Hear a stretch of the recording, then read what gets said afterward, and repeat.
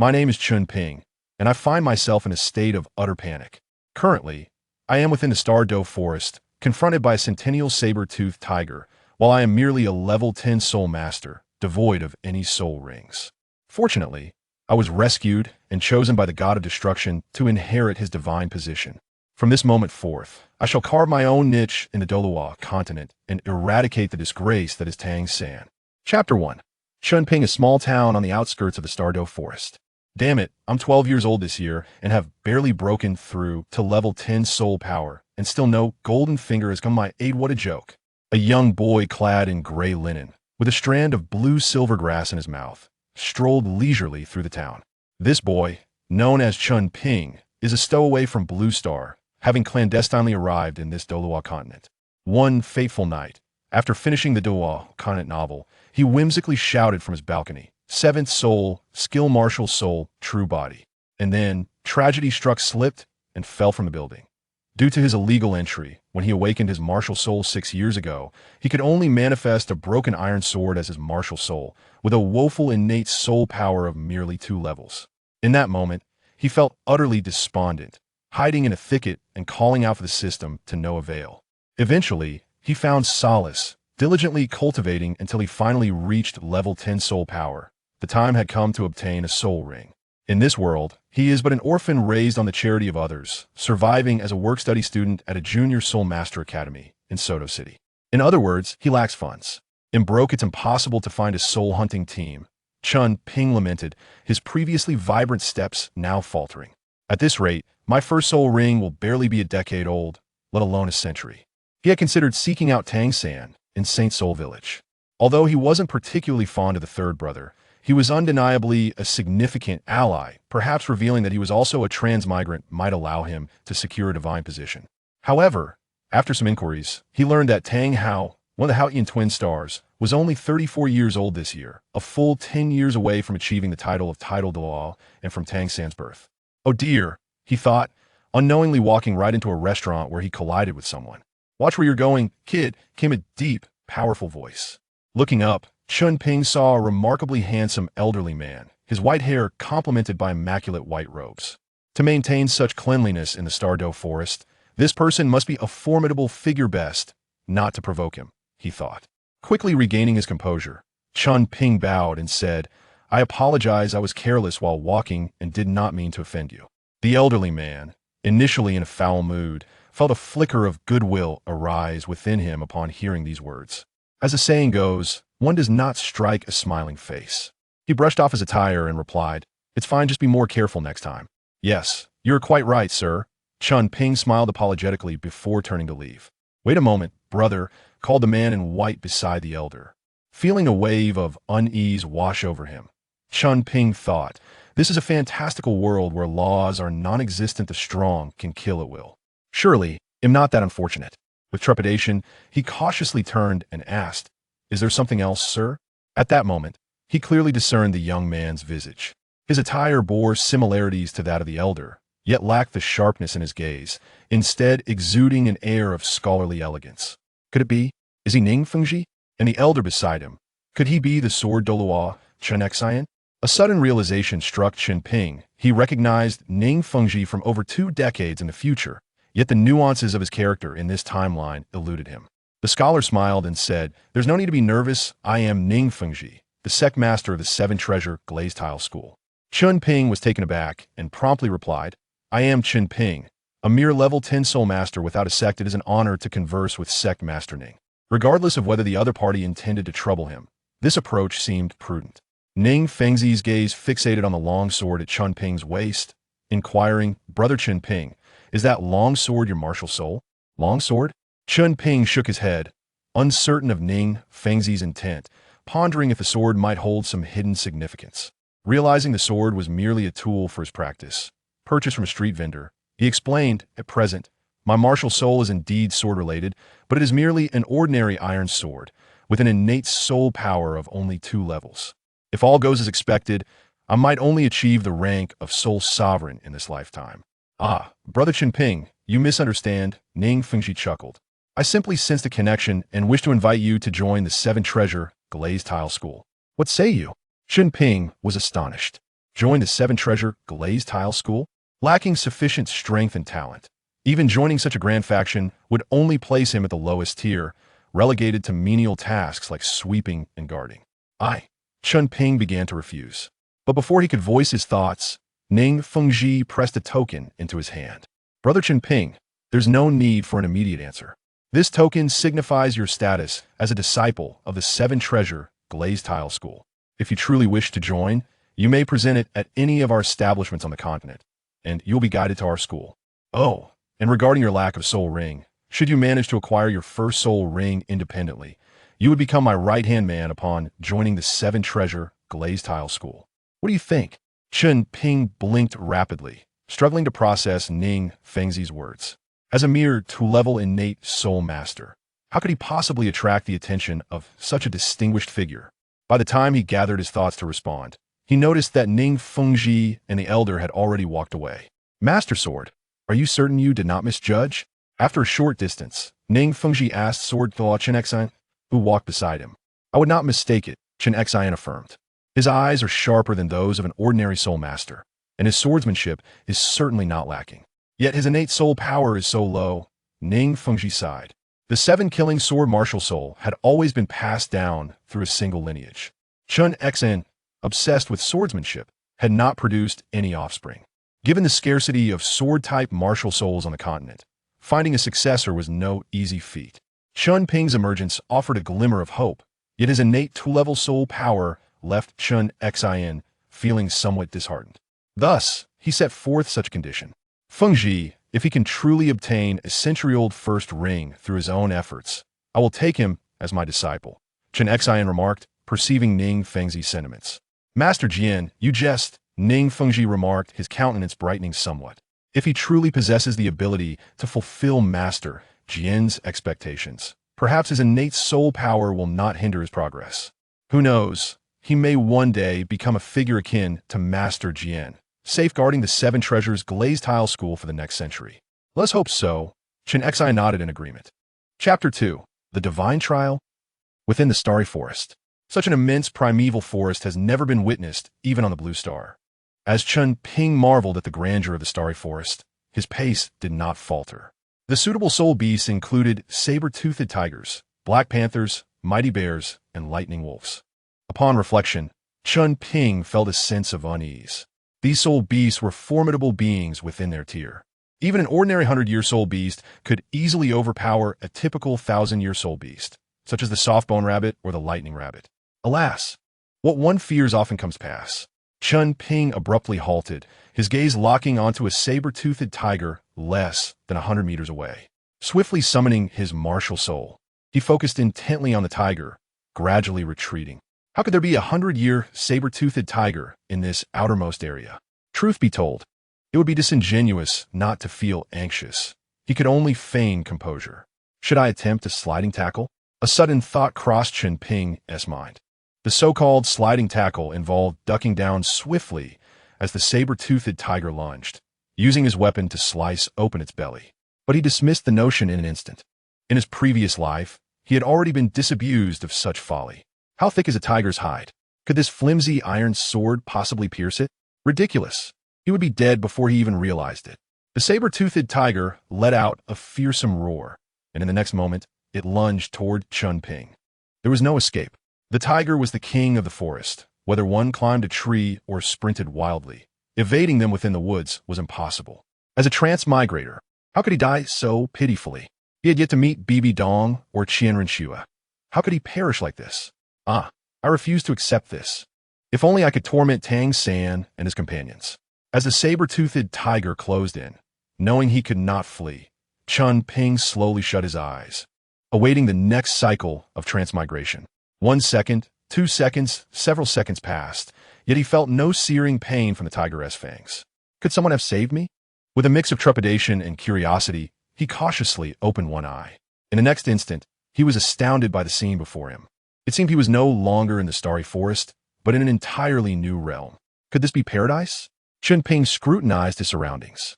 According to memories from his past life, paradise was filled with lakes of milk, trees laden with endless fruits, and humans adorned with delicate white wings upon their backs. Yet none of that was present. Realizing this, Chen Ping exclaimed, "Where on earth am I?" "Child, you're quite rude." A sudden voice startled Chen Ping. Regaining his composure, he quickly turned toward the source of the voice. Two magnificent dragons loomed in the sky, one golden and the other dark, their colors sharply delineated. "Child, you are fortunate to have encountered us," the golden dragon spoke slowly. Chen Ping clasped his hands respectfully and asked, "Did you save me in the Starry Forest?" "Indeed, we did," the profound dragon replied, "but this rescue comes at a price. You must perform a task for us." "Please speak, esteemed ones. I shall not shirk if it is within my capabilities," Chen Ping pledged earnestly. "You will certainly succeed," the golden dragon asserted. "All we require is that when you ascend to godhood, you bring us back to the divine realm." "The divine realm?" Chen Ping's eyes widened, and he shook his head vigorously. "Esteemed elder, you cannot be unaware of what the divine realm is." Upon reflection, it made sense. The power of these dragons undoubtedly surpassed that of ordinary 10,000-year-old beasts. Could they be divine beasts? "Elder, may I inquire?" Chen Ping began but was interrupted. "I know what you wish to ask. Long ago, we betrayed the dragon clan. The god of destruction promised to find a way for us to return to the divine realm." The golden dragon's tone grew somber. "However, there is but one way to return. We must support one person, and he must accept the inheritance of the god of destruction. We shall then sacrifice ourselves to become his soul rings. Once we reach the divine realm, we could be revived and reside there legitimately." Hearing such a grand secret, one could either be the person they sought or find themselves in peril. Taking a deep breath, Chen Ping respectfully inquired, "Esteemed elders, how might I discern if I am the one you seek?" You indeed possess a quick mind," the golden dragon scoffed, "and you are precisely the one we need." Suddenly, a dark purple energy manifested before Chen Ping, and in the next moment, it surged directly into his forehead. "Daylight sacred dragon, Loxer, moonlit phantom dragon, Esser, offer you a sacrifice. Trial complete.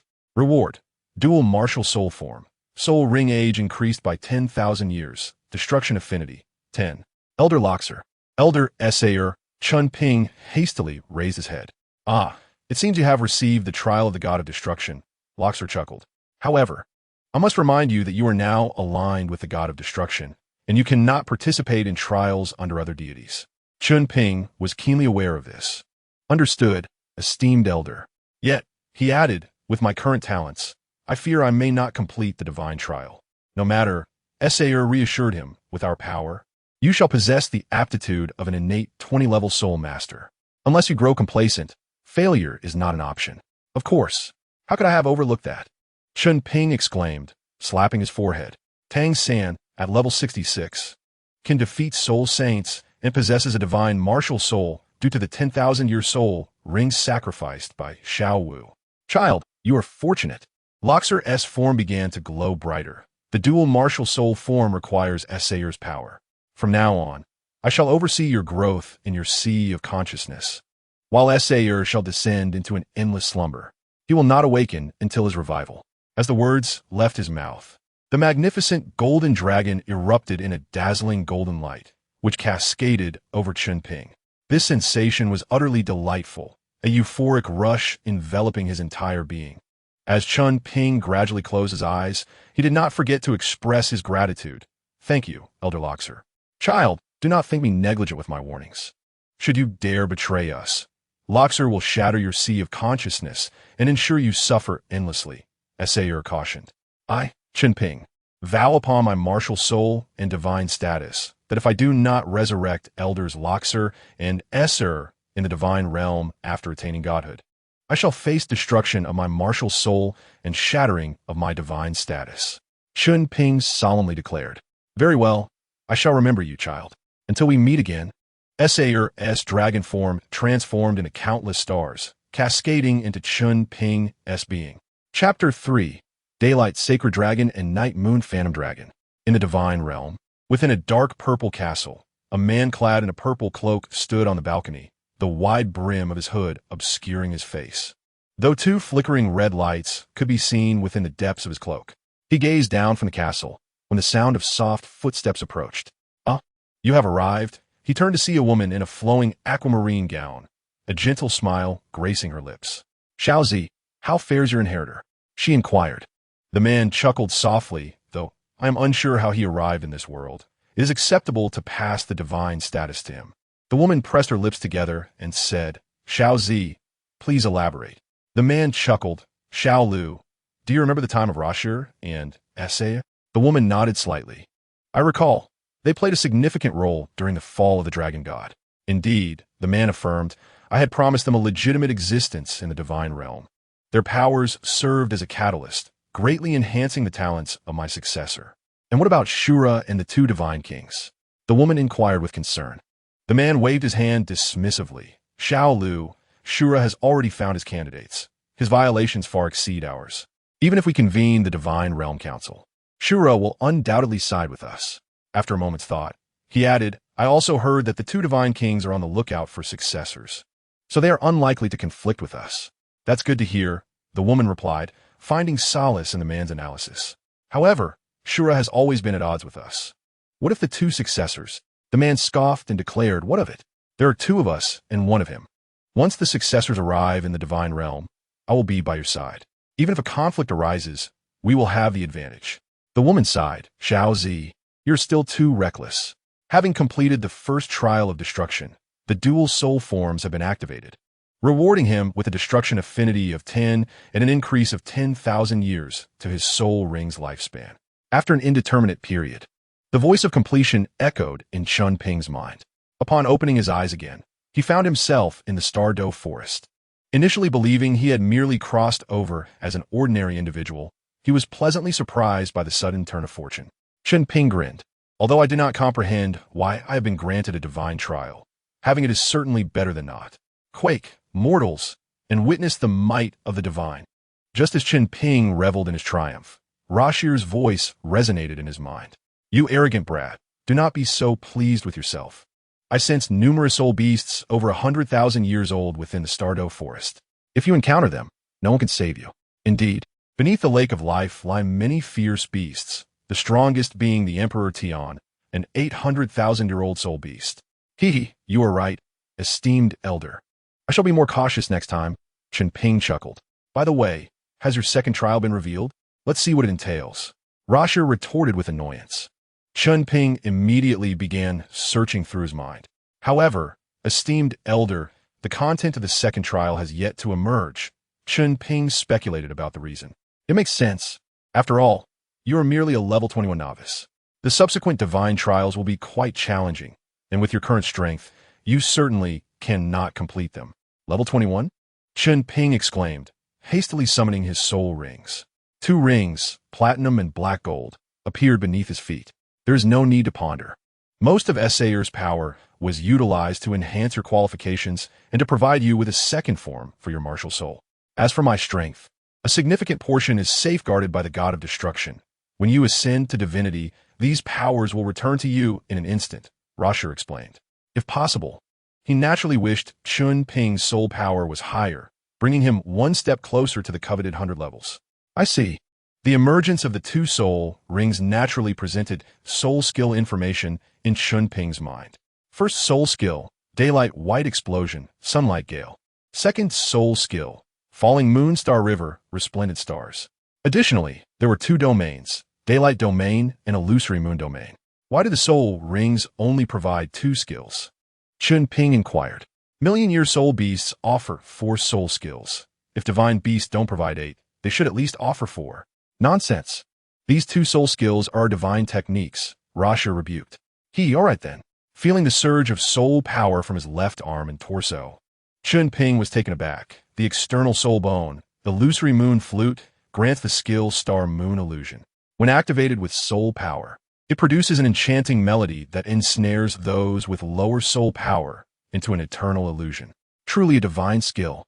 The torso bone grants the 2 skills. Daylight transformation and daylight space. One amplifying his light attribute energy by 2-fold, the other utilizing light to tear through space for escape. Ha boy. Are you satisfied with your soul skills? Chen Ping, having absorbed all the soul skill information, beamed with joy. I am immensely satisfied. From now on, you shall primarily utilize the daylight form of your martial soul, meaning you cannot use the second soul skill. Should you employ it, you will instantly transform into the night moon form. Unless in a life and death battle, you must preserve your trump card. Regarding the illusory moon flute, do not reveal it without cause, Rashir advised earnestly. I have witnessed enough murders and trafficking in this Douluo continent. Once the soul bone is exposed, an endless pursuit awaits you. However, I will conceal the colors of your soul rings, and the 2 skills of your first soul skill will be masked, transforming them into your first and second soul skills. Upon hearing this, Chen Ping nodded solemnly. I understand. I appreciate your assistance, esteemed elder. It is no trouble at all. We are bound together in both fortune and misfortune. As long as you do not violate your oath, I will support you unconditionally. Rasha responded with a hearty laugh. Yes, I understand, Chen Ping affirmed with a nod. By the way, I have yet to examine my martial soul in detail. Chen Ping slowly raised the long sword in his hand, scrutinizing it closely. Originally an ordinary iron sword, it had transformed into a single-edged blade, with a lifelike golden dragon etched along its spine. Particularly striking were the dragon's eyes, evoking an irresistible impulse to worship upon mere glance. The blade had turned golden, possessing unparalleled sharpness. Chen Ping swung it effortlessly toward a nearby tree. With a resounding crash, the entire tree was cleaved in 2. Wow, this sharpness is simply astonishing. Suddenly, he realized, wait, this feels reminiscent of the compressed form of the Divine Dragon Sovereign. Divine Dragon Sovereign? What are you babbling about? Rashir, having overheard Chen Ping's murmurs, inquired with curiosity. Chen Ping chuckled. Esteemed elder, am I not now a recipient of the Divine Dragon's blessing? The title Divine Dragon Sovereign embodies this essence. My current form is known as the Daylight True Sacred Dragon, and when I transform into another state, it shall be called the Night Moon Illusory Dragon. What a splendid title. Daylight Sacred Dragon, Night Moon Illusory Dragon. Rashir laughed heartily. I quite like this name. Suddenly, Chen Ping swung his sword forcefully.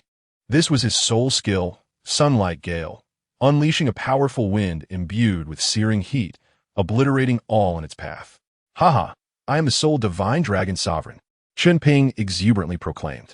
Suddenly, a yellow soul ring appeared along the path of the gale. Sensing the approach of others, Rashir urgently warned, Brat, you've caused trouble. You've slain someone's soul beast. What? Chen Ping gaped at the nearby yellow soul ring, bewildered. Run. Rashir's frantic voice echoed in his mind. There's no escape, Chen Ping lamented, observing his encirclement. Chapter 4. Bullying the weak and fearing the strong kid. Which family do you belong to? Daring to venture alone into the Star Dou Forest? The newcomers were a group of men clad in black leather, their unkempt faces clearly marking them as roughnecks. After all, he had seized another soul beast, and Chen Ping felt somewhat guilty as he said, I am a disciple of the 7 Treasures Glazed Tile School. With that, he produced the token that Ning Fengji had bestowed upon him. Ning Fengji, I'm not trying to deceive you. At worst, I shall upgrade your 7 Treasures Glazed Tower to the 9 Treasures Glazed Tower in the future. Upgrading a top-tier martial soul to a super martial soul could be considered a fair exchange for using the name of your 7 Treasures Glazed Tile School as a shield. The leading middle-aged man stepped forward. Since you are from a brother sect, we shall not make things difficult for you. He pointed to the distant century-old soul ring.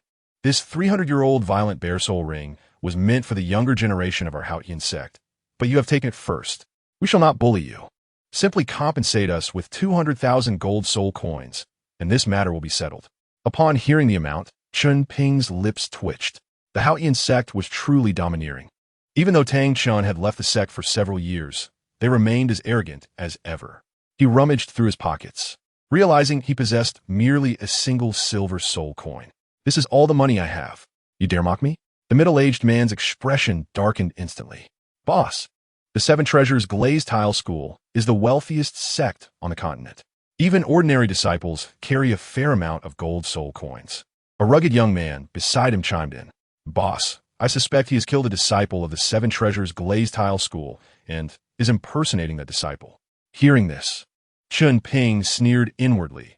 Indeed, disciples of the Haotian sect and their affiliated sects are all despicable. Well, it matters not. After 10 years, the Spirit Hall will come to slaughter you all. By then, I shall collect the remnants of your defeated pack. This is a tale of shrimp and heart. Do you think the wealth of my 7 Treasures Glazed Tile School is something the Haotian sect can covet? Chen Ping scoffed. At this moment, if he maintained his composure, their anxiety would only intensify. Observing their demeanor, it was clear they were merely ordinary disciples of the Haotian sect, unaware of his true identity. I have it. I shall present myself as the disciple of the Sword Douluo, and they will naturally refrain from reckless actions. Boy, do not be too arrogant. The middle-aged man growled. In the next moment, the Haotian hammer appeared in his hand. 5 soul rings of yellow, purple, and black emerged before him. Just a little soul king? TSK. At your age, you will probably never surpass the Soul Emperor, Chen Ping mocked. He understood that only by projecting strength and confidence would he instill fear in his adversaries. He could easily escape using his soul skill related to the bone. Such space-type soul bone abilities would make anyone envious. Failing to grasp the situation could lead to a pursuit across the continent. As expected, upon seeing Chen Ping's demeanor, the middle-aged man immediately suppressed his companions who were preparing to strike. He said solemnly, "Boy, who is your master? Who is your father?" Chen Ping replied with a cold smile, "The name of my master is beyond your comprehension." With that, he summoned his martial soul, the Daylight Dragon Sword. The middle-aged man immediately seized upon the key phrase and began to piece together the implications in his mind. A 2-ringed Great Soul Master, wielding a sword-type martial soul, affiliated with the 7 Treasures Glazed Tile School, and at such a young age, capable of slaying a century-old soul beast. Could he be a direct disciple of the Sword Douluo? This thought flashed through the middle-aged man's mind. Let this matter end here. The middle-aged man disregarded the gazes of the other disciples and knelt on one knee before Chen Ping. "I am Tang San, an outer deacon of the Haotian sect. Allow me to extend my regards to the Sword Douluo. As for the soul ring, we are, after all, brother sects. Let's consider this a trivial matter." Chen Ping coldly chuckled. "What? Do you no longer wish to fight?" Tang San donned a face of forced mirth. "I jest when I summon my martial soul. I merely intended to imply that we still possess the capacity to find another soul beast of the same kind." He quickly gestured for his companions. "Let us depart. This young man is a high disciple of the Sword Douluo, and we shall not impose any further." The group that had arrived with great fervor now retreated in a dispirited manner. Chen Ping finally exhaled in relief. "Damn, that was truly terrifying. Thankfully, I managed to intimidate them. Who told you to be so reckless and carelessly unleash soul skills?" Lasha reproached him. "If you reveal the existence of a space-type soul bone, how will you survive in this continent? Enough talk. Let us hasten our departure from this forest." Chen Ping quickly diverted the conversation and dashed towards the forest's exit. Meanwhile, after walking a short distance, one of Tang San's companions questioned, "Boss, are we truly letting that boy off so easily? What do you understand?" Tang San kicked that person angrily, scolding, "You fools, look at him. He is no more than a teenager, yet already a 2-ringed Great Soul Master with a sword-type martial soul. Do you know what that signifies in the 7 Treasures Glazed Tile School? What does it signify?" The group looked at Tang San with curiosity. Damn it. Seeing their clueless expressions, Tang San erupted, "You brainless fools will bring about your own demise. Allow me to enlighten you. He is undoubtedly a disciple of the Sword Douluo, and the Sword Douluo was most likely nearby just now. Were it not for our identities as disciples of the Haotian sect, the Sword Douluo would have intervened long ago." Upon hearing this, Tang San's lackeys quickly grasped the situation. "Indeed, boss, how could we not realize? That boy remained unafraid even in the face of a Soul King's strength. The Sword Douluo must have been right beside him. Damn it." Tang San kicked him again. "Enough chatter. Hurry and find a soul beast." If Chen Ping were present, he would undoubtedly give Tang San a thumbs up. Their deductions aligned perfectly with his thoughts. Outside the Star Dou Forest in a small town, Chen Ping patted his painfully flat stomach, hanging his head dejectedly. "I am so hungry. With only a single silver soul coin, I cannot afford anything to eat." The dining establishments in this town were far more expensive than those outside. After all, this was the outskirts of the Soul Beast Forest, constantly facing the threat of soul beast attacks. Most of the shops here were run by soul masters, and only soul masters would come here. As the most noble profession on the continent, the soul master community was naturally affluent. Who will come to my aid? I cannot afford a meal. Chen Ping knew that registering as a soul master at the Spirit Hall would grant him a monthly subsidy of 10 gold soul coins. However, the nearest Spirit Hall was quite a distance away, and he might starve to death before he even arrived. "Do you wish to eat?" A pair of delicate jade-like hands presented a piece of bread before Chen Ping. You are. The girl was not tall, with rose-colored hair that emanated a fragrant floral scent. Just a whiff was enough to intoxicate one. I am Bibi Dong, the saintess of the spirit hall, she said softly. Bibi Dong. Chen Ping instinctively took a step back. This future female pope of the spirit hall was not someone to be trifled with. Looking at Bibi Dong's sweet smile, it was hard to believe she would later become so extreme and radical. Considering the timeline, Qianren Xue should have been born by now. I wonder if Bibi Dong's demeanor is genuine or feigned. What troubles you? Noticing Chen Ping's unusual reaction, Bibi Dong initially paused, then inquired. Your Highness the Saintess. This boy is likely astonished. Given his status, being able to converse with you is a stroke of fortune for his ancestors, said one of Bibi Dong's companions. With golden locks and a meticulously adorned visage, it was nearly impossible to discern his gender were it not for the prominent Adam's apple that betrayed his identity. Chen Ping turned towards the source of the voice and instantly recognized the newcomer. Zhu Douluo, Yuguan. Be cautious, he is a titled Douluo, echoed the urgent warning of Luo Sierra in Chen Ping's mind. Straightening his collar, Chen Ping respectfully declared, I am Chen Ping, honored to meet your Highness the Saintess. And your Majesty, how do you know of me? Inquired Yuguan, perceiving Chen Ping's soul power level. Such prowess indicated that he was likely a scion of a prestigious family. Naturally, as a loquacious individual, he was inclined to delve deeper into the matter. Chen Ping produced the token of the 7-treasure glazed tile school, stating, Your Majesty, I am a disciple of the 7-treasure glazed tile school and have heard of your esteemed name within the sect. This explanation was indeed plausible. Yet Yuguan was well aware of the prominence of the 7-treasure glazed tile school, the second largest sect on the continent, whose direct disciples were all support-type soul masters. Hence, each expedition into the Soul Beast Forest was typically led by at least a soul emperor, accompanied by a substantial entourage. Observing the situation, it appeared that Chen Ping had arrived alone. Could he be an intersect disciple? Yuguan pondered. All right, young brother Chen Ping, you must be hungry, interjected Bibi Dong, seizing the opportunity to offer Chen Ping a bottle of water. Young brother, bread can be rather dry. Have some water. Chen Ping accepted the water flask, nodding earnestly, Thank you, Your Highness. As the saying goes, hunger knows no bounds. Even bread can be as satisfying as a grand feast in times of need. Eat slowly. Be careful not to choke, Bibi Dong gently advised. Just then, a gentle evening breeze swept through the woods, tousling Chen Ping's bangs. Upon closer inspection, Bibi Dong noticed a distinctive mark upon his forehead. Young brother, what is that purple staff mark on your forehead? Is it a symbol of the 7-treasure glazed tile school? The mention of a purple staff mark immediately reminded Chen Ping of Tang San's golden trident mark when he underwent the Sea God 9 trials. I had it tattooed myself, he fabricated on the spot. The truth was too precarious to divulge.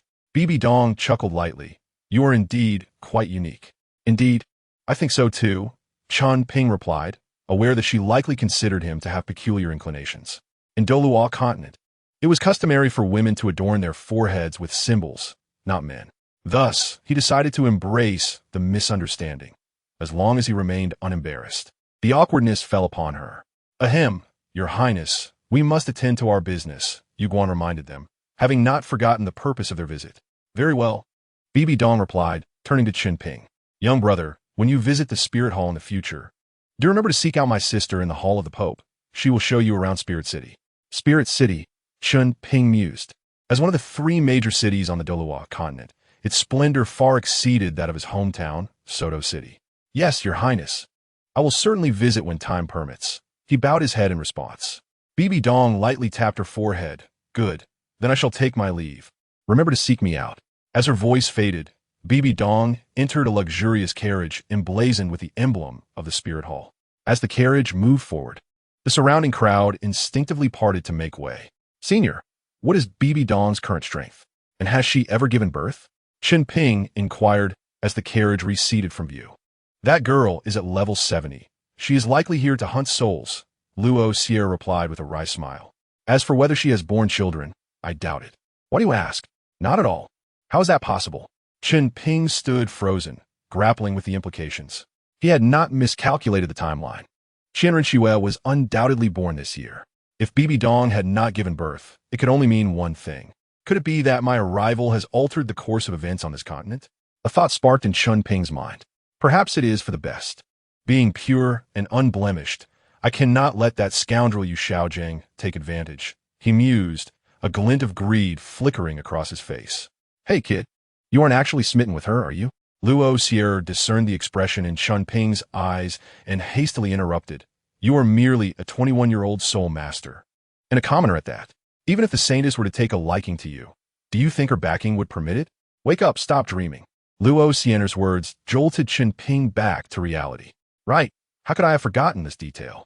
In the original story, Bibi Dong took a liking to Yu Xiaojing, who was a mere waste with innate half-level soul power. Yu Xiaojing's family, the Blue Lightning Tyrant Dragon clan, had a contentious relationship with the Spirit Hall, and given his lack of ability, Qian Xuanji would have to be out of his mind to approve of their union. Subsequently, the infamous events in the secret chamber transpired. Now, Chen Ping possessed neither strength nor influence. Even if Bibi Dong remained silent, Qian Xuanji would never consent. Kid, don't overthink it. You are the heir to a divine position. If you dedicate yourself to cultivation, it won't be long before you become a title Dou. At that point, who would dare look down upon you when you propose to the Spirit Hall? Luo Sierra advised earnestly, as the divine heir. It will be quite disgraceful if you cannot become a title Douluo within 20 years. Humph. Chen Ping pouted. I know without you telling me. Ha, good lad. Luo Sierra's expression turned serious. That saintess's talent is likely not inferior to yours. She has a strong probability of inheriting a divine position. Just imagine, a century from now, the twin gods soaring through the skies. Such a scene would surely be sung about for millennia across the continent. Ah, the power of faith. Power of faith? Chen Ping questioned skeptically. Does the god of destruction require faith? Wasn't his divine position forged through his own immense strength? Hush, speak carefully. Luo Sierra was startled by Chen Ping's words. Mortals should not dare to discuss deities. Such blasphemy could provoke divine wrath. If the god of destruction took offense, Chen Ping might meet his demise alongside Luo Sierra. Just a slip of the tongue, just a slip of the tongue. Chen Ping chuckled sheepishly, realizing his faux pas. Chapter 6, Sodou City 4, Part 1, Sodou City, the birthplace of the Shrek 7 monsters, possesses a unique allure. Alas, there exists no so-called monster academy at present. Otherwise, he would long to engage in friendly sparring with them. Chen Ping felt a profound sense of regret. Tang San would not be born for another decade, and by the time he arrived in Sodou City, at least 22 years would have passed. By then, Chen Ping would be 34, and facing Tang San in a battle would be nothing short of a gross mismatch, especially considering he was the heir to a divine position. In 22 years, he would undoubtedly have reached the 9th trial, able to effortlessly extinguish Tang San. Before he knew it, Chen Ping had arrived at the city gates. Just as he intended to enter, a city guard barred his path. Hey kid, an entry fee of 1 silver soul coin is required to enter the city. Chen Ping was momentarily taken aback, before recalling that all major cities within the Heavenly Empire charged a varying entry fee for non-residents seeking to enter. Chen Ping was merely an orphan, lacking a residence permit, and thus unable to prove his belonging to Sodou City. As for those who had once offered him assistance, it was laughable. They would rather see Chen Ping perish outside. Just days ago, when he expressed his desire to venture into the Star Dou Forest to obtain a soul ring, these same individuals were the first to voice their support. Even a few who had frequently bullied him treated him to lavish meals. The most challenging meal to consume is that of the common folk, which exposes one to the vicissitudes of life and torments the soul. Apologies, but I believe I'm no longer required to pay the entrance fee. Chen Ping remarked with a faint smile. The city guard, noticing the 2 yellow soul rings rising beneath Chen Ping's feet, hastily changed his tone, exclaiming, I thought it was someone important. Turns out it is the esteemed soul master. I had a feeling that a young man of such noble bearing would not need to pay an entrance fee. Chen Ping replied with a wry smile. So, can I enter the city now? Yes, certainly, the guard replied, bowing and gesturing for him to proceed. If a genius like you cannot enter, then truly no one else can. Chen Ping was indifferent to the guard's flattery. He was merely trying to make a living. With a sigh, he stepped into the city. Sodou City remained unchanged. Yet Chen Ping's perspective had shifted, revealing a different array of sights. First, he would visit the Spirit Hall to collect this month's Soul Master subsidy. Resolute in his decision, he swiftly made his way to the Spirit Hall's location. The soul masters within the hall gazed at him with awe. As a 12-year-old soul master of such talent typically emerged from prominent families. Naturally, they were reluctant to let him slip away. However, Chen Ping had no intention of joining the Spirit Hall, even with the Hall Master promising him a minter of title Douluo rank. When the Hall Master attempted to press the matter, Chen Ping produced the token of the 7-treasure glazed tile school, stating he had already joined. Only then did the Hall Master relent. At this juncture, the relationship between the Spirit Hall and the top 3 sects was still amicable, devoid of the later antagonism. Chen Ping remained untroubled. With 30 gold soul coins in hand, he exited the Spirit Hall. Of these, 10 were his monthly subsidy, while the remaining 20 were personally arranged by the Hall Master, compensating for the 2 months he had not collected. Chen Ping understood the Hall Master was deliberately trying to leave a good impression in hopes of enticing him to consider joining the Spirit Hall in the future. However, he remained unconcerned, knowing he would inevitably enter the Spirit Hall one day. Finally, he had money. Gazing at the shimmering coins, Chen Ping felt a weight lift from his shoulders. The days of poverty were unbearably difficult, both in his past life and in Douluo continent. Young man, the buildings we just passed seem to be dedicated to dueling for soul masters, remarked Lucia, ever focused on enhancing Chen Ping's strength. Engaging in battles with other soul masters not only hones your skills, but also provides financial gain. Truly a win-win situation. Upon hearing this, Chen Ping chuckled, Senior, that is the Great Soul Arena, and I indeed plan to participate in duels there. We must hurry, Lucia urged. Not so fast, Chen Ping replied, squinting at the nearby marketplace. The evening is when the Great Soul Arena attracts the most participants, and thus the fiercest battles commence. If I go now, I will face only weak opponents and earn little. Furthermore, the arena has regulations stating that a participant can only engage in one type of duel per day. After a pause, he added, I shall wait until the evening when the crowds gather. Not only will I earn more, but I will also face stronger opponents. How delightful that would be. Quite reasonable, Lucia nodded. With 3 hours until evening. What do you plan to do in the meantime? Chen Ping grinned mischievously. What do you think a poor person would do upon acquiring wealth? I have no idea, Lucia shook his head. Of course, indulge in some retail therapy. Chen Ping laughed heartily. I cannot continue to wear these rags. I'm a great soul master after all, and I must uphold the dignity of my title. Lucia was left speechless, unsure of how to respond. Very well, I shall rest. You entertain yourself, he muttered, resigning to the situation. Chen Ping tucked the gold coins into his pocket and hurried towards the marketplace. In a shadowy corner, 4 figures stealthily followed. When Chen Ping exited the Spirit Hall, he was indeed carrying a considerable amount of gold coins. The wisdom of keeping wealth out of sight had evidently slipped his mind. Be cautious. 4 individuals have locked onto your position, Lucia warned. Since when? Chen Ping furrowed his brow. He recalled a few unsavory characters from his past. Infamous bullies during Tang San's time in Soto City. They have been tailing you since you left the Spirit Hall, Lucia explained, sensing that something about Chen Ping attracted their attention, namely the gold coins. Chen Ping slapped his forehead in frustration. I became overly complacent. I should have secured my coins. Faced with the situation, Chen Ping steadied himself. What is their strength? Should I flee, or how should I proceed? One is at level 32, while the others range from 21 to 27, Lucia replied nonchalantly. Lure them to an isolated spot and use the Moonshadow Flute to eliminate them. I will ensure no one sees you act. Understood, Chen Ping replied solemnly, feeling eager to test the abilities of the Moonshadow Flute. During his time in the Star Dou Forest, he had encountered troubles due to his overconfidence.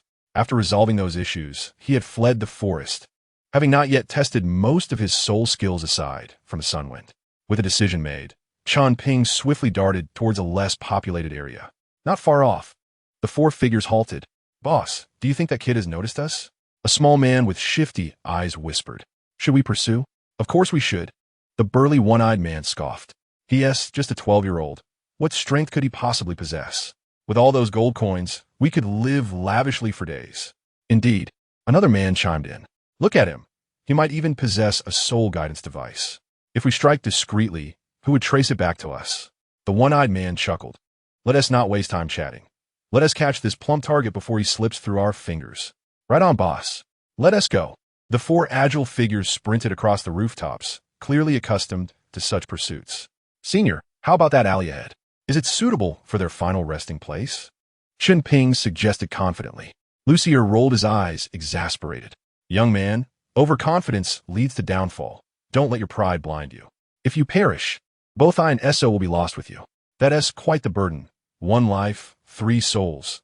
Chen Ping remarked with a twitch of his mouth. But he took Lucier's advice to heart. Suddenly, 4 figures appeared before Chen Ping. Young man, since you have chosen not to flee, surrender all your valuables.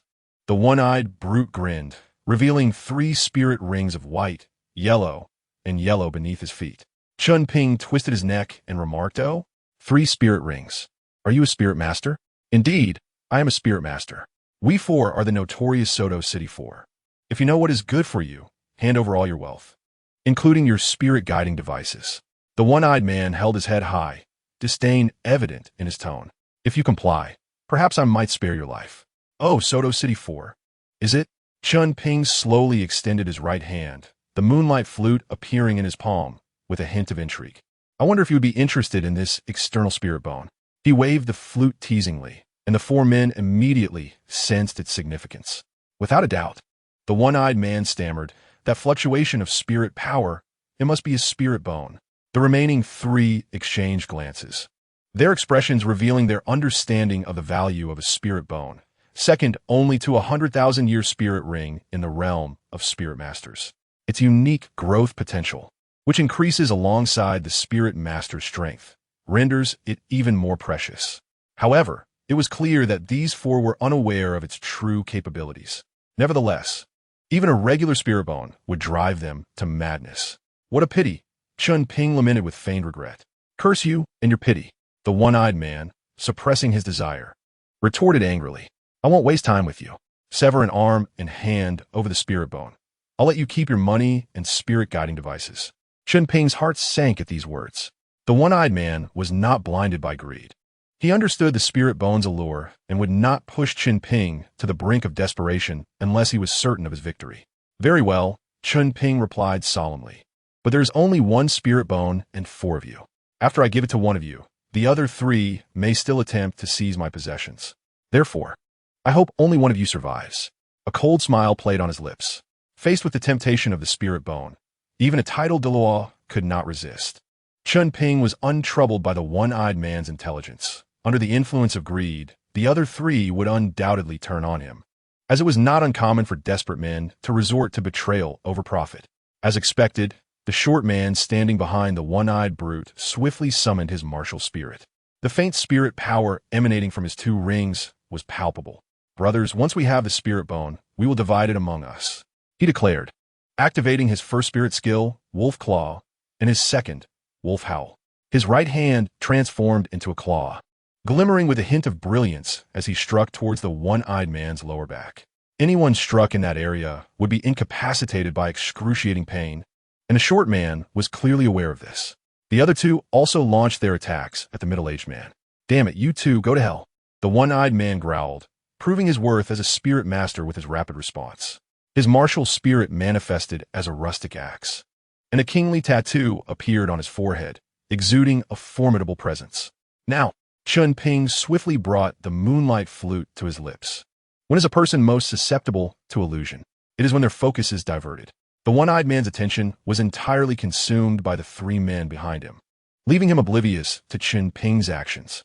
Recognizing the danger of his situation, Chen Ping remained cautious. "Do not activate your domain.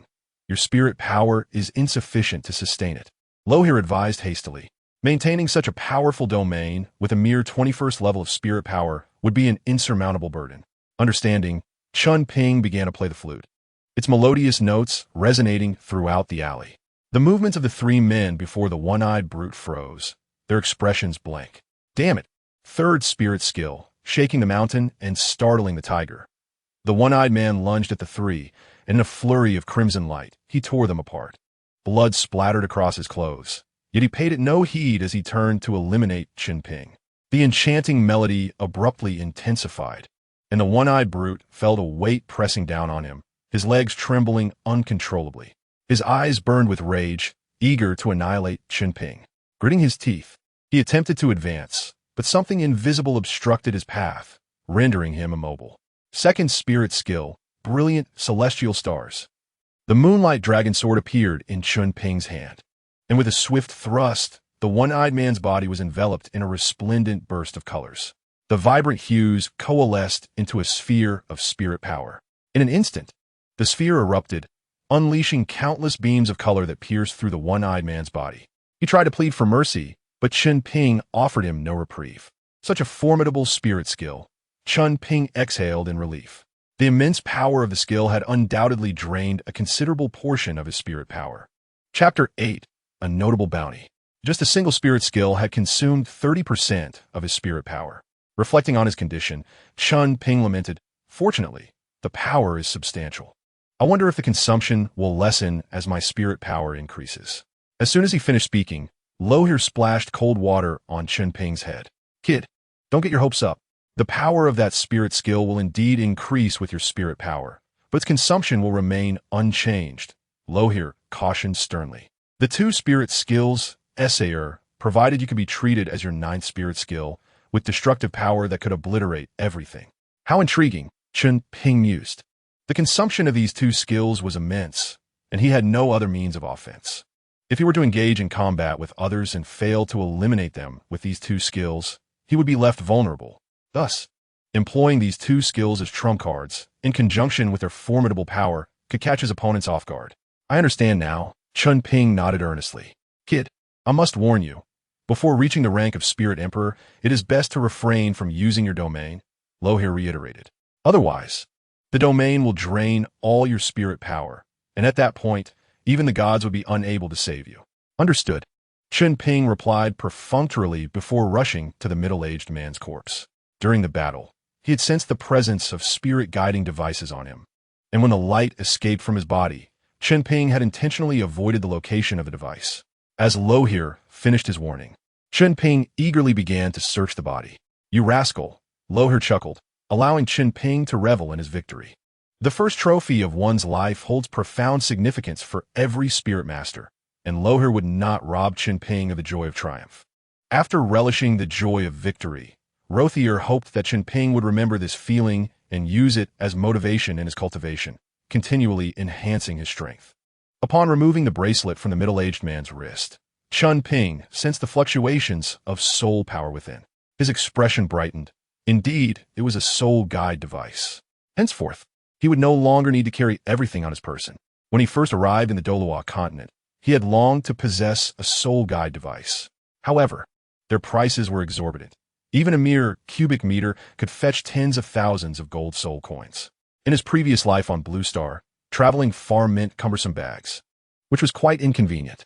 But with a storage soul guide device, the situation changed dramatically. By stowing large items or miscellaneous belongings within, he could free his hands and embark on spontaneous journeys at any moment. "Kid, don't get cocky. This bracelet soul guide device is clearly beyond the means of someone of your standing," Rothier warned. His keen vigilance allowed him to recognize it as stolen property, likely seized from some desperate individuals. Wearing it would be akin to holding a hot potato. It must have been taken by him. Chen Ping extended a thread of mental energy into the soul guide device and marked it with a spiritual imprint. To his delight, it housed 50 cubic meters, quite substantial. The larger the soul guide device, the higher its value. Chen Ping couldn't help but smile at the prospect of acquiring such a valuable trophy. "Hey kid, did you hear what I said?" Rothier exclaimed in frustration. "This soul guide device is not something an ordinary person can possess. It might have been stolen from someone of considerable influence. If that faction discovers you wearing it, you could be in serious trouble. What do I have to fear?" Chen Ping replied nonchalantly. "There are quite a few gold soul coins in here, at least over 100,000, plus some tattered clothing." He proceeded to empty the soul guide device of all its garments, which formed a small hill over a meter high. Indeed, this belonged to someone of great power. Chen Ping was no fool. Each item of clothing was of considerable worth, and the sheer quantity suggested the owner was significant. Yet, this raised a contradiction. The middle-aged man was merely a soul master, and his martial spirit was of average quality. If it were a soul master from one of the great clans, the suppression effect of their martial spirits would be evident, making it unlikely that these four could overpower him, even if they sensed his soul power. It must belong to a family or sect associated with weapon martial spirits, Chen Ping deduced swiftly. Only weapon martial spirits and beast martial spirits could coexist without bloodline suppression. Kid, coming to this conclusion indicates your intelligence.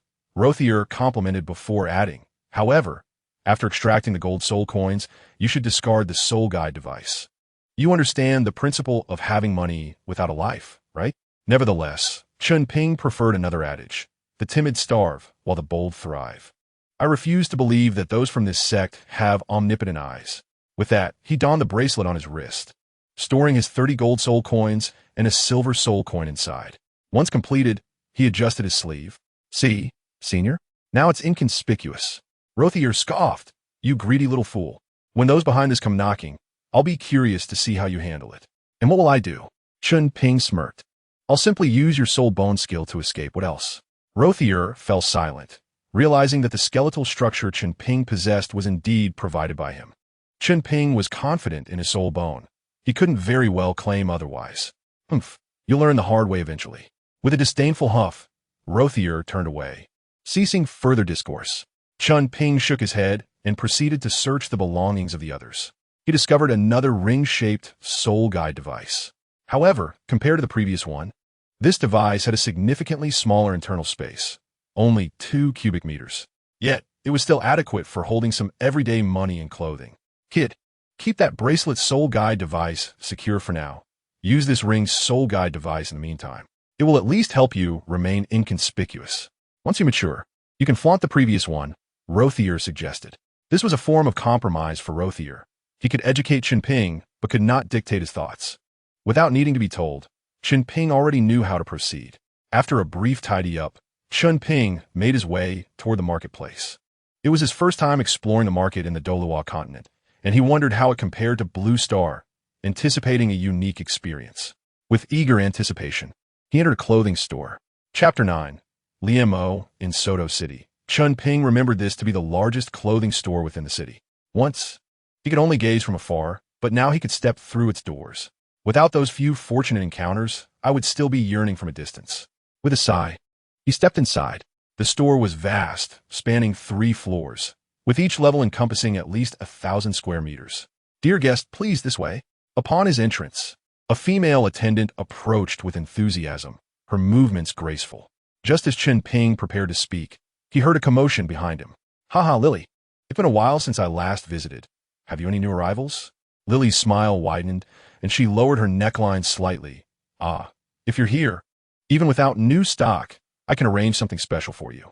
A man behind Chen Ping pushed past him. Lily, let us head straight to the 3rd floor. All right.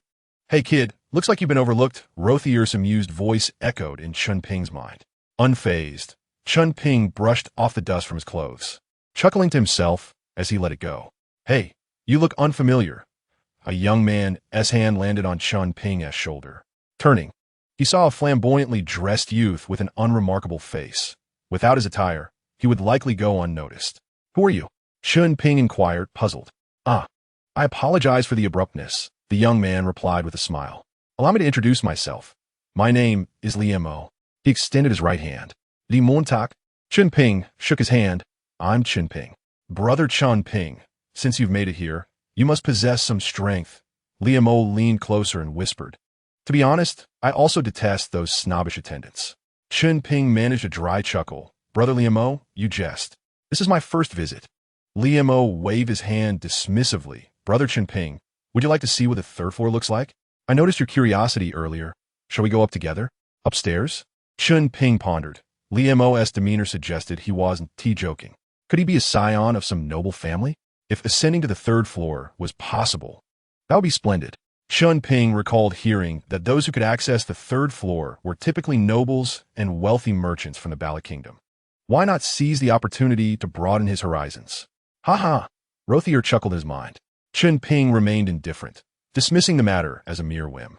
Upon ascending to the 2nd floor, he noted that the attendants here were markedly more attractive than those on the 1st floor. It's still not as captivating as Lily from earlier. Brother Chen Ping, we are now on the 3rd floor, Liemo whispered conspiratorially in Chen Ping's ear. Let me give you a heads up. The attendants on the 3rd floor are of considerably higher quality than those on the 2nd. Naturally, Chen Ping held an interest in women. However, the attendance in such establishments did little to pique his curiosity, as one could only wonder how many patrons they had served. There's an old saying, a pair of jade arms rests upon 1,000 pillows, while a hint of crimson lips is tasted by myriad men. This seemed to encapsulate these women perfectly. Liamo, let us leave it at that, Chen Ping replied, shaking his head. I came here solely to purchase clothing. Let us refrain from discussing anything else. Is that so? What a pity, Liamo feigned disappointment. The third floor was starkly different from the first two.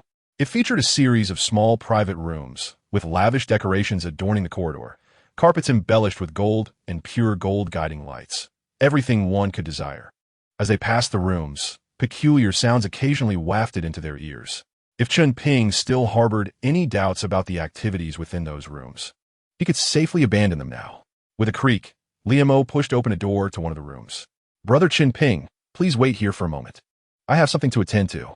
Thus, Chen Ping found himself half-pushed, half-encouraged to sit on the sofa within the room, while Liamo discreetly closed the door behind him. What was happening? Chen Ping felt a vague unease, suspecting he had been set up, and thus he mentally queried Rothiel. 1 second, 2 seconds, Rothiel did not respond. Don't play dead. I'm asking you a question. With another creak, the door opened once more.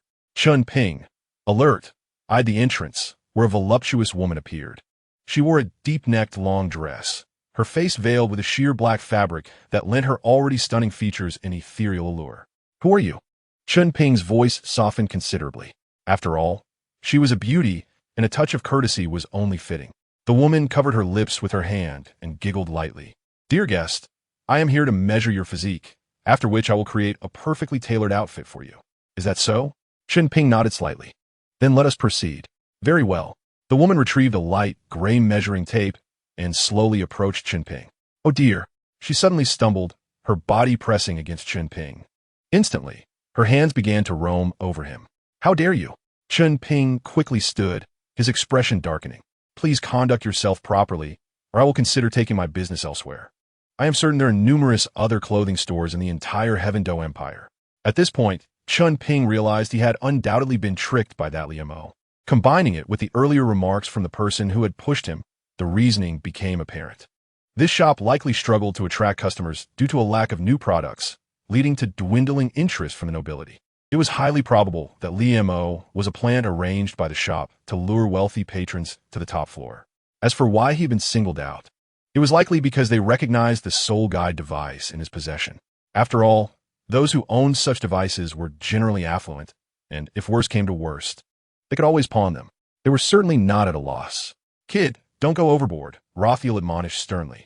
In your future ventures within the Spirit Master realm, you will undoubtedly encounter individuals far more treacherous than Liamo remembered today's lesson. You must always be cautious in your dealings. Flattery without reason is either deceitful or malicious. Chen Ping sighed inwardly, then addressed the attendant. Measure my dimensions accurately and refrain from any inappropriate conduct.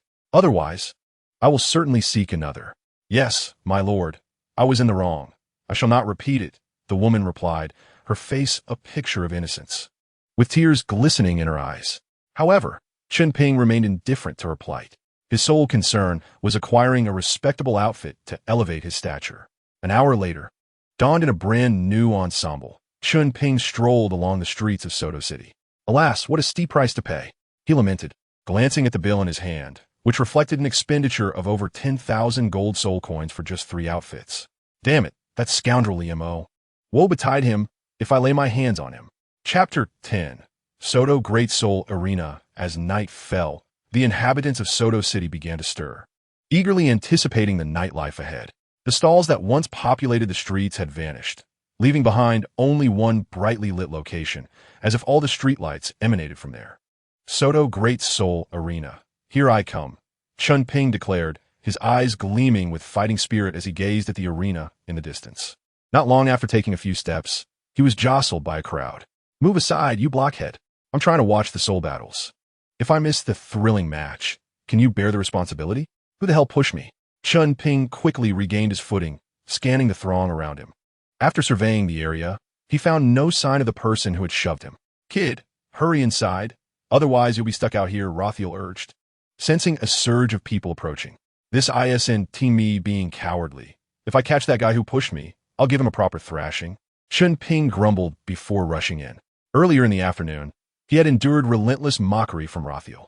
Now, having suffered yet another unwarranted grievance, he was determined to seek out Li Mo and demand an explanation, lest he become the target of further ridicule.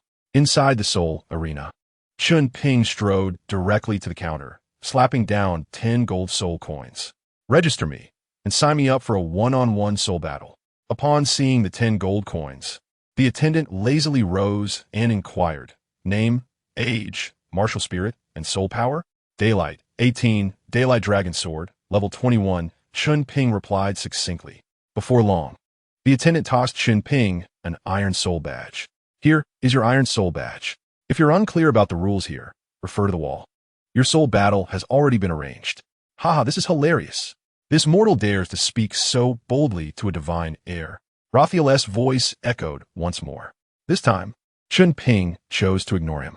Destruction, second trial, indomitable heart. Achieve consecutive victories to earn the purple gold badge at the Great Soul Arena within 3 years. Completion of the trial will elevate the soul ring's lifespan by 10,000 years, with a destruction affinity increase of 10. Failure results in death. The details of the second trial emerged. Chen Ping suddenly spoke. Well, it's out now. Ruthless, still in a banter mood, failed to catch Chen Ping's words. Moments later, he exclaimed, What? The divine trial details are out. Quickly, tell me what they are. With a resigned smile, Chen Ping relayed all the information regarding the divine trial. The purple gold badge, he murmured, biting his lip. If I could participate in 2-on-2 battles or team soul battles, I could complete this swiftly. Overall, the divine trial did not appear overly challenging. It seemed quite manageable for him. However, engaging solely in one-on-one battles would be time-consuming, and sustaining a streak of victories was not guaranteed. It seemed he would need to find a strong team to participate in team soul battles. Chen Ping began to grasp the essence of the divine trial. At present, he was utterly alone, feeling the weight of solitude acutely. When one possesses true strength, solitude poses no threat. However, in moments of vulnerability, the absence of a formidable ally renders one susceptible to various assaults. This is akin to the dynamics observed in the animal kingdom.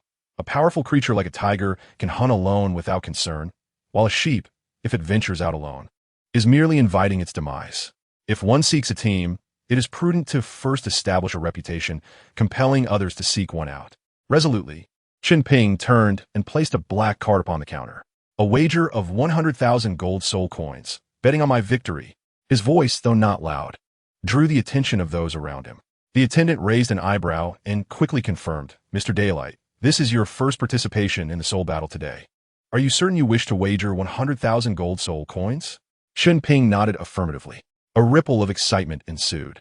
Damn it, I refuse to believe you can win your first soul battle. A young man with yellow hair exclaimed as he produced a purple gold soul card.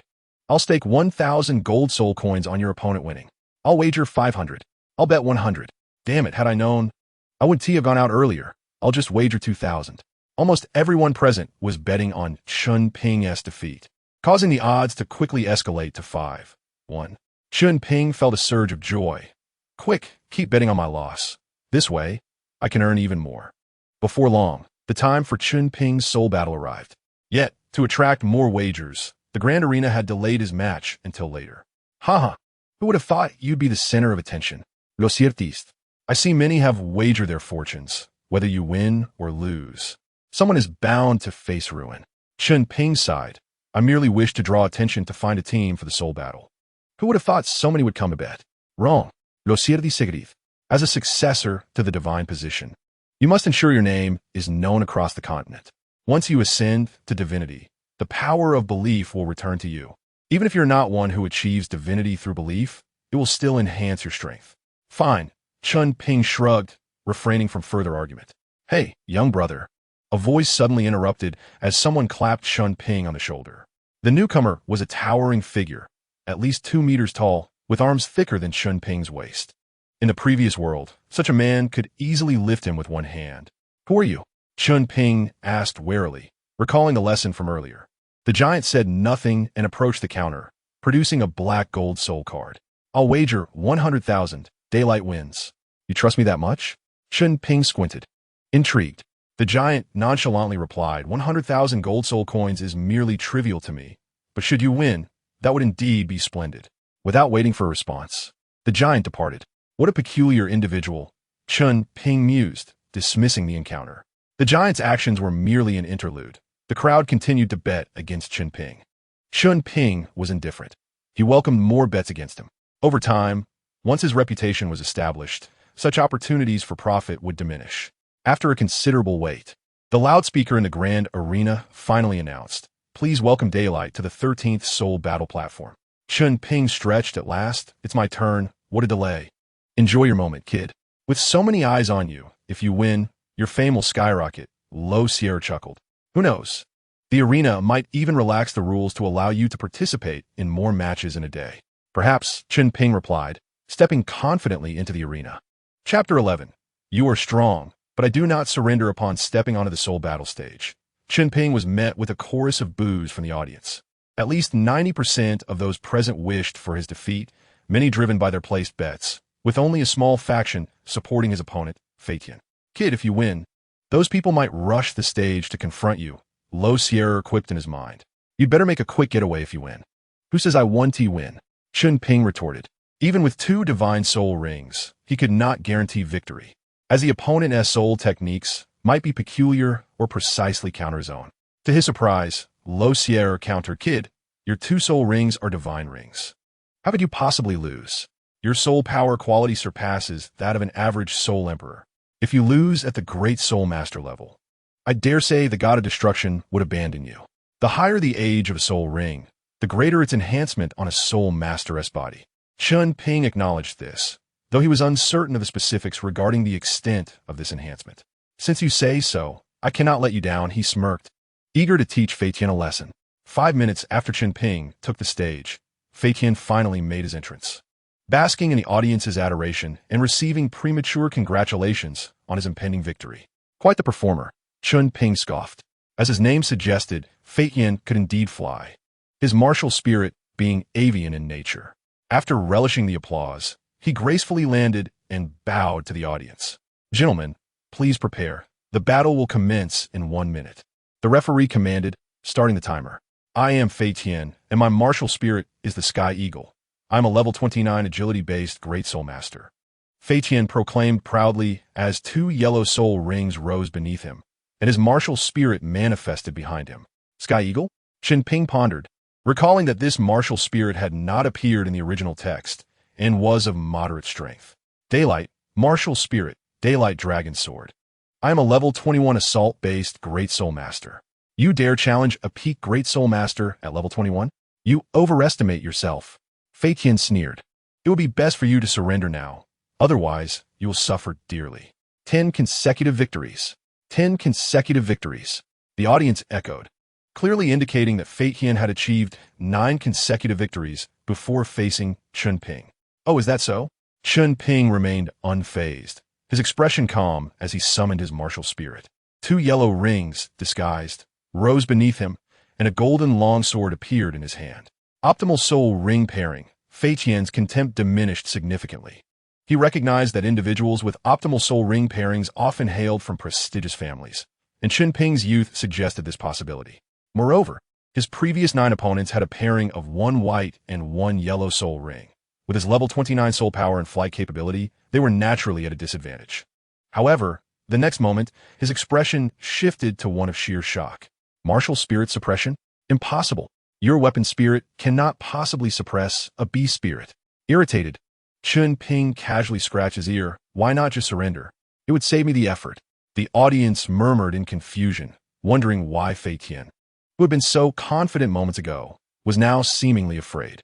They have wagered a considerable sum on Feitian. Should he fail, whom shall they hold accountable? No, something is amiss with the Daylight martial soul. What could be wrong? I sense a suppression from the bloodline of the martial soul. Yet his martial soul is a weapon martial soul. Ah, I understand now. It is the dragon blood, the Daylight Dragon Sword. His martial soul has evolved due to the dragon blood. Dragon blood? Where can I acquire some? I wish to see if I could evolve my martial soul as well. Brother, I'm a merchant dealing in soul beast materials, and I happen to have dragon blood for sale. Would you care to purchase it for me? Perfect. Please procure a portion for me. Unbeknownst to Chen Ping, the unique nature of his martial soul has ignited a fervent market for dragon blood across the continent. But that is a tale for another time. Fei Tian suppressed his fear and spoke with a quivering voice. You are formidable, yet I shall not concede. Ding, ding, ding. The referee sounded the bell. The battle of souls has officially commenced. With a twitch of his lips, Fei Tian immediately unleashed his first soul skill, flight. He ascended rapidly, maintaining a safe distance from Chen Ping. The advantage of a speed-focused soul master, especially one with the ability to fly, is significantly greater. Typically, weapon martial soul masters lack the capacity for flight before reaching level 90. Fei Tian was confident that he could defeat Chen Ping by leveraging his aerial superiority. His second soul skill, Eagle Strike, transformed his legs into talons aimed at Chen Ping's back as he plummeted from the sky. Hey kid, what are you dawdling for? Don't let yourself get caught off guard. Seeing Chen Ping standing still, Luo Sierra urged him anxiously. Chen Ping chuckled. Not at all. I was simply pondering something amusing. But I digress. Clang. The daylight dragon sword appeared behind him, deftly intercepting the eagle strike. What? Fei Tian exclaimed in shock, unable to discern when Chen Ping had made his move. With little time to ponder, he soared into the air once more, strategizing how to defeat Chen Ping. Not bad. Kid, your swordplay exhibits a certain mastery, Luo Sierra complimented. Chen Ping replied nonchalantly. Ascent, it's simply a matter of having hands? Before the divine trial commenced, Chen Ping understood the limitations of his talent. Merely cultivating soul power would not suffice to make him a formidable warrior. Therefore, he began practicing swordsmanship, emulating the masters from the television dramas of Blue Star, and to his surprise, he yielded some results. Flourishing the daylight dragon sword in hand, he pointed the tip directly at Fei Tian. If you do not make a move, I shall. Arrogant. I refuse to believe you can strike me. Fei Tian ascended once more, halting at what he deemed a secure position. Observing this, Chen Ping shook his head. If I could fly, you would have already lost.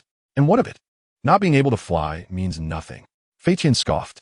The battle of souls is time-bound. If a victor is not determined by the end of the allotted time, outcome is judged based on the number of attacks made.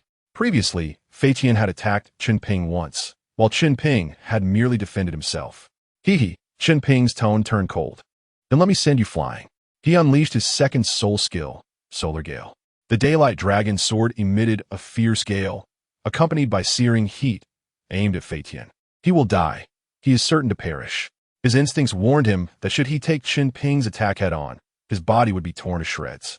Although standard battles of souls prohibit fatal attacks, should a soul skill inadvertently result in death, the arena would not intervene. I concede. Fei Tian bellowed at the top of his lungs. Ding, ding, ding. The referee sounded the bell and announced. In this battle of souls, Mr. Daylight emerges victorious. Chen Ping offered a faint smile, quickly retracting the solar gale. Steadying himself, Fei Tian landed before Chen Ping. Thank you for your mercy, Mr. Daylight. Chen Ping nodded. Your strength is not to be underestimated, merely a matter of soul skill countering, nothing more. Fei Tian's lips twitched as he hastily retreated from the arena. Did he not recognize the immense power of Chen Ping's last attack? That overwhelming and suffocating gale nearly cost him his life. Is that it? Fei Tian concedes? The spectators who had placed their bets were left dumbfounded. With Fei Tian's concession, their money was effectively forfeited to the Grand Arena. Oh, my money. If my wife finds out I've lost it all, she will surely kill me. Fei Tian, you scoundrel, you dare to deceive me. Return my hard-earned money.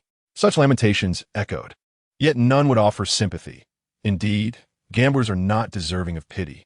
What surprised Chen Ping was that the audience did not blame him for defeating Fei Tian. Rather, they scolded Fei Tian for losing to him. Truly, in a fantastical world, the strong are beyond reproach. With a sigh, Chen Ping departed the arena. Within the passage, staff from the arena awaited him. Mr. Daylight, here are your 600,000 gold soul coins. The staff handed Chen Ping a black gold soul card. Oh, I have merely secured my first victory, and the arena rewards me thus? They even sent someone personally. Chen Ping accepted the card, smiling awkwardly.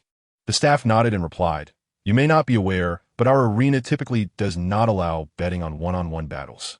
Were it not for your 100,000 gold soul coins, we may not have profited so handsomely. Oh, Chen Ping chuckled, passing by him. Observing the fervor of the audience, Chen Ping realized they had all wagered substantial amounts. The arena's odds had limits, and after paying out his winnings, they still retained a considerable profit. Only one-on-one battle is permitted per day. It is quite vexing. As he strolled through the streets of Soto City, Chen Ping lamented to Luo Sierra. If only I could participate in more matches, the number of gold soul coins I possess could very well exceed 1 million. Kid, be content, Luo Sierra chided with a laugh. If you were to take all the arena's profits, would they allow you to leave so easily? Chen Ping nodded slightly, contemplating. What if I were to engage in a life-and-death duel? It seems there are no limits on the number of matches. Upon hearing this, Luo Sierra was taken aback and quickly replied, just because there are no limits does not mean it's a good thing. The lack of restrictions implies that one can only participate in one battle at a time. How many can consistently win in a fight to the death?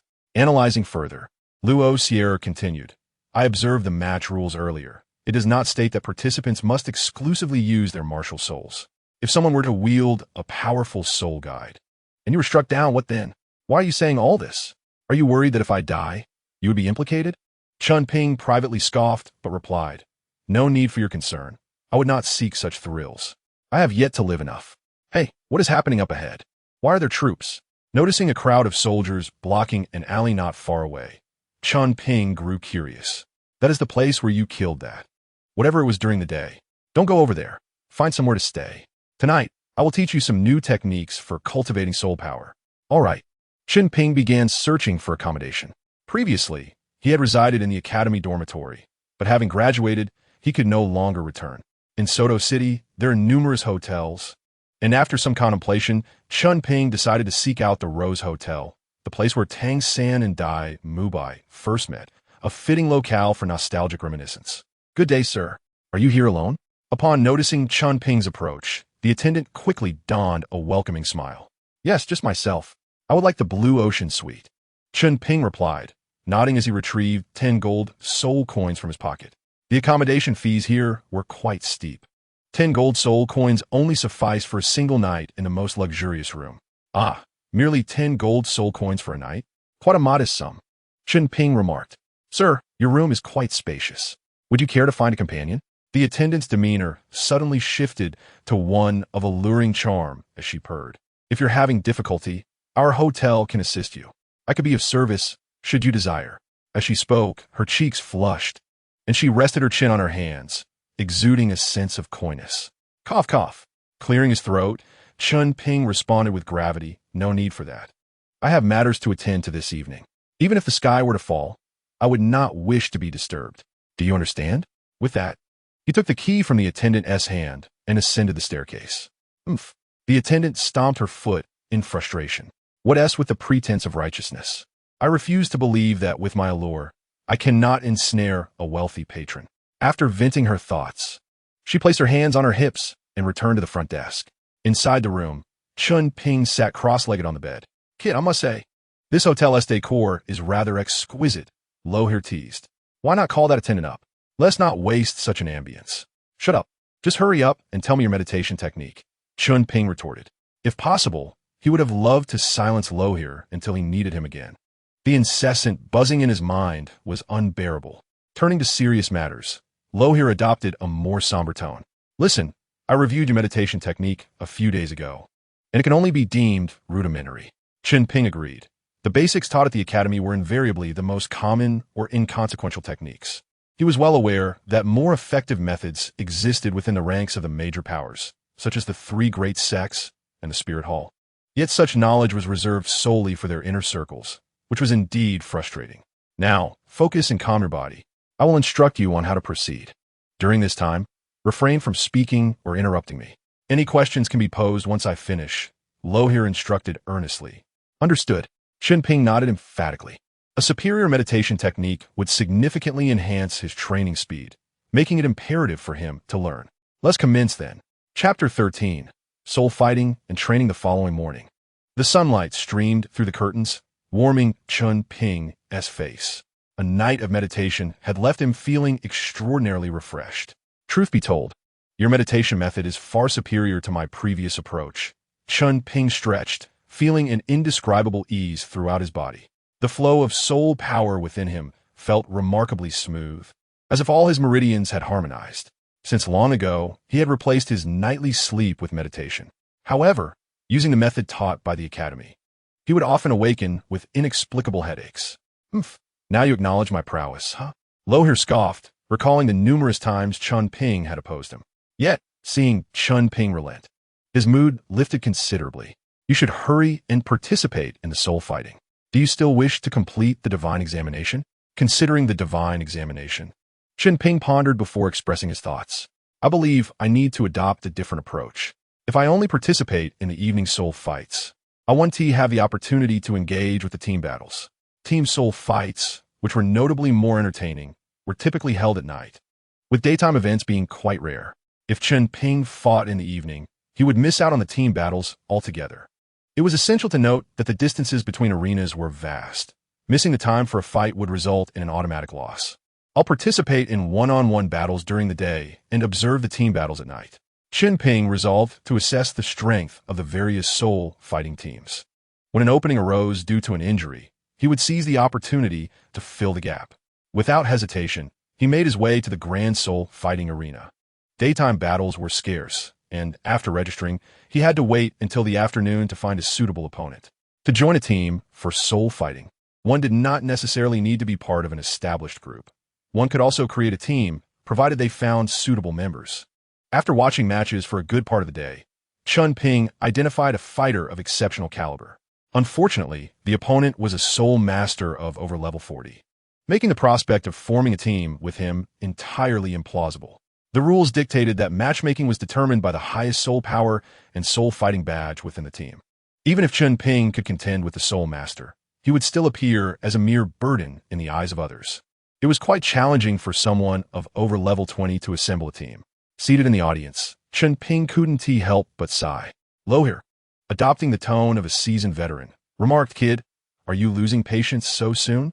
If you continue this way, how will you achieve great things? The path to divinity is long. One must possess endurance. Once your strength grows, each level you attain will require considerable time to accumulate soul power. If you cannot manage this, you may never achieve the 100-level divinity." Enough with the philosophical musings. I understand, Chen Ping interrupted. Having lived 2 lives, totaling over 30 years, he possessed the necessary life experience. As night fell, the team battles were about to commence. "Let us go watch," he suggested, realizing his previous comments might have offended Lohir. He quickly added, "After all, you're my senior." Humph. Lohir remained unimpressed, giving a cold snort, and Chen Ping's mind fell silent. "Welcome, everyone, to the Soto Grand Soul Fighting Arena. We are honored to see all esteemed guests once more. I am your host for tonight's team battle, Cece. Now, let us welcome the participants onto the stage." As the host's words echoed, the audience's enthusiasm ignited, cheers and applause resonating throughout the arena. Finally, after maneuvering through the crowd, Chen Ping reached his seat. "Kid, we spent a total of 5 gold soul coins for this entry. Make sure to observe how they fight. Don't end up relying solely on your left hand as Sunfire Gale and your right hand as Solar Starburst," Lohir advised gravely. Through observing Chen Ping's combat, Lohir, who had lived countless ages, could easily discern Chen Ping's shortcomings. In battles, Chen Ping relied predominantly on the sheer power of his soul skills to overpower his opponents, which was inadequate for one destined to become the god of destruction. Combat skills are not merely a matter of mastering sword techniques or possessing high soul power. I'll just wait until we reach the City of Slaughter. There, I can hone my skills and acquire a divine domain," Chen Ping muttered under his breath. As a traveler from Blue Star, equipped with unique advantages, it would be unacceptable not to conquer the City of Slaughter. "No, absolutely not," Lohir declared sternly. "You are the inheritor of the god of destruction and must not associate with other deities, especially those whose ideologies are in direct opposition to your own." Though Lohir did not articulate it explicitly, Chen Ping could easily deduce that there must be a conflict between the god of destruction and the god of Azura. "Alas, Tang San, it appears I cannot spare you," he sighed, nodding heavily. "I understand. Ladies and gentlemen, our first match features the Golden Soul Fighting Team and the Fierce Tiger Team. Each team consists of 7 members, all possessing formidable beast spirits, with an average soul power exceeding level 40. They have achieved an impressive record of 15 consecutive victories, the host enthusiastically announced. On the other side, we have the Golden Soul Weaponry team, whose 7 members all wield powerful weapon spirits.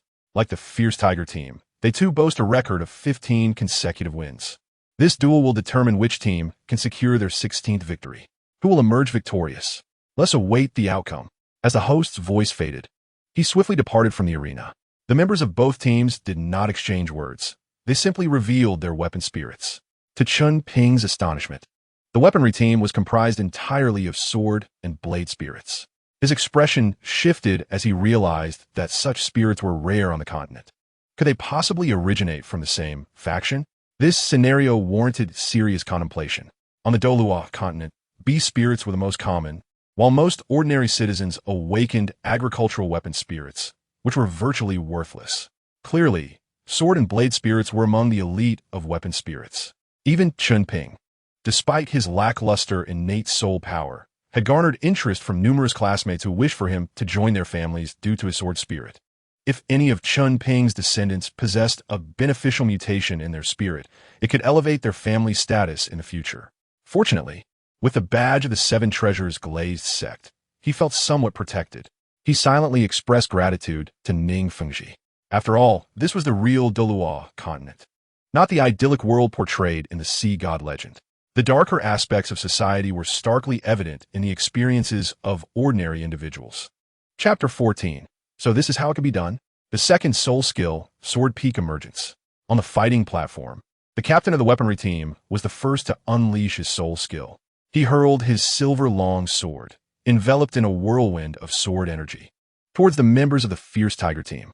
The captain of the Fierce Tiger team, unwilling to be outdone, summoned his Fierce Tiger spirit. As his spirit manifested, its characteristics appeared on him as well. His second soul skill, Dual Claw Rend, allowed him to firmly grasp the long sword with both hands. Brothers, let us go. After a probing strike, the remaining members from both teams engaged in fierce combat. Oh, how I wish I had a phone to record this match between the 2 Golden Soul teams. Chen Ping lamented internally, his gaze fixated on the battle. Observing their formations, he noted the remarkable synergy among the members of both teams. Even their positions seemed meticulously planned. Lower commented, "Kid, I must admit, your positioning skills may surpass theirs. However, as a strong attack-type soul master, positioning is not of great significance. When you are weaker, technique is far more valuable." Chen Ping pondered this, nodding thoughtfully. Positioning, or body movement, indeed plays a critical role in battles among top-tier experts. Yet, at the Great Soul Master stage, with only 2 soul skills available, combat naturally leaned towards the utilization of soul skills.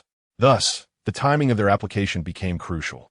Great Soul Masters possess limited soul power and cannot afford to probe with their first and second soul skills like higher-level soul masters. In battle, being able to substitute technique for soul skills could conserve a significant amount of soul power. Is it truly this exhilarating from the outset? Chen Ping stood up, his eyes glued to the combat platform, replaying the weaponry team captain's astonishing sword strike in his mind. That strike was breathtaking, catching the Fierce Tiger captain off guard and nearly sealing their fate. A moment prior, the third soul ring beneath the weaponry team captain glowed, and his figure transformed into a fleeting shadow as he dashed towards the Fierce Tiger captain. Naturally, the Tiger captain was not one to back down. His fourth soul ring flared to life, unleashing a powerful wave of soul energy as he stomped his feet against the ground. His third soul ring emanated from a 4,000-year-old fire attribute tiger soul beast, and the accompanying soul skill was imbued with scorching flames, aimed at severely injuring the weaponry team captain. According to the expected trajectory, the weaponry team captain was to directly confront this attack. Yet in the next instant, the situation seemed to reverse. The captain appeared unharmed, his soul skill's effect concluded, and he landed behind the Fierce Tiger captain. In the next moment, his fourth soul ring glowed, and with a reverse strike of his sword, he delivered a devastating blow to the Fierce Tiger captain. How is this possible? The Fierce Tiger's fourth soul skill could potentially overwhelm even a typical soul king, let alone a sensitive attack-type weapon master. Many spectators, fans of the Fierce Tiger, were left in utter shock. They were well acquainted with each of the tiger's moves. Meanwhile, fans of the weaponry captain first felt a wave of anxiety, only to soon be filled with smiles of relief and joy. What just happened? How did he evade the attack? Chen Ping ruminated, replaying the moment in his mind thrice but still failing to grasp the reason. It must be a spatial soul skill, likely derived from a dragon-type soul beast, Lo here elucidated. A bone dragon, Chen Ping immediately recalled. On the entire Douluo continent, only 2 types of soul beasts possessed spatial abilities: the divine space sacred dragon, which had vanished since ancient times, and the bone dragon, which was the martial spirit of Gu Rong, one of the revered vows of the 7 treasures glazed sect. Loher did not contradict him, but added, however, this is neither teleportation nor hiding within space. It resembles a fusion of void and instant movement in a soul skill. After a pause, he continued, I believe that if your 3rd soul skill could achieve such an effect, your strength would elevate significantly. A skill that can evade damage while also providing instant movement is undoubtedly what you need. Sword-type spirits share a common flaw. They seldom produce defensive soul skills, which can lead to dire consequences if an attack fails. I recall, the 10,000-year softbone rabbit possesses soul skills that incorporate void and instant movement. Chen Ping hesitated to voice his thoughts. The 10,000-year softbone rabbit was only known to Xiao Wu and her mother, and with the Titan giant ape and the sky blue bull python being their loyal followers, acquiring it would prove challenging. Understanding Chen Ping's thoughts, Loher chuckled and confidently stated, Rest assured, kid, I will locate the soul beast you need. Your immediate task is to elevate your level to 30. Otherwise, you will have nowhere to lament if that soul beast is slain. Understood. Chen Ping recognized that while Loher often spoke whimsically, he never made empty promises regarding significant matters. 15 minutes later, the duel concluded. In the wake of the captain's injury, the Tiger team was inevitably unable to withstand the onslaught of the weapon team. After enduring for a while, the outcome of the match was unmistakably a victory for the weapon team. Aside from the captain's 3rd soul skill, which was truly impressive, the latter half of the competition unfolded in a rather conventional manner, devoid of any remarkable displays. However, for Chen Ping, the knowledge of such a soul skill was undoubtedly worth the 5 golden soul coins spent on the ticket. As midnight struck, the soul battles at the Grand Soul Arena concluded, and the audience gradually began to disperse. Have you heard? A formidable new trio has emerged in the world of soul masters, one person remarked. I've heard that despite their youth, they possess the ability to contend with high-ranking soul emperors and have even defeated an ordinary soul emperor from the Spear Hall in direct combat. A soul master trio? Chen Ping leaned in, eager to glean more from the conversation. It must be the Golden Iron Triangle, he mused. After leaving Bibi Dong, Yu Xiaojing encountered Flandra and Lu Erlong, thus forming this illustrious trio. I believe they are referred to as the Golden Iron Triangle. Rumor has it that they have developed a 3-person martial soul fusion technique, a rarity across the continent. Indeed, martial soul fusion techniques are scarce, let alone a 3-person variant. It's unfathomable to consider which genius conceived such an idea. Genius? More like a prodigy, he chuckled. The efficacy of this trio's martial soul fusion technique is not merely 11-13. It can unleash effects exceeding tenfold. I recall they recently arrived in Soto City. Perhaps I might have the chance to meet them. Let us chance it. Upon hearing this, Chen Ping halted his steps. Allow me to have a proper encounter with this Golden Iron Triangle. It would be my first meeting with Yu Xiaojing. Chapter 15. The Matters of the Golden Iron Triangle, young man. Are you interested in that Golden Triangle? Lokir inquired with keen curiosity. Interested? Not particularly, Chen Ping replied, shaking his head. I'm solely intrigued by Yu Xiaojing. I find it fascinating how a seemingly inept individual consistently portrays himself as a sage beyond the mundane. In the original narrative, Yu Xiaojing often stood with his hands clasped behind his back, exuding an air of arrogance, even in the presence of formidable figures like Ning Fengji. Thankfully, no one held him accountable. Otherwise, with his 29th level of soul power, those powerful beings could extinguish him with but a flick of their fingers. As for Yu Xiaojing's so-called theories, they are nothing but plagiarized notions, hardly worthy of discussion. He dares to call himself a master. I would rather label him a charlatan. I sense 2 dragon-type martial souls within the city, Lokir noted. One is a fire attribute dragon, while the other bears a faint bloodline. If it were any more diluted, it could hardly be called a dragon. The fire dragon belongs to Lu Erlong. The other must be Yu Xiaojing, Chen Ping surmised. It is said that Yu Xiaojing's martial soul is a failed mutation of the Golden Sacred Dragon. Before he could finish, Loker scoffed, huh? Him, a golden sacred dragon? Ridiculous. If he were truly a golden sacred dragon, even the slightest trace of its bloodline would prevent any malignant mutation of the martial soul. What do you mean? Chen Ping asked. Loker, being a member of the dragon race himself, albeit a defector, was well versed in the intricacies of dragon lore. Dragons are proud beings. They would never engage in martial soul fusion techniques with one another. As for that golden iron triangle, they use their collective soul power to forcibly evolve you Xiaojiang's original martial soul, which we can tentatively call the Golden Sacred Dragon, Loker explained. The Golden Sacred Dragon is a divine-level martial soul, its bloodline suppression capable of affecting even the title Douluo of beast-type martial souls. As for defeating a soul emperor, even without Yu Xiaojiang, the other two could succeed if they executed the martial soul fusion technique, he continued. This revelation struck Chen Ping. In the original story, there was a duo with a martial soul fusion technique known as Dragon Lord and Serpent Lady. An over 80-level Dragon Lord paired with a 60-level Serpent Lady could contend with a title Douluo. Thus, two high-ranking soul saints and a 29th-level Yu Xiaojiang forming a martial soul fusion technique could similarly only match a title Douluo. It dawned on Chen Ping. There was no genuine three-person martial soul fusion technique. This was merely Yu Xiaojiang's attempt to steal the spotlight, forcing himself into a scenario that two could manage alone. Loker, having no acquaintance with Yu Xiaojiang, analyzed objectively that so-called Golden Sacred Dragon was likely manifested through some secret method. I recall that in the ancient times of Douluo continent, many such methods existed. However, as time passed, they were gradually forgotten. I suspect some relics may still contain records of these secrets. Loker's words reminded Chen Ping of the piece Yu Xiaojiang had gifted Tang San, 24 bridges by nightfall, which he had discovered in a relic. This indicated that his chances of acquiring secret techniques were indeed quite high. Yu Xiaojiang's claims of his martial soul being a failed mutation of the Golden Sacred Dragon were merely a means of saving face. Naturally, with the current lack of research on dragon-type martial souls, and given Yu Xiaojiang's own scholarly inclinations, he could exploit this gap. After Tang San ascended to godhood and entered the divine realm, he likely realized Yu Xiaojiang's fabrications.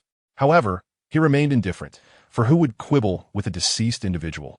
On a clear morning a month later, as was customary, Chen Ping made his way to the Soto Grand Soul Arena. What is happening? It's not evening. Why are there so many people gathering around the arena?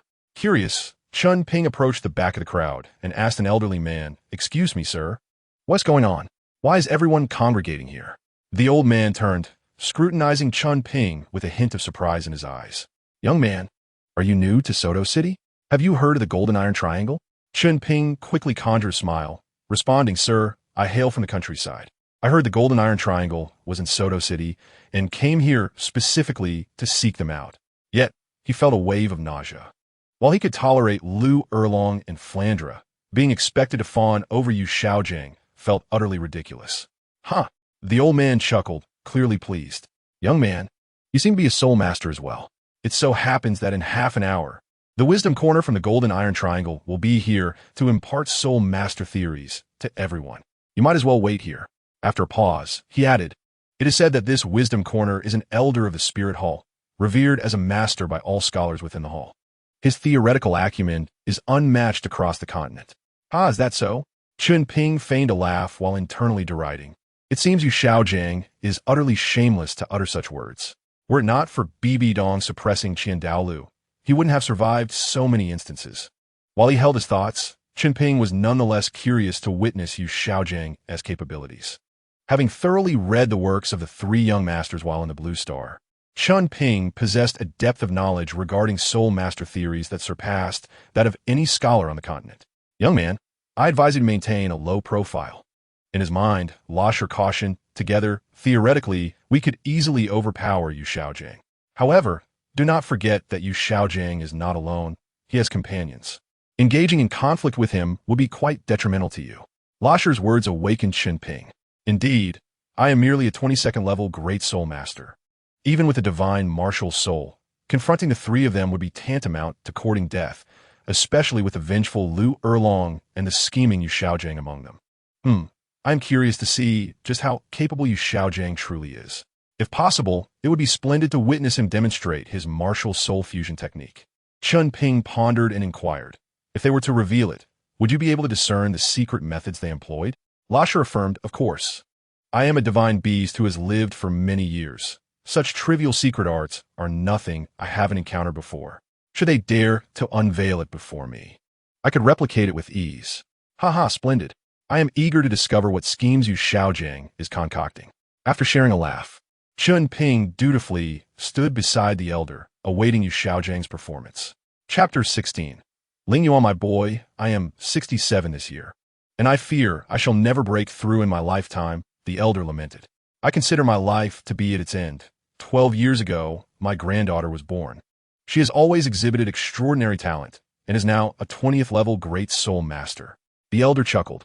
Had it not been for the other day, when my good-for-nothing son took my granddaughter to hunt souls, I would have certainly invited her to listen to the lecture. Perhaps seeing a reflection of his granddaughter in Chen Ping made the elder feel a sense of familiarity, prompting him to speak more freely. The elder was indeed correct. His vitality had diminished considerably over the years. It was likely that injuries from his youth had never fully healed and were now resurfacing. Within a decade, he would likely depart from this world. Since the last time Chen Ping was deceived, Lasher had also grown vigilant. While he would not make decisions for Chen Ping, he would certainly share key information with him. As for decisions, those would remain for Chen Ping to make. What is the elder's strength? Chen Ping asked. Now, he is a 67th level Soul Emperor, though he was once at the peak of that realm. Due to the loss of vitality, his soul power has diminished significantly. What? Chen Ping gasped, astonished that this unassuming elder was, in fact, a Soul Emperor. It was well known that in Soto City, the number of Soul Kings was exceedingly limited, let alone Soul Emperors. Sir, your granddaughter must possess innate full soul power, Chen Ping remarked. She is destined to stand atop the realm of Soul Masters. Inda. My granddaughter is a prodigy with innate full soul power. The elder's smile widened. It is exactly for this reason that I wish to spare her from taking any detours. In my youth, I was too ambitious and foolish, leading me to absorb soul rings beyond my years, which resulted in lasting consequences. Now in my old age, I can no longer suppress the afflictions. As he spoke, the elder exhibited no signs of despair. Rather, his face radiated joy. Haha, enough about me. He redirected the conversation. Young man, I see your steps are firm, and your gaze is exceptionally sharp. You must possess considerable strength. Pray, share your story with this old man. Chen Ping smiled modestly. Sir, you flatter me. I am merely a 22nd level Great Soul Master, hardly worthy of mention. Oh, the elder's interest was piqued. 22nd level. Young man, how old are you? Just 12. 12 years old, and already at the 22nd level. The elder's beard quivered, and his voice lowered significantly. Young man, you are not adhering to the principles of martial ethics. My granddaughter is 13 and only at the 20th level. You are truly a rare talent. Wait, you cannot possibly be from a rural background. Which faction do you hail from? The elder suddenly grew cautious, recalling Chen Ping's earlier words. If he were to believe that a rural individual could manifest such extraordinary talent at the age of 12, he might as well resign from life. A 12-year-old at the 22nd level must possess innate full soul power. Such prodigies would not be allowed to roam freely by the spirit hall, which would have long since absorbed them. Chen Ping chuckled, Sir. I merely stated that I hail from the countryside. I never claimed to be a peasant. Ha ha ha. The elder laughed heartily. I am getting old, and my memory is failing. He then patted Chen Ping's shoulder. Young man, I find you quite impressive. Do pay close attention to the master's lecture. When my granddaughter returns, you two will surely have much to discuss. Chen Ping understood the elder's intentions but felt unable to refuse directly, so he asked, Sir, what is your granddaughter's name? With innate full soul power and a 20th level at 13, she should not be an obscure figure. The original text must have mentioned her name, and she was likely to be a formidable soul master. The elder adjusted his beard and chided playfully, You rascal, you haven't even asked for my name and already wish to know my granddaughter's. As he spoke, a glimmer of intelligence flashed in the elder's eyes. It is known that the progeny of two individuals with innate full soul power are highly likely to inherit the same trait. The soul power emanating from Chen Ping was unmistakable. Having previously made contact with him, the elder found no discrepancies in his bone age. I'm called Ling Hai, and my granddaughter is named Ling Yuan. Ling Yuan? Is she the Ling Yuan Douluo? Chen Ping thought. In the anime, Ling Yuan Douluo was relatively young and was inexplicably killed off due to plot requirements. How unfortunate! Chen Ping chuckled wryly, Bibi Dong and Ling Yuan. I have already encountered two of the future female, titled Douluo. Chen Ping clasped his hands in greeting. I am Chen Ping. Honored to meet you, Elder Ling Hai. Enough with the formalities. Ling Hai waved his hand dismissively. Just call me Grandpa, like my granddaughter does, haha. Ha. Very well, Chen Ping chuckled awkwardly. Godangba Ling Hai. Ling Hai's gaze clearly indicated he had made up his mind about Chen Ping. However, the opportunity to become acquainted with a future title Douluo was indeed a significant gain for Chen Ping. Good lad, Ling Hai laughed heartily, placing his hand on Chen Ping's shoulder. So where are you staying? If you have no place to reside, you are welcome to stay with this old man. One cannot offer unsolicited kindness without ulterior motives. Ling Hai's behavior was clearly intended to foster a connection between Chen Ping and his granddaughter, aiming to lead their family towards greatness in the future. However, Chen Ping was unconcerned. After all, Ling Yuan Douluo was, in terms of appearance, not inferior to Bibi Dong. No need, Grandpa Ling Hai. I'm currently residing at the Rose Hotel. As soon as Chen Ping spoke, he was interrupted by Ling Hai. What? The Rose Hotel? Ling Hai's expression turned dark. After all, he knew very well what kind of establishment the Rose Hotel was, having lived in Soto City for so long. It was surprising that such a young boy would have such proclivities. Upon hearing this, Chen Ping realized Ling Hai had misunderstood and hurriedly clarified. Grandpa Ling Hai, you have misinterpreted. I chose the Rose Hotel because it offers spacious accommodations for soul cultivation and is also in close proximity to the Soto Great Soul Arena for convenience. Is that truly the case? Ling Hai inquired skeptically. Grandpa Ling Hai, I have been battling at the Great Soul Arena for a month now. If you do not believe me, you may accompany me to the arena. Alternatively, you could inquire at the Rose Hotel. Having achieved a month of consecutive victories in one-on-one battles, Chen Ping had garnered some renown at the Soto Great Soul Arena.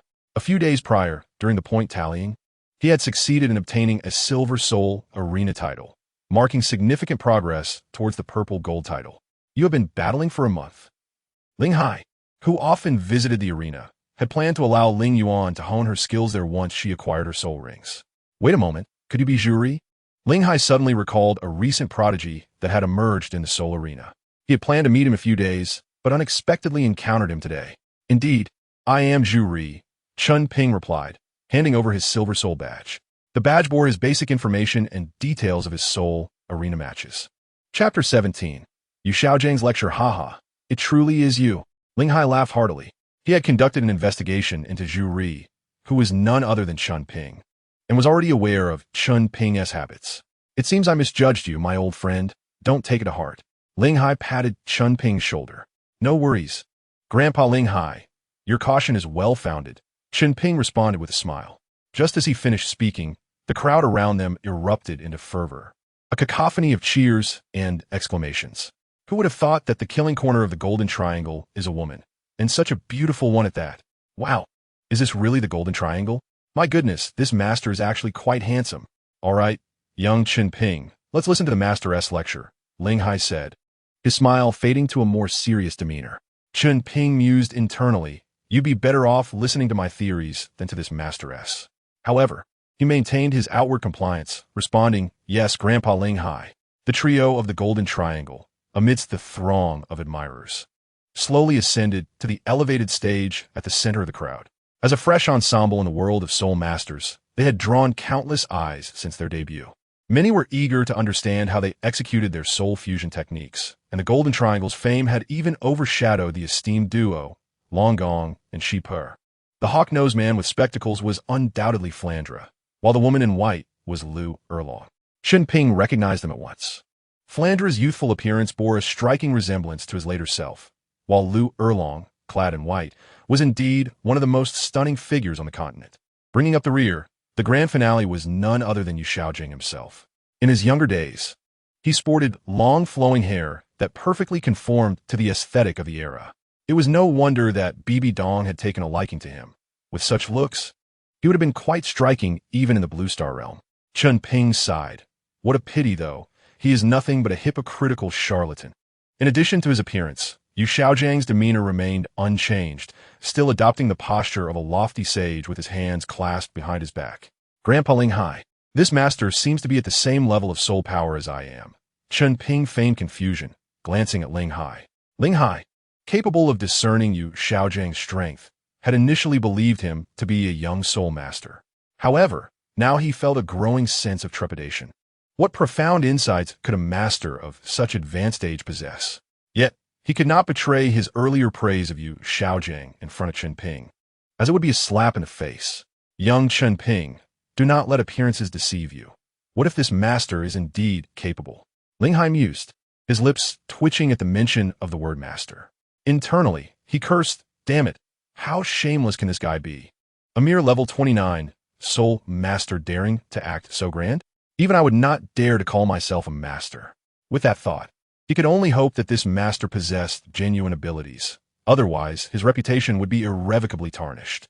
On stage, Yu Xiaojiang waved his hand symbolically before taking his seat in the center.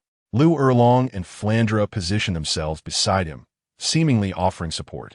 Ahem, Yu Xiaojiang cleared his throat, and the murmurs of the crowd fell silent. He leisurely retrieved a book from his soul guidance device. Its cover emblazoned with the words the top 10 core competencies of martial souls. I would say it should be titled The 10 Theories of Martial Soul Plagiarism. Chen Ping thought to himself. What I am about to discuss is my new book, The Top 10 Core Competencies of Martial Souls, which encompasses all my research on martial souls. For any soul master friends in need, you may purchase it at any bookstore in the city for just 1 gold soul coin, a truly worthwhile investment. The first point I wish to present. Chen Ping sensed something amiss. Why was Yu Xiaojiang trying to sell a book? Was he short on funds or merely seeking fame? As far as Chen Ping knew, the original Yu Xiaojiang had never published a book. Could it be that the timeline of Douluo continent had skewed? My first assertion, the origins of martial souls are typically derived from the superior abilities of one's parents. Generally, an individual can inherit only one martial soul from either parent. As Yu Xiaojiang opened to the first page of his book, he displayed his viewpoints to the audience. Master. Truly a master. How insightful. People murmured, clearly impressed. Indeed, it seems the master's subsequent points will hold great value. Once he finishes, I must rush to the bookstore and buy one. Seeing their reactions, Yu Xiaojiang nodded in satisfaction and continued.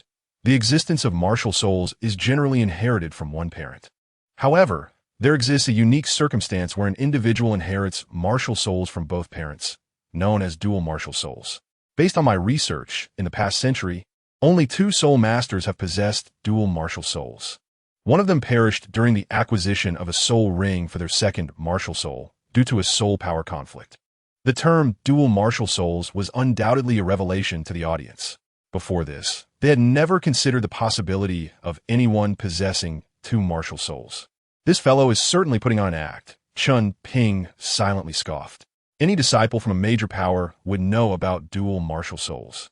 Yu Xiaojiang, hailing from one of the upper 3 sects, was divulging some of the sect's secrets. Naturally, the uninitiated commoners found it astonishing. However, when Chen Ping turned to Ling Hai, he noticed a grim expression on his face. Grandpa Ling Hai, is there something wrong with what this master is saying? Chen Ping feigned confusion. Ling Hai's lips twitched in anger as he retorted, what kind of master is this?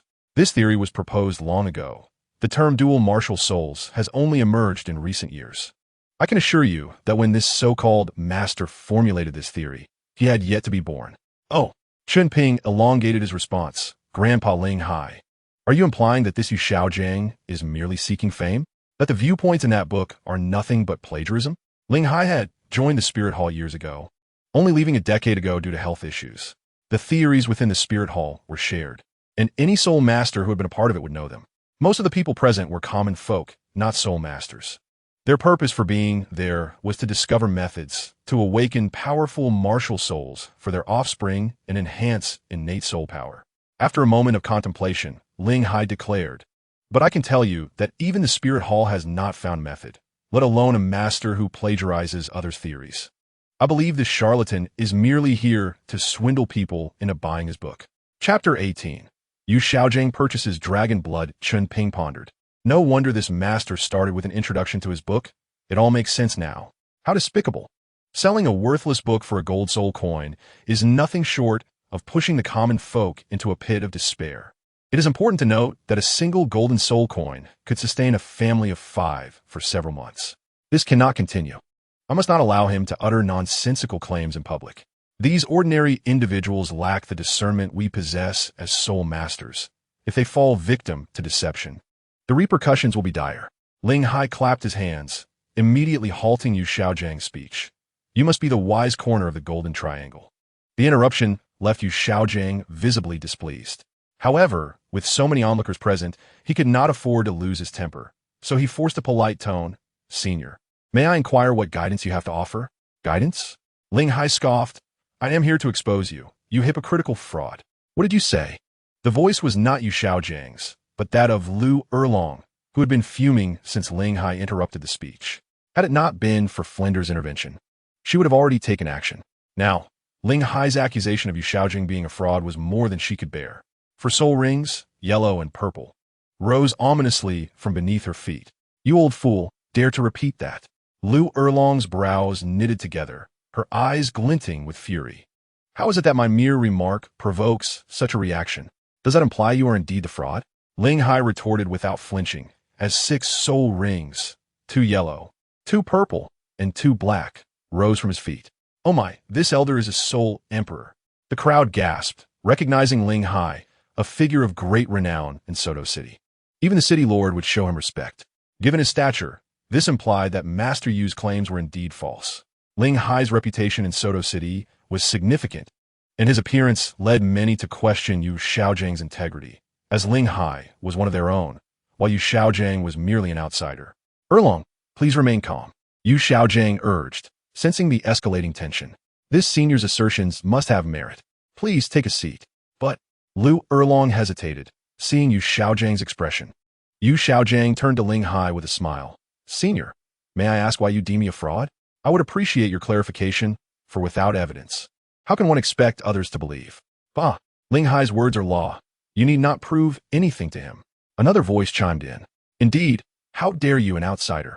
Speak back to Ling Hai. You must be tired of living. In the Douluo continent, strength commanded respect.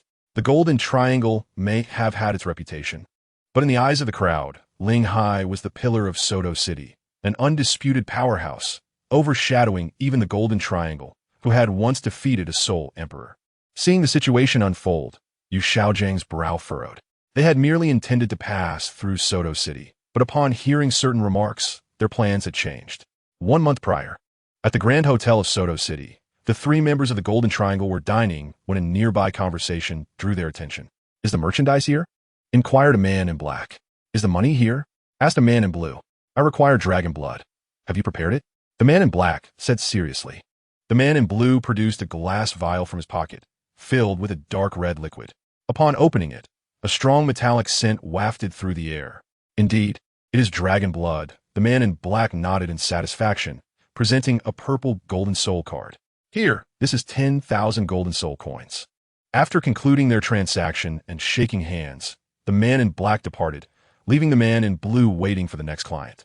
Indeed, it is blood, Flinder remarked, his keen senses picking up on the nature of the substance.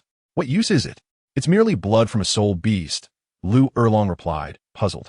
They had hunted many soul beasts and had never heard of their blood having any particular use. Ask him, Yu Xiaojiang suggested, rising to approach the man in blue. A year ago, he had lost contact with Bibi Dong overnight. Later, he met Lu Erlong and Flinder, and the 3 had begun their journey across the continent together. Fortune favored the diligent. He had discovered a method for the 3 to perform a soul fusion technique, rekindling his confidence. At this moment, he sensed that this man in blue might possess a means to enhance his strength. Excuse me, sir. May I ask what is special about the soul beast blood you sold earlier? The man in blue glanced at Yu Xiaojiang casually. You mean dragon blood? What makes it special? Well, he leaned closer, whispering into Yu Xiaojiang's ear, dilute the dragon blood and pour into a bathtub. Then activate your martial soul and immerse yourself in the bath. Over time, your martial soul will begin to contain dragon power. Yu Xiaojiang's eyes widened. This was a means to elevate the quality of his martial soul. He could not let this opportunity slip through his fingers. However, Flinder, ever astute, immediately sensed the potential trap and cautioned, Xiaojiang, be wary of deception. Yu Xiaojiang snapped back to reality. How do I know you are not a fraud? Fraud? The man in blue scoffed. At the Soto Great Soul Arena, Every afternoon from 4 to 5 p.m., a participant named Daylight competes. You may observe his martial soul for yourselves. It contains formidable dragon power, and, generally, beast martial souls will be suppressed by its bloodline. Chen Ping was unaware that he had become a spokesperson for these dragon blood sellers, who had never even paid him a royalty. After that day, Yu Xiaojiang and his companions indeed attended Chen Ping's matches. As expected, just as the man had said, Chen Ping's Daylight Dragon Sword held immense dragon power, especially after releasing his soul skills, causing Yu Xiaojiang to tremble in awe. Consequently, they fully believed in the efficacy of dragon blood. When they next sought out the man, they pooled most of their savings to purchase a portion of dragon blood, which yielded some immediate results, enhancing Yu Xiaojiang's soul power quality. However, the price of a single portion of dragon blood was steep, starting at no less than 10,000 golden soul coins. Originally, they had planned to hunt soul beasts to obtain dragon blood, but before leaving the city, they heard rumors that dragon blood was not merely soul beast blood, but had been enhanced with rare treasures, which accounted for its remarkable effects. Yu Xiaojiang believed that his martial soul could undergo a second mutation, reverting to the golden sacred dragon. He could not possibly forfeit such an opportunity and chose to remain and earn some money instead.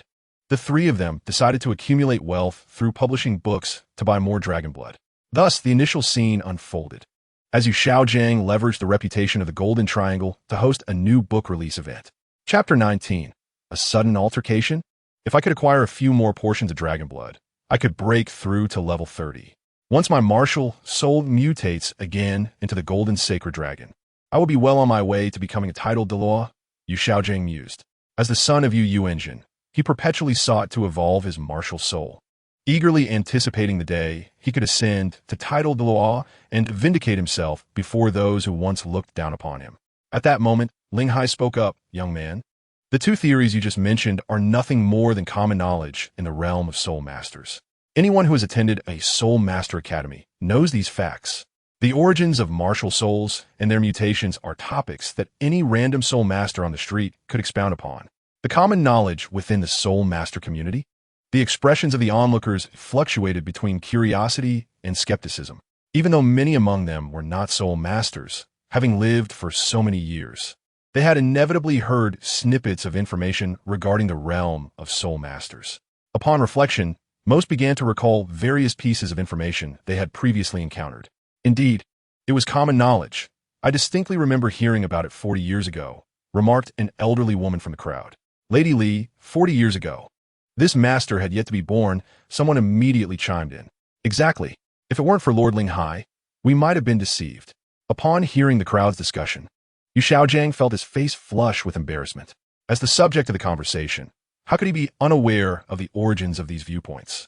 After all, he merely appropriated the knowledge related to the Blue Tyrannosaurus family and the Martial Soul Hall. What a trivial matter. You speak nonsense. Yu Xiaojiang exclaimed angrily. Yes, you may be aware of these viewpoints, but who can assure that others possess the same knowledge? I have 8 additional viewpoints that you lack the authority to deny. Hee. Young man, now is your chance to speak up. After all, that old man will shield you, Luo Sierra chuckled. Chen Ping nodded in agreement, suggesting, how about I serve as a witness? Since both sides hold firm to their claims, Senior Ling Hai asserts that the master is a fraud, while the master insists his viewpoints are well-founded. Let the master pose questions to me. To be candid, I too am a soul master, albeit with limited knowledge. If I cannot answer the master's questions, it would demonstrate that the master is not a fraud. Conversely, if I can, it would imply otherwise. Isn't that the young lad from the Daylight Academy? If I can pose him questions he cannot answer, perhaps I can take him as my disciple, under my guidance. With his talent, he could surely become the strongest on the continent. Just wait until Bibi Dong hears of him. Yu Xiaojiang, having observed Chen Ping's series of victories in battles, believed that with his formidable martial soul, he could enhance his own reputation. Very well, Ling Hai declared, though he did not fully grasp Chen Ping's intentions. Nonetheless, given Chen Ping's current strength and insight, he could indeed represent a significant portion of the Soul Master community. Thus, it was quite agreeable. Yu Xiaojiang straightened his posture, clasped his hands behind his back, and wore an expression of confidence. Chen Ping silently scoffed. Yu Xiaojiang, prepare to be utterly disgraced. Master, you may commence your inquiries. I assure you, I will speak without reservation. Chen Ping bowed respectfully. Then I shall begin my questioning. Yu Xiaojiang pondered momentarily before asking, according to my seventh viewpoint, what is the age of the soul rings that a soul master can acquire? Chen Ping responded, might I ask, Master, what level of soul master are you referring to? As far as I know, the age of the soul beast required varies across different stages of soul masters. Yu Xiaojiang stroked his chin, inquiring, what is the required age for a soul Douluo's soul ring? 30 to 50,000 years, Chen Ping answered. At this, Yu Xiaojiang's lips twitched. He recognized that Chen Ping was a great soul master, which is why he had asked about the age of the soul ring required for a soul Dou. He was astonished that Chen Ping had guessed correctly. However, Yu Xiaojiang did not lose heart and pressed on. Then what color is the soul ring provided by a 100,000-year soul beast? As soon as he finished speaking, Yu Xiaojiang narrowed his eyes, confident that Chen Ping would not know the answer, as he had learned this from the documents within the Martial Soul Hall. Red. Very well. Since you claim to know, let me ask you this. Yu Xiaojiang's mouth twitched. What did you just say? How could you possibly know that? Chen Ping feigned innocence, replying, Master, isn't this common knowledge? A 100,000-year soul beast provides a red soul ring, and it can also offer 2 soul skills. This revelation was intentionally shared by Chen Ping. As per his plan, in the future, once Yu Xiaojiang became aware that a 100,000-year soul ring could provide 2 soul skills, he might pressure Tang San into taking action against Xiao Wu. That would surely be a spectacle to behold. A 100,000-year soul beast must yield a soul bone from a part of the body that the soul master does not possess, and it would be a soul bone that grants 2 soul skills. Chen Ping refrained from mentioning this, as the value of soul bones far surpasses that of soul rings. Should experts at the title Dou level learn of this, it was possible that hunting parties would form to pursue 100,000-year soul beasts. Where would he, in the future, find such beasts? What? It can provide 2 soul skills? Now, it was Yu Xiaojiang's turn to be astonished. Indeed, Master, Chen Ping maintained an innocuous demeanor. Surely you're not unaware of this. Yu Xiaojiang was left speechless. How could one expect someone who can't even plagiarize correctly to know this? Yu Xiaojiang. I'm at a loss for words. Huh. I told you this master is a fraud. The onlookers chimed in eagerly. While they too were ignorant of this information, they were more than willing to affirm Yu Xiaojiang's fraudulent identity. I have another question, Yu Xiaojiang. Unfazed continued. How does one select a soul bone? Chen Ping replied. Soul bones can be categorized into those with attributes and those without, as well as auxiliary types. Attribute-specific ones naturally suit soul masters of the same type. Non-attribute ones, on the other hand, are compatible with nearly all soul masters. As for auxiliary types, such as those that enhance strength, they are best suited for assault-type soul masters. After a brief pause, Chen Ping added, Oh, and there's a very important point. There are no level restrictions for absorbing soul bones. Even a mere 10th level soul master can absorb a 100,000-year soul bone. Yu Xiaojiang was utterly stunned.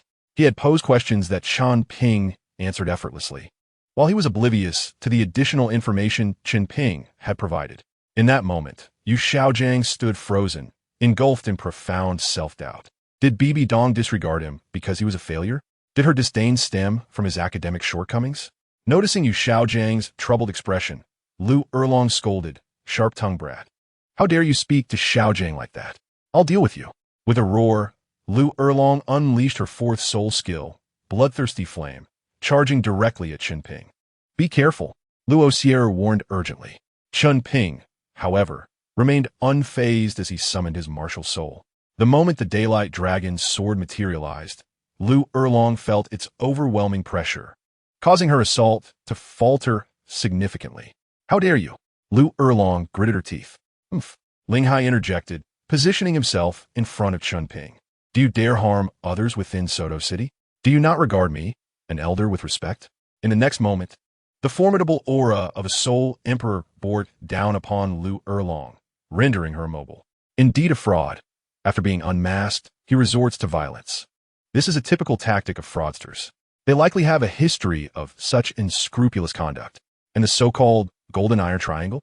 I wonder how they managed to maintain their standing on the continent. The crowd, murmuring in discontent, gradually dispersed. Yu Xiaojiang and his companions appeared ready to take action at any moment, and their continued presence would inevitably embroil them in the conflict. Observing the unfolding scene, Flinders sincerely approached Chen Ping, apologizing, Young brother, I am truly sorry. We have acted improperly.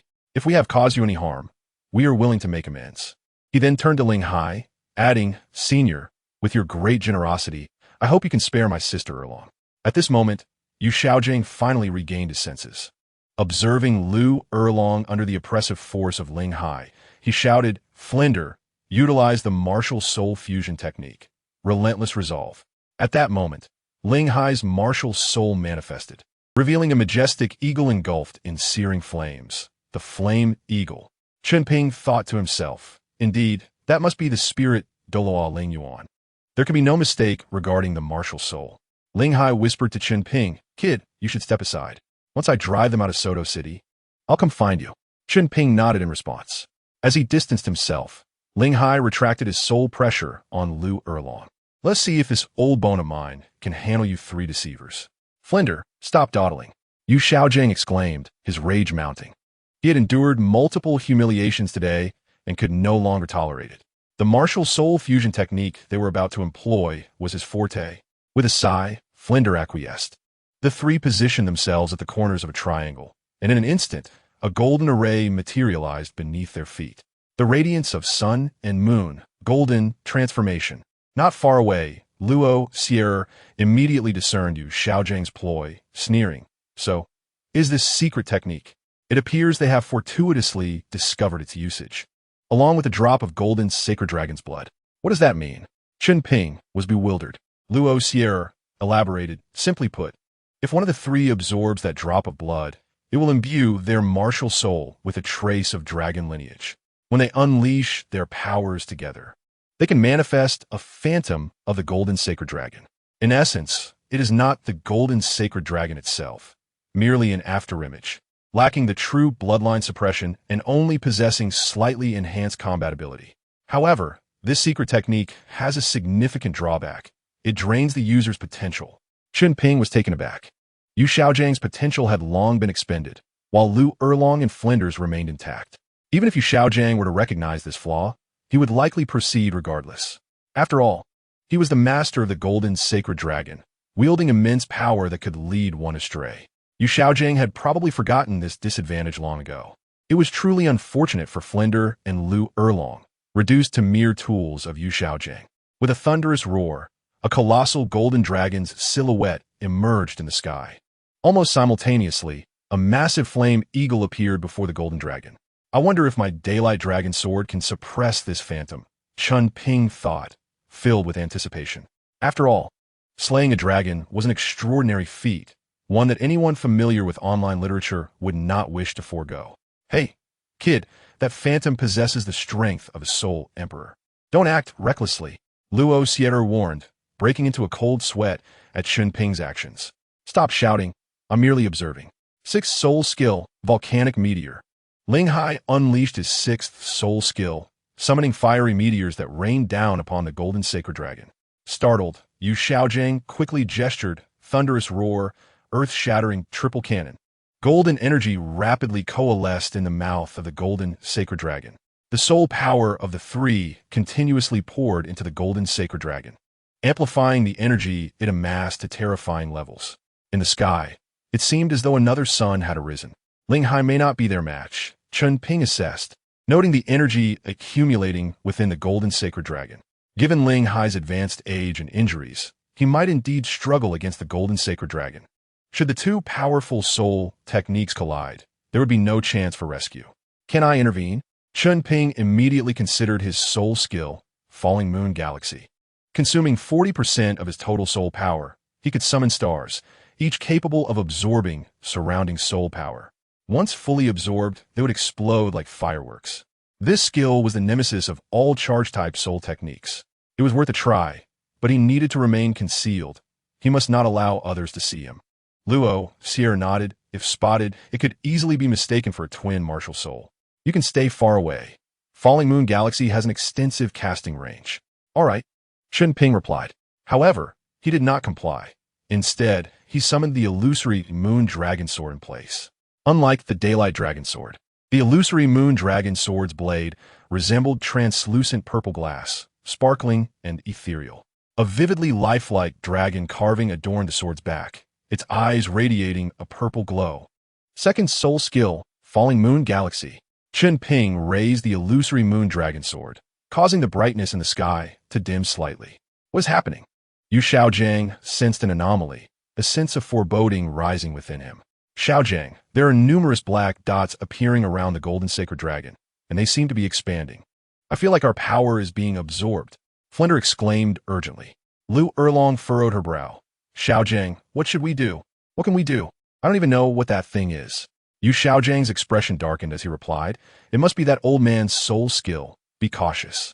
Someone is secretly aiding me. Ling Hai soon detected the fluctuations of soul power, but when he looked, there was no one in sight. Very well, if it is so. Ling Hai's demeanor turned icy as countless meteors rained down upon the golden sacred dragon, just as Yu Xiaojiang prepared to unleash the soul power from the golden sacred dragon. A series of explosions interrupted his casting. Impossible. Yu Xiaojiang was momentarily stunned, but the pain coursing through his body quickly brought him back to reality. Chapter 21. Next time, I will avenge myself with a roar. The phantom of the golden divine dragon shattered. The three members of the golden iron triangle simultaneously spat out blood. Ling Hai had no intention of killing them. As the meteors descended, he withheld his assault. Adjusting the flow of soul power within himself, Ling Hai coolly declared, Go to Soto City. If I catch you trying to swindle again, don't blame me for being merciless. He did not prohibit Yu Xiaojiang and the others from re-entering Soto City. Sending them away, now, was merely a means of letting them evade the storm. They could return in the future, but under certain conditions. Yes. Faced with the threat of death, Yu Xiaojiang was the first to relent. Dragging his injured body, he repeatedly agreed. Before Lu Erlong and Flinder could react, he pulled them along, hastily fleeing towards the city gates. Once brimming with confidence on the podium, Yu Xiaojiang now escaped the city in disgrace. Ling Hai shook his head, not dwelling on it further, as he turned his gaze around, only to find Chen Ping had vanished. Where had that kid gone? In a room at the Rose Hotel, Chen Ping exclaimed, What the hell? How'd I end up back at the hotel? He could only recall that after releasing his soul skill, the scene before him seemed to shift. By the time he regained his senses, he was already in the hotel. You brat, do you think my words fall on deaf ears? Soon. Luo Xiener's voice echoed in Chen Ping's mind, scolding, Stand still and raise your sword. Are you trying to ensure everyone sees you? Chen Ping scratched his head and softly explained, I was merely contemplating using the soul bone to escape. Soul bone? Lohir's voice elevated slightly. Can you assure that you can accurately time it? If these two secrets were to be revealed at once, well, you might as well head straight to the Spirit Hall, or perhaps hide in the 7-treasure glazed tile school. Before you reach the rank of Soul Dou, you wouldn't think of coming out again. I doubt you'll even pass the divine examination. Calm down. Noticing Lohir's apparent anger, Chen Ping hurriedly defended himself. In urgent situations, one must act decisively. If I had delayed even a moment, Grandfather Ling Hai would have perished. I was merely trying to save a life. Save a life? Lohir scoffed. You unleashed the falling moon galaxy twice, leaving you with only 20% of your soul power. If it weren't for the residual energy I provided from the torso bone, how would you have managed to escape? Wait. Chen Ping adjusted his sleeves, looking skeptical. Did you just manipulate the torso soul bone to teleport me back? Lohir did not deny it. Teleport? It's called spatial traversal. If I hadn't noticed you beforehand and brought you back, what would you have done? Chen Ping pursed his lips and replied, Using a soul bone creates fluctuations in soul power. How could you be sure no one detected it? Using the soul bone is indeed exhilarating, but during its use, the body part possessing the soul bone emits a distinctly noticeable wave of soul power that any soul master would recognize. No witties. The light attribute soul power of the golden holy dragon masked the fluctuations from a soul bone. Of course. Chen Ping smacked his forehead. The soul bone provided by Lohir was indeed of the light attribute. In that situation, even a titled Douluo might struggle to discern the source of the soul power. With a sigh of relief, Chen Ping thought, I must refrain from such impulsiveness in the future. Fortunately, this time was a close call. You little rascal. It's good you know this. Don't keep giving me heart palpitations. Lohir expressed his dissatisfaction. Since their acquaintance, which had only been over a month, Chen Ping had not only elevated his soul power, but had continuously engaged in activities that stirred his nerves. Rest for half an hour before participating in the battle again. With only 2/5 of his soul power remaining, Chen Ping needed to recover. Do as you wish, but that old man will likely come looking for you. Chen Ping chuckled. No hurry. He'll probably wait for me at the Soto Great Arena. Outside Soto City, the Golden Triangle trio rested in the shade of a tree. Ere long, May, you were too impulsive. The recent battle was an unforeseen calamity for Flanders, entirely caused by his two incompetent companions, Yu Xiaojiang and Lu Erlong Flanders. It was that brat who first acted against Xiaojiang, and that old fool should just stay in his coffin at his age. Lu Erlong angrily punched the tree trunk. Ouch! An apple fell from the tree, hitting Yu Xiaojiang, who was already in a foul mood. This only ignited his temper further. Damn it, that old coot. When I next set foot in Soto City, he will pay. Yu Xiaojiang's face twisted in fury. He ruined my path. It's as if he murdered my parents. I will not rest until I have my revenge. What was once a profitable venture had turned into a loss. They needed to remember that printing books also incurs costs. They had assuredly negotiated with the Soto bookstore to take a 20% cut of the sales, and if the books didn't sell, they could dispose of them as they wished. Now everyone in Soto City knew they were frauds. How could the bookstore possibly keep their books? Xiaojiang, I know you're anxious, but we must deliberate carefully. Flanders adjusted his glasses, a glint of cunning in his eyes. Why don't we try other cities? Surely someone will be willing to buy. Besides, with your theoretical knowledge, you stand on a different level from them. Upon hearing this, Lu Erlong expressed concern. But that brat seems to know quite a bit of theory. Speaking of which, he continued, I suspect that brat has definitely read my book. Otherwise, how would they know so much? Yu Xiaojiang deftly avoided the topic of what Chen Ping had mentioned that he did not know and considered adding those 2 points in his next publication. Lu Erlong suddenly realized, so that is how it is.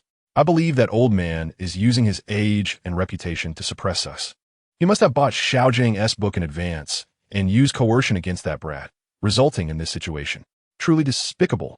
Yu Xiaojiang thought to himself, well said. No wonder she likes me. She understands me, unlike that traitor Flanders. Flanders shook his head and asked, Xiaojiang, what do you propose we do next?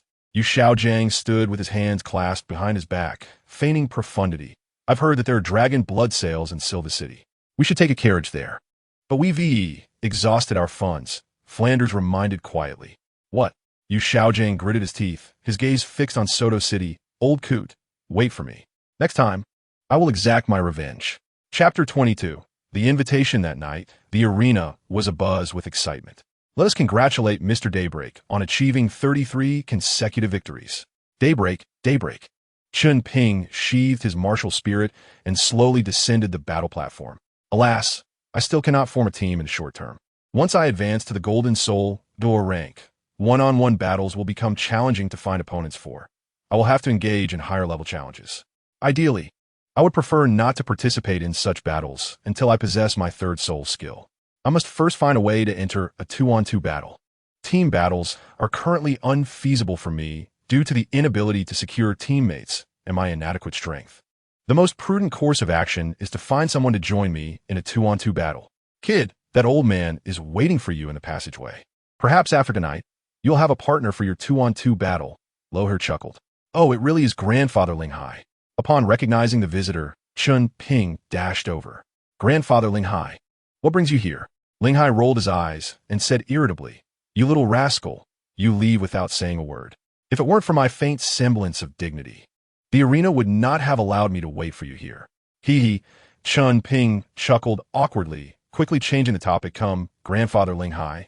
I have a small private room here, provided complimentary by the arena. Let us converse inside.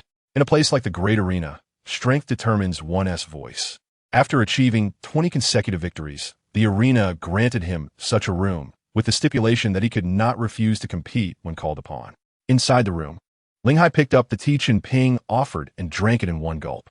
Chen Ping, my granddaughter has returned. Tomorrow night, she will host a banquet at the Soto Grand Hotel. You must attend. As he spoke, Linghai handed an invitation to Chen Ping. Upon receiving the invitation, Chen Ping felt a pang of bitterness. Children from wealthy families not only have birthday parties, but also promotion celebrations. This banquet was to celebrate Ling Yuan's breakthrough to the rank of Great Soul Master. Ha. Chen Ping, what expression is that? Linghai had lived for so long that he had become quite astute. He could easily discern Chen Ping's intentions. However, Chen Ping was even more extraordinary than his own granddaughter, prompting Linghai to tease him. Young lad, has your faction never held a banquet for you? Faction? I have no faction worth mentioning. I merely possess a nameplate given by Ning Fengji, which serves as a talisman for protection. Chen Ping sighed and shook his head. Let us not dwell on that. Speaking of it only brings tears. Ling Hai patted Chen Ping on the shoulder. Young man, continually participating in one-on-one soul battles is not ideal. Why not find a few teammates and form a team for soul battles? Chen Ping understood the implication in Ling Hai's words and decided to play along. I would love to, but I do not know anyone in Suodo City. And those powerful teams look down on me. Ha ha! Ling Hai laughed heartily. But you know this old man, don't you? Leaning closer, he whispered, Chen Ping, what do you think of my granddaughter? She is not much younger than you, possesses considerable strength, and perhaps you could team up with her for a 2-on-2 soul battle. Ling Hai had long harbored the idea of having Ling Yuan participate in soul battles, but prior to level 20, there were no competitions held in the arena. This was quite understandable. A group of soul masters possessing only a single soul skill would lack excitement in such a match. In Ling Hai's view, any soul master aspiring to become powerful must undergo countless battles, as only through combat can one genuinely enhance their abilities. After pondering for a moment, Chen Ping did not respond immediately. Ling Hai, noticing his hesitation, playfully scolded, Don't be coy. Do you not understand that suitors for my granddaughter could line up all the way to Tiando City? This was not an exaggeration. In the world of soul masters, exceptionally gifted female soul masters often shone even brighter, attracting countless admirers. In the Tang San era, only 4 female title Douluos emerged, and that includes Posey, who lived for over a century. Since you've said so, I can hardly refuse, Chen Ping replied, then countered, however, this matter does not solely depend on me. Your granddaughter's willingness is also essential. Indeed, Ling Hai nodded slightly. As long as you showcase formidable strength, why will my granddaughter refuse? Chen Ping contemplated and responded. Let us discuss this tomorrow during the banquet. Grandfather Ling Hai, you must introduce me. The underlying intention was clear. However, securing a future title Douluo as an ally would be advantageous for Chen Ping, as he aspired to establish his own faction and would inevitably seek out powerful individuals across the continent. Ling Yuan, a future title Douluo, was undoubtedly an excellent candidate. You lad, Ling Hai chuckled resignedly. Fine, I shall not disturb you further. Few at your age dedicate themselves solely to cultivation. Young Chen Ping, I have high hopes for you. With that, Ling Hai gave Chen Ping a thumbs up. Chen Ping lowered his head slightly. Grandfather Ling Hai, you flatter me. I merely lack other hobbies and focus solely on becoming stronger. Ha, good lad. Ling Hai's hearty laughter echoed as he departed. Hey, young man, finding a partner with talent equal to your own is indeed a stroke of fortune. If they can inherit a divine position, that would be even better. Interjected Luo Elfea. Becoming a deity, Chen Ping murmured to himself. Suddenly, a thought struck him. The Eye of Ice and Fire, a place abundant with celestial herbs, could potentially grant divine transformation if consumed correctly. His heart raced at the prospect. As the earlier one consumed celestial herbs, the more beneficial the effects for a soul master. After reaching title Douluo, the benefits would diminish to merely a slight increase in soul power. I must ascertain whether the Eye of Ice and Fire is currently occupied by Douluo. As a soul Douluo, I stand no chance against him. Use a knife to kill. Chen Ping recalled. Many could confront Douluo, including the sword Bone Douluo from the 7 Treasure Glazed Tile School. Luo Shi'er, once the second test is completed, let us first visit the Spirit Hall City, then remain at the 7 Treasure Glazed Tile School. What do you think? With determination, Chen Ping stated. Suit yourself. Luo Shi'er replied nonchalantly. As long as it led to greater strength, the location mattered little. I must find a way to connect with a sword Douluo from the 7 Treasure Glazed Tile School, as I possess a sword-type martial soul. If I could become his disciple, then I could strategize regarding the Eye of Ice and Fire. Chapter 23, The Divine. Not to be profane night fell at the entrance of the Suodo Grand Hotel. Lord Baisaru of the Spirit Hall, please come in. Watching the elegantly dressed elder hand over gifts to the reception staff, Chen Ping felt a sense of dread. Damn it, I forgot to buy a gift. Thank you, Lord Baisaru, for your flame spirit grass. Please take a seat. At some point, a middle-aged man appeared at the entrance, personally welcoming the Lord of the Spirit Hall. Do you have anything of value? I forgot to buy a gift. Chen Ping urgently inquired of Luo Shi'er. Now you seek my help? Luo Shi'er teased. Chen Ping had no time for banter. Stop wasting time. The situation is urgent. Do you have anything? I have nothing of value. I do have a soul bone. Do you want it? Luo Xia retorted. As a divine beast, his needs differed from those of humans. Although he had made sacrifices, his previous collections still resided within his spatial storage and could be retrieved. A soul bone? That could work, Chen Ping mused, but it cannot be presented directly. It must be handed to Grandfather Ling Hai personally. Presenting a soul bone at this moment would not only cause trouble for Ling Hai, but also for himself. A 10,000-year soul bone is already in your soul guide. Luo Xia grumbled, and I even placed it in a box that isolates soul power. This box is worth more than some ordinary soul bones. Thank you, Chen Ping said, taking a step forward before halting. Hey, do you have many soul bones? Hurry and give me all the 10,000-year ones. I could create a soul bone set. Get lost. I don't have any. Luo Xia angrily replied. Don't push your luck. These are my spoils of war. Be careful I don't reclaim the soul bones. Chen Ping had merely spoken in jest. As a divine candidate, he would inevitably acquire numerous soul bones in the future, once his soul rings were filled, if he still had available slots. Luo Xia would likely provide them without him needing to ask. To become a powerful deity, a soul bone armor was indispensable. After completing the 9th test, the soul bone armor would transform into divine gear, combined with the super artifact of the god of destruction, resulting in terrifying power. Sir, please present your invitation. As Chen Ping approached the entrance and prepared to present his invitation, a mocking voice suddenly echoed from behind him. Oh, Ascent this the poor Chen Ping? How dare you attend such a high-profile banquet dressed in stolen attire? Upon hearing this, the staff at the entrance immediately became vigilant. Sir, if you do not possess an invitation, we kindly ask you to leave. Today's banquet is reserved for prominent figures within Swordtooth City and offending them. The staff's words carried a clear warning. Indeed, one ought to consider whose banquet this is before daring to indulge. The man behind Chen Ping spoke again. With a chuckle, Chen Ping smiled rather than fumed. Had this been in the past, he would have engaged in a brawl with the man. However, ever since he received the divine examination, his perspective had shifted. This man before him was ultimately not of his caliber, and there was no need to waste words on him. Here, this is the invitation, Chen Ping said, producing the card with an air of nonchalance. Upon seeing the invitation, the server's demeanor underwent a complete transformation. Sir, please take your seat. With a nod, Chen Ping stepped into the hotel. Ignored, the man seethed with irritation. So, it is Chen Ping, is it? How dare you disregard me? You are courting death. The man brandished his own invitation and threw it at the server. Charging into the hotel. Chen Ping, you scoundrel. How dare you kill and steal invitations? I shall expose you. His voice boomed, quickly drawing a crowd of onlookers. I say, Bixis, if you wish to slander someone, at least choose a more plausible reason, Chen Ping retorted, casting him a sidelong glance. Do not act so foolishly. Bixis was from the same Soul Master Academy as Chen Ping and had repeatedly pressured him to join his family. Having been rebuffed too many times, his mindset had warped, and he used his father's influence to oppress Chen Ping. Ha ha! Chen Ping, you foppish fool, adorning your forehead like that. It's utterly laughable. Bixis guffawed. This taunt pushed Chen Ping past his limits.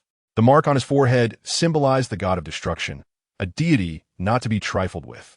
According to Tang San, Bixis had already paved his path to demise. With a swift motion, Chen Ping raised his right hand, launching a radiant sphere of soul power towards Bixis. A thunderous explosion erupted, and when the dust settled, Bixis had vanished from sight. A deity not to be desecrated, Chen Ping murmured as he strode past the crowd. The spectators, astonished, marveled at the scene before them, incredulous that he dared to commit murder at Mr. Ling Hai's banquet, especially against the son of Baron Shark. He's merely a baron from the Balak Kingdom. That gentleman earlier seemed to be a noble from the Tiando Empire, murmured the crowd, rife with speculation. Who has slain my son? Baron Shark had just arrived, and, upon seeing the throng at the entrance, approached curiously. He had anticipated witnessing a spectacle, but found himself the fool. In the grand hall, Chen Ping approached the counter. Miss, may I inquire which floor Mr. Ling Hai's banquet is on? He presented the invitation. Sir, it is on the 3rd floor. Would you like me to escort you? No. Thank you, Chen Ping replied, waving his hand as he made for the staircase. You dare kill my son. You seek death. Baron Shark charged at him, his 4th soul ring glowing. 4th soul skill. Shadow Leopard Strike. You are indeed a coward, embroidering your forehead like that. Ha! Perish. Chen Ping summoned his martial soul, but before he could unleash his soul skill, Chark was upon him. As a soul master of the Shadow Leopard, Chark was known for his speed among agility-based martial souls. Realizing he had no time to escape, Chen Ping attempted to summon his soul bone, only to find it inexplicably locked by an unseen force. This is the end. Impudent. In that instant, a dark purple lightning shot forth from the mark on Chen Ping's forehead. Upon contact with Chark, his body was reduced to ashes. Before Chen Ping stood a purple specter clad in robes, wielding a scepter. A deep voice resonated from beneath the robe. A deity not to be desecrated. Chapter 24. The first encounter with Ling Yuan. Is this the visage of the god of destruction? Truly majestic, Chen Ping mused, inwardly commending the deity. The feeling of having someone protect him was unparalleled, warming his heart. Having endured over a decade of bullying since arriving on the Douluo continent, he felt a sense of relief. As the purple specter dissipated, all present regained their senses. What was that? Such a terrifying aura. Since Chen Ping had dispatched Bixus, Ling Hai had remained in the shadows. He had intended to intervene when Chark attacked, but Chark's speed had left him no time. Master Bixaru, does the Spirit Hall possess any records of such phenomena? Ling Hai inquired, still shaken. The power of that purple specter had far surpassed that of a title de law. Bixaru shook his head. I am uncertain. Upon reflection, he recalled something. I believe I have seen a similar power emanating from the old pope. Yet that purple figure was far superior. However, the identity of the purple figure was no longer significant. What mattered was that it had intervened to save Chen Ping, indicating a unique connection between them. Haha, Chen Ping, you have truly surprised me. Ling Hai approached swiftly, placing a hand on Chen Ping's shoulder. Godang Fat Ling Hai. Chen Ping replied awkwardly. I apologize for disrupting your banquet. Oh, it is of little consequence. Ling Hai waved dismissively. Chark is merely a minor noble. His demise is inconsequential. He exchanged knowing glances with Bixaru, who responded with a hearty laugh. Indeed, young friend, you possess remarkable talent. Should inquiries arise from the kingdom about Chark, this old man will shield you from any repercussions. Thank you, Grandfather Ling Hai. Chen Ping bowed respectfully. A trifling matter, a trifling matter. Gulme, let me introduce you to my granddaughter. You young people will surely find more to discuss than with this old man. Ling Hai took Chen Ping by the arm and ascended to the third floor. Wait, Grandfather Ling Hai, may we speak privately? Chen Ping's request, though somewhat abrupt, was necessary. Ling Hai glanced at Bixaru with an apologetic expression. Forgive me, old friend, I must attend to this matter. Go on, go on. I require no company. Bixaru waved him off. In the room, Chen Ping got straight to the point. Grandfather Ling Hai, I hope you can keep what transpired just now and any subsequent event confidential. What matter is so shrouded in secrecy? Ling Hai inquired, using soul power to scan the room, ensuring no one was eavesdropping before responding. Rest assured, old man will keep your secret. Chen Ping slightly bowed his head and then retrieved a box containing a soul bone from his soul guide. Grandfather Ling Hai, I had intended this as a gift, but now it seems it must serve as an apology. You lad, I told you it was of no consequence. Why dwell on it? Ling Hai chided playfully, yet took the box from him. From the outside, the box appeared ordinary, devoid of any soul power emanation. Ling Hai assumed it contained precious jewelry and paid it little mind, casually opening it. Suddenly, a brilliant light burst forth from the box, illuminating his face. Ling Hai's pupils contracted, his eyes widening in astonishment at the contents within. After a long pause, he stammered, This is a perfectly crafted 10,000-year soul bone. With a sudden motion, Ling Hai closed the box and pushed it in front of Chen Ping. You rascal, where did you acquire this soul bone? Chen Ping, adhering to the rules, pushed the box back. Ling Hai shook his head. Alas, I'm too old to benefit from soul bone. Yet you once absorbed will have an added assurance for your future. Fear not, I will keep your secret. It was impossible not to feel tempted in the presence of a soul bone. At this moment, Ling Hai managed to suppress his own greed. Chen Ping recognized that this man was certainly worthy of a deep friendship. No, the attributes of this soul bone do not suit me. Absorbing it would merely waste a valuable spot on my body. Keeping it could also lead to peril. You see things clearly, Ling Hai replied, unsure what else to say. This soul bone was perhaps the most unfortunate among them. Usually, People would fight fiercely over a millennium-old soul bone, yet this 10,000-year soul bone was being tossed around without any takers. Well, Grandpa Ling Hai, I plan to establish a force in the future. You can absorb this soul bone first, and when I need your support, you must unconditionally assist me. What do you say? Chen Ping proposed a compromise. Sighed. Ling Hai lamented, I only have about 10 years left to live. I won't be of much help.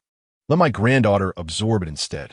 No, Chen Ping countered, this soul bone is primarily for healing, not suitable for a powerful attack-type soul master. Absorbing it may heal your injuries and even enhance your soul power. Ling Hai's interest was piqued. He had expended considerable effort seeking a remedy for his ailments. Unless a 9-heart sea star soul master intervened, he would never find a cure. However, such soul masters were exceedingly rare on the continent. All right, I will shamelessly accept it, Ling Hai said, placing the box into his soul guide. Come, I will take you to meet my granddaughter. After I spoke of you, she expressed great interest and is currently waiting in the next room. Ling Hai smiled. You better seize this opportunity. I will do my best, Chen Ping replied, scratching his head. Knock, knock, knock. Ling Hai rapped on the door. Yuan, open the door quickly. Coming, came a delicate voice from within. Grandpa, is this the genius you mentioned? Ling Yuan scrutinized Chen Ping. Ling Hai laughed heartily. Indeed, this is Chen Ping. You two chat. I must attend to other guests. Keep an eye on the time. The banquet will begin in half an hour. With that, Ling Hai turned to leave. Got it, Grandpa. Ling Yuan made a face at Ling Hai's retreating figure and then turned to Chen Ping. Come in. Chen Ping carefully observed Ling Yuan. She was petite and delicate, with slightly curled short hair, clad in a black leather outfit that accentuated her allure. The people of Douluo continent truly matured early. My grandfather want me to team up with you for the soul arena. You better not hold me back, Ling Yuan asserted, hands on her hips. Her gaze fixed intently on Chen Ping. She found it hard to comprehend how Chen Ping, with his seemingly naive demeanor, managed to achieve 33 consecutive victories in one-on-one battles. Hee, I won't, Chen Ping replied, scratching his head nervously. Ugh, so boring, Ling Yuan scoffed, unimpressed by Chen Ping. Damn it. I've never been in a relationship in my past life. What am I supposed to do? I can't let this conversation die. Chen Ping thought anxiously. Kid, discuss your knowledge of the soul master world with her. Aren't you said to be even better than Master Yu, the foremost theoretical soul master? Lasher suggested to Chen Ping.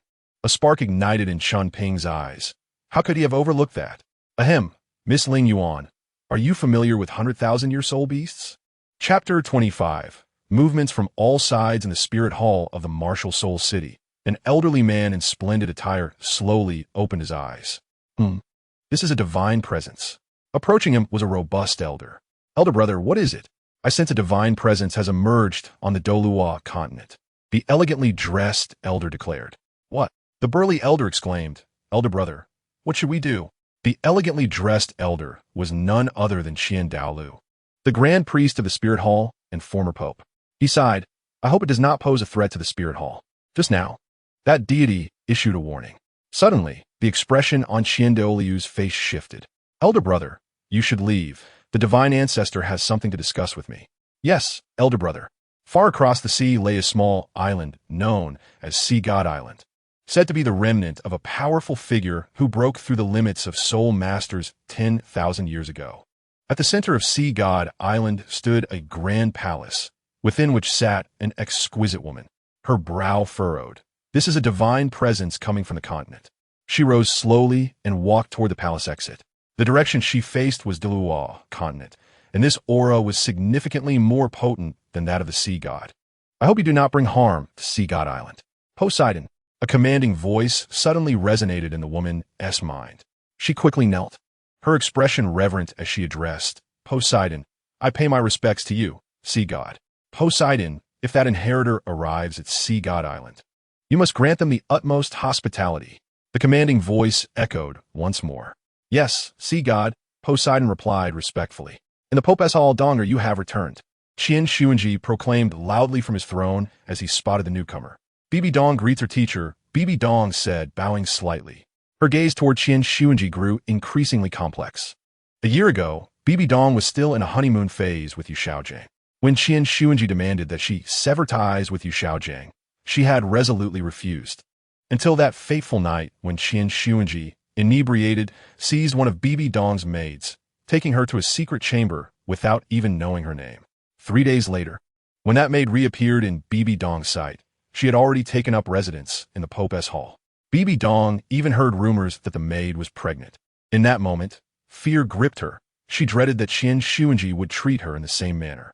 Turning, she sought out Yu Xiaojiang, intending to propose a breakup. Yet, after scouring the entire spirit city, she found no trace of him. Finally, a guard at the city gate informed her that Yu Xiaojiang had fled Spirit City overnight, seemingly carrying a bag of documents back to the Blue Lightning Tyrant Dragon clan. Even Bibi Dong, though naive, grasped the implications. Yu Xiaojiang had accessed the Spirit Hall as confidential archives multiple times under her name and now fled. It was evident he had stolen sensitive information. Naturally, all of this was orchestrated by Chen Xuanji. However, for Yu Xiaojiang, it was not unjust.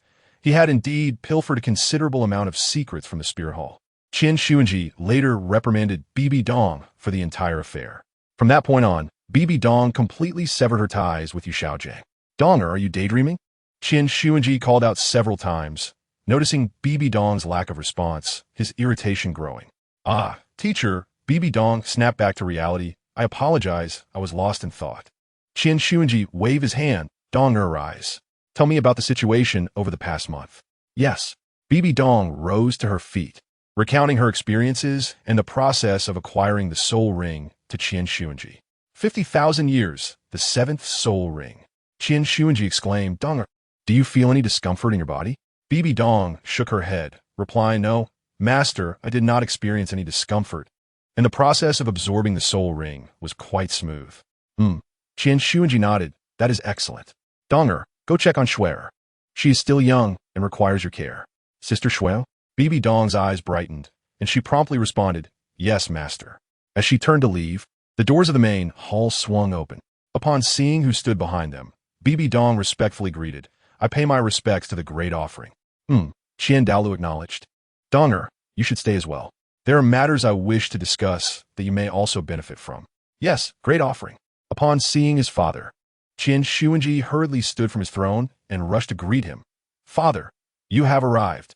"Jir," Chen Douluo said, gazing at his wayward son, his heart filled with mixed emotions. With a sigh, he continued, "Jir, a divine examiner has appeared on the continent. Just moments ago, the god ancestor warned me that we must ensure his safety." "Divine examiner?" Hearing this term, Chen Xuanji's eyes ignited with fervor. He too had the potential to undergo divine examination, yet for reasons unknown, the angel god had refused to bestow the trial upon him, resulting in his status as the weakest pope in the history of the Spirit Hall. "Yes, father," Chen Xuanji replied. "Great offering. How can we identify a divine examiner?" After years of instruction from Chen Xuanji, Bibi Dong was no stranger to the term divine. "Donger, do not be rude," Chen Xuanji interjected immediately. "It is of no concern." Qian Douluo waved dismissively, his gaze towards Bibi Dong somewhat complex. Generally speaking, a divine examiner possesses a unique mark on their forehead, emanating an unusual wave of energy. These are their outward characteristics. Chen Xuanji was aware that he had taken someone to a secret chamber, and Qian Douluo lamented that had he chosen Bibi Dong instead, his granddaughter might have become the new angel god. For now, he could only wait until Qian Rinxue turned 6 to make further plans. A unique mark on the forehead. Bibi Dong mused, recalling a month prior when she encountered youth on the outskirts of the Star Dou Forest who bore such a mark. Great offering. Was it a purple scepter mark? Bibi Dong inquired. Qian Douluo looked at her in surprise before nodding. "Indeed, this divine examiner bears a purple scepter mark on his forehead. So you have met him?" "Yes." Bibi Dong recounted her encounter with Chen Ping. "So, his name is Chen Ping." Qian Douluo stroked his beard thoughtfully. "Since he intends to visit the Spirit City, we need not disturb him. We shall meet him when he arrives." "Yes, great offering, father." "Jir, let Donger handle this matter for now. You should spend some time accompanying Xiao Shui and her mother," Qian Douluo concluded before vanishing from the Pope's palace. "Then, master, I shall take my leave," Bibi Dong said. "Very well. Remember to inform Jean Lan, Qian Rinxue's mother, that I will visit her in the coming days." "Understood." Chapter 26, The Banquet Soto Hotel. "Hee. What you said is truly fascinating," Ling Yuan chuckled softly. After half an hour of conversing, Chen Ping had managed to engage Ling Yuan in a lively discussion, particularly captivated by the tales of 100,000-year-old beasts, prompting her to pose numerous questions. Chen Ping, I take back my previous words. You appear to be quite intriguing, Ling Yuan said with a light laugh. Chen Ping responded with a gentlemanly gesture. It is an honor to receive Miss Ling Yuan's affirmation. Hee, you are indeed amusing. Ling Yuan smiled before asking, Chen Ping, do you think I could acquire a 100,000-year soul ring? According to the animated series, Ling Yuan did not possess such a soul ring and even perished while hunting a 100,000-year soul beast. Ling Yuan was indeed ambitious, but faced a harsh reality. Her ninth soul ring had merely been a black 10,000-year soul ring. You will have it, as long as you desire it. It will surely come in the future. Chen Ping replied earnestly. To hunt a 100,000-year soul beast, a low-tier title Douluo like Douluo would be insufficient. At least a super Douluo, along with several ordinary title Douluo, would be necessary for success. After all, not everyone possesses the extraordinary luck of Tang San, who, with his 80-level soul power, was able to vanquish a 100,000-year evil spirit whale king almost solely due to his own prowess. Of course, you will need formidable allies. A 90-level soul Douluo cannot defeat a 100,000-year soul beast, let alone kill it and absorb its soul ring, Chen Ping added. Ling Yuan nodded solemnly. I understand this. I was initially studying at the Spirit Hall's Junior Soul Master Academy and had inquired with the teachers there, who had already informed me of this. Oh, Chen Ping was surprised to learn that Ling Yuan had already joined the Spirit Hall. Will you continue your studies afterward? Ling Yuan first shook her head, then nodded. My grandfather told me to attend the Advanced Soul Master Academy in the Spirit City after I reach level 30. The Spirit Hall does not have a middle-level Soul Master Academy. Typically, one spends their time in the Junior Soul Master Academy before level 20. Joining the Advanced Soul Master Academy at level 20 does not yield many resources and is merely a waste of time. After reaching level 30, entering the Advanced Academy will ensure focused training.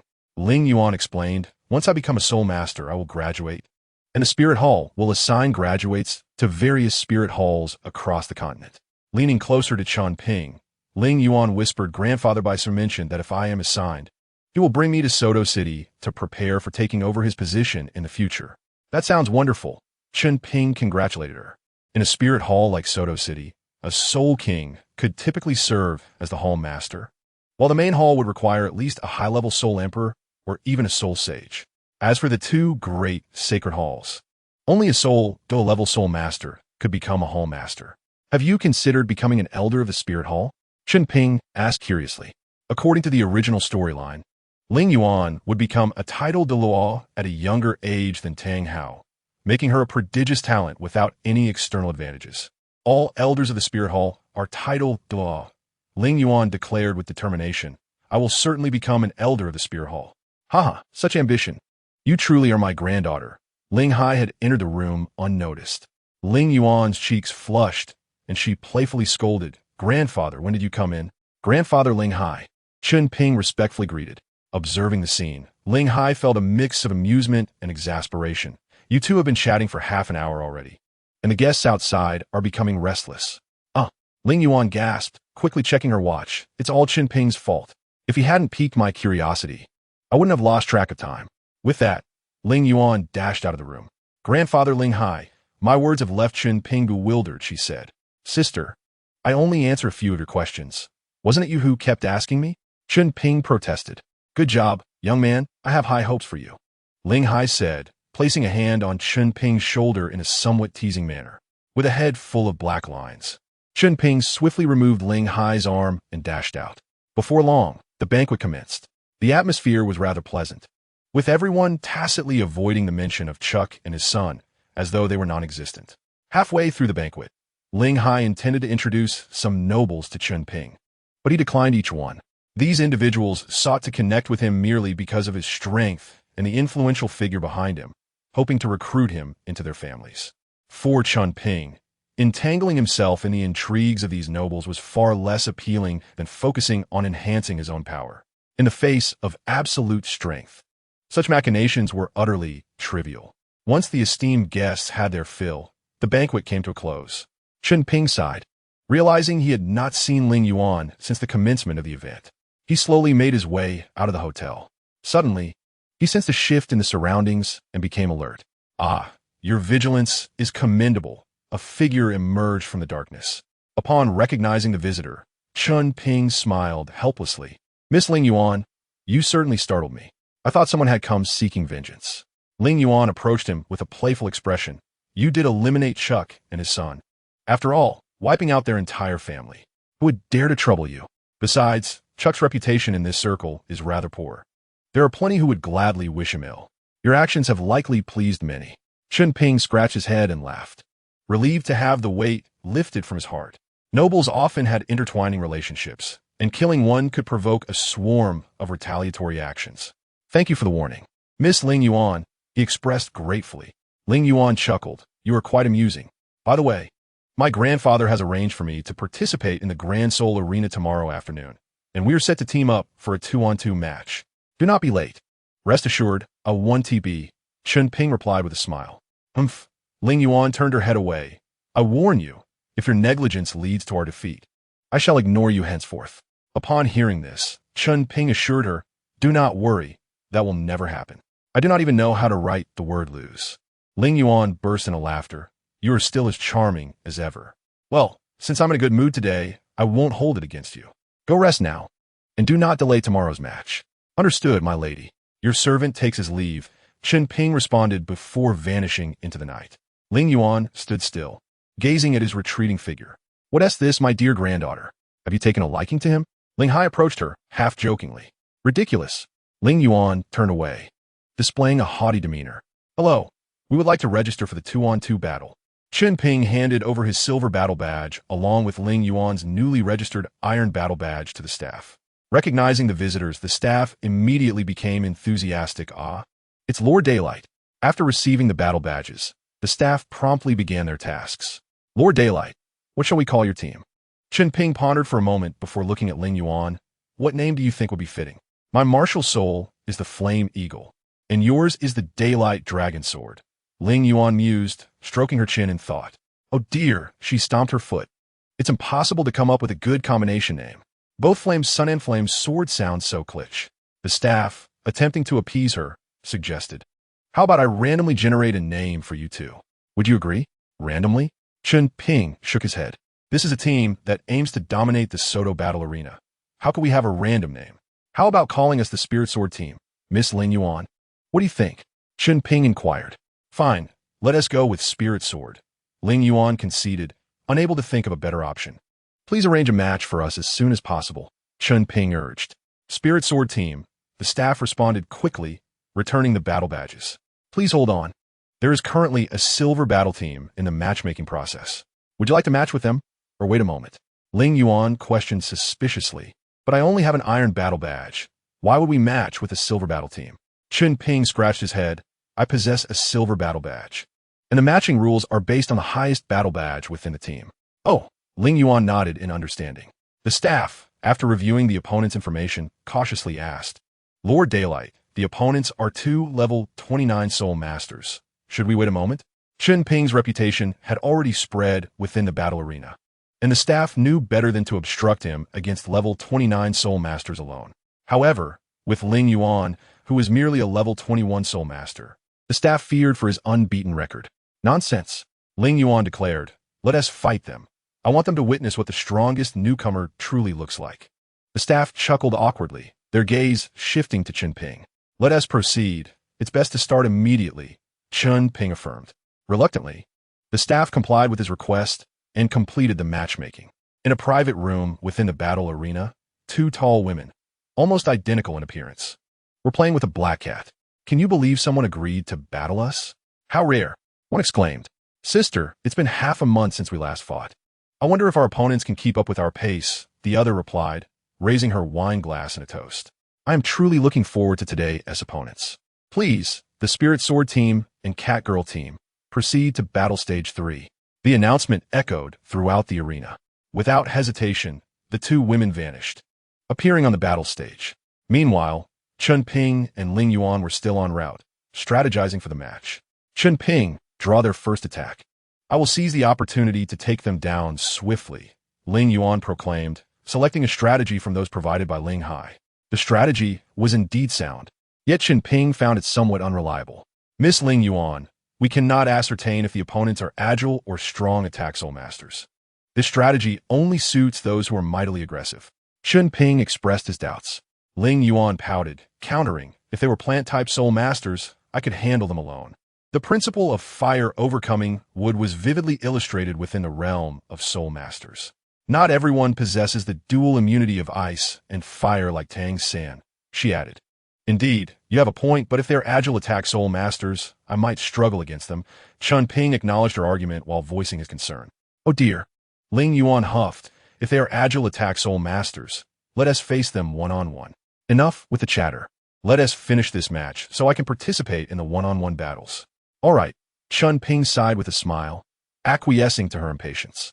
The character of Ling Yuan evidently reflects a lack of experience with the harsh realities of society. Perhaps enduring some hardships would serve her well. Even Chen Ping, endowed with 2 divine soul rings, cannot guarantee victory without expending every ounce of his strength to triumph in each match. Thus far, no opponent has managed to endure even half a stick of incense against him. Ladies and gentlemen, the next team to grace the arena is the Ling-Jian combination. The host rapidly introduced, the Ling-Jian combination has just been formed today, and, as you may have noticed, the remarkable Zhu, who recently achieved over 30 consecutive victories in the Great Soul Arena, is also part of this team. The host's voice rose in pitch, instantly igniting the audience's enthusiasm. Due to Zhu holding a Silver Soul badge, their opponents today are also a Silver Soul team, the Cat-Girl combination. The 2 participants of the Cat-Girl combination are both level 29 Great Soul Masters. Just half a month ago, they boasted an impressive record of 18 consecutive victories. Hence, today's match will determine whether Mr. Zhu can secure a victorious debut in the 2v2 soul battle with the Cat-Girl combination will achieve their 19th consecutive win. Let's await the outcome. As the host's words faded, the audience eagerly began to chant Chen Ping's name. Oh, Chen Ping, who would have thought you had such support in the Great Soul Arena? Ling Yuan teased, then became serious. However, it won't be long before they are chanting my name. Chen Ping smiled slightly. Then I wish you, Miss Ling Yuan, a triumphant start. As the 2 ascended to the soul battle platform, the referee promptly announced, both sides, please unleash your martial souls. The battle will commence in 1 minute. Observing Chen Ping's and Ling Yuan's youthful appearances, the Cat-Girl duo advised, little brother, little sister, it's still not too late to concede. Don't wait until your pride is hurt. Ling Yuan, gritting her teeth, retorted, the outcome is yet to be determined. She then called out, Ling Yuan, Martial Soul, Flame Eagle, level 21 Assault type, Great Soul Master. Zhu, level 22 Assault type, Great Soul Master. Chen Ping stated calmly. So what if you have over 30 consecutive victories in one-on-one battles? Chunya, Martial Soul Leopard Cat, level 29 Agility type, Great Soul Master. Xiaya, Martial Soul Leopard Cat, level 29 Agility type, Great Soul Master. Ling Yuan's expression soured. According to her tactical deployment before the match, facing Agility type Soul Masters would be utterly futile. Sensing Ling Yuan's apprehension, Chen Ping stepped forward. Don't worry, Ling Yuan. The attack power of Agility type Soul Masters isn't particularly high. Even at level 29, they are not our match. Ling Yuan glanced at Chen Ping and nodded slightly, I understand. Let's each take on one of them and use brute force to defeat them. Good. Chen Ping focused intently, his gaze fixed on their opponents.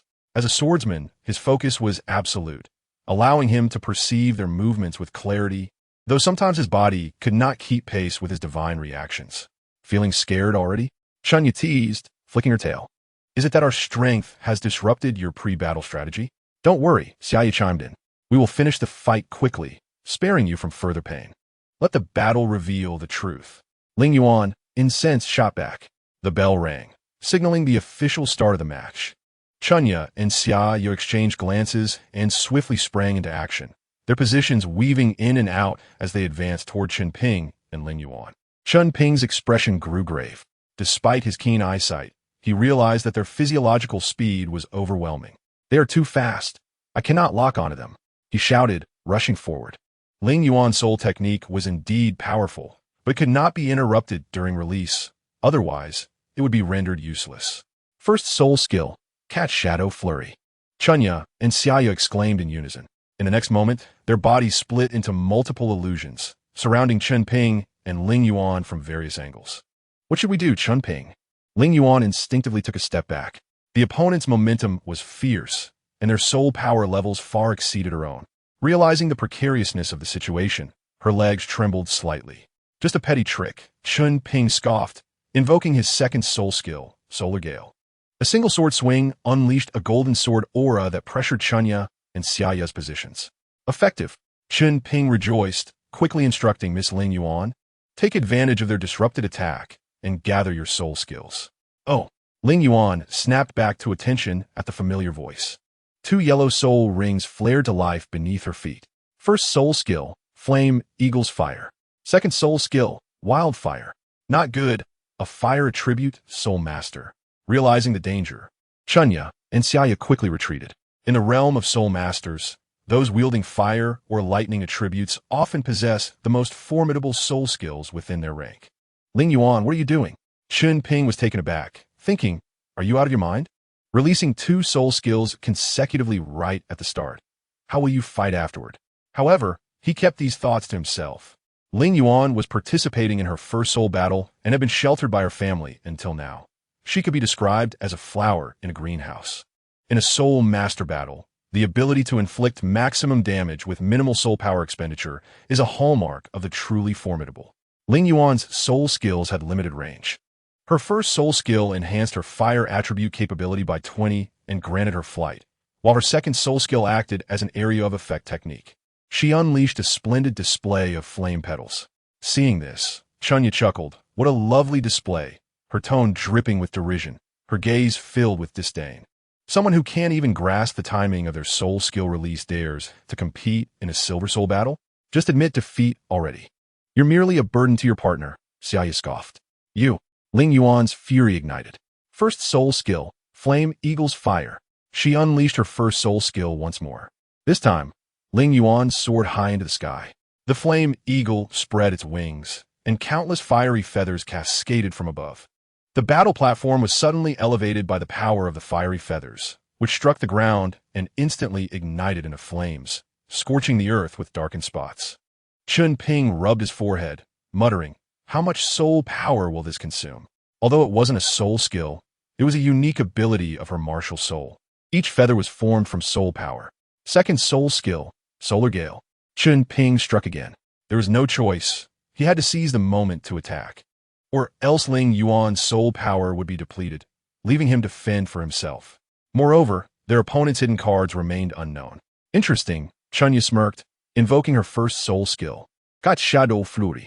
This time, Chen Ping could feel Chen, you're expending significantly more soul power to unleash her soul skill, resulting in 3 distinct illusions of herself appearing. Ling Yuan's focus was entirely captivated by her, and the fiery feathers began to converge toward Chunya. Now's your chance. Xiaoya had a sudden flash of inspiration, quickly distancing herself from Chunya while simultaneously breaking through Chen Ping's gale. In the stands, Ling Hai slammed his fist against the armrest of his chair. Nonsense. The situation on the field was not lost on him. Ling Yuan had fallen into the opponent's trap, expending a significant amount of soul power, and Chen Ping could only passively join her in this predicament. How could that rascal Ling Long teach my dear granddaughter to lack even a semblance of battle awareness? The thought left Ling Hai gritting his teeth in frustration. Had it not been for his son Ling Long's absence, he would have certainly given him a piece of his mind. On the field, Chen Ping sighed in resignation. I cannot afford to use too much soul power, or the range and speed of the gale will undoubtedly increase beyond what is manageable.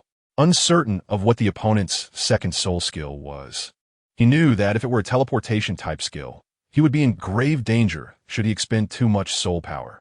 The arena for the 2-on-2 soul battle was vast, and even under the blinding light of day, the opponent could easily evade his attacks with their enhanced speed. Due to Ling Yuan's reckless move, Chen Ping had lost the opportunity to test the waters. He understood that once he unleashed a significant amount of power, he would need to injure his opponent to have any chance of victory. It was a daunting task. Chen Ping dared not to divide his attention. He swiftly advanced towards Xiaoya. With a sharp sound, her claws struck the blade, producing a grating noise. An opportunity presented itself. Seizing the moment, The gold dragon totem on the daylight dragon sword slowly opened its eyes. In an instant, an immense dragon might emanated from the blade. What? Xia Ye's eyes widened, an inexplicable sense of dread welling up within her, causing her entire body to tremble uncontrollably. Indeed, such was the power of a dragon. Chen Ping felt a surge of joy as he brought the daylight dragon sword down with force. Even as she regained her composure, the pressure of her bloodline slowed Xia Ye's movements considerably. Chen Ping's strike found its mark on her left arm, rendering her entire hand powerless and drooping. Chapter 29. The Fusion of Martial Spirits. Xia, Chen Ye exclaimed, gritting her teeth. She propelled herself into the air, aiming directly for Ling Yuan. This is not good. Chen Ping had no choice but to withdraw and assist Ling Yuan. It was indeed an opportune moment to eliminate Xia Ye, but it would also leave Ling Yuan vulnerable. Chen Ping could not gauge the severity of Chen Ye's assault. Moreover, it was Ling Yuan's first participation in soul battles, and Ling Hai was watching from the sidelines. If he did not intervene, it would undoubtedly create a rift between them. How is this possible? Ling Yuan was taken aback, unable to comprehend how Chen Ye had leaped into the air without any foothold while precisely forcing her fire feathers aside. Her second soul skill, Leopard Cat Pounce. Chen Ye accelerated once more, swiftly closing the distance between them. An aggressive soul technique. This was both a blessing and a curse for Chen Ping. The advantage was that he could now ascertain the nature of the opponent's soul skill and unleash his full power in the next strike, even with their first soul skill. He felt confident in hitting his target. However, the downside was that should Ling Yuan be struck directly, she would likely sustain severe injuries. Not only Chen Ping, but even Ling Hai on the sidelines felt a bead of sweat trickle down his brow. Second soul skill, Solar Gale. A massive golden gale shielded Ling Yuan. This was Chen Ping's soul skill. Ling Yuan regained her senses and, realizing her predicament, called out, "Chen Ping, cover me." Understood, Chen Ping replied, feeling a wave of relief wash over him. He feared Ling Yuan might continue to be oblivious to danger. In such a situation, if the opponent managed to seize Ling Yuan, he would be forced into a defensive position. Do you think your meager gale can stop me? How laughable. With a cold sneer, Chen Ye's soul skill collided with Chen Ping's gale. She intended to break through and target Ling Yuan, confident that at such a short distance, she could eliminate Ling Yuan. Is that so? A smirk graced Chen Ping's lips. In the next moment, he raised the daylight dragon sword, which radiated a golden glow. The dragon carving on the back of the blade seeming to come to life, swirling around the sword. Go, daylight sacred dragon. As soon as the words left his lips, the golden dragon surged into the gale. With a deafening roar, the dragon's body began to expand in the direction of the gale's rotation. In the blink of an eye, the dragon's length reached 15 meters. I refuse to believe that with your level 22 soul power, you can withstand my attack. Chen Ye bellowed. Second soul skill, Leopard Cat Pounce. With a swift strike, her claws fell upon the golden dragon, yet they inflicted no damage whatsoever. Rather, in a single turn, the dragon's tail crashed heavily against Chen Ye's chest. Chen Ye cried out in agony, her body crashing to the ground. Kid, quickly retract your soul power. A frantic voice echoed in Chen Ping's mind, that of Luxor. Chen Ping dared not to be reckless and complied immediately.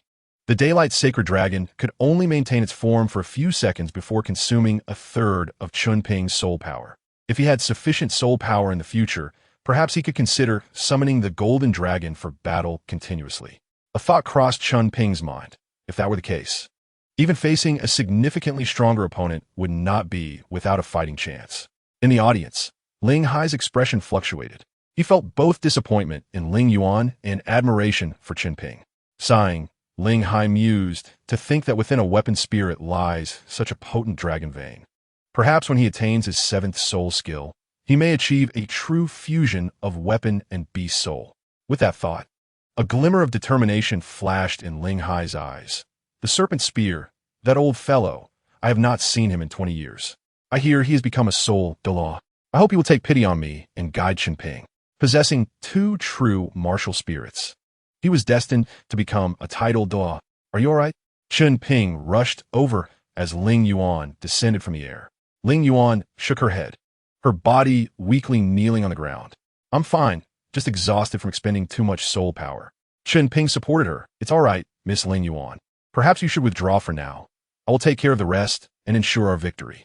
He was unsure if Ling Yuan might cause more trouble. The safest option would be to escort her out of the arena. With both opponents injured, Chen Ping felt confident in overcoming them. No, Ling Yuan shook her head resolutely. I must defeat them myself. Chen Ping was taken aback, seeing the determination in Ling Yuan's eyes, his words faltering. On the other side, the situation for Chunya and Xia Yu was far worse than Chen Ping's. Xia Yu could no longer move her left arm. While Chunya appeared to be internally injured, it seemed their only remaining option was surrender. Sister, how are you holding up? Can you still fight? Xia Yu inquired. Chunya nodded. We have not lost yet. I refuse to believe that little girl will always have such good fortune. To their surprise, Chen Ping had managed to injure both of them while ensnared in their trap, a testament to his strength. They bore no grievances about losing to him. Their only regret was not wanting to be defeated by Ling Yuan. Xia Yu used that move, Chunya declared, observing Chen Ping and Ling Yuan drawing nearer. She had made up her mind. Olait, sister, siayari plaiv. In the next moment, their martial spirits soared into the air, accompanied by a powerful surge of soul energy. What is happening? Chen Ping grasped Ling Yuan's arm, slowly retreating. Wait, I have a lingering feeling that they possess a hidden trump card. We should keep our distance. He understood the gravity of the situation. Ling Yuan swallowed hard and recalled her grandfather's words. He once mentioned that when two individuals' martial spirits resonate at a high compatibility, they can unleash a martial spirit fusion technique. During this fusion process, powerful fluctuations of soul energy will manifest. Martial spirit fusion technique. Chen Ping furrowed his brows. He was well aware of its implications. The combination of two martial spirits could yield results greater than the sum of their parts. This was troubling. A formidable pantercat, embodying immense power, appeared in his vision. Sensing its overwhelming soul energy, he quickly instructed, Ling Yuan, you should withdraw. I'll handle this. The potency of the martial spirit fusion technique was no trivial matter. As per Loxer's account, this panther cat could contend with the soul sect, while Chen Ping might manage. If it struck Ling Yuan, the consequences would be dire. It is crucial to note that if a soul master suffers severe injuries, even if they are later rescued, the lost vitality could render their future cultivation exceedingly arduous. Ling Yuan felt conflicted. My dear granddaughter, you must take Chen Ping away quickly. Do not be reckless. It's a battle you cannot win. Ling Hai's voice echoed in her mind. Understood. Ling Yuan turned to Chen Ping. Let's concede. Grandfather just communicated with me. No. Miss Ling Yuan, please step back. I wish to give it another attempt. Chen Ping insisted, his gaze resolute. Trust me, I know what I am doing. Seeing Ling Yuan hesitate, he assured her, if I find myself at a disadvantage, I will concede immediately. I will not allow myself to be harmed. Ling Yuan pondered for a moment before agreeing. Very well, I shall withdraw then. After signaling her concession to the referee, the match would not be declared over unless both members of a team acknowledged defeat. The remaining participant could choose to continue or concede. Noting that Chen Ping showed no intention of conceding, the referee indicated for the match to continue. Daylight, I concede that your strength is formidable. None of US can defeat you. The colossal panther cat began, but the circumstances have changed. You are undoubtedly aware of the martial spirit fusion technique's power. Yield now, or it would be a pity if you were to perish in the arena. Yield. Chen Ping shook his head. Though martial spirit fusion techniques are indeed powerful, the outcome can only be determined through confrontation. He then promptly inquired of Loxer in his mind. Hey, are you certain about this? Can your method be relied upon? I'm currently bluffing. I hope I won't be made a fool. Just moments ago, Loxer had assured Chen Ping that he had a means to secure victory. Otherwise, Chen Ping would not possess such confidence. After all, this was merely the first match of the 2-on-2 battle. Even in defeat, it would not break the streak of one-on-one victories. He just needed to maintain a winning streak from the next match onward. Damn it. Do you have such little faith in me? Loxer retorted, you have already discovered another application of your martial spirit. Now follow my instructions, and victory will be yours. All right, Chen Ping responded. Well then, let us not waste any more time. As the words left his mouth, the panther cat lunged forward with tremendous force, its powerful limbs propelling it towards Chen Ping, claws extended towards his chest. Come at me. Chen Ping stood his ground, showing no intention of evading. In the next moment, the daylight dragon, sword in his hand, and the soul rings beneath his feet vanished. To onlookers, It appeared as though Chen Ping had surrendered. What? The panther cat hesitated, retracting its claws and abandoning the attack. Daylight, is this your concession? Chen Ping shook his head. Not at all. I'm merely adopting a different approach. You, realizing it had been tricked, the panther cat, infuriated, launched another assault. Chen Ping smiled slightly as two yellow, disguised, soul rings slowly rose. This time, he did not wield the daylight dragon sword but rather suspended it before him. Was he attempting? Chunya and Xiaoyu exchanged puzzled glances. It was evident that Chen Ping would not engage in futile efforts against their martial spirit fusion technique. Even if he pretended to concede, he understood that he could not deceive them twice.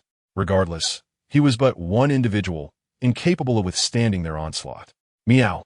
The panther cat let out a fierce roar, its soul energy surging explosively. This is bad. That fluctuation has reached the high-level soul sect. Chen Ping won't be able to withstand it. Ling Hai stood up, his mouth moving rapidly, though those around him could not hear. Grandfather, will Chen Ping be all right? Ling Yuan asked cautiously from her seat. She had just received a reprimand from Ling Hai, and while she was unsure why her usually kind grandfather was scolding her today, she knew that if Chen Ping were to be injured, her own reprimand would be even harsher. Upon hearing Ling Hai's transmission, Chen Ping assuredly declared that he would concede if he found himself overmatched, using that as a means to deflect the situation. In truth, he himself held no certainty about the outcome. With a sudden swipe, the panther cat unleashed a flurry of claw marks towards Chen Ping. Damn, don't let me down, Chen Ping thought, his heart racing as he swung his right fist towards the blade of the daylight dragon sword. With a roar, just before his fist made contact with the blade, it transformed into a golden dragon, coiling around his arm. As he struck, the golden dragon propelled itself forward, its resilient scales effectively blocking the panther cat's claws. What is happening? The spectators stood in disbelief, their eyes wide as they witnessed this astonishing scene. It was common knowledge that Chen Ping's martial spirit was the daylight dragon sword, yet how had it transformed into a golden dragon in that fleeting moment? I heard a fraudulent master mention that this should be a dual martial spirit. As soon as the words fell, someone immediately countered. No, it is not a dual martial spirit. It must be an aberrant weapon spirit with the unique ability to transform into a beast spirit. Essentially, it remains a weapon spirit. Ah, this is our esteemed scholar from Soto City. He speaks the truth. Indeed, it aligned perfectly with my conjecture, Ling Hai sighed. He now only hoped that Chen Ping would concede swiftly. In the arena, the sudden turn of events caused both Chunya and Xiaoyu to furrow their brows. Despite the powerful bloodline suppression still affecting them, even in the face of the martial spirit fusion technique, the pressure remained palpable. Damn it, why is this daylight so strong? Chunya gritted her teeth. For her, having invoked the martial spirit fusion technique meant that victory was imperative. To lose under such circumstances was simply unacceptable.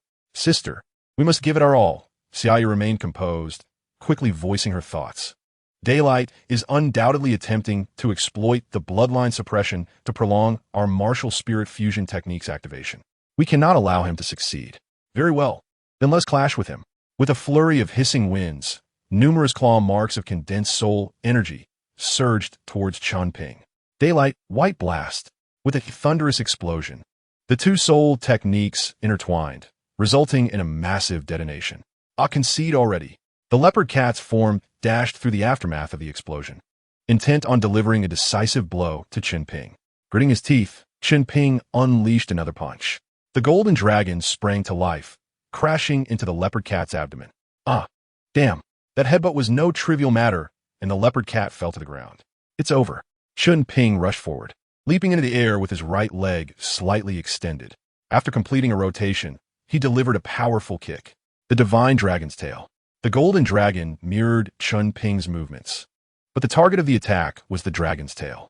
With a resounding bang, the tremendous impact sent the leopard cat crashing off the battle platform. In the process, the leopard cat disintegrated, revealing Chunya and Xiaoyu. Chapter 31. The satisfied spirits see daylight, daylight. With the conclusion of the battle, the audience erupted in cheers, chanting Chen Ping's name. Finally victorious, Chen Ping collapsed on the ground. If only the soul skill consumption were a little less, while maintaining its power, it could have been much easier. With a sigh of longing for his third soul skill, he mused that the power was irrelevant. As long as the soul power consumption was low and functionality strong, he would be satisfied. Deciding to forego the one-on-one battles today, Chen Ping communicated his thoughts to Luxor. You certainly need to balance work and rest. Luxor agreed without objection. Outside the arena, Chunya and Xiaya struggled to rise. Their gazes icy as they fixed their stare on Chen Ping. Next time, we sisters will surely make you pay. After exchanging harsh words, they supported each other and departed from the battle arena. Hey kid, looks like you've caught someone's attention, Luxor teased in Chen Ping's mind. Rolling his eyes, Chen Ping replied, Oh please, they might lose again in a couple of days and end up resenting someone else. In a private room within the arena, Ling Sai remarked, Good lad. You managed to defeat the opponent's martial soul fusion technique single-handedly. You're far more impressive than I was at your age. He raised his thumb in acknowledgement. There's no denying it, I must concede. Lying on the sofa, Chen Ping replied lazily, Grandfather Ling Sai, you're exaggerating. Miss Ling Yuan exhausted most of the opponent's soul power. I merely happened to have a martial soul that suppressed them. Otherwise, I would have long since conceded. You, Ling Sai chuckled, shaking his head. It seems your soul power is nearly depleted. Why not take a day off today? You can participate in tomorrow's battle after your soul power has recovered. He then turned to Ling Yuan, suggesting meaningfully, My dear granddaughter, you should continue with the one-on-one battles later. Your combat skills still require improvement. Yes, Ling Yuan replied, lowering her head. After Ling Sai's words, Ling Yuan gradually recognized her shortcomings. In this battle, she had been entirely unfocused. Had it not been for Chen Ping's formidable strength, they would surely have lost. Her sole contribution in the battle was likely her voluntary withdrawal, alleviating Chen Ping's concerns. Feeling the awkwardness, Chen Ping chuckled nervously, attempting to change the subject. By the way, Grandfather Ling Sai, how is your health these days? Uncertain if Ling Sai had absorbed any soul bones, he inquired. The matter of soul bones must remain confidential. And Ling Sai hesitated. You, my boy, are actually concerned about me. Raising his hands in exasperation, he said, There are too many worries each day. My health remains the same as before. This implied he had been too busy to absorb any soul bones lately. Chen Ping advised Grandfather Ling Sai, No matter how busy you are, you must take time to rest. Balancing work and leisure is essential. Speaking of which, Chen Ping turned to Ling Yuan. Have you signed up for the one-on-one battles? If you haven't, it will be better to rest for a while. Your soul power consumption earlier was not insignificant. Ling Yuan cast a resentful glance at Ling Sai and replied, I know. Grandfather mentioned it to me before. In truth, sometimes it is not that the opponent is too strong, but rather that one becomes timid and anxious, preventing their true abilities from shining through. This is entirely normal. Chen Ping, noticing Ling Yuan's mood, reassured her. When I first participated in battles, I was even more nervous than you. If it weren't for my opponent's frequent mistakes, I would have lost long ago. I see. Ling Yuan still seemed downcast. Hey you, Ling Sai patted Chen Ping's shoulder, gently shaking his head. My granddaughter is exceptional. You should acknowledge that.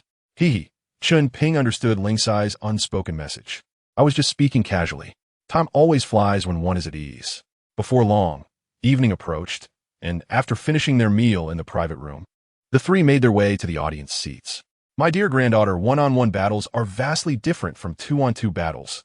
Ling Sai elaborated on strategy before the match. In one-on-one combat, there is no teamwork. The only task is to showcase your strength and defeat your opponent with sheer power. Ling Yuan, holding only an Iron Battle Soul badge for the one-on-one match, was set to face a newcomer who had just advanced to the rank of Great Soul Master. Ling Sai had already procured information about the opponent through his connections at the battle arena. In Ling Sai's view, this match aimed to build Ling Yuan's confidence, especially since her previous performance had been somewhat unsatisfactory. Grandfather, I understand, Ling Yuan interrupted impatiently. The opponent is merely a level 21 assault-type soul master with a canine martial soul. What is there to fear? With a sigh, Ling Sai patiently advised, My dear granddaughter, even a lion uses its full strength to catch a rabbit. Do not underestimate your opponent. His granddaughter had many admirable qualities, but her pride as a genius could sometimes lead to overconfidence against those of lesser stature. Miss Ling Yuan, the opponent possesses a canine martial soul, primarily utilizing techniques for pouncing, biting, and scratching. Simply wait for them to approach. Then unleash your second soul skill to easily counter them, Chen Ping interjected. Sometimes, seizing the initiative may yield better results than countering. Indeed, Ling Sai chimed in with a smile. That's the essence. The timing of soul skill release is crucial. It cannot be haphazardly deployed. Oh, Ling Yuan pouted. As the announcement echoed throughout the battle arena, Ling Yuan ascended the fighting platform, while Chen Ping and Ling Sai took their seats in the audience. Kid, my granddaughter is excellent in many respects, but her pride is excessive. Ling Sai lamented. If she continues like this, she will face many challenges in the future. Chen Ping nodded. I can see that, but she is still young. She will improve with time. Having lived 2 lives, and with the experience of his past, he had matured beyond the mindset of a child, and could see through certain issues clearly. You, always with that little adult demeanor, Ling Sai teased. I see you have been training since childhood. It seems you have become somewhat foolish from it. Not all. Chen Ping scratched his head, realizing that Ling Sai's observation was correct. He had indeed been training since a young age. In the past, his training had been arduous, unlike the rapid progress he made now. Shifting the conversation, Ling Sai surprisingly agreed. What you do is right. The initial years of a soul master's training are crucial. If one wastes that time, as they age, they will struggle to progress. Like me, having squandered so many years, even if my injuries fully heal, I would only reach the rank of soul sage. Unlike you, who possess the potential to aspire to the title of conferred Douluo. Chapter 32. The Dragon Blood Trade Kid, there is a matter I must inquire about. Ling Sai's expression turned serious. Chen Ping was taken aback, uncertain of what he had done to warrant Ling Sai's inquiry. Grandfather Ling Hai, feel free to speak. Ling Hai gestured towards a man not far from them and asked, Do you recognize that fellow? Chen Ping turned in the direction Ling Hai pointed, observing a well-dressed, middle-aged man whose attire exuded affluence, clearly indicating he was a wealthy merchant. I do not recognize him. Chen Ping replied honestly, shaking his head. This is my first encounter with him as well. Unfamiliar? Ling Hai's expression turned peculiar as he discerned that Chen Ping did not seem to be lying. The middle-aged man was indeed a merchant selling dragon blood. Within the brief span of a month, he had multiplied his wealth exponentially through the sale of dragon blood. The business continued to flourish, and it would not be long before he became the richest man in Soto City and even the entire Bala Kingdom. Ling Hai had conducted some background checks on him, discovering that he had promoted the efficacy of dragon blood in enhancing the strength of martial souls during one of Chen Ping's matches. It was from that moment that his dragon blood business began to prosper. Many attempted to enter this lucrative trade, but their dragon blood proved ineffective. If it genuinely enhanced martial soul quality, Ling Hai would be willing to invest heavily in it. However, he feared the dragon blood might be a mere scam, resulting in a waste of money without any improvement in martial soul quality. He thought, since the man was using Chen Ping's name to sell dragon blood, perhaps Chen Ping had some connection and knew a few methods. He is selling dragon blood under your name, claiming it can enhance martial soul quality, Ling Hai remarked. Dragon blood can enhance martial soul quality? This was the first time Chen Ping had heard such a statement. He subsequently inquired in his mind, is this true? He is using my name. No way, unless it's from a dragon-type soul beast over 10,000 years old, Loxer laughed. I can assure you, there are no more than 10 that meet this criterion on the continent. The implication was clear. The man was undoubtedly deceiving others. Dragon-type soul beasts were the most powerful within their category, and according to the current strength of the continent as powerful figures, only Tang Chun, Qian Douluo, and Poseidon could reliably slay a dragon-type soul beast of that age. Chen Ping felt it was utterly impossible for that man to enlist any of them. As far as I know, only the blood of dragon-type soul beasts over 10,000 years old has even a slight chance of enhancing martial soul quality. Other dragon blood has no such effect, Chen Ping explained. It seems this fellow is a fraud. Indeed, Ling Hai scoffed coldly. Chen Ping clenched his fists, his expression darkening considerably. This man dares to use my name to swindle. This cannot continue, or else Ling Hai elaborated on the situation regarding the dragon blood merchant. Essentially, the man merely mentioned Chen Ping in passing without explicitly stating that Chen Ping had ever used his dragon blood. Upon hearing this, Chen Ping's anger subsided significantly. Forget it. My primary focus now is on enhancing my strength. As for this dragon blood matter, let him be, Chen Ping thought. If possible, he wished to compel the man to cease his fraudulent activities. However, Ling Hai informed him that the middle-aged man had quickly amassed a fortune and had close connections with the nobility throughout the Bala Kingdom. Although the dragon blood could not enhance martial soul quality, it did provide some enhancement to soul power, leading to a substantial number of repeat customers. In a nutshell, even Ling Hai could not topple him. Those purchasing dragon blood were akin to Zhou Yu and Huang Gai, one willing to fight, the other willing to endure. Chen Ping had nothing to say about that. Grandfather Ling Hai, you should focus on healing your injuries. Chen Ping changed the subject. Do not delay any further. All right. Ling Hai replied, slightly annoyed. Why are you in such a hurry compared to me? Hee. Chen Ping scratched his head, noticing the situation in the battle arena. Miss Ling Yuan was at a disadvantage. From Chen Ping's perspective, Ling Yuan was firmly suppressed by her opponent, leaving her no opportunity to leverage her aerial advantages. Even a tiger, when it falls to the ground, can be bullied by dogs, let alone the combat power of a hawk, which is inferior to that of tiger. Humph, this girl is used to a life of luxury. It's about time she faced some hardship, Ling Hai remarked, appearing exasperated.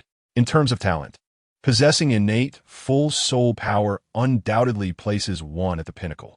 Yet, combat proficiency is not innate. It requires continuous honing through experience. Actually, Ling Yuan has been performing adequately. Chen Ping assessed objectively. Even while being suppressed, she continues to seek a way to break the impasse, refusing to give up. Upon hearing this, Ling Hai contemplated and agreed. That is true. If she dared to surrender, I would show her no mercy. Haha, Chen Ping chuckled lightly. He understood that for Ling Yuan to transform, she must first change from within. Only after she deeply recognizes her mistakes will she be able to heed his words. As Chen Ping surmised, during a brief interval in the attack, Ling Yuan seized the opportunity to leap into the air. From that point onward, she took control of the battle. And with a second soul skill striking her opponent, the latter collapsed unconscious. Let us congratulate Ling Yuan. As a newcomer, she has achieved her first victory. The announcer's exuberant voice rang out, yet the audience remained relatively quiet, with few applauding her. Well done, Chen Ping stood up from his seat, applauding for Ling Yuan. The audience below was comparatively subdued, and Ling Yuan immediately spotted Chen Ping. At this moment, she recalled what Ling Hai had previously mentioned about Chen Ping's battle performances. Even in the silver battle arena, Chen Ping could swiftly defeat his opponents. In contrast, during her own battle, despite facing an opponent with far inferior martial soul quality, she had been thoroughly suppressed. Had it not been for the lack of a gap in soul power levels, she might have been defeated long ago. With these thoughts, Ling Yuan's gaze towards Chen Ping became considerably more complex. Dear granddaughter, why do you look so displeased after winning the match? Ling Hai greeted Ling Yuan in the contestant passage. Grandfather, am I not far inferior to Chen Ping? Ling Yuan replied weakly. Why would you say that? Ling Hai's heart tightened, and he quickly responded, Dear granddaughter, you performed excellently. You merely lack a bit in combat awareness compared to that boy. In every other aspect, you far surpass him. Even when criticizing Ling Yuan earlier, Ling Hai had only mentioned her combat awareness without commenting on anything else. Oh, she acknowledged, walking straight back to the audience seats. Chapter 33. Guiding Ling Yuan. Chen Ping. Someone called out, and Chen Ping turned to see Miss Ling Yuan. Congratulations on your victory in the battle arena. Ling Yuan nodded, her tone lacking any hint of joy. Kid, dear granddaughter, you two stay and watch the battles. The old man, have matters to attend to. After the match, you may return home on your own. Ling Hai, noticing Ling Yuan's preoccupation, decided it was best for Chen Ping to offer guidance while he took his leave. Chen Ping bowed his head, saying, Grandfather Ling Hai, take care. Take care, grandfather. Ling Yuan's mood remained low. Hey, Chen Ping initiated the conversation. Miss Ling Yuan, is the outcome of the battle arena not what you expected? Ling Yuan remained silent, but her eyes revealed that Chen Ping had struck a chord within her. After a pause, Chen Ping continued, Actually, this is quite normal. I must speak candidly. The majority of individuals who participate in the soul duel for the first time, much like yourself, often disregard their opponents prior to the match. Yet, once they step onto the field, a profound self-doubt envelopes them, causing them to become timid and hesitant. Ling Yuan turned away, biting her lip, and inquired, Does this exclude you? Chen Ping chuckled. No one is born champion. Although I seem to be winning in the soul duel now, I too have faced struggles. In fact, my previous victories were often hard-fought, with each match being a narrow escape. Ling Yuan hesitated, wanting to say more. It's all right, Chen Ping reassured her. In the soul duel, winning or losing is inconsequential as long as one experiences personal growth. Why concern oneself with the opinions of others? Initially, Chen Ping entered the soul duel to earn some gold soul coins to improve his living conditions. However, upon receiving a divine hint, he committed himself fully. Even against opponents he knew he could defeat, he still felt the weight of his responsibilities. Ling Yuan clutched the hem of her clothing tightly, and after a lengthy pause, she finally spoke. Chen Ping, I wish to become stronger. Can you assist me? Taken aback, Chen Ping had never expected such a request from Ling Yuan. Yet, he felt a thrill of excitement. How do you wish to grow stronger? He instinctively asked. The notion of becoming stronger itself is a paradox. Some believe that achieving invincibility in one-on-one combat signifies strength, while others insist that one must conquer 5 opponents simultaneously to claim the title of strong. Ultimately, individuals possess varying definitions of strength. Chen Ping realized he should inquire further about Ling Yuan's perception of becoming stronger. I want to be like you. At the very least, not to be a liability as I was during today's 2-on-2 soul duel, she asserted determinedly. All right, Chen Ping agreed. Starting tomorrow, I will visit your home every morning for one-on-one practice. He elaborated on his plan. Combat awareness is nurtured through battle. You must engage in prolonged fights to achieve improvement. No problem, Ling Yuan replied without a moment's hesitation. After finalizing their arrangements, their conversation flourished.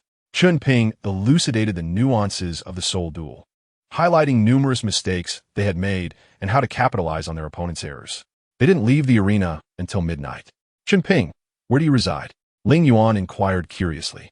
Observing Chen Ping's attire, she surmised he was likely not a commoner, perhaps a disciple of some influential faction. Oh, I reside at the Rose Hotel, just ahead. He replied nonchalantly. The Rose Hotel? Ling Yuan's expression twitched. Indeed, Chen Ping continued, oblivious to her discomfort. I paid for a month's stay there a few days ago, so I will be residing there for the duration. Oomph. Ling Yuan scoffed. You men truly disgust me. With that, she shoved Chen Ping aside and began to walk home. What? Chen Ping realized the gravity of the situation and slapped his forehead. Damn it, I forgot that everyone in Star Dou City knows the Rose Hotel's reputation. He hurried after her, explaining, Miss Ling Yuan, you misunderstand. I do not own property in Star Dou City. The Rose Hotel is merely close to the Grand Soul Duel Arena, hence my choice to stay there. There are no ulterior motives. Oh, Ling Yuan responded, not offering further commentary. I assure you, I am telling the truth.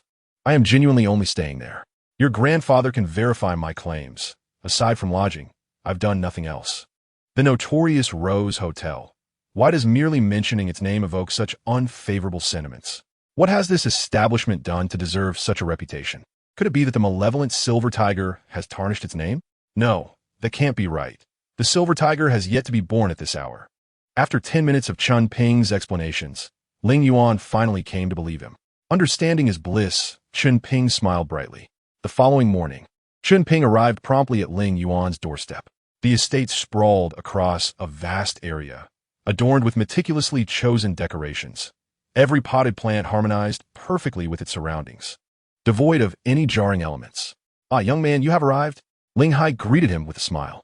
I heard from my granddaughter that you will be coming every morning to guide her. Grandfather Ling Hai, we are merely engaging in mutual sparring to enhance our skills. Chen Ping quickly clarified, anxious to prevent any misunderstandings. No worries. Young people ought to exchange ideas, Ling Hai remarked knowingly. Please go on in. My granddaughter awaits you by the pavilion at the lake. I have matters to attend to, so I will take my leave. Chen Ping noted that his words seemed to have gone unheard. The estate featured only a singular lake, accessible by a solitary path. Chen Ping soon located the pavilion. Good morning, he greeted cheerfully. Ling Yuan flashed a mischievous smile, declaring, First soul skill, flame, eagle fire. What? You are employing underhanded tactics to ambush this young fellow. Chen Ping quipped as he retreated. In the next moment, he summoned his martial spirit to counter Ling Yuan's flames. What do you think of my fire? She asked with a sly grin. Quite impressive. It has a lasting effect. Once struck, the flames are difficult to extinguish in a short span. However, in comparison to the phoenix fire, it falls slightly short, Chen Ping replied candidly. Upon hearing the mention of the phoenix, Ling Yuan scoffed. Phoenix? It has been over a century since a soul master with such a spirit has appeared in Douluo continent. Not necessarily, Chen Ping shook his head. I am aware of a mythical herb that could evolve your martial spirit into a phoenix. What? Ling Yuan's eyes widened in disbelief. The Phoenix martial spirit is a top-tier spirit, endowed with the purest fire attribute. After our match, I shall elaborate, Chen Ping said with a faint smile. Summoning his second soul skill, Solar Gale Wind. Chapter 34. The Coxcomb Phoenix Sunflower and the Seven Treasure Glazed Tile School. Dressed in a pristine white robe, Ning Fengji sat solemnly in the conference hall. Reports from several disciples had left him feeling weary, his hand rubbing his temples incessantly. Suddenly, a commanding voice echoed from outside the hall. Fengji. Ning Fengji waved his hand, signaling the disciple before him to withdraw promptly.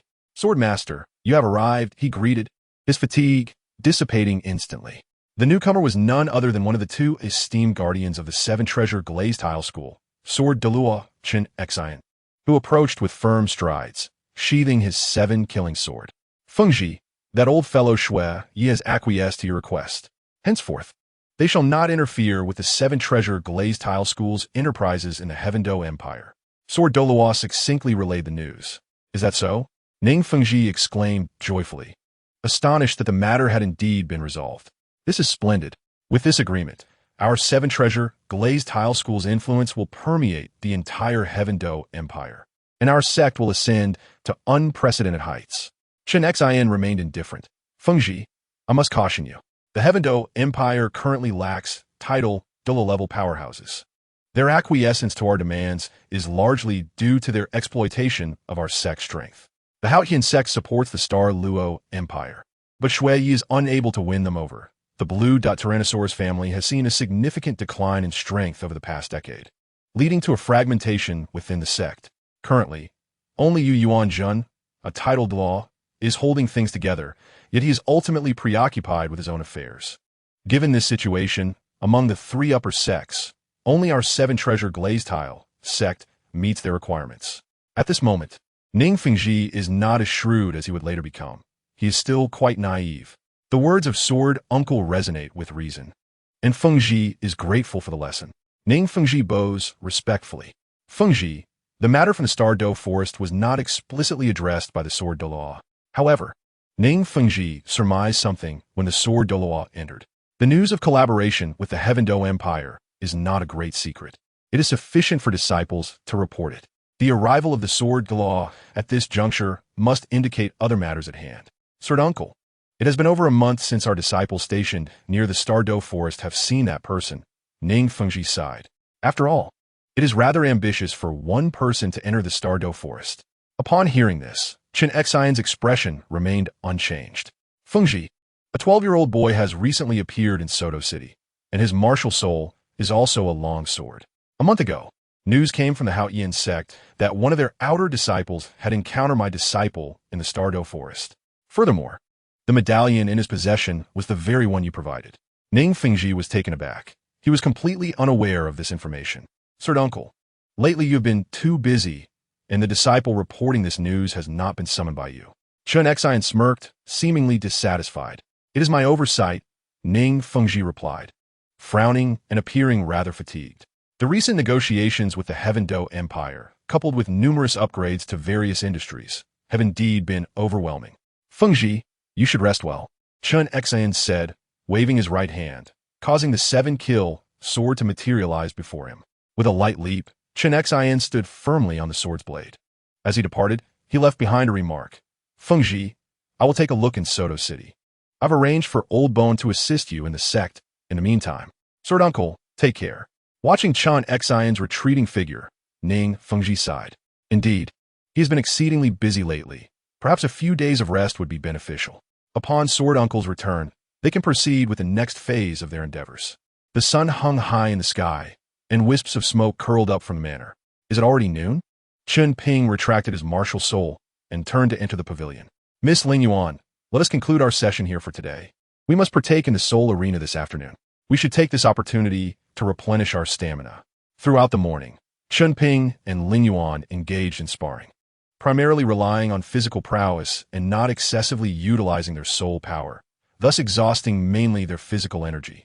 Hey, you mentioned you could evolve my martial soul. What is that? Ling Yuan asked, picking up a nearby cup and drinking from it without concern for her image. Celestial herb. Chen Ping replied with a bright smile, cautioning her, Miss. Please mind your appearance. Ling Yuan burped unapologetically. What's wrong with drinking water? Why is that something to be cautious about? You haven't explained what that is yet. I warn you, if you dare to go back on your word, just wait and see how I deal with you. Chen Ping sipped his tea and feigned profundity. It is a type of celestial herb. Although referred to as a herb, it resembles a plant-type soul beast.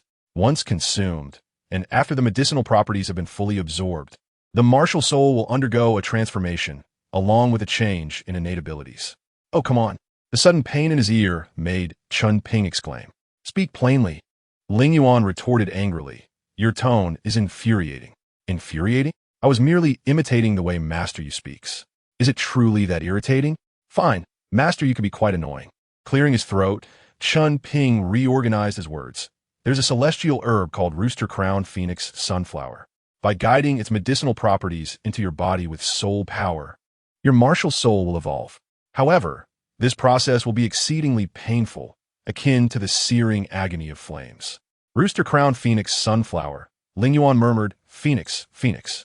Could it be that this herb contains the bloodline of a phoenix, and upon consuming it, my martial soul will evolve into that of a phoenix? Ling Yuan grasped the key point and hurriedly inquired. Chen Ping scratched his head, somewhat uncertain. If you put it that way, it could be accurate. After a moment's thought, he added, however, if you faint during the absorption process, the medicinal effects will be significantly diminished. Ling Yuan nodded emphatically, then extended her right hand. What? What do you want? Hurry, give me the celestial herb. Ling Yuan demanded eagerly. Chen Ping was taken aback. I don't have a celestial herb. I was merely talking about it. What? You don't have it? Then why were you rambling on, wasting expressions? Chen Ping was momentarily a loss for words. Well, I don't have it now. It won't be long before I do. The celestial herb is out there. Douluo doesn't know about it. It won't grow legs and run away. Cough, cough, I know where to find it, but it will take some time to obtain. Chen Ping reluctantly admitted. Is that so? Ling Yuan questioned skeptically. I promise. Chen Ping patted his chest. When I acquire the celestial herb, you'll be the first to know. Why do I feel like a sycophant? Ling Yuan burst into laughter. Just kidding. Hurry and rest. You must not drag down the team in the soul arena this afternoon. Isn't it you who drags the team down? Chen Ping thought to himself. Yet he still replied cheerfully, Rest assured, Miss Ling Yuan, when the time comes, my strength will shine. I will single-handedly defeat my opponents. Chapter 35. Chen Xin. Since then, the cooperation between Chen Ping and Ling Yuan has grown increasingly harmonious, and in the blink of an eye, they have achieved 5 consecutive victories. On this day, within a shop in Soto City, we humbly welcome Sword Offering. This shop is a property of the 7 Treasure Glazed Tile sect, and all present are disciples of the sect. The sword casually glanced around and spoke. How goes the search for the person I seek? Upon hearing this, a disciple below promptly replied. In response to Sword Offering, the individual you seek is named Chen Ping, currently residing at the Rose Hotel. He spends most of his time at the Soto Great Soul Arena. But recently he has been getting close to the Spirit Sea Soul Emperor and frequently visits the Spirit Sea Manor. Get to the point, Chen Xin said, his brows furrowing with impatience. Yes, yes. The disciple hurriedly continued. He uses the name Daylight at the Great Soul Arena and has achieved 40 consecutive victories. He has also won 5 consecutive victories in 2-on-2 soul battles. At this rate, he will earn the Gold Soul Badge within 2 months and the Purple Gold Soul Badge within 6 months. It is said that his goal is also the Purple Gold Soul Badge. Chen Ping, Chen Xin murmured, the scene from outside the Star Dou Forest flashing in his mind. After a moment, a faint smile appeared on Chen Xin's face. It seems this lad is quite fortunate, having found some extraordinary treasures to enhance his physique. In the next instant, Chen Xin vanished from his position. Sword Offering actually smiled. Have you ever seen Sword Offering smile? Hey, Shaoling, not only us, but even the sect master has probably never seen Sword Offering smile. Stop speculating. I've heard that Sword Offering is here to take on disciples. Given the circumstances, that lad is likely highly regarded by Sword Offering. At the Great Soul Arena, Chen Ping was participating in a 1-on-1 soul battle. At this point, it is nearly impossible to find an opponent of the Grand Soul Master caliber with a Silver Soul Badge. Chen Ping's current adversary is a 31-level Soul Master. There are no restrictions on badge level for challenges that exceed one's rank, and with no other option, Chen Ping reluctantly opts for such a challenge. Those who possess a Silver Soul Badge are far from foolish. Having faced Chen Ping once, They quickly realize their inferiority and will never accept his challenge again.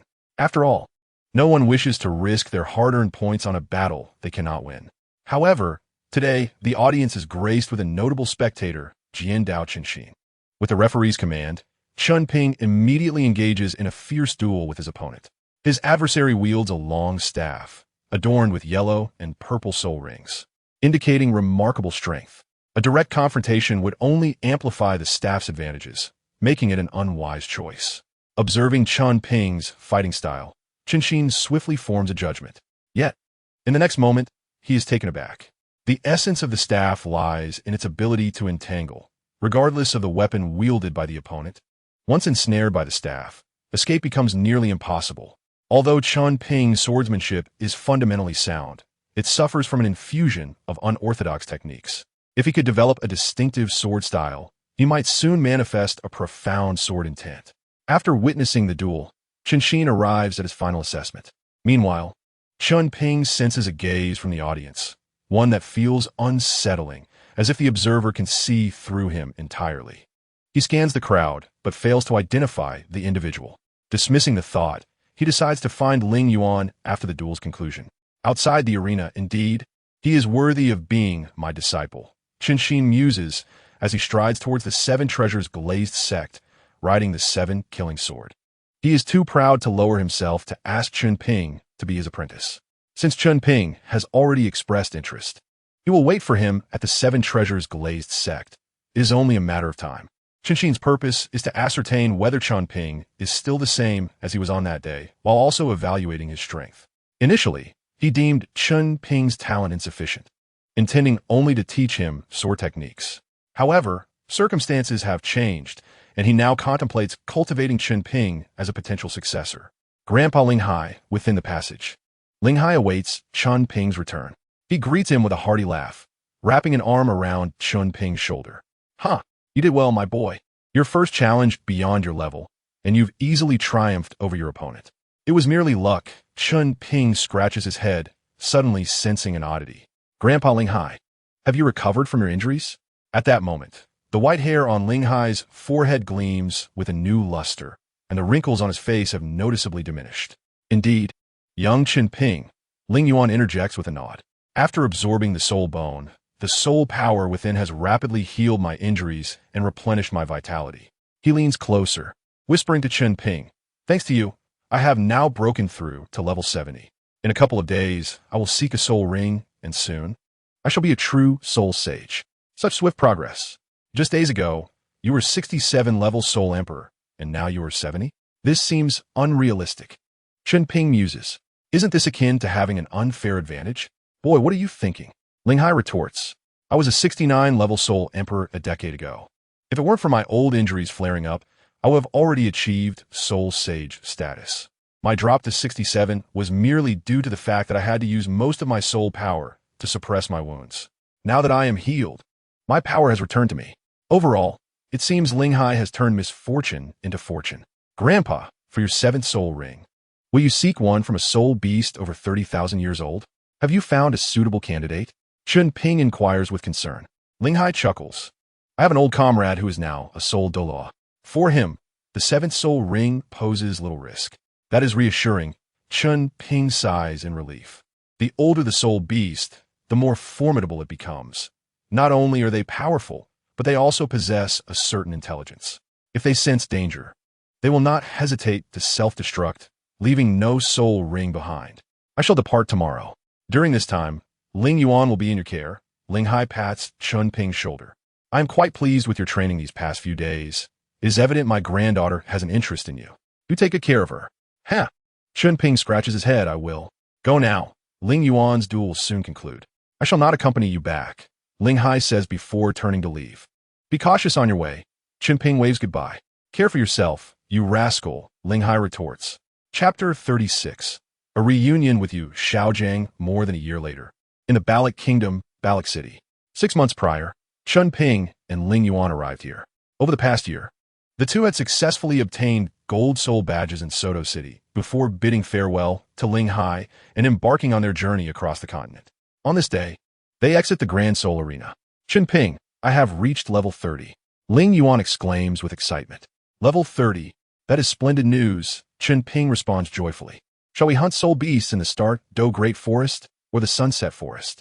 Choosing the Star Dou Great Forest would mean returning to Soto City, whereas the Sunset Forest would require a journey to Heaven Dou City first. After some contemplation, Ling Yuan replies, let's go to the Sunset Forest. I wish to see Heaven Dou City. However, Grandpa mentioned that once I reach level 30, I should attend a Martial Soul Academy. The closest to Martial Soul City is the Star Dou Great Forest. Oh, this is vexing. I do not know where to go. Ha! Chen Ping chuckles awkwardly. Perhaps the Star Dou Great Forest is the better option. We might have another chance to visit Heaven Dou City in the future. Well, it seems that is our only choice, Ling Yuan shrugs. How about you accompany me to Martial Soul City? We could attend school together. At least we would have each other. Chen Ping indeed contemplates going to Martial Soul City, but does not wish to attend school there. With the second examination of the destruction trials nearing completion, the third examination may be announced immediately afterward. He cannot afford to remain in Martial Soul City indefinitely. Ling Yuan, you should go ahead and attend school there. I will not be joining you, Chen Ping responds. After we obtain our soul rings, I plan to visit Heaven Dou City and subsequently travel the continent. Oomph. Ling Yuan pouts, snorting. You did not agree to my suggestion to go to Heaven Dou City. Yet now you wish to go alone. Tell me, have you been hiding a woman there? 5 months prior, Chen Ping had already reached level 30. To wait for Ling Yuan to obtain her soul ring, he had refrained from acquiring his own. Throughout the year, their relationship has grown increasingly closer. That is not the case. Chen Ping shakes his head, explaining, I intend to visit Heaven Dou City for the celestial herbs I previously mentioned. The area is perilous, and I must seek assistance at the Seven Treasures Glazed Sect. He has explained the significance of the celestial herbs to Ling Yuan many times. She understands their importance, but recalls that without a title, the level powerhouse, it is exceedingly difficult to enter the ice and fire yin-yang eye. All right, Ling Yuan concedes to Chen Ping's reasoning. I will wait for you at the Martial Soul Academy. Once you obtain the celestial herbs, remember to bring them to me. Chen Ping confidently assured, rest assured, I will deliver it to you. Let us go. Let us head back to rest. Tomorrow morning, we shall hasten back to Wuhuan City. Ling Yuan nodded in agreement. When they set off, they carried a substantial amount of gold soul coins, coupled with the soul battles along the way. Their current fortune exceeded what they had when they departed. Hence, they opted not to stay at a hotel, instead renting a small courtyard within the city. Kid, your old acquaintance is not far from here. The voice of Luo Xier resonated in Chen Ping's mind. Acquaintance? Chen Ping pondered briefly, realizing he did not recognize anyone in the vicinity. Are you mistaken? I hardly have any acquaintances here. Could it possibly be Ning, Fengji, and the others? Luo Xier responded directly, it's that you Dashi, along with the other two from the Golden Iron Triangle. You just brushed past them on your way back. So it's that useless Yu Xiaojiang, Chen Ping scoffed. It seems he intends to sell books here in Balak City. Chen Ping harbored no fondness for Yu Xiaojiang. His previous experience in Soto City had only further tarnished his perception of the Golden Iron Triangle. Should the opportunity arise, he would not hesitate to teach them a lesson. Luo Xier chuckled. Perhaps tonight you will have a chance. From their demeanor, they seem to be planning to act separately. That's splendid. Chen Ping grinned mischievously. With just a level 29 Yu Xiaojiang, he is hardly a challenge. With that thought, Chen Ping turned to Ling Yuan and stated, I need to step out for a moment. I shall return shortly. You should get some rest. It's quite late. What do you need to do? Ling Yuan sensed something unusual.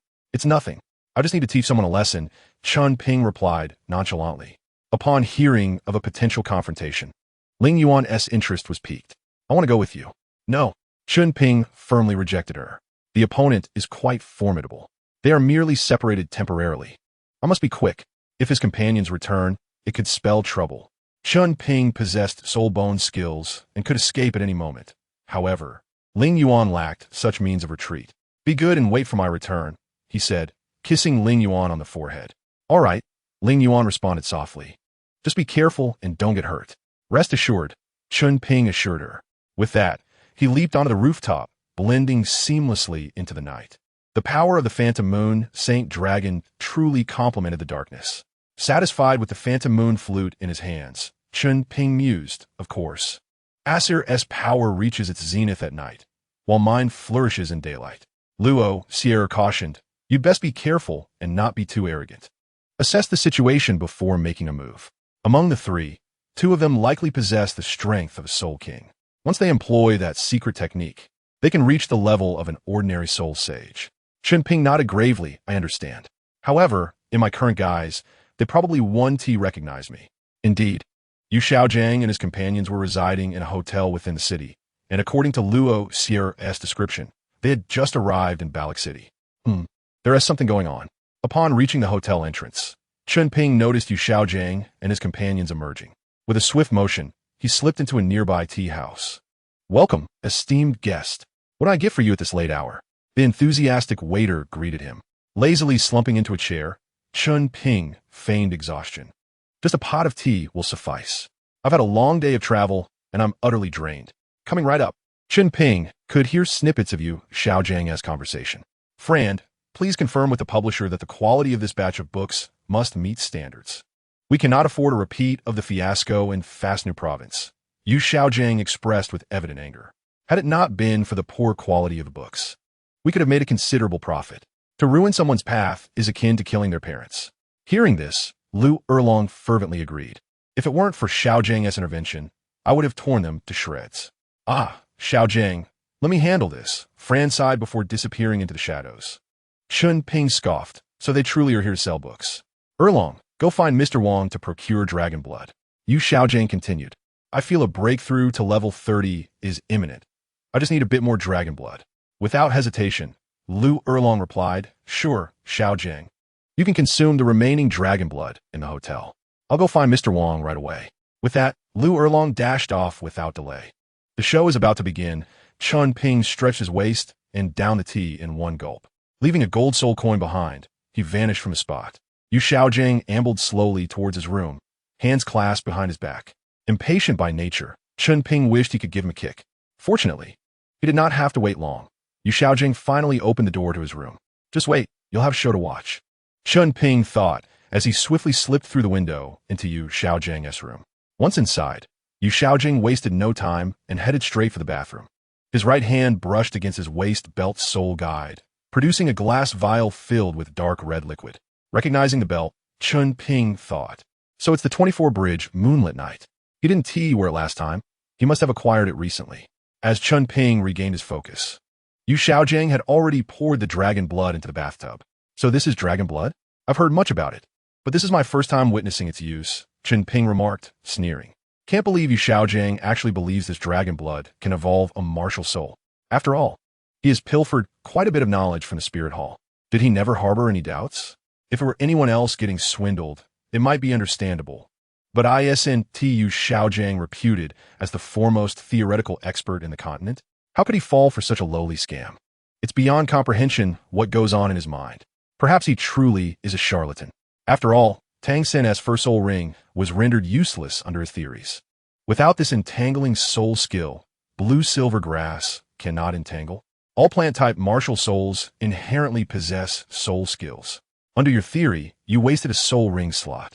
No wonder Tang San didn't bring you to the divine realm. Turns out you're just leading the misguided astray. With a splash, Yu Xiaojiang, bare-chested, submerged himself in the bathtub. Oh, not bad for a dragon blood salesman. He still has some conscience, Luo Sierra mocked. Conscience? Chen Ping questioned, perplexed. What conscience can a fraud possess? Luo Sierra revealed the truth. This is not the blood of any dragon-type soul beast. It's merely the blood of a common soul beast, enhanced by some additives to rapidly restore a soul master's soul power whenever soaked in this dragon blood. Restores soul power? Chen Ping scoffed. I can assure you it's definitely not dragon grass leaves. It's likely a common herb from the Star Dou Forest.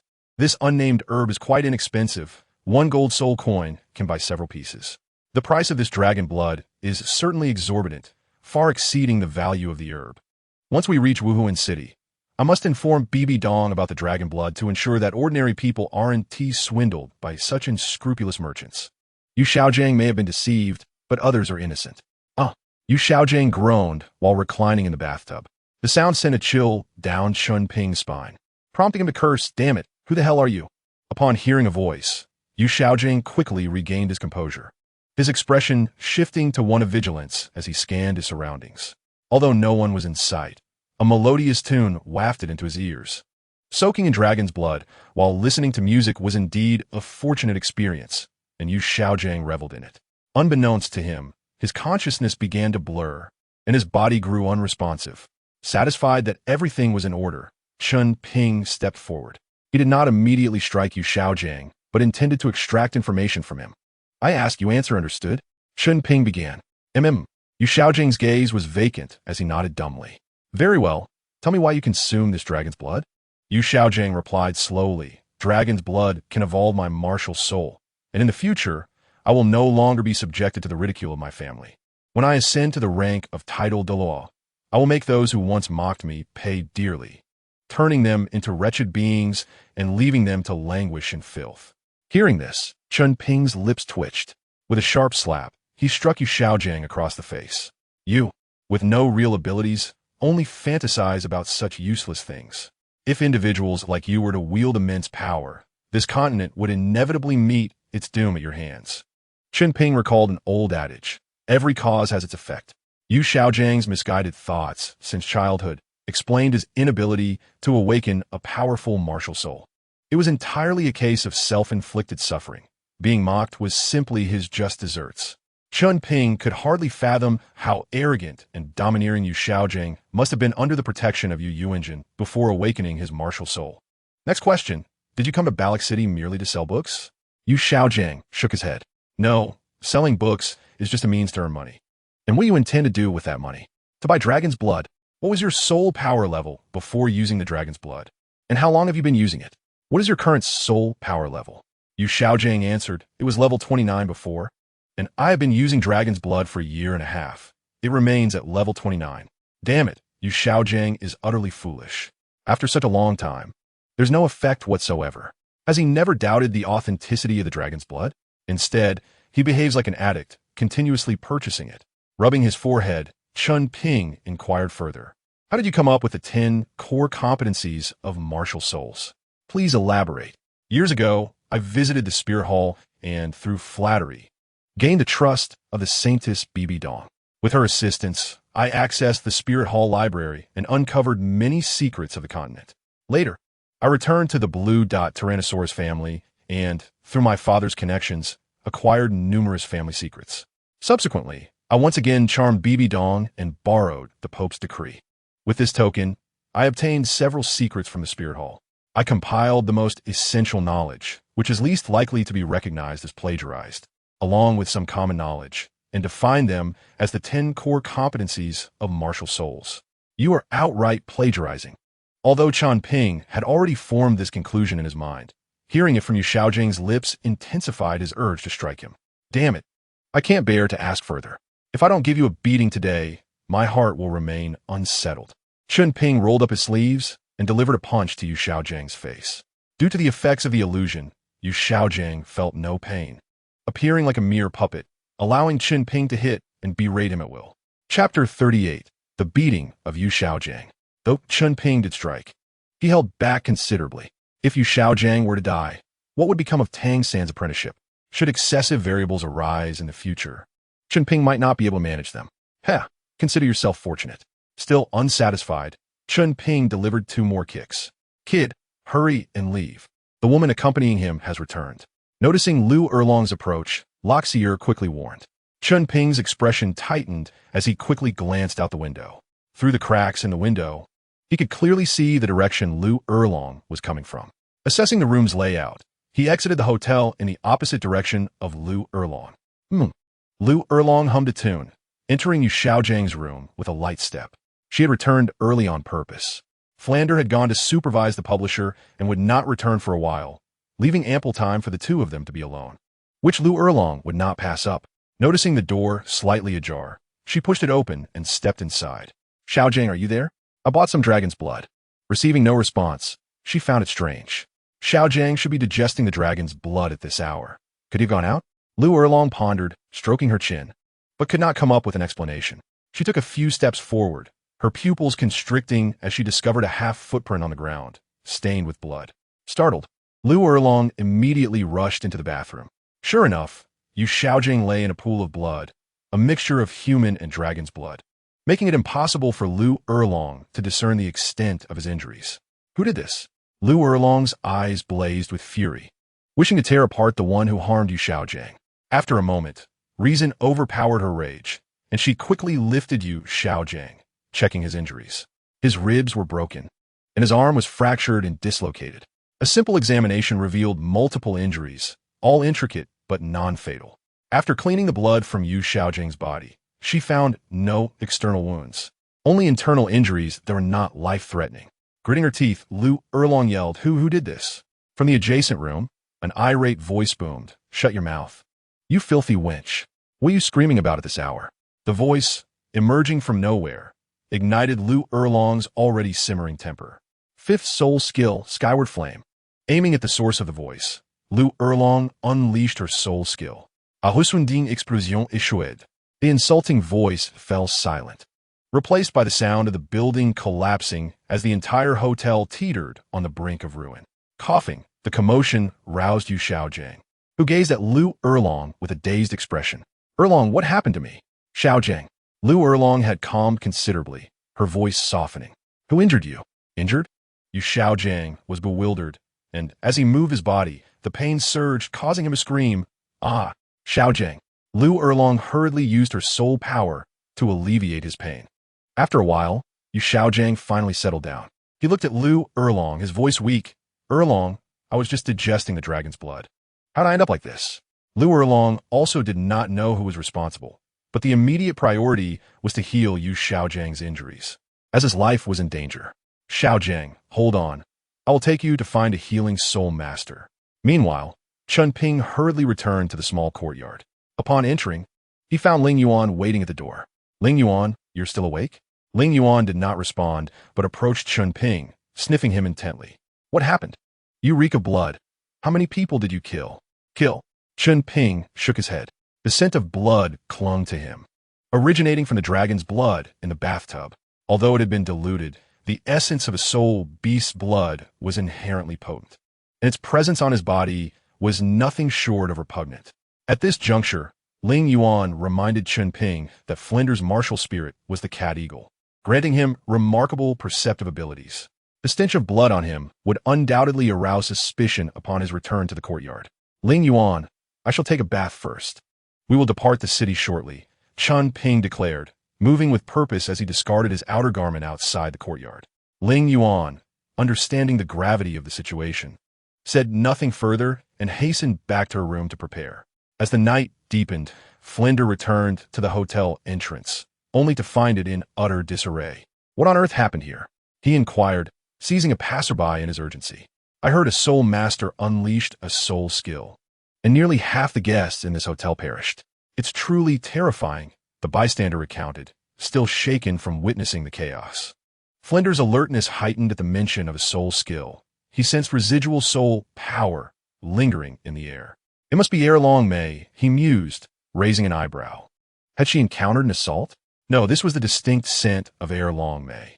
Following the trail, Flinder quickly located Lu Erlong and her companion. After a brief exchange, Flinder gleaned the essence of the events that transpired. Erlong Mei, you should never have taken a life in the city, he said with a wry smile. What do you mean, Flinder? Xiao Gang has been grievously injured, his life hanging by a thread. And you dare speak for an outsider? Flinder hesitated, fully aware of Lu Erlong's ways. Even when in the wrong, she would never admit fault, especially with Xiao Gang currently incapacitated. The atmosphere grew tense, with neither willing to break the silence. After a prolonged period, a healing soul master emerged. You too. Your companion's broken bones have been mended, and with a few more treatments, he should recover fully, he explained, shaking his head. I advise you to leave quickly. The precision with which the bones were broken, without damaging the skin, indicates that the assailant is highly skilled. Skilled? Scoffed. I will make them regret ever coming into this world. The healing soul master said nothing further, extending his hand. The total is 3,000 gold soul coins. Please settle the payment promptly. What? 3,000 gold soul coins? Are you robbing us? Lu Erlong exclaimed, though she dared not act out this time. Flinder led her aside, and after some deliberation, they managed to settle the bill. Erlong Mei, I detected the scent of blood near the hotel. If we pursue in that direction, we should be able to uncover the identity of Xiao Gang's assailant. Flinder adjusted his glasses. All right, Flinder. You pursue the culprit while I tend to Xiao Gang, she replied. With a nod, Flinder summoned his martial spirit and took to the skies. However, it was not long before he returned, urgency etched on his face. Flinder, have you found the perpetrator? We must leave immediately, ere long may. You've stirred up a significant mess.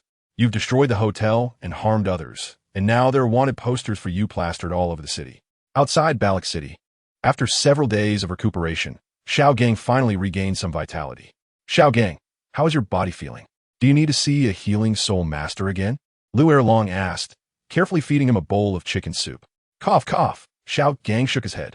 Erlong, I'm nearly well enough. There's no need to seek out a healing soul master. Propping himself up, he asked, Erlong, did you manage to procure the dragon's blood? At the mention of dragon's blood, Lu Erlong lowered her head and fell silent. With a deep sigh, Flinder took the initiative to explain. Xiao Gang regretfully, we sold the dragon's blood. Sold it. Xiao Gang's expression contorted with rage, pointing an accusatory finger at Flinder. What do you mean by that? Do you understand the significance of the dragon's blood to me? Who gave you the authority to make such a decision?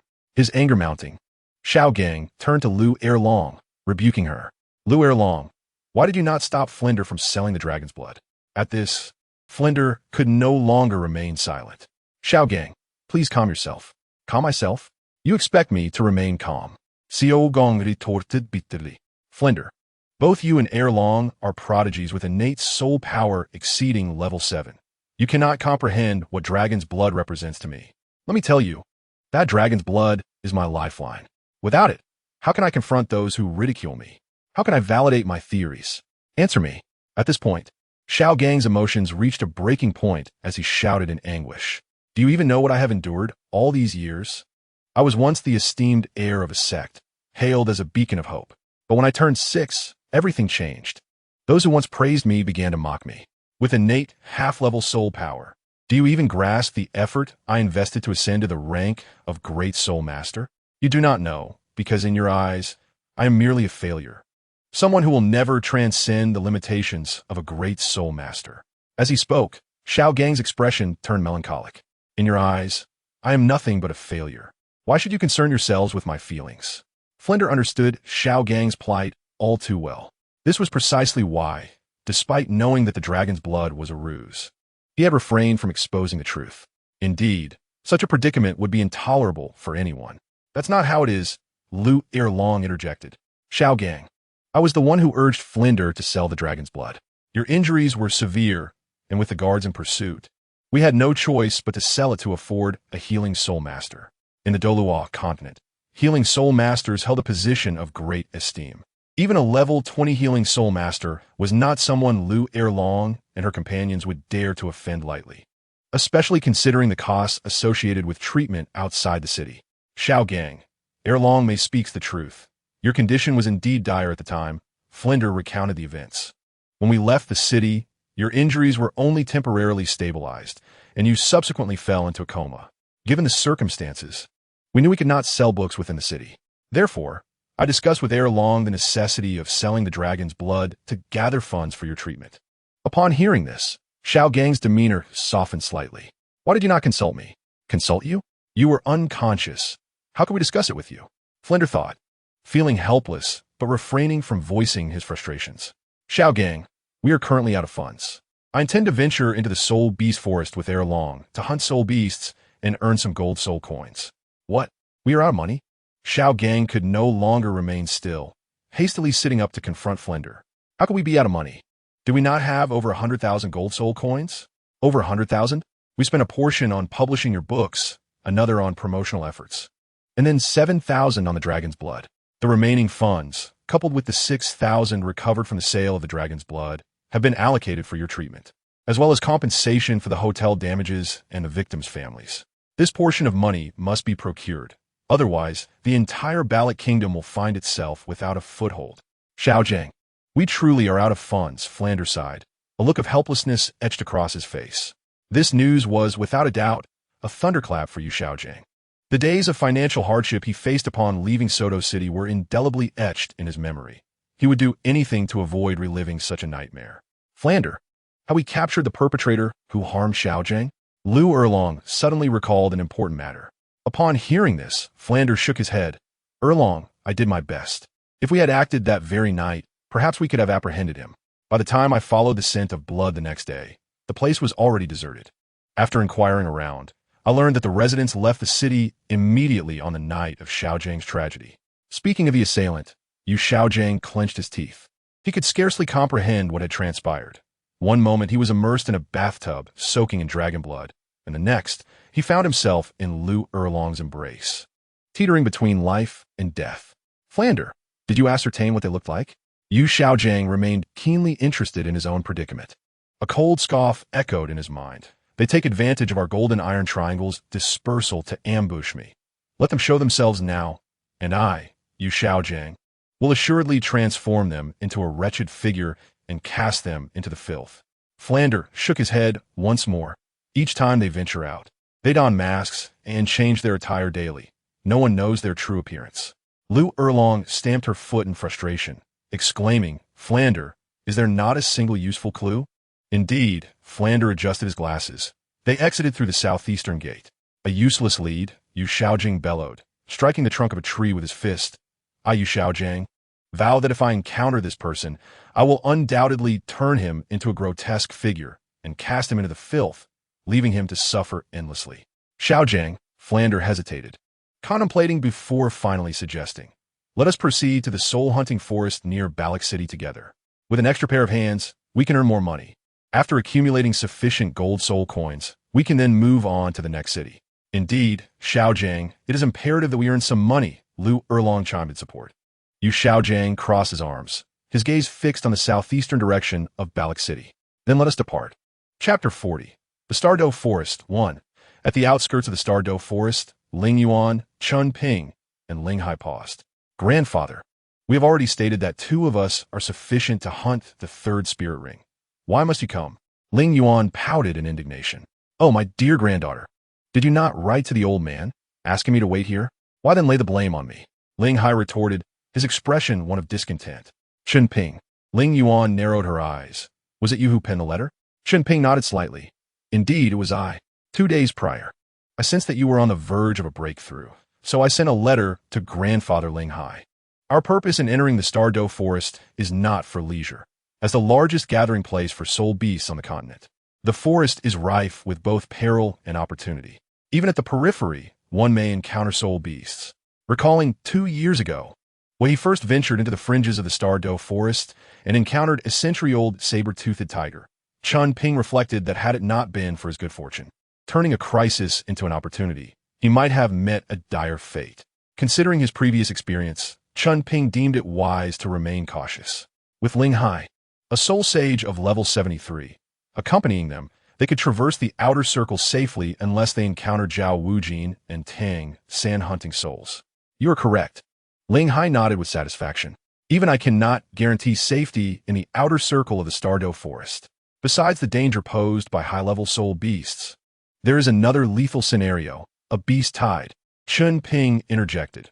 Whenever unrest occurs among the soul beasts in the core area or high-level soul masters engage in battle within the forest, weaker soul beasts will become frightened and rush towards the outskirts.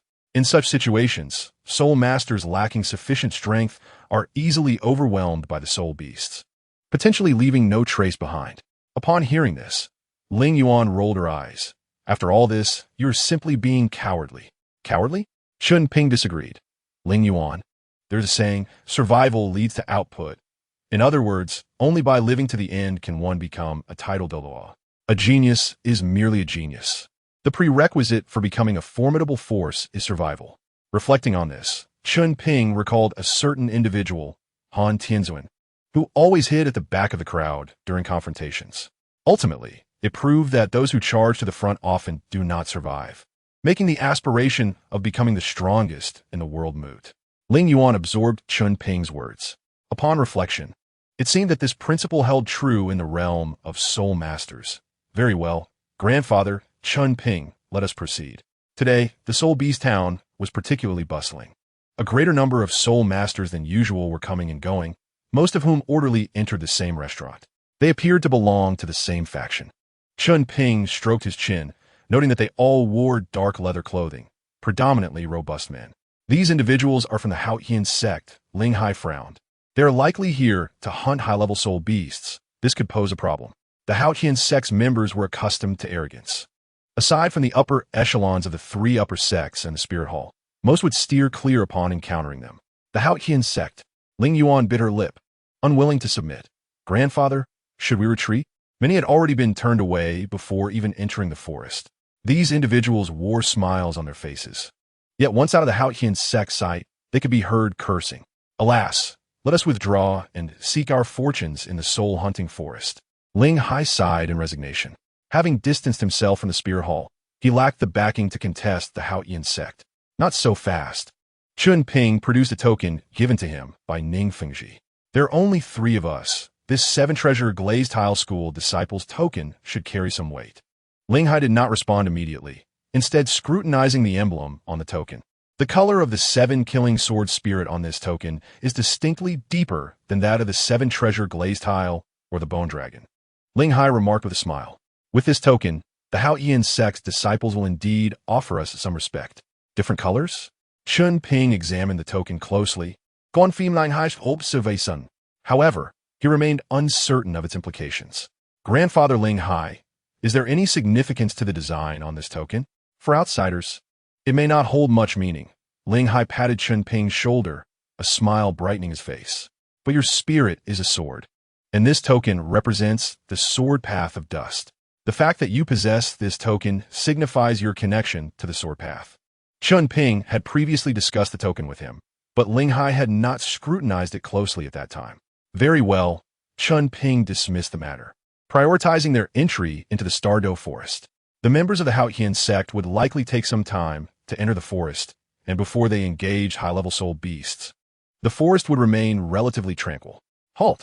Just a few steps forward, they were blocked by several disciples of the Haotian sect. Seeing Chen Ping and his companions dressed in splendid attire, the leading disciple of the Haotian sect spoke with a relatively polite tone. Our Haotian sect is undertaking a significant operation here.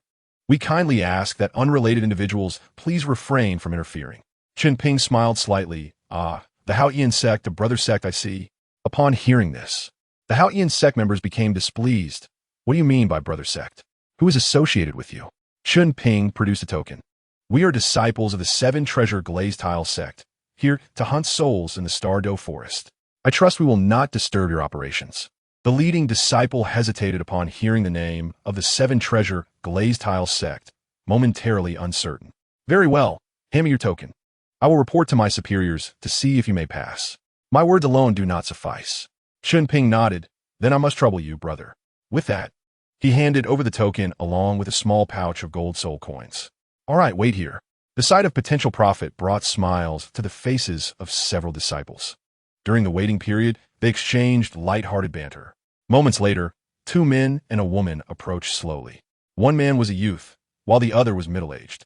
Both walked with a steady, powerful gait, their faces bearing a chilling expression. In stark contrast, the woman beside them exuded an air of graceful elegance. Her sapphire eyes set off by a blue and gold gown.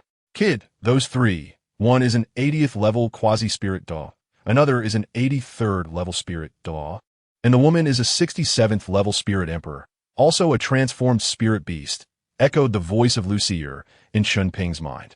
Chen Ping replied solemnly. I am aware of their identities. Tang Hao, Tang Xiao, and Ayin, the renowned Sun Moon Star Trio in the Spirit Master world. Chapter 41. Star Dou Forest. 2. Tang Hao approached briskly, asking, Are you a disciple of the 7-treasure glazed tile sect? Chen Ping bowed slightly. I am Chen Ping, a disciple of the 7-treasure glazed tile sect. Oh, Tang Hao scoffed, nonchalantly continuing, an interesting little brat. Speak, how many 100-year soul beasts do you intend to hunt? Given our brotherly connection, I'll lend a hand if you encounter any along the way. Chen Ping scratched his head before he could finish. Tang Hao interrupted. What do you mean? Do you think I cannot handle a 100-year soul beast? Tang brother, Tang Xiao interjected, sensing Tang Hao's temperament. This young brother may not fully grasp our identities. I am Tang Xiao, And this is my brother, Tang Hao. And this is Ain. Ain smiled gently. Feigning surprise, Chen Ping responded. So, is the famed Haotian twin stars and the Sun Moon Star trio. Forgive my ignorance. Turning to his companions, he introduced. This is my friend Ling Yuan, and this is Grandpa Ling Hai. Haha, greetings to you all. Tang Xiao laughed heartily. You truly are amusing. Now, tell me what kind of soul ring you seek. Along the way, my brother and I shall assist you. Chen Ping felt a bit awkward. Ling Yuan and I do not require 100-year soul beast, but rather 1,000-year one. Haha, no problem. Wait a moment, 1,000-year soul beast? Tang Xiao exclaimed, quickly asking, how old are you two to be hunting for your third soul ring? Chen Ping lowered his gaze. Ling Yuan and I are 17 this year. Though we appear somewhat youthful, we both reached level 30 just a few days ago and came to the Star Dou Forest.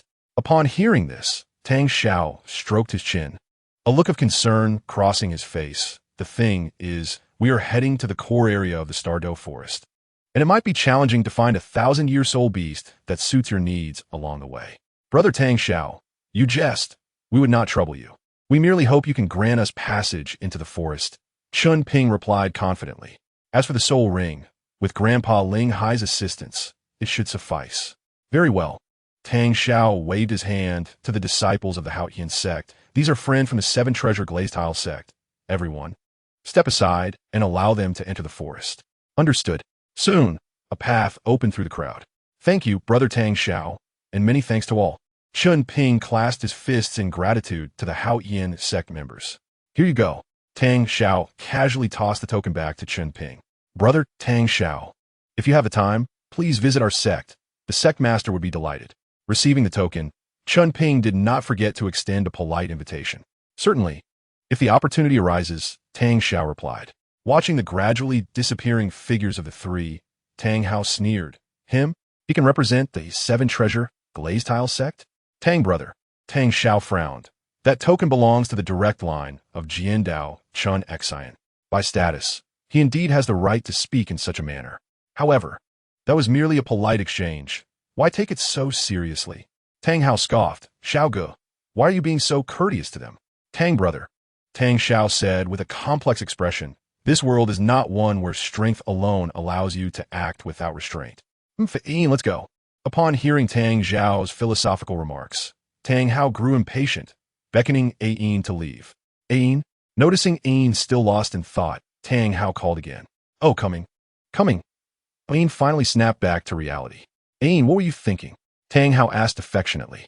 How, it's nothing, just lost in thought, Ain replied. Within the Star Dou Forest, Chen Ping and his companions quickly covered a distance. Chen Ping, is Tang Xiao of the Haotian sect really so amiable? Ling Yuan inquired, having formed a favorable impression of Tang Xiao after their earlier conversation. Amiable? Chen Ping shook his head. Tang Xiao is a man of profound cunning. If we consider the original timeline, his strategies would likely rival those of Ning Fengji. Just a fade of a smiling tiger. We are merely disciples of the 7 Treasure Glazed Tile sect, and, given our modest strength, pose no threat to them, which is why they could easily dismiss us with a few perfunctory pleasantries. Ling Hai scoffed. If Tang Hao cannot discern your soul power levels, I would believe it. But if Tang Xiao cannot, he would not have so readily allowed us into the forest. Ling Yuan nodded thoughtfully. Then, Chen Ping, why did you exaggerate our ages? I'm only 15 this year. Wood that stands tall in the forest will be uprooted by the wind, replied Ling Hai. If others were to learn that you both reached soul master status at 14 and 15, they might harbor ill intentions. Indeed, Chen Ping added, a 14 or 15-year-old soul master would undoubtedly possess innate soul power above level 9. Such individuals, if not belonging to their sect, are often eliminated to silence any potential threats. Achieving level 30 at 14 or 15 is already the fastest pace. Not everyone has consumed celestial herbs like Tang San and his peers. Moreover, possessing innate soul power above level 9 nearly guarantees one will become a title Douluo in the future. After thoroughly explaining to Ling Yuan, she finally understood, so there's such fierce competition among the top 3 sections. Chen Ping shrugged. Who can deny it? Even the relatively gentle 7 Treasure Glazed Tile sect would eliminate exceptionally gifted support-type soul masters. Those individuals either join the 7 Treasure Glazed Tile sect or meet a dire fate. Otherwise, How do you think these major sects have managed to endure for millennia? All right, enough of that. Ling Hai clapped his hands. We should refrain from discussing such matters in front of others. It is now time to consider what type of soul beast we should hunt. In his mind, Chen Ping inquired of Lucifer, "Hey, didn't you claim to know where my third soul ring is? You can share that information now." "Loxer, there is no need to rush. We must venture even deeper before proceeding. First, let's acquire a soul ring for the young girl. Afterwards, I shall guide you through the path in your mind. Simply follow it." Reliable. In his heart, Chen Ping silently applauded Loxer. "I shall not rush my words. Grandfather Ling Hai, let's first find a soul ring for Ling Yuan." "Very well." Ling Hai's gaze towards Chen Ping grew, increasingly approving. "Ling Yuan, your martial spirit is inherited from our family. For the third soul ring, it is preferable to seek one from a fire attribute flying-type dragon soul beast. If that proves elusive, other fire attribute soul beasts will suffice." "Understood, grandfather. I shall heed your advice." After all, no one could resist the allure of a soul ring, and Ling Yuan was no exception. She was wholly immersed in the joy of the imminent acquisition. Chen Ping pondered for a moment. "Grandfather Ling Hai, I would like to propose an idea. I believe we could seek a soul ring with explosive attributes. This would significantly enhance the attack power of the martial spirit." Chapter 42, Star Dou Forest 3. The soul beasts possessing the bloodline of the phoenix are the foremost choice, followed by those with explosive attributes. Chen Ping summarized succinctly. Explosive attributes? Ling Hai fell into contemplation, evidently evaluating the feasibility. After a brief while, he reached a conclusion. While explosive attributes may be worth a try, we should still prioritize fire attribute flying-type soul beasts. With this resolution, the search became more targeted, sparing them from aimless wandering like headless flies within the forest. The last time they visited the forest, he had not observed closely, and he was taken aback by the stunning scenery present in the Star Dou Forest. Gazing at the vividly colored trees not far away, Chen Ping sighed deeply. The last time, he had entered the Star Dou Forest all alone, devoid of funds, nearly losing his life to a tiger. Now, merely 2 years had passed, and he found himself accompanied by a formidable soul sage. Indeed, fortune fluctuates like the river's flow. "Grandfather Ling Hai, what kind of tree is that? Why is it so vibrantly colored?" Chen Ping inquired. Often, the most beautiful things come with the greatest dangers. Though he could not identify the plant, nature's rules dictated such truths. It is better to ask than to feign knowledge like Yu Shaojiang. "That is the 100-year-old plant-type soul beast, mysterious vine," Ling Hai explained. "Do not be deceived by its appearance as merely a tree. It is merely the bark of the tree. This is a parasitic plant-type soul beast. Without residing on a tree, it cannot survive for long." "Mysterious vine," Chen Ping mused, stroking his chin. "Is it a hallucinogenic plant?" Ling Hai nodded. "Indeed, plant-type soul beasts absorbing the soul ring will acquire an illusionary soul skill. However, the drawback is that this soul beast only lives for 600 to 700 years before it naturally dies. Therefore, soul masters can only absorb the first 2 soul rings, as the lifespan is insufficient for the third." So many mysterious vines, Chen Ping contemplated, realizing that this must be the perfect soul ring for blue silvergrass. The vines can ensnare foes and induce a state of unconsciousness, far superior to merely paralyzing toxins from blue silvergrass. "Many?" Ling Hai shook his head. "The patch of mysterious vines before us is likely the last remnant in the Star Dou Forest." "Why?" Ling Yuan expressed her regret. "Plant-type soul beasts should not be so easily extinguished." The reality was that few soul masters required plant-type soul rings, and such plants as the mysterious vine were seldom found in the wild. Ling Hai sighed deeply. "This goes back to my youth. At that time, the outskirts of the Star Dou Forest were teeming with mysterious vines. This plant-type soul beast emits a mist when someone approaches. Low-level soul masters would merely absorb a little and become ensnared by the environment.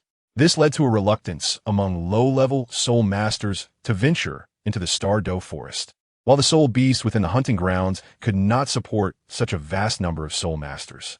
When the Pope of the Spirit Hall learned of this, he led a team of many powerful individuals to clear a path into the forest from the small town we just came from. Later, it was said that a soul king was injured by a soul beast in the forest. During his escape, he brushed against a mysterious vine and found he felt no pain from his wounds. When he emerged, the entire continent became aware of the effects of this soul beast. Subsequent to that, The large-scale conflict between the Star Luo and Heaven Dou empires erupted, resulting in increasing numbers of injured on the front lines. Only then did people begin to recognize the benefits of this plant-type soul beast. Over the next decade, many made a living by hunting these soul beasts and incorporating them into medicine. At this point, Linghai shrugged his shoulders in resignation. By now, the number of these soul beasts has likely dwindled to just what you see before you. Does that mean we may never see this soul beast again? Ling Yuan lamented. The inhabitants of Douluo continent lacked environmental awareness. As long as there was profit to be made, some would not hesitate to raze the Star Dou Forest to the ground. Contemplating this, Chen Ping could only shake his head in resignation. If it is gone, then so be it. Linghai shrugged. This soul beast is not a king among plant-type soul beasts, and the quality of its soul ring is mediocre. There is little to lament. Saying this, he took a few steps forward. You all wait here. I will gather some medicinal materials. Remember, do not approach without my permission. Understood, Chen Ping replied, while inwardly calculating. Indeed, how could I have overlooked this? Douluo continent lacks analgesics. If I could sell analgesics exclusively, it would amount to a tremendous fortune. Soul masters are inherently combative, and injuries are commonplace. The potential to alleviate pain from injuries signifies a vast market. As Linghai stepped into the grove, a colorful mist immediately enveloped the area. Indeed, this was the self-defense mechanism of plant-type soul beasts. Chen Ping grasped Ling Yuan's hand and retreated slightly. He promptly cautioned, our mental strength is relatively weak. Do not inhale the smoke. Chen Ping, are there any pain-relieving medicines on the continent? Ling Yuan instinctively tightened her grip on Chen Ping's hand. There should be. Chen Ping replied. Douluo continent is vast, and I believe there are numerous herbs with pain-relieving properties. However, I think I can derive a pain relief potion from other herbs. Really? Ling Yuan's eyes widened. Chen Ping nodded. Indeed, we shall discuss this further when grandfather Linghai returns. This is a significant opportunity, if managed well. The golden soul coins will flow into our pockets. Linghai, after all, was a soul sage. Mere 100-year-old beasts would not withstand him for long. He swiftly stripped the defeated mysterious vines from their trunks and returned to Chen Ping and Ling Yuan without delay. When injured, extract the juice from the mysterious vines and apply it to the wounds. Before long, the pain will dissipate. As he spoke, Linghai sliced the mysterious vines into countless small pieces, distributing them to Chen Ping and Ling Yuan. Collecting the vine pieces, Chen Ping remarked, Grandfather Linghai, I believe I can extract a pain-relieving effect from other herbs. However, this is still in the theoretical phase and requires experimentation for validation. After all, having traversed from Blue Star, it would be a failure not to leverage the unique elements from Blue Star to achieve greatness. First, pain relief, then delectable foods, magazines, and more. Previously, he could hardly fill his belly and had no time to contemplate such matters. Now, circumstances had changed. Some priorities must be elevated on the agenda. Chen Ping contemplated earnestly. Young Chen Ping, are you truly serious? Linghai halted his actions, astonishment evident in his expression as he looked at Chen Ping. If you can indeed create it, this could represent a vast market. Chen Ping smiled gently and said, Grandfather Linghai, I previously mentioned my plans for the future. If successful, selling painkillers will merely be our first step. What plan? Ling Yuan asked, bewildered. It's a secret. If you truly wish to nurture your book, just bookmark it and skim through the following chapters before returning to it. I beg you. Chapter 43. The Star Dou Forest 4. Linghai swallowed hard. He understood the immense benefits involved, yet given his current strength, it was utterly impossible for him to grasp such opportunities. The seven-treasure glazed tile school required powerful battle soul masters, even commanding its disciples to secure necessary battle soul masters. The rationale was simple. Their enterprise was vast, and the wealth within their sect rivaled that of an entire nation. Auxiliary soul masters lacked combat capability and could not safeguard such a foundation. Had it not been for the presence of the title Hua Jian and Gu, the seven-treasure glazed tile school would have likely been entirely devoured by others in no time. Now, Linghai and his companions faced a similar dilemma. Chen Ping, this course of action will undoubtedly provoke envy in others. Have you thoroughly considered the consequences? Linghai, as a senior, felt compelled to offer a warning. Chen Ping smiled slightly. Exuding confidence, Grandfather Linghai, I have indeed thought it through. I currently possess an 80% chance of producing painkillers. Therefore, we must also carefully consider the sales channels. What do you mean? Ling Hai discerned something from Chen Ping's gaze. I plan to adopt a contracting system. We will solely be responsible for producing the painkillers, while the sales will be left to professionals. Whoever pays us, we will sell the product to them, and their pricing or sales methods will not concern us. Our task is to secretly produce the painkillers and use soul-guiding devices for transportation. He paused before continuing. The key lies in finding a concealed location to produce the painkillers. As long as others cannot locate our production site, they will have no way of knowing our output or profits. I believe others will be reluctant to take such significant risks to trouble us. This approach would effectively disperse the risks. Even if someone intended to intervene, it would be futile. It's lamentable. If only the seven-treasure glazed tile school were a reliable ally, we could sell openly without any need for secrecy. However, as Chen Ping aspired to establish his own influence, his enterprise must not be controlled by the seven-treasure glazed tile school. Were circumstances equal, he would naturally be willing to collaborate with them. Ling Hai nodded solemnly. Very well, Chen Ping. Once we exit the forest, you must expedite the completion of the products. As for production and sales channels, leave those to me. I'm not so old that I can't move. There will always be someone willing to give me face. Hearing this, Chen Ping felt elated. Then I shall entrust it to you, Grandfather Ling Hai. Regarding the subsequent profits, Ling Hai interjected.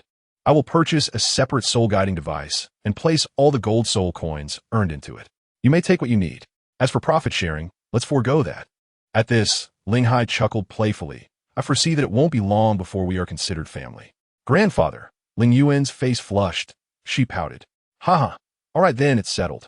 Ling Hai stroked his silver beard, smiling broadly. Ahead lies the outer circle. The number of century and millennium soul beasts will increase. You two stay close. Do not stray more than 30 meters from me. Yes, 30 meters was the maximum distance for Ling Hai to react in a short time. His words indicated that he did not regard Chen Ping as an outsider.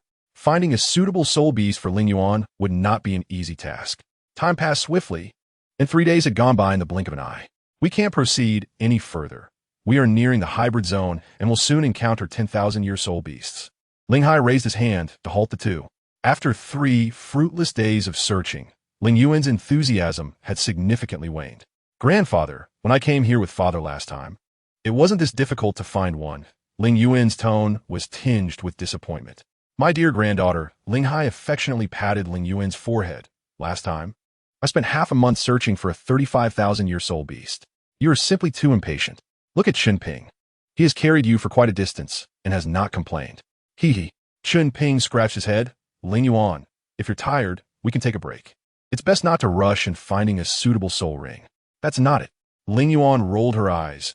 Have you forgotten about the people from Haotian sect? We cannot afford to waste any more time. If a beast tide occurs, we could all be in peril. Don't be hasty, Ling Hai replied. The Haotian sect members may also struggle to find suitable soul beasts in a short time. You must understand that deep within the hybrid zone, those soul beasts over 50,000 years old have their own territories and numerous subordinates. Unless they find a suitable soul beast, I doubt the Haotian sect would act recklessly. This was indeed true. After all, the Haotian sect members were not foolish and had no need to engage in pointless conflicts with those soul beasts.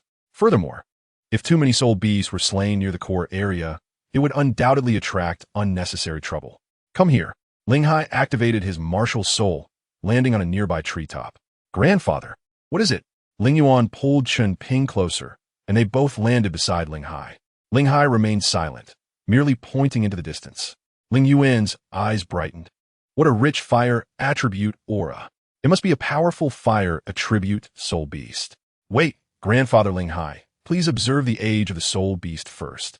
If it is not suitable for Ling Yuan, we should leave immediately and not waste time. You've taken charge of me now, Ling Hai teased. Very well, Chen Ping. You protect my granddaughter while I go take a look. With his first soul skill, Fire Wings activated, Ling Hai's speed increased significantly. Where his wings passed, shallow scorch marks were left in their wake. Upon seeing the soul beast's appearance, Ling Hai's eyes gleamed with fervor, his voice trembling. This is a phoenix. He understood all too well what it would mean to absorb the soul ring of a phoenix for the flame, eagle martial soul.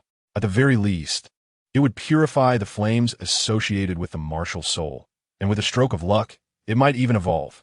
How many years has this phoenix lived? After calming down, Ling Hai recalled Ling Yuan's situation. A soul master at the 30th level could only absorb a soul ring with a maximum age of around 1700 years. If it exceeded that limit, Ling Hai would have to abandon hope. What is going on? What age is this phoenix? Evidently, Ling Hai could not discern the situation. At the same moment, the phoenix had also spotted Ling Hai. With a roar, countless fiery feathers erupted from beneath its wings, all descending toward Ling Hai. Damn it! I must capture you first. Chapter 44. The Star Dou Forest 5. Hey, senior, can you tell what kind of soul beast that is? Sensing the distant reverberations of battle, Chen Ping furrowed his brow and hastily inquired of Lasher.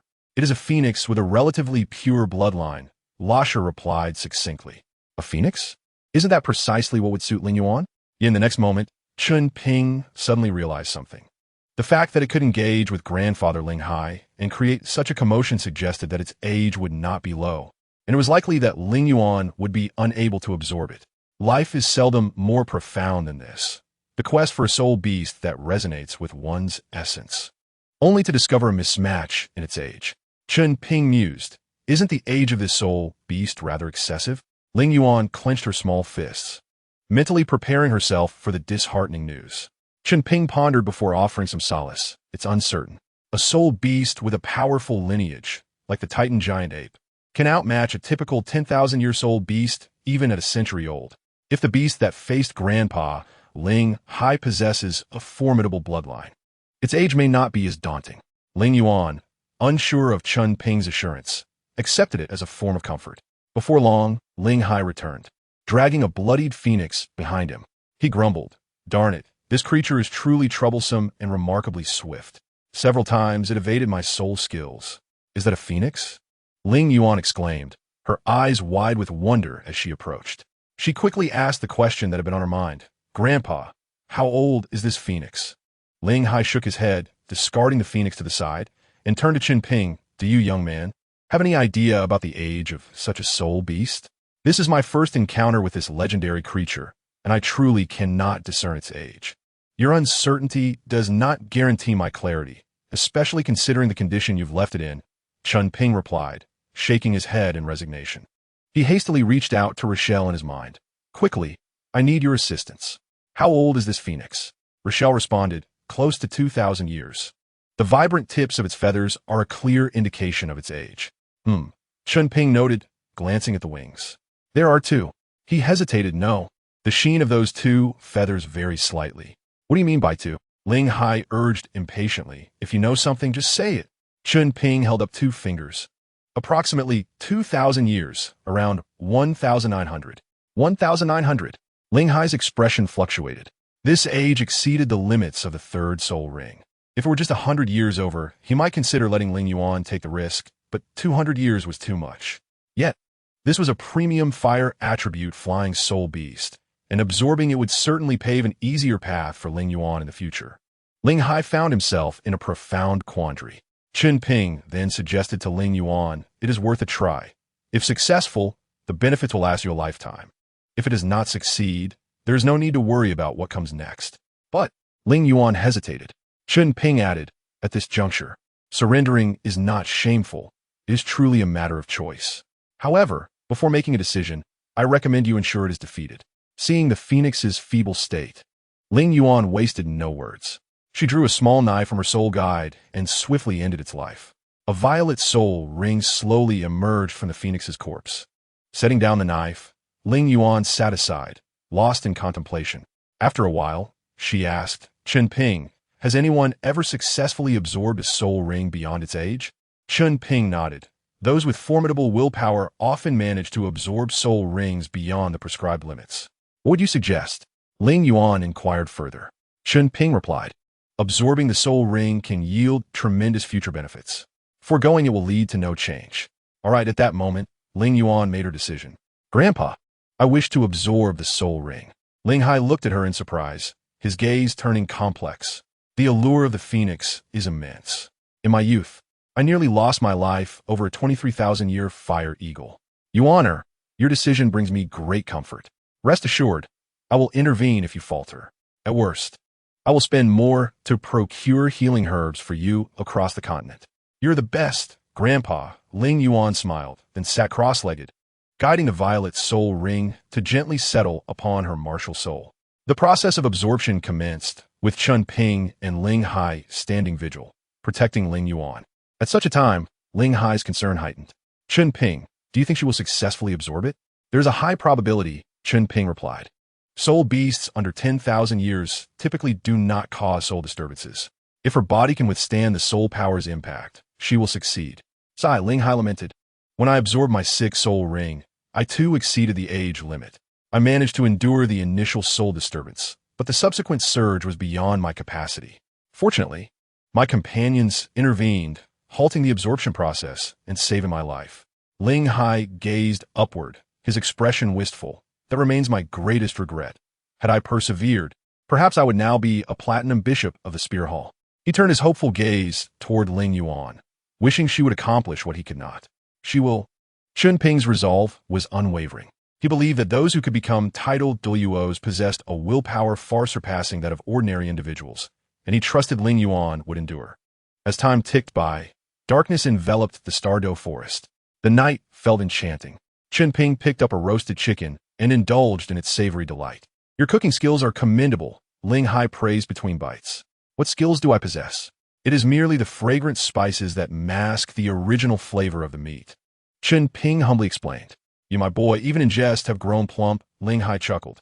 Your ability to concoct these spices is a talent in itself. We should not sell pain relief medicines. These spices can earn us a fortune. The major powers would not bother with such trivialities, ensuring our safety. Chen Ping wiped his mouth. Why not pursue both avenues? Selling spices alone may not yield substantial profits. It would be more lucrative to sell gourmet food. Sprinkling spices over dishes would instantly double their value. You are quite clever. Ling Hai decided to save a roasted chicken for Ling Yuan to enjoy once she completed her absorption. As the night wore on, Chen Ping and Ling Hai took turns guarding Ling Yuan. Now, it was Chen Ping's time to rest. He groggily opened his eyes, yawning. What is it? Why is it taking so long for Yuaner to absorb the soul ring? Ling Hai asked anxiously. When I absorbed my 7th soul ring, it only took a day. Could there be a problem? Is there a possibility of an issue? That could be, but after consulting Rochelle, I feel reassured. Grandpa Ling Hai, do not fret. Yuaner is about to enter a critical phase. She can only rely on herself now. We cannot assist her. Despite the growing anxiety within, Ling Hai realized he could not aid Ling Yuan at this moment. The only thing left was to protect her. Ling Yuan's face contorted in strain, veins bulging on her forehead. Hold on, you must endure. Chen Ping's worry deepened. If you prevail, your future will be boundless. Once I procure the celestial herb and the chicken-crowned phoenix sunflower, your martial soul shall undoubtedly transform into the finest phoenix. A series of applause erupted around them. Who goes there? Chen Ping and Ling Hai quickly turned their gazes, realizing with alarm that someone was approaching to launch a surprise attack. Both were struck with dread, as they were uncertain of the number and strength of their adversaries. At that critical moment when Ling Yuan was in a delicate phase, any disruption could almost certainly lead to a failure in absorption. Reveal yourselves, be you human or ghost. Chen Ping summoned his martial spirit, vigilantly scanning the surroundings. Grandfather Ling Hai, if their strength is comparable to mine, I shall handle it. You must protect Ling Yuan. Conversely, if they are stronger, I will take charge of safeguarding Ling Yuan. Chen Ping succinctly outlined his plan. Agreed, Ling Hai responded, understanding that their immediate concern was to ascertain the intentions of the newcomers. Before long, 10 burly men encircled Chen Ping and his companions. So is your comrades who are absorbing soul rings, the leader of the band sneered, his expression dripping with contempt. It seems I have arrived at an inconvenient time. I hope I'm not disturbing you. As he spoke, 5 soul rings of white, yellow, purple, and purple emerged beneath his feet, while the other 9 men bore a uniform configuration of white, yellow, purple soul rings. Soul King. Ling Hai narrowed his eyes. In his view, a Soul King was akin to a formidable deity, easily capable of subjugation. However, the present circumstances were different. He needed to consider both Chen Ping and Ling Yuan simultaneously. Since you are aware of your untimely arrival, why not leave at once? Ling Hai's voice resonated powerfully, accompanied by a palpable aura of soul power that caused the leader to shudder. You. The leader struggled to rise, enunciating with difficulty. If you do not pay us, we will resort to violence. Even if your strength is considerable. It only takes one of us to harm that girl absorbing the soul ring, and she will suffer the backlash. Upon uttering this, a glimmer of satisfaction crossed the leader's face. So what do you say? I can assure you that once we receive the money, we shall leave immediately. If it comes to blows, we are not afraid. Ling Hai's expression darkened severely. That disdainful hum reverberated like thunder, sending all soul beasts within 100 meters scattering in terror. Make your choice swiftly, my brothers, and I do not have time for your deliberation, the leader taunted. This sense of control over others had served him well in the past. Ling Hai found the leader's audacity infuriating, yet he knew he must prepare meticulously before striking. In the next moment, he communicated with Chen Ping telepathically. Young Chen Ping, we shall strike together.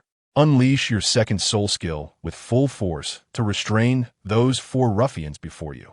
I will swiftly deal with the 6 before me. Grandfather Ling Hai, are you also unable to endure this? Chen Ping replied telepathically. You can form sound in a lines too? Ling Hai's voice bore a note of surprise. Just a little trick I learned while battling with Ling Yuan, Chen Ping explained. These thugs are clearly seasoned in extortion.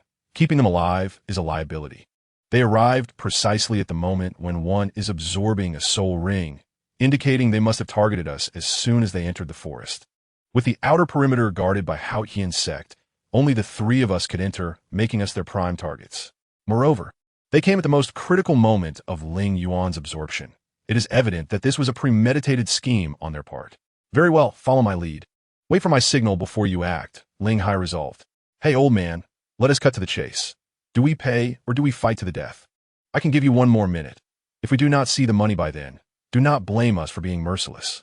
The leader seemed oblivious to the gravity of the situation, continuing to shout defiantly. The other 9 men foolishly echoed, yes, yes. Each of us has taken countless lives. Killing a soon-to-be soul sovereign engaged in soul ring absorption is but a fleeting task. Is that so? Ling Hai replied coldly. 6th soul skill, volcanic meteor.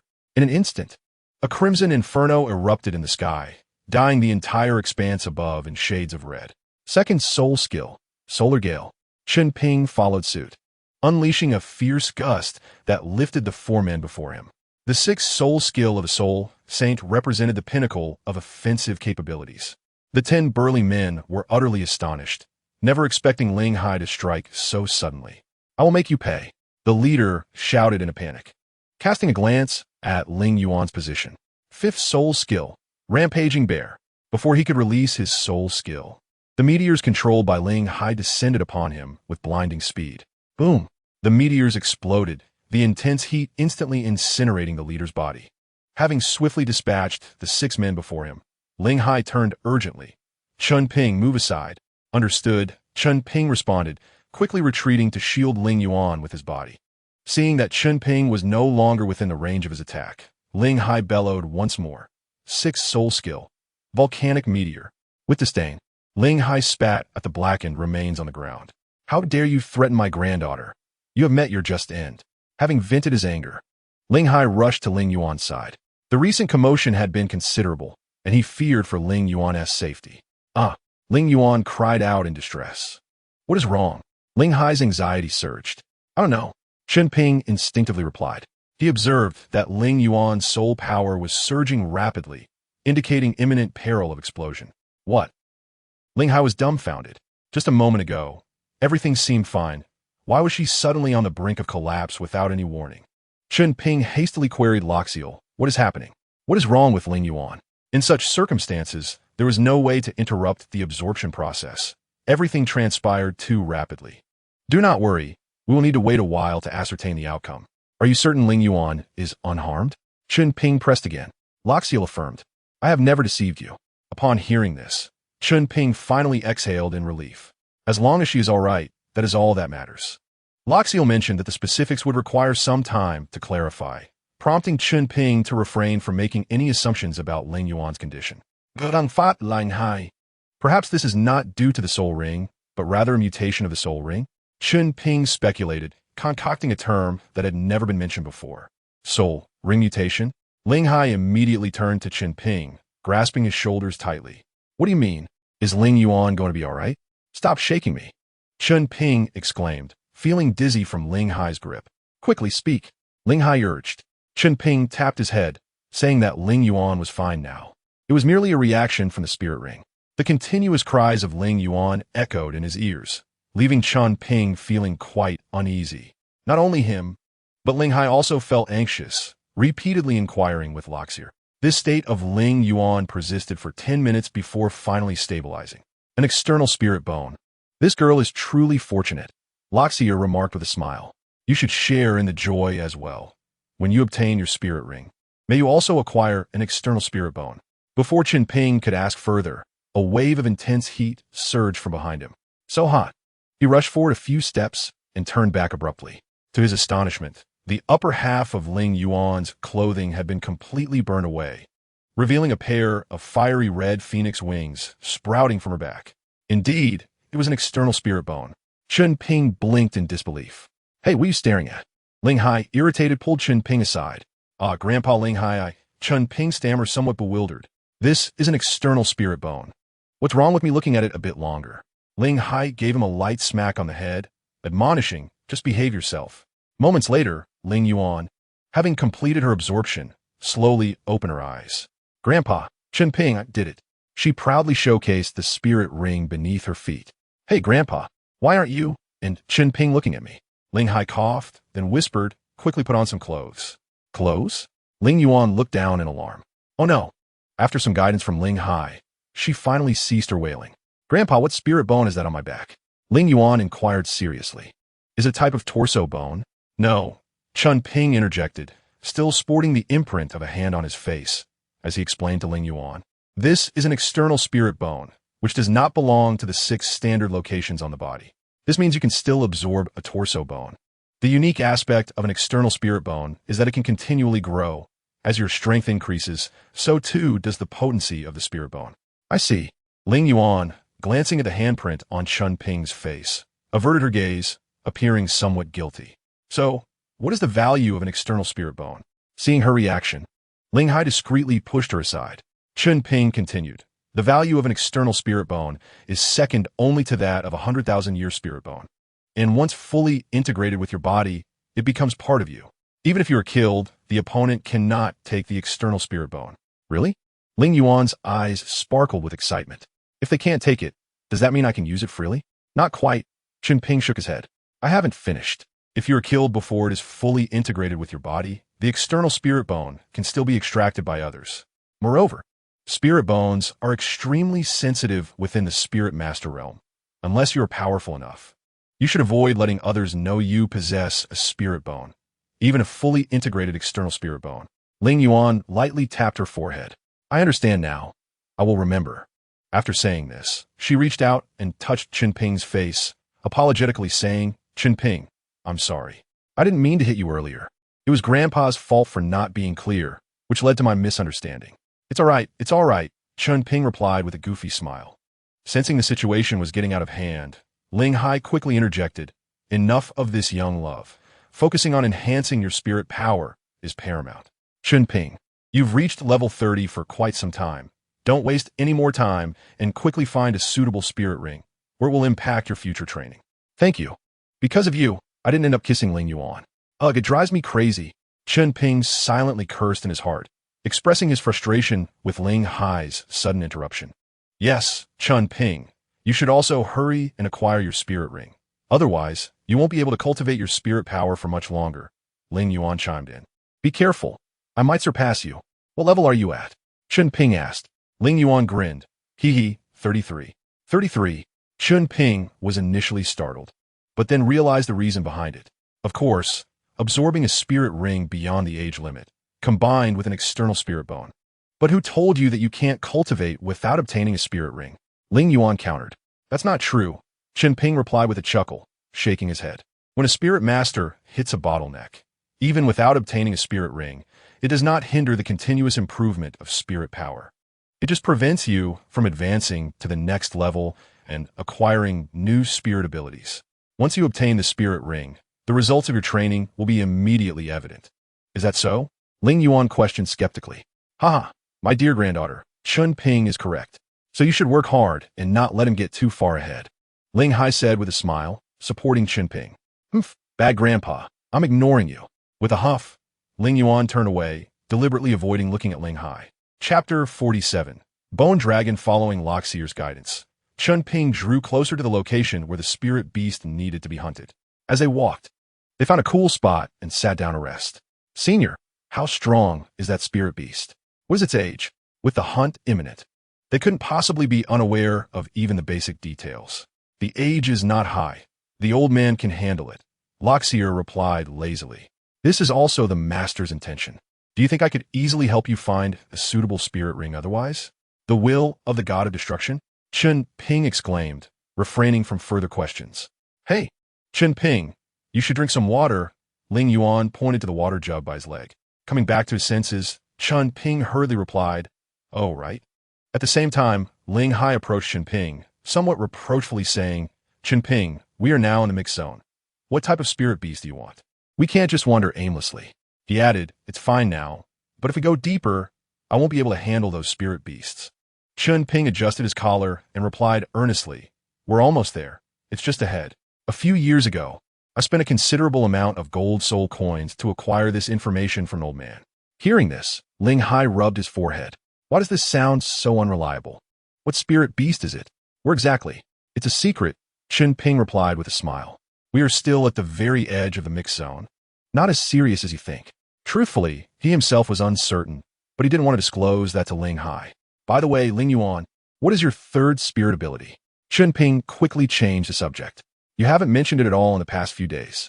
Yes, my dear granddaughter. You haven't told Grandpa what your spirit ability is yet. Ling Hai suddenly remembered that they had been focusing on Ling Yuan's external spirit bone and hadn't inquired about her spirit abilities at all. Given the spirit ring beyond the age limit, it should yield effects far exceeding those of the same level. You only just thought of that. Ling Yuan pouted, crossing her arms defiantly. Isn't it because your external spirit bone captivated us? Chen Ping scratched his head. The spirit beast I'm looking for is considered a rare type. So knowing your spirit abilities will help us feel safer. After a pause, Chen Ping added, We're in the mixed zone now. Don't forget about that group from Haotian sect. We must act swiftly. All right. Chen Ping's words successfully convinced Ling Yuan. My third soul skill is called Starfire. Upon activation, hundreds of sparks emanate from the wings of the flame eagle. Once they descend, they will continue to burn until the soul power within is exhausted. Ling Hai stroked his chin and inquired, Isn't the consumption of soul power quite significant? Indeed, Grandpa. Each time I release it, it consumes 30% of my soul power. Ling Yuan replied. However, once my soul power level increases, I won't need as much, and the potency will also enhance. Lang Hai not that Tao Gu Fun. By the way, has your martial soul evolved? Ling Yuan shook her head. No, but the power of my martial soul's flames has increased considerably. That's still commendable, Ling Hai said, feeling satisfied. All right, we've rested enough. Let us make haste. Every second spent in this mixed zone increases our peril. After walking for 5 minutes, the vegetation around them had withered significantly. Towering trees had vanished, leaving only waist-high dead grass. Upon witnessing this, Ling Hai exclaimed, Chen Ping, soul beasts capable of altering their surroundings have a lifespan of no less than 40,000 years. Are you absolutely certain this is the right direction? Indeed, it is.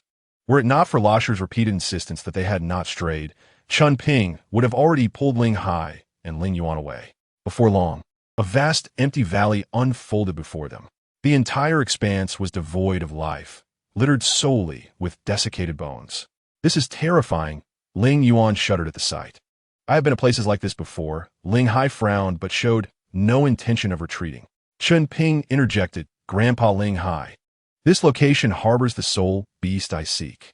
An elder mentioned that there exists a millennium soul beast perfectly suited for me. Is that so? Ling Hai's expression grew serious. This is indeed the place where the Bone Douluo acquired his 9th soul ring. Ling Hai's revelation startled both Chen Ping and Ling Yuan, who exchanged glances. Each Tidal Dou's 9th soul skill remains a closely guarded secret. Most who know of it have perished at their hands, let alone being privy to the location of their 9th soul ring. I understand your confusion, but it is the truth, Ling Hai shrugged. During my covert missions for the Spirit Hall, I encountered the Bone Douluo here. Recognizing me as a member of the Spirit Hall, he did not hinder me. After a brief exchange, he departed. As he spoke, Ling Hai pointed to the enormous skeleton at the center of the valley. That is the soul beast slain by the bone Douluo. Such a massive skeleton suggests that this soul beast must be at least 100,000 years old. Ling Yuan exclaimed in astonishment. This is a bone dragon. Chen Ping's eyes sparkled with fervor. There should also be a bone dragon of over 1,000 years here. We have indeed come to the right place. Ling Hai quickly cautioned, Chen Ping, do not act recklessly. The bone dragon that was slain was 80,000 years old. Such ancient soul beast territories undoubtedly harbor others of high age. We cannot expose ourselves carelessly until we ascertain the situation. Upon hearing this, Chen Ping steadied himself. Grandpa Ling Hai is correct. It is wise to scout the surroundings first. After a moment, he glanced at the skeleton in the valley center and mused. I am aware of the bone Douluo's 9th soul skill. I never anticipated he could find a soul beast identical to his martial soul to serve as his 9th soul ring. No wonder his 9th soul skill possesses such formidable power. Let us don these outfits and observe from here. With that, Ling Hai retrieved 3 pale yellow cloaks from his soul guide. Once they were clad in the cloaks, they became undetectable. Half an hour later, having confirmed the area was secure, Ling Hai led Chen Ping and Ling Yuan slowly into the valley. Gradually, the sky darkened. Within the entire valley, they still had not encountered any soul beasts. The only sound was that of the wind. There should be a soul beast around 30,000 years old here. Ling Hai indicated towards some soul beast droppings nearby. Creatures that prefer such an environment are likely giant lizards or serpents. It stinks. Ling Yuan wrinkled her nose in disgust. Grandpa, let us leave. It's too foul here. Not yet, Ling Hai shook his head. Both giant lizards and serpents tend to burrow underground. If we are ambushed, we want to be able to escape. Chen Ping respect Ling Ai's intention. Grandpa Ling Hai, are you suggesting that this is where it deposits its waste, and it is unlikely to appear nearby? Precisely, Ling Hai continued. Let's search here for that bone dragon of over 1,000 years. Given its age, it would not be a match for this soul beast. Soul beasts typically do not abandon their habitats. I believe the bone dragon is quite likely to be here. The giant lizard or serpent is an intruder, and the bone dragon lacks the ability to drive it away, yet it does not wish to leave this valley. Therefore, it must be hiding in a location that the intruder seldom frequents. However, this stench is unbearable, Ling Yuan mumbled weakly. Haha, dear granddaughter, just endure for a while longer. Once we hunt down the soul ring, I'll have Chen Ping buy you new clothes. Ling Hai deftly alleviated Ling Yuan's spirits. Sure enough, upon hearing about new clothes, Ling Yuan perked up. That's a promise. No backing out. No backing out. No backing out, Chen Ping quickly assured. Chen Ping, I must remind you. Ling Hai's expression grew increasingly grave. If you desire the bone dragon's soul ring, it is highly likely due to its spatial abilities. As I understand it, the bone dragon slain by ancient Banyan possessed both spatial and dark attributes. If this one also possesses dark attributes, you must forfeit immediately. Understood? The martial soul form Chen Ping displayed was purely of the light attribute. If tainted by dark attributes, resulting in the degradation of his martial soul's quality, it would indeed be a grave loss. No wonder Ling Hai felt the need to warn him. Understood, Chen Ping replied resignedly. Do not worry. Should there be any dark attribute power, it will be absorbed by another form of your martial soul, thus having minimal impact. Lasher's voice echoed in Chen Ping's mind. Are you certain? Chen Ping asked, skeptical. Lasher rolled his eyes. Regardless, your 3rd soul skill shares both forms. What is there to fear? Ah, forget it. I want to waste your time. Look about a kilometer to your right. The bone dragon is there. Upon hearing this, Chen Ping silently expressed his gratitude to Lasher. Thank you. Grandpa Ling Hai, look over there. Chen Ping pointed toward the direction Lasher indicated. In truth, he could see nothing, only perceiving a faint trace of soul power. Were it not for his deliberate sensing, he would not have noticed it. Indeed, Ling Hai raised an eyebrow. That is undoubtedly the aura of the bone dragon. Chen Ping, you all wait here. I'll be back shortly. As soon as he finished speaking, Ling Hai prepared to act, only to have Chen Ping step in front of him. Wait a moment, Grandpa Ling Hai, Chen Ping urged. What is it, Chen Ping? Ling Hai asked, astonished. Are you not after the soul ring? The bone dragon is not easy to pursue. A moment's inattention could allow it to slip away. That's not it. Chen Ping shook his head. I meant to say that Ling Yuan and I can handle the bone dragon, while you, Grandpa Ling Hai, should remain vigilant for any ambush from the other high-level soul beast. Ling Hai suddenly realized I forgot about that. However, Ling Yuan can fly. If another soul beast ambushes us, you 1T be able to escape. It's fine. With that, Chen Ping summoned his martial soul. This time, the golden longsword transformed into a dark purple blade, altering Chen Ping's entire aura. Ling Hai and Ling Yuan gazed in astonishment. Chen Ping, what has happened to your martial spirit? No, this isn't a dual martial spirit. Chen Ping's martial spirit had not changed. Only its color and attributes had shifted. Ling Hai was certain that this was an unprecedented mutation of a martial spirit. I'll explain later. First, let's deal with the bone dragon. Chen Ping leaped into the night, his form merging seamlessly with the darkness. Grandfather, I'll go ahead. After a brief acknowledgement, Ling Yuan activated her martial spirit and followed Chen Ping's lead. Watching the duo vanish into the shadows, Ling Hai's face broke into a hearty smile. Haha, this boy truly surprises me. I can rest easy knowing Yuaner is with him. Roaring, the bone dragon sensed an approaching presence and sprang into action. It swiftly maneuvered through the space, each movement leaving behind a wisp of black mist, residual soul power. Chen Ping immediately recognized it. Indeed, it is a millennium-old bone dragon. This will make it easier to catch you. Ling Yuan, unleash your first soul skill. Since it has already detected us, we might as well reveal ourselves. Understood. First soul skill, Flame Eagle Fire. Ling Yuan's speed of flight surged dramatically. Prepare to perish. Chen Ping raised his longsword, swiftly closing the distance. In the next moment, he seized the opportunity and struck the bone dragon with a powerful slash. The bone dragon, true to its name, was a mere skeleton devoid of flesh. The blade met bone with a resounding clang, producing only a slight crack on the surface without any substantial effect. Damn it. The bone Douluo is renowned as the strongest defensive tidal Douluo on the continent. How could I have forgotten? Its defense must be invincible among its peers. Chen Ping smacked his forehead and quickly dodged. Ling Yuan seized the moment and launched her attack. Second soul skill, Flame Scorching Plains. Vivid crimson flames surged forth, engulfing the bone dragon in an instant. What? Realizing her attack was futile, Ling Yuan hastily retreated to Chen Ping's side. This creature's defense is formidable. Typical soul skills may not suffice. Note that my previous strike could slice through the thick hide of a millennium-old bear-type soul beast. Yet it only left cracks on the bone dragon. We must resort to soul skills. Utilizing the soul skills in the illusory moon form would deplete 70% of Chen Ping's soul power, granting him only one chance. If he failed, they would have to rely on Ling Hai's intervention. With that in mind, Chen Ping quickly devised a strategy. Ling Yuan, fly into the air and use your soul skills to block its movements. I will handle the finishing blow. Understood. After numerous battles in the soul arena, their synergy was undeniably strong. Ling Yuan soared into the sky. Third soul skill, Starfire. In an instant, the entire valley sky was illuminated by Ling Yuan's flames. Roaring in alarm, the bone dragon darted through the space, not seeking a counterattack but attempting to flee. Wait, Chen Ping sensed something amiss. Seventh soul skill, Martial Spirit True Form. Ling Hai bellowed, Chen Ping, get back. Fifth soul skill, Flame Eagle Pursuit. Chapter 49, Absorbing the Soul Ring. Phew, that was close. Chen Ping swiftly distanced himself. Almost simultaneously, a massive maw erupted from the ground. 30,000-year horn viper. Chen Ping, I'll handle this. You pursue the bone dragon. Ling Hai's voice rang out. Without hesitation, Chen Ping sped off in pursuit. What a horn viper. Ling Hai scoffed. A snake is merely food for an eagle. Fourth soul skill, Flame Featherwind. Ling Hai raised his hand, and the colossal flame eagle behind him flapped its wings vigorously.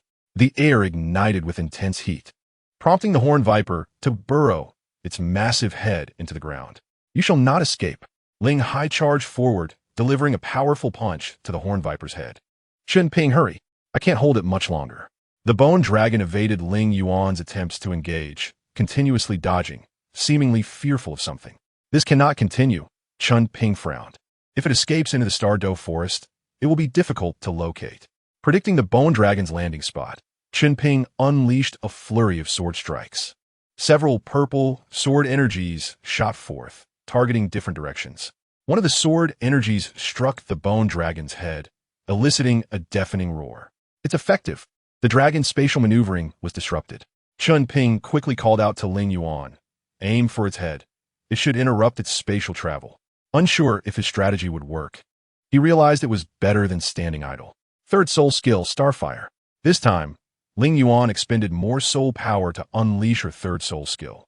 The density of the flames was significantly greater than before. After all, this bone dragon was merely a millennium-old soul beast with limited spatial mastery, at best. It had just grazed the threshold. Under the relentless barrage from Ling Yuan, it found itself at a loss.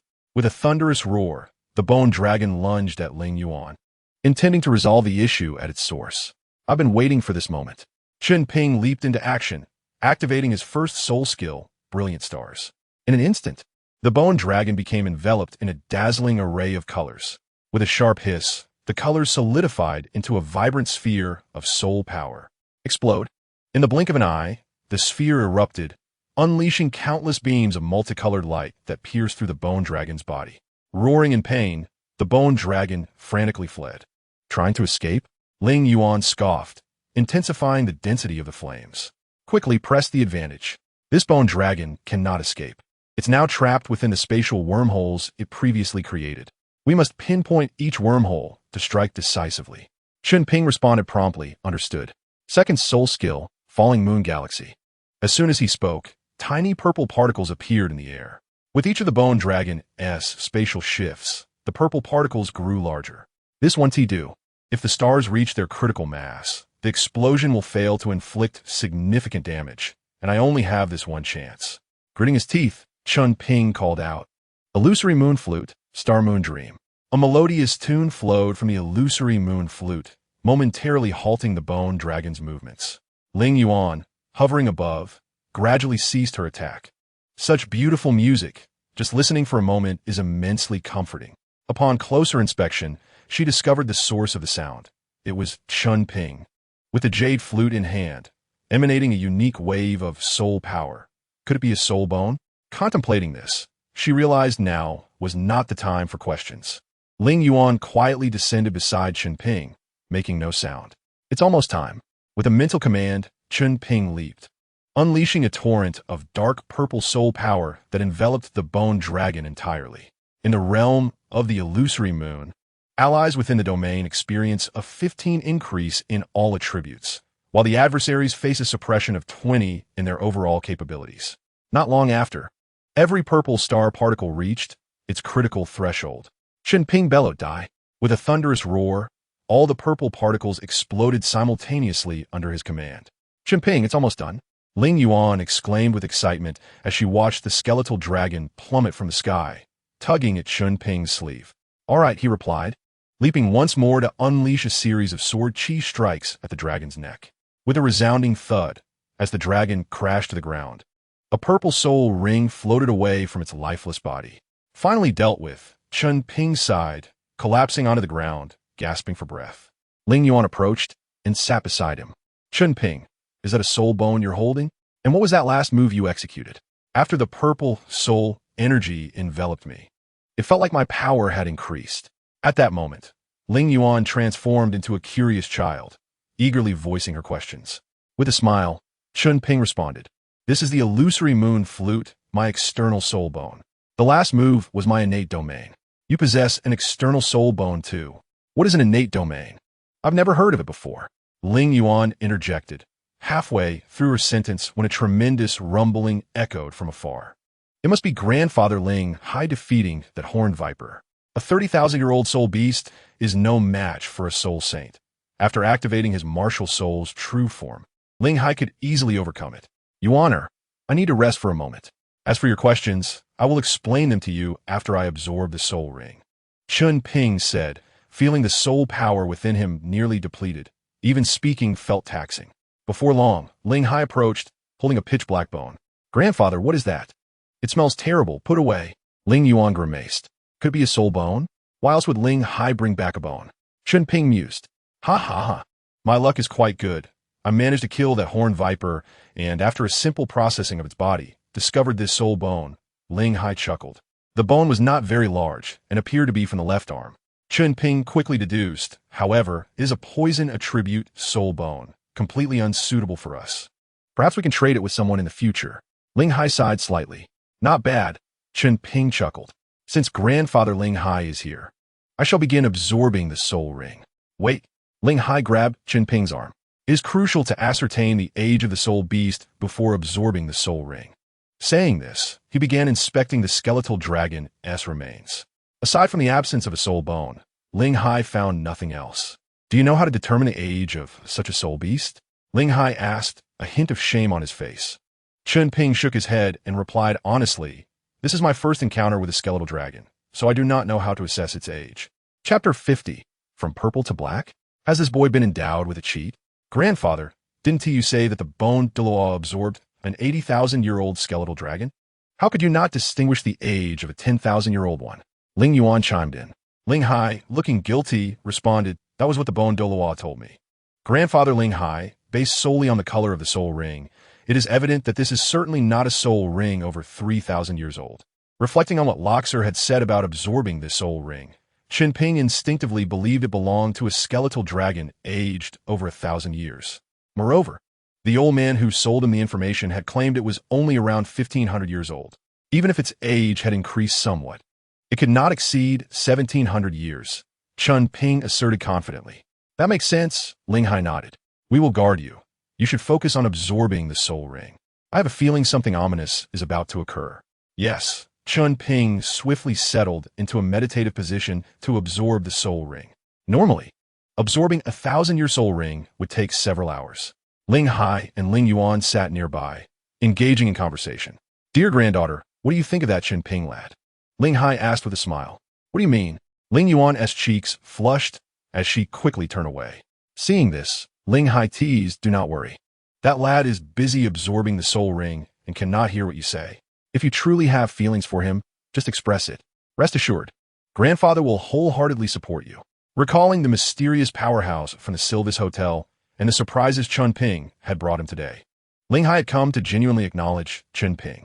He never imagined that the youth he had casually conversed with in Soto City would prove to be so unfathomable. He eagerly anticipated the day Chen Ping would reach that pinnacle, where the scenery surpasses even that of the limit Douluo.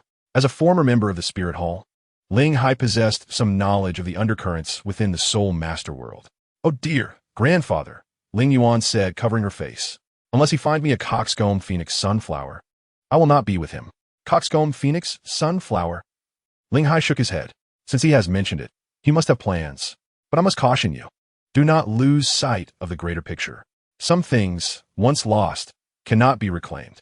Upon hearing this, Ling Yuan fell silent. Yuaner, you are still young. Many matters require time to cultivate, Ling Hai said. Think back to how you were during your first soul battle, and then look at your current strength. That is growth. Just a few days ago, you daringly absorbed a soul ring beyond your years, and being able to possess such courage is also a form of growth. Unbeknownst to them, the grandfather and granddaughter conversed until dawn. Meanwhile, Chen Ping was drenched in sweat. Before long, Ling Yuan sensed something amiss. Grandfather, is absorbing a soul ring of normal age supposed to be this strenuous? Ling Hai shook his head no. Immediately, he turned his attention to the soul ring hovering above Chen Ping's head. Yuaner, this soul ring appears darker than your third soul ring. Ling Hai felt a sense of foreboding. Due to the night, colors like purple, which are somewhat dark, were difficult to distinguish clearly. Oh no, this is a 3,000-year soul ring. Ling Hai exclaimed in panic, stomping his feet. Why? Why didn't I notice this? Grandfather, what about Chen Ping? Ling Yuan gasped, unable to believe what was unfolding before her. No, Ling Hai calmed down slightly. If Chen Ping could not withstand it, his body would have already reacted. He would not still be in a stable state. Grandfather, what are you trying to say? Ling Yuan's voice trembled. If something happens to Chen Ping, what should I do? By the end, her voice choked with emotion. Yuaner, do not panic. Ling Hai quickly reassured her. I believe Chen Ping can absorb this soul ring. It seems that a 3,000-year soul ring is still within his capacity. At this, Ling Hai felt greatly astonished. Were it not for the stable fluctuations of soul power emanating from Chen Ping, he might have doubted that it was indeed a 3,000-year soul ring. Grandfather, you wouldn't deceive me, would you? Ling Yuan's expression improved slightly. I would never deceive you, Ling Hai affirmed solemnly. Just wait. I believe it won't be long before this lad successfully absorbs it. Damn it, Loxer, you've tricked me. Chen Ping cursed as he felt the immense pressure from his body. Unperturbed, Loxer patiently explained, your body is endowed with the power of destruction. It won't be easily overwhelmed by this 3,500-year soul ring. What? 3,500 years? Chen Ping was taken aback. Why was its strength so feeble? The power of space is not easily mastered. Without the guidance of their ancestors, relying solely on its own exploration would require a lengthy accumulation of time. Moreover, lacking practical combat experience, its strength was indeed comparable to that of an ordinary 1,000-year soul beast. Luo Sierra revealed the truth. A soul beast that merely hides in a secluded valley, having never experienced the brutal battles among soul beasts, could hardly possess any combat prowess. Well, the soul ring is about to be absorbed. With that, Luo Sierra fell into a state of silence, devoid of any sound. Outside, Ling Hai had been closely monitoring Chen Ping's situation. Upon seeing the soul ring gradually encircle the long-sword martial soul in front of Chen Ping, both Ling Hai and his companion breathed a sigh of relief. He succeeded, and thankfully, it was without peril. Suddenly, two dragons, one gold and one purple, appeared upon Chen Ping's longsword. The two dragons spiraled rapidly around the sword until a beam of purple energy shot forth from the purple staff mark between Chen Ping's brows, injecting itself into the third soul ring, after which the two dragons dove into the sword. His martial soul must be related to these two dragons. Ling Hai discerned some clues, yet in the next moment, he witnessed the most absurd phenomenon of his life. The purple soul ring, originally floating above Chen Ping, inexplicably transformed into black. The previously yellow soul rings became platinum and purple gold. This kid must be cheating. The purple soul ring actually turned into a 10,000-year soul ring, while the 100-year soul ring transformed into a 1,000-year soul ring. Is this some kind of cheat? Ling Hai screamed, internally, utterly astonished, as this was enough to shock him for an entire year. As for why Chen Ping's third soul ring changed color, it was simply because the divine trial had elevated the age of his soul ring by 10,000 years. However, with Ling Hai's knowledge, he was oblivious to these details. He merely regarded the purple gold soul ring as a purple one and the platinum soul ring as a slightly faded yellow one. Ling Yuan covered her mouth in surprise. Chen Ping's soul power seemed to have significantly increased. Ling Hai raised his eyebrows. Level 36, good lad. Chen Ping slowly opened his eyes, and the three soul rings of platinum, purple gold, and black in front of him once again changed, disguised by Luo Sierra into yellow. Yellow and purple. Chapter 51. Anomaly. Chen Ping. I hardly know what to say, Ling Hai remarked, feeling that everything had occurred too suddenly. Chen Ping was aware of what had just transpired. How could Luo Sierra's power suppress divine power? The process of the soul ring receiving divine energy was impossible to conceal. Oh well, this is your opportunity, young one. I only hope that in the future you can assist Yuan a bit, and I will be content. Ling Hai waved his hand, understanding that some matters were best left unsaid. Chen Ping, will there come a day when you look down upon me? At that moment, Ling Yuan gazed at Chen Ping with a complex expression, feeling a significant emotional disparity. How could that be? Chen Ping replied gently. There are things I cannot disclose now, but when the time comes, you will be the first to know. Really? Indeed, Chen Ping affirmed. Ling Yuan's expression softened considerably. What is the name of your third soul skill? My third soul skill is called Divine Travel, a spatial type soul skill that allows for multiple instantaneous movements with minimal soul power consumption each time, Chen Ping said with a smile. This soul skill was undoubtedly the best and most joyous for him. The joy of coming and going was something not everyone could appreciate. A truly excellent soul skill. Ling Hai applauded. Without delay, we must leave this place quickly. I have a feeling there is something beneath this secluded valley. Could there be another soul beast? Chen Ping questioned, puzzled. That is unlikely. Two high-aged soul beasts would not coexist peacefully. Even among kin, it is improbable, and even if in a subordinate relationship, the previous horned viper would not permit a soul beast of lesser or greater strength to reside nearby. Ling Hai shook his head. As for the underground presence, he had only sensed a fleeting change in soul power, after which it vanished entirely. I cannot be certain, but it is best to leave, he decided. With that resolve, The three quickly fled the secluded valley. Let there be no trouble. Let there be no trouble, Ling Hai silently prayed. That aura indeed emanated from a soul beast, and Ling Hai knew he stood no chance against it. Rather than risking a narrow escape from its grasp, it was better to avoid encountering it altogether. A formidable roar resonated ahead of the trio, and the next moment, a golden giant bear, as large as half a small mountain, soared above their heads. A 70,000-year giant bear king. How could this be? Chen Ping's eyes widened. Fortunately, the giant bear king paid them no heed and charged straight towards the secluded valley. That was close. Ling Yuan exhaled, clearly shaken by the earlier scene. Someone is coming. Ling Hai promptly activated his martial soul. Damn, I cannot activate my martial soul form again for a short period. The martial soul form of a soul sage could only be released once a week. In the following days, one would enter a state of fatigue, resulting in diminished strength. Suddenly, 4 men wielding the Haotian hammer dashed out from the direction of the giant bear king. What are you doing here? Tang Hao's eyes flashed with anger. Brother Hao, Tang Xiao shot him a glare. Their immediate priority was to capture the giant bear king, and they could not waste time on Chen Ping and his companions. You three, which direction did the giant bear king flee? Tang Xiao inquired directly. Chen Ping pointed behind him. Back there. All right, Elder 7, Elder 6, Brother Hao, let's pursue. Tang Xiao wasted no time, picking up the Haotian hammer and leaping over Chen Ping and the others. Hurry, hurry! At that moment, Ling Hai felt a twinge of relief. As long as the Haotian sect members rushed to the secluded valley, the soul beast beneath was likely to shift its target. Initially, they had killed 2 soul beasts in the secluded valley, which might have incited the wrath of the one underground. Perhaps for some reason, it had not acted immediately, but it was not guaranteed that it would not suddenly emerge from below to attack them. Ling Hai activated his martial soul and sped through the forest exit with Chen Ping and Ling Yuan. Along the way, they encountered several waves of Haotian sect disciples, and Ling Hai kindly pointed them in the right direction.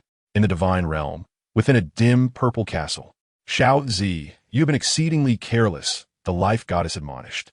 The god of destruction helplessly recounted the truth. This is not my fault. A year in Douluo continent is but a day in the divine realm.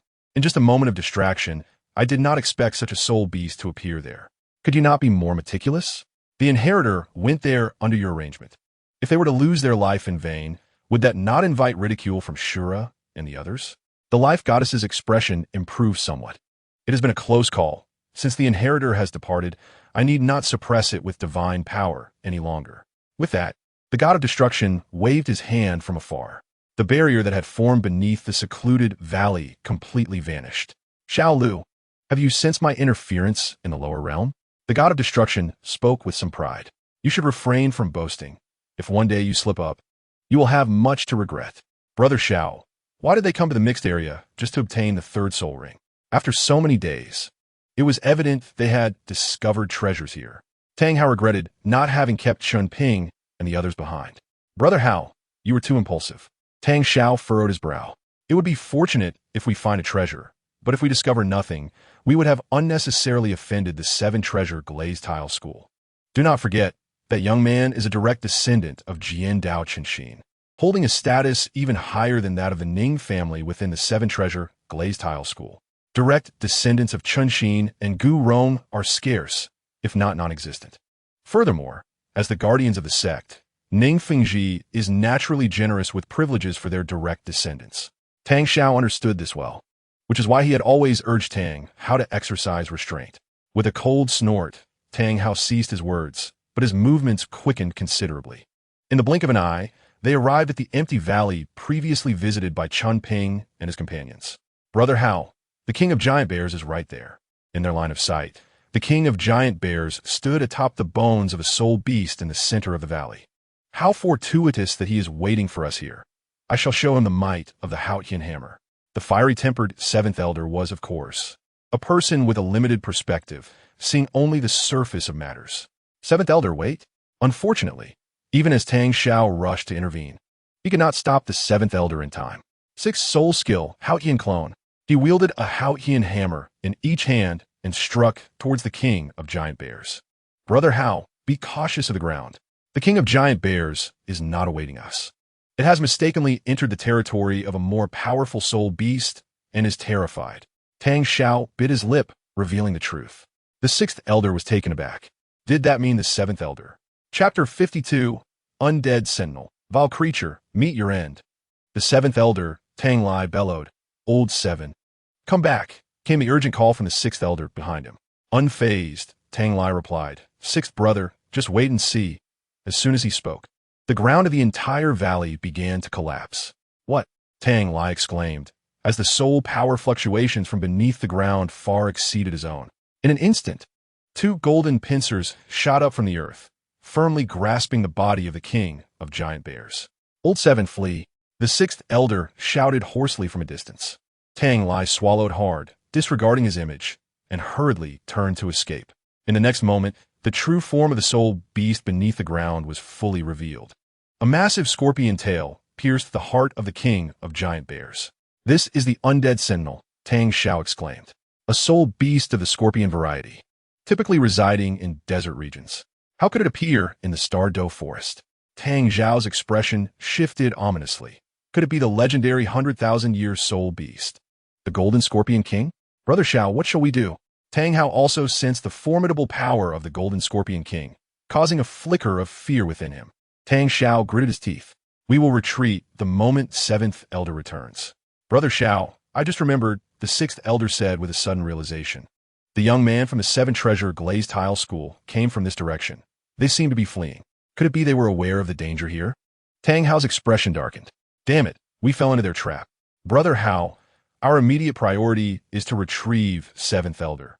We could discuss other matters later. As he spoke, Tang Xiao felt a twinge of guilt, as it was he who had inquired about the route from Chen Ping. Stomping his foot, Tang Xiao activated his soul ring. Prepare for action. That creature will not simply allow us to leave.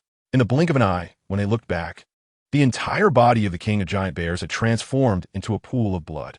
Such potent toxins. Tang Xiao and his companions exclaimed in horror. There's no time. We must strike together and attempt to repel it. Once seventh elder rejoins us, we will flee immediately. With a determined bite of his teeth, Tang Xiao activated his seventh soul ring, seventh soul skill, Hao Yin True Body. Likewise, Tang Hao activated his seventh soul skill. Old seven, we are coming, the sixth elder shouted. Seventh soul skill, weapons soul, true body. Three enormous Hao Yin hammers descended upon the golden scorpion king, who was charging towards Tang Lai. I shall not sit idly by. Tang Lai understood the gravity of the situation. With a decisive bite of his teeth, he activated his seventh soul skill, Sunfire, True Body. However, before he could complete his statement, the massive scorpion tail struck his Hao Yin hammer, sending both him and his body flying. Old seven, Tang Xiao and the others were left aghast. Eighth soul skill, Hao Yin Soul Break. Eighth soul skill, Piercing Strike. The Hao Yin hammer unleashed a flurry of attacks. Tang Hao, lacking an eighth soul skill, believed the combination of the flurry hammer technique and the killing god domain would be more reliable. The three attacks struck the golden scorpion king simultaneously, stirring up clouds of sand but failing to inflict any harm. Humans, you have successfully enraged me. A voice emanated from the golden scorpion king's mouth. What? It can speak. Tang Xiao felt a chill run down his spine. Only 100,000-year soul beast on Douluo continent is capable of such speech. Yet, fear did not cloud Tang Xiao's judgment. Sixth elder, assess seventh elder's injuries. Brother Hao, we must scatter and flee. Understood. Without a moment's hesitation, the two agreed. Tang Xiao and Tang Hao headed in opposite directions. The golden scorpion king struck the ground with its pincers and decisively pursued Tang Hao. This is bad. Brother Hao is not yet a soul Douluo. He cannot withstand it alone. For the future of the sect, Tang Xiao had no choice but to sacrifice himself to protect Tang Hao. Young man, that valley just now harbored a 100,000-year soul beast, the venomous golden scorpion king. Without needing to be told, Chen Ping also sensed a powerful soul power fluctuation from behind. Accompanying it were four considerably weaker soul power signatures, likely the four members of the Hao Yin sect. That was close. Ling Hai, feeling a lingering dread, remarked, even in my martial soul true body state, I could not last a single strike against such a soul beast. Grandfather, is that soul beast truly so powerful? Ling Yuan inquired, looking up at Ling Hai. At least over 90,000 years, such ancient soul beasts could pose a challenge even for ordinary title Dou, let alone me. Ling Hai gulped. No, Chen Ping shook his head. It is the 100,000-year soul beast, the Golden Scorpion King. How do you know? Ling Hai instinctively questioned, realizing his mistake. He quickly corrected himself. No wonder it favors an environment like this. I am certain that even a 95-level title Douluo would struggle against it. Currently, there is only this 100,000-year soul beast on the continent. It won't be long before various factions begin to scheme. Ling Hai sighed deeply. We must leave. This is not our place to intervene. Grandfather Ling, will heading south bring us closer to Spirit City? Chen Ping suggested. If there are no further issues, we should hasten to Spirit City. I sense that the Haotian sect will not let this matter rest. Agreed. Let's proceed directly to Spirit City. As for whether the Haotian sect will seek retribution in the future, that remains uncertain. However, should we encounter them now, it would undoubtedly lead to significant trouble. This time, Ling Hai did not hesitate to expend his soul power, racing towards Spirit City with all his might. Meanwhile, Tang Hao and Tang Xiao found themselves cornered. Were it not for their flawless teamwork, they would have perished at the hands of the Golden Scorpion King long ago. Two formidable soul beasts of the caliber of human warriors stood before the Golden Scorpion King, who upon beholding his prey, erupted into hearty laughter. Ha! If I could absorb the soul power within you, I would undoubtedly overcome the tribulation of thunder a century hence. Clearly, Tang Xiao and his companion had no time to comprehend the nature of this thunder tribulation. The fact that their adversary could articulate words suggested the possibility of negotiation. Esteemed Golden Scorpion King, I believe our Haotian sect is well within its rights to engage you in terms, Tang Xiao asserted, mustering his strength. Negotiate terms? Scoffed the Golden Scorpion King. You are already destined to be my meal. What right do you have to propose conditions? Chapter 53. The Panga staff in the face of the Golden Scorpion King. Tang Xiao remained unperturbed, subtly implying. The Haotian law is not only our grandfather, but also the most revered figure within the realm of soul masters. Should we perish? Do you truly believe you could evade the grasp of our grandfather? Oh, by the way, grandfather's prowess is that of a 99th level ultimate Douluo, merely a step away from the 100th level. If you are confident in defeating him, then you may as well end our lives. This tactic of feigned concession was deftly employed by Tang Xiao. Such veiled threats stirred a flicker of uncertainty within the Golden Scorpion King. Having lived for nearly 100,000 years, this soul beast possessed a modicum of awareness about the human world. A 99th level ultimate Douluo would require enduring 6 tribulations of thunder to rival him. What price are you willing to pay? The Golden Scorpion King shifted his tone, inquiring of Tang Xiao and his companion. If your terms do not satisfy me, your fate remains death. Brother Xiao, Tang Hao interjected, perplexed by Tang Xiao's intentions. As a disciple of the Haotian sect, he was reluctant to parley with a soul beast. He understood the principle that those not of his kin would harbor different intentions.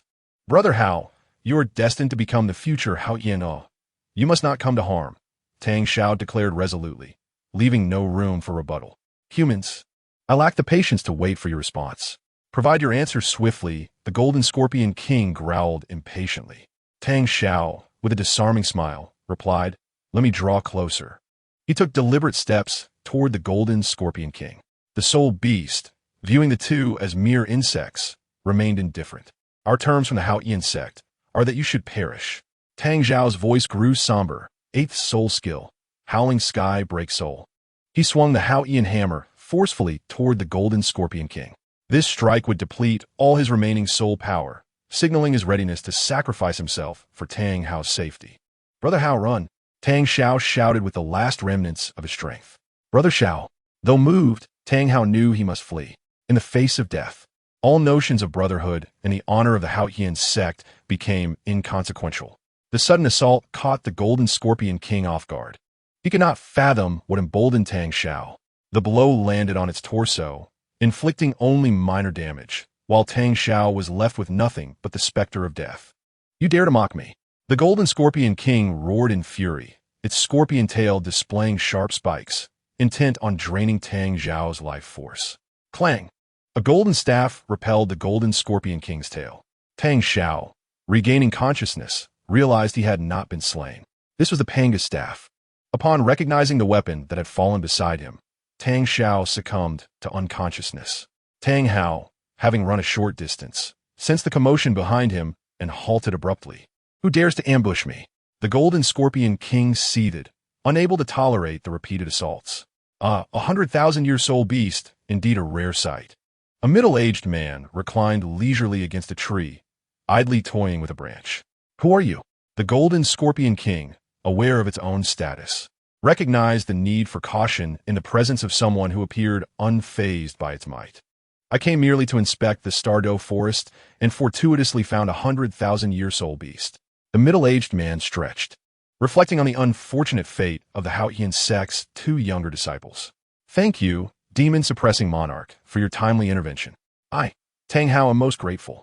Recognizing his salvation, Tang Hao hastened to express his gratitude, adhering to the tenets of propriety. After all, respect for the demon-suppressing Dou, undefeated in battle, was entirely warranted.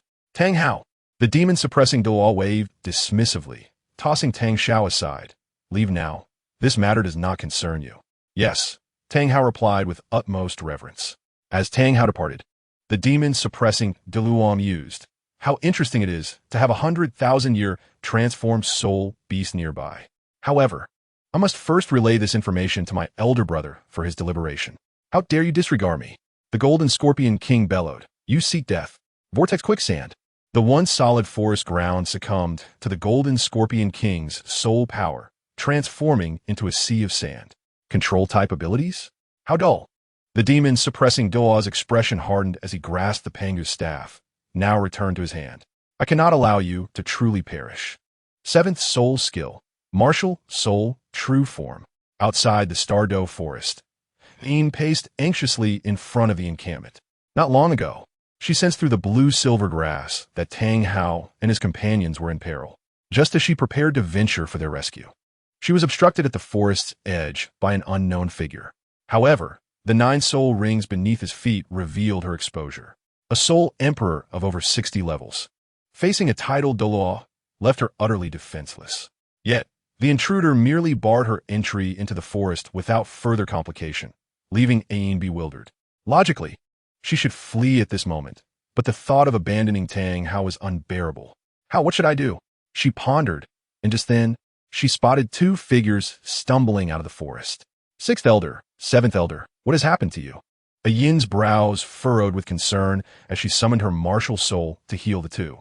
Regaining composure, the 6th Elder spoke. Yin, we encountered the 100,000-year Golden Scorpion King in the forest, and Shower and Howler became separated from us. The Golden Scorpion King? Ayin's heart raced. Why had she never heard of such a beast? Damn it. The 7th Elder, Tang Lai, struck the ground in frustration. Had it not been for the sudden appearance of a burrowing demon spider, we would have found Shower and Howler by now. Do not fret, 7th Elder. We shall wait here for Brother Xiao and the others. If all is well, they will emerge soon. Ayin advised with a level head. Very well. The 6th Elder agreed after weighing the pros and cons of the situation.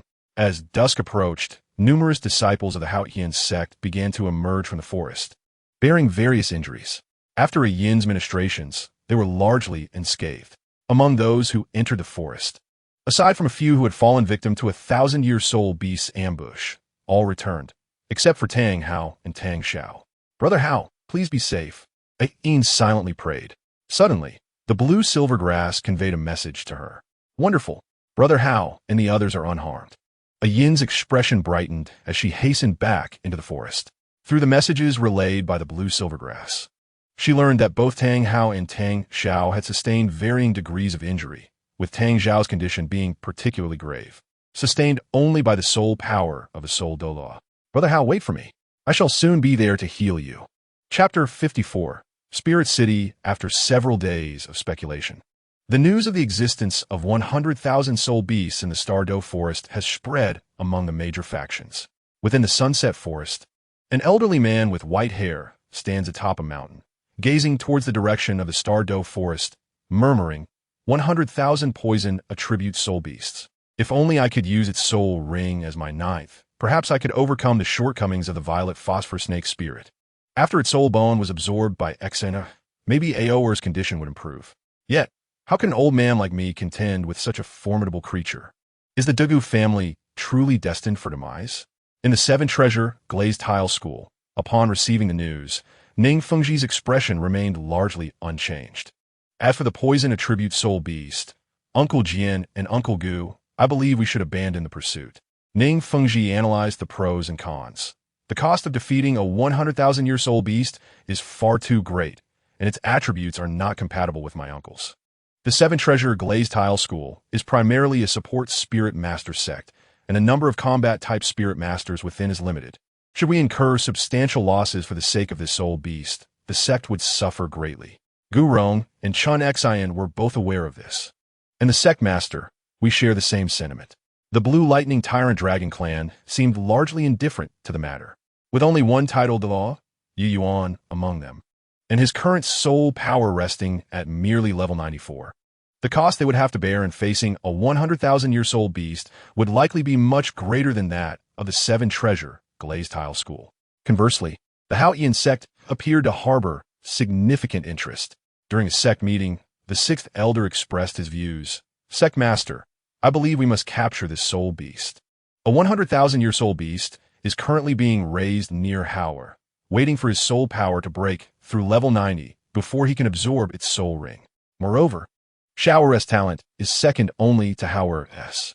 If they join forces after Hauer ascends to title Douluo, we stand a great chance of defeating this Golden Scorpion King. At that point, our Haotian sect will boast a dual title Douluo from the younger generation, both possessing a 100,000-year soul ring. Even in the absence of the old sect master, I believe the Haotian sect will soar to new heights under the guidance of Hauer and Hauer. The sixth elder's impassioned speech garnered the support of various elders within the Haotian sect. Thus, the sect master, seated at the head, resolved, let us proceed as the sixth elder suggests. The Haotian sect will forever remain the foremost sect in the Douluo continent, unshakable. Unbeknownst to them, Tang Hao and Tang Xiao were unaware of the revelation regarding a Yin's identity. In the Spirit City, at the worship hall, the demon slayer Douluo knelt partially on the ground, reporting, Big Brother. The situation is as follows. The Haotian sect intends to have Tang Xiao and Tang Hao each absorb a 100,000-year soul ring. As a judgment elder of the Spirit Hall and a servant of the angel god, Qian Douluo felt compelled to consider the future of the Spirit Hall. Demon Slayer. I understand, he replied, a hint of helplessness flickering in his eyes. Ah, if only you could be like the Haotian twin stars. I would gladly hunt a 100,000-year soul beast for you. However, your frequent negligence in cultivation means you have solely relied on the grace of the god ancestor to ascend to title Douluo. It is impossible for you to absorb such a soul ring. With a sigh, Qian Douluo cautioned, Demon Slayer, do not disclose the matter of the shape-shifting soul beast beside Tang Hao to Jier. Understood, Big Brother. Without question, Qian Douluo's words were akin to fate for the Demon Slayer, Douluo. You have worked hard these past few days. Go and discuss your insights from this battle with Jean, Yi, and the others, then retreat for a period. After saying this, Qian Douluo waved his hand. Yes. After the Demon Slayer, Douluo departed and closed the hall's door, Qian Douluo reflected on Tang Chun, who had been absent for some time, feeling a twinge of nostalgia. On the streets of Spirit City, Chen Ping and Ling Yuan were leisurely strolling. Having arrived in Spirit City the previous day, they sought information regarding the Haotian sect. Learning that the Haotian sect had not made any recent moves, Chen Ping felt a sense of relief. Hey, Chen Ping, which city do you think is more prosperous? Spirit City or Heaven Dou City?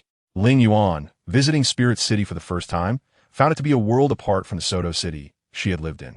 Chen Ping smiled and shook his head. I have not been to Heaven Dou City, so I cannot comment on its splendor. However, when I do visit, I shall write to you about my experiences. Very well, Ling Yuan nodded. Are you going to participate in the Soul Arena again? Spirit City also has a Grand Arena. Tomorrow I will register with my grandfather at the Spirit Academy, after which we may have to part ways for a while.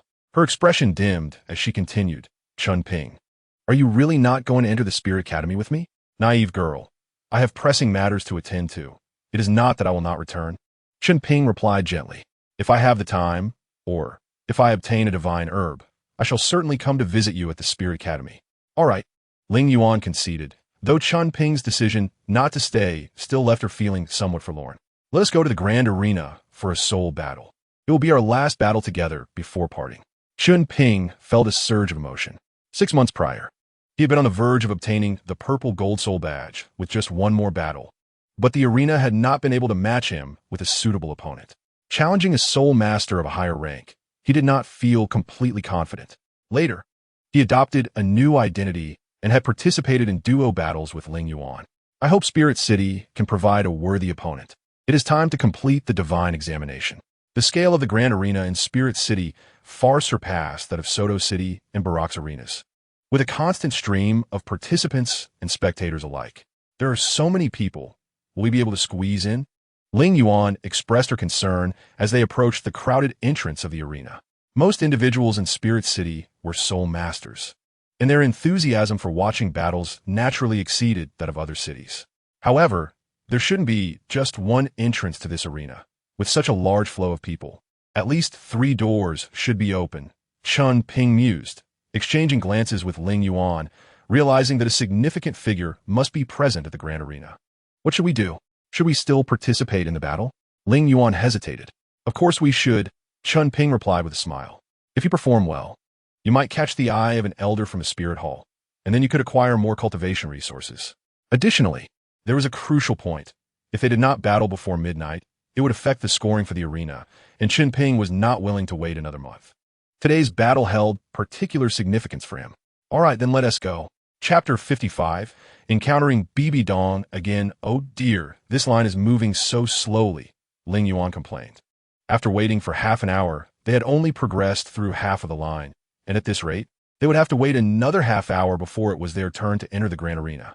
Chen Ping touched Ling Yuan's forehead and smiled. There is no need to rush. Patience is key. Fine, Ling Yuan pouted. However, in the next quarter of an hour, the line they were in came to a complete standstill, as those ahead of them were halted outside the arena. This is outrageous. Chen Ping could not help but express his frustration while speculating about the identity of the important figure. Could it be Qian Xuanji? If it were him, it would indeed cause quite a commotion. As expected, a minute later, a luxurious carriage passed by Chen Ping. The curtains of the carriage were partially drawn, allowing a clear view of the occupants within. Indeed, it was Qian Xuanji. Chen Ping mused inwardly that there seemed to be more than one person inside the carriage, as he could hear other voices. Chen Ping, is that really you? Ling Yuan tugged at Chen Ping's sleeve, inquiring softly. Before Chen Ping could respond, everyone in the queue knelt down, their faces filled with reverence as they bowed towards the carriage, proclaiming, "We welcome your holiness, the Pope." Amidst the crowd, Chen Ping and Ling Yuan stood out awkwardly. Inside the carriage, Qian Xuanji's expression darkened upon witnessing this scene. Just as he was about to express his displeasure, a voice from within the carriage spoke up. "Ah, teacher, that is Chen Ping." Chen Ping? Qian Xuanji's expression fluctuated. "Donger, are you certain he is Chen Ping?" One of the individuals inside, BB Dong, affirmed, though his appearance has changed slightly since 2 years ago, his aura is unmistakable. Is that so? A smile crept onto Qian Xuanji's face. In that case, let us meet him. Following Qian Xuanji's command, the coachman halted the carriage, surrounded by Soul Palace guards. Qian Xuanji slowly descended from the vehicle, followed closely by BB Dong and a woman holding a little girl. BB Dong, Qian Xuanji, is that little girl Qian Chue? Chen Ping pondered, puzzled by the identity of the other woman. If she were a nurse, she could not possibly share a carriage with Qian Xuanji. This left Chen Ping bewildered, as there was no mention of such a character in the original narrative. "Chen Ping, it seems His Holiness is approaching us," Ling Yuan exclaimed, a mix of excitement and nervousness adorning her face. For those affiliated with the Soul Palace, being personally received by the Pope would be a lifetime boast. "You are Chen Ping?" Qian Xuanji approached directly. "Chen Ping, I pay my respects to your holiness." Chen Ping bowed, while Ling Yuan knelt beside him in salute. "How interesting," Qian Xuanji remarked without reproach. Given Chen Ping's status as the heir to a divine position, it would be inappropriate to chastise him for not bowing. "It seems you two intend to enter the Grand Soul Arena?" Chen Ping nodded. "Yes, your holiness. This is my friend Ling Yuan. She has come with me to participate in the soul battles." "Ling Yuan, is it?" Qian Xuanji turned his gaze towards Chen Ping's companion. Ling Yuan raised her head, her expression filled with respect as she responded, "Yes, your holiness, I am Ling Yuan." "Very well." Qian Xuanji turned around. "Since you wish to enter the Grand Soul Arena, follow me." "Yes, your holiness." As they walked, Chen Ping trailed behind Qian Xuanji, refraining from inquiring with Bibi Dong. Logically, Chen Xuanji should not recognize him. Had he uncovered something? Or did he have ulterior motives? Chen Ping could not ascertain the truth, and for now, he could only proceed cautiously. Inside the Grand Soul Arena, there was a VIP room prepared exclusively for Chen Xuanji. Under his guidance, Chen Ping and the others entered. Chen Ping, feel free to take a seat with Ling Yuan, Chen Xuanji casually remarked as he settled into the principal sofa. Yes, Your Holiness. Chen Ping sat down and then asked, May I inquire why Your Holiness sought me out? I do not believe my status warrants a personal audience. Ha! Chen Xuanji scoffed. At least you possess self-awareness. However, circumstances have changed, and you indeed merit my personal attention. In the next moment, Chen Xuanji communicated telepathically with Chen Ping, heir to the divine position. Upon hearing this, Chen Ping's heart jolted. The matter of the divine heir must not be disclosed lightly. Otherwise, he risked being assassinated. Quickly, Chen Ping grasped the implications. No wonder Chen's family, being descendants of the angel god, had sensed his divine power during the incident at the Soto Hotel. Your Holiness, you are indeed formidable to have discerned this. Chen Ping feigned astonishment. There is nothing in this world that I do not know, Chen Xuanji declared proudly. I now extend an invitation for you to join the Soul Palace. Will you accept? Upon hearing this, Ling Yuan immediately replied, Yes, Your Holiness, I am willing. However, it was evident that Chen Xuanji's attention remained fixed on Chen Ping. Naturally, Chen Ping was reluctant to acquiesce. Yet he could no longer rely on the seven-treasure glazed tile school as a safeguard. Given Chen Xuanji's temperament, he might very well bring people to the seven-treasure glazed tile school. That would spell disaster for them. Jier, you have gone too far. Come back at once. The voice of Qian Douluo echoed in his mind, causing Chen Xuanji's expression to shift. Without waiting for Chen Ping's response, he rose to his feet. Did he intend to take action? Chen Ping swiftly became alert. You all continue your conversation. I have urgent business to attend to at the Soul Palace. Chen Xuanji spoke hastily. Chen Ping, regarding your decision to join the Soul Palace, there is no need for an immediate response. Should you reach a conclusion, seek me out. With that, he turned to Bibi Dong, Donger, ensure they are well taken care of. After speaking, Chen Xuanji vanished from the room. We bid farewell to Your Holiness, Chen Ping murmured, maintaining the necessary etiquette. Finally, Chen Ping breathed a sigh of relief. Having made a decision, Chen Xuanji was indeed unpredictable, without sufficient strength. He must avoid further contact. Chen Ping, my little brother, it's been a while, Bibi Dong finally greeted him.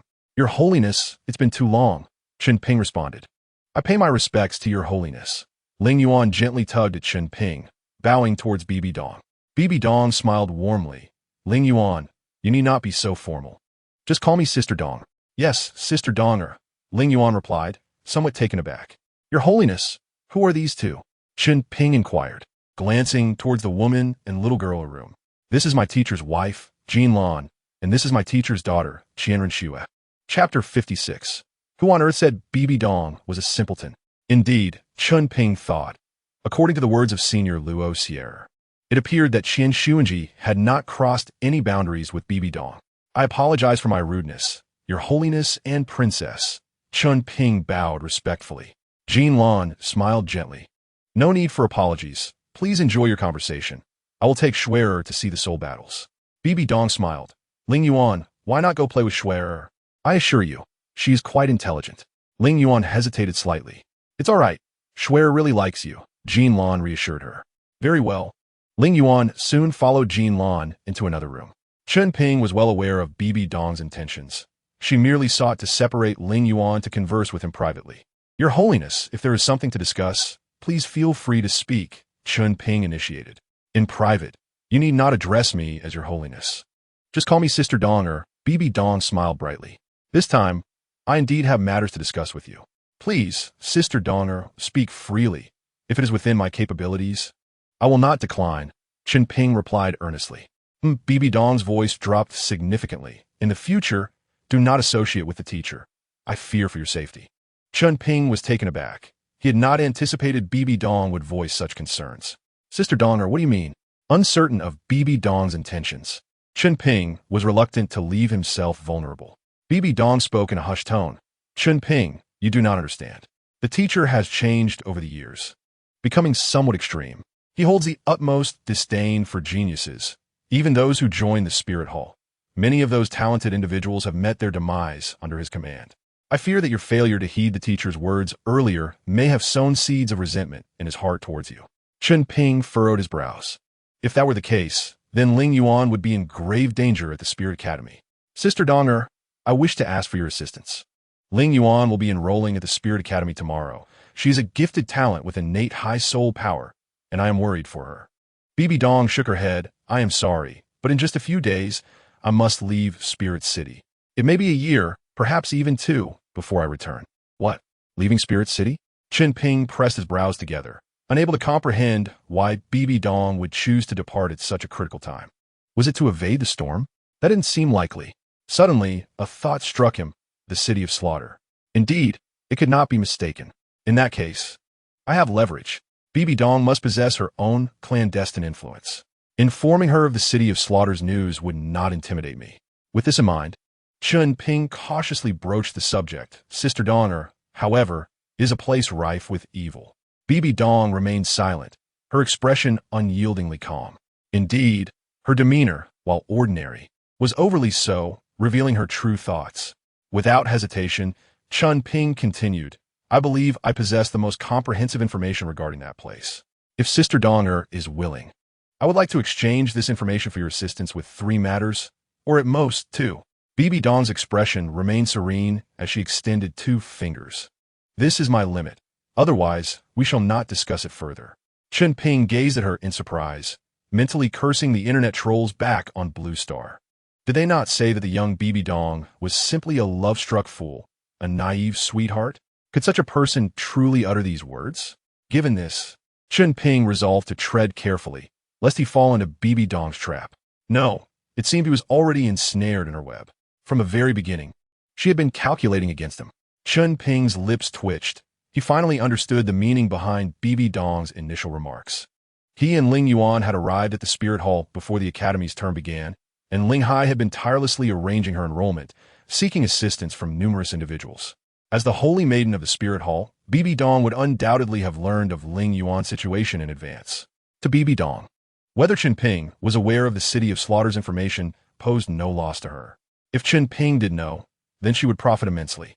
Thus, regardless of whether her earlier words were true or false, Ling Yuan's situation at the Spirit Academy had become precarious. She had calculated that I might know of the City of Slaughter's secrets, so she used Ling Yuan as bait from the outset, fully confident that I would not be deceived. The only thing she likely found perplexing was my ability to guess her destination. If I do not reveal some valuable information now, Ling Yuan may indeed find herself in peril. This is an overt scheme that Chen Ping had no choice but to engage in. Let me state my conditions first. If Sister Donger can agree, I will divulge all the information I possess regarding that place, Chen Ping said helplessly. Underestimating Bibi Dong from the outset had left him in a passive position. What shall we discuss?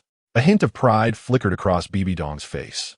I am not the type of person to refuse assistance, especially considering our prior acquaintance. Indeed, Chen Ping smiled, though his heart sank. I would be a fool to trust you. Recently, I have been collaborating with Grandfather Ling Hai on a painkiller business, and I hope the Spirit Hall can serve as our sales channel, controlling the distribution while we focus solely on production. Wait, Bibi Dong interrupted Chen Ping, raising her hand. Painkiller? What is that? Chen Ping did not respond immediately, but instead produced a white pill from his soul guide. Over the past few days, he had spent time fine-tuning the formula, and with the knowledge gleaned from Luo Sierra, he had successfully replicated a pill identical to those found on Blue Star after 3 experiments. With the formula in hand, he now only needed to resolve the sales channel and recruit individuals for production. Sister Donger, the effect of this medicine is such that when one is injured, consuming it will alleviate pain within moments. If the Spirit Hall were to take on this project, it would open up a substantial market of profit. Upon hearing this, Bibi Dong did not respond immediately. Rather, she took the pill for testing. I still need to verify its effectiveness. If it truly works as you claim, I can agree to your request. However, once it is entrusted to the Spirit Hall for sale, you cannot grant the selling rights to anyone else, including yourselves. If possible, Chen Ping preferred not to relinquish such a valuable commodity to others. However, based on his knowledge from Blue Star, painkillers were merely the tip of the iceberg. He could produce even better products in the future. I can make that decision, Bibi Dong affirmed with a nod. Let us address one final request. Bibi Dong smiled lightly. Let us hear it all. My last request pertains to Ling Yuan. I hope Sister Donger can ensure her safety while studying at the Spirit Academy, and if possible, afford her some cultivation resources. Chen Ping continued. Additionally, I would appreciate a small favor from the Holy Maiden. You are becoming rather greedy. Bibi Dong's eyes narrowed. If you can provide equivalent information, I would not mind assisting you with a small favor. Chapter 57. Secrets of the City of Slaughter. There is an entrance to the City of Slaughter in that small town, Chen Ping stated. The entrance is usually located within a tavern in the town. After consuming a Bloody Mary and taking a few lives, one can pass the assessment and enter the City of Slaughter. Of course, if one kills the tavern staff, they can also find the entrance to the City of Slaughter. Upon hearing this, Bibi Dong nodded. She was already aware of this information, which aligned with Chen Ping's account. However, she needed to learn of the internal affairs of the City of Slaughter. Otherwise, she risked going in and never returning, and she did not wish to spend her life among the fallen there. I am quite curious.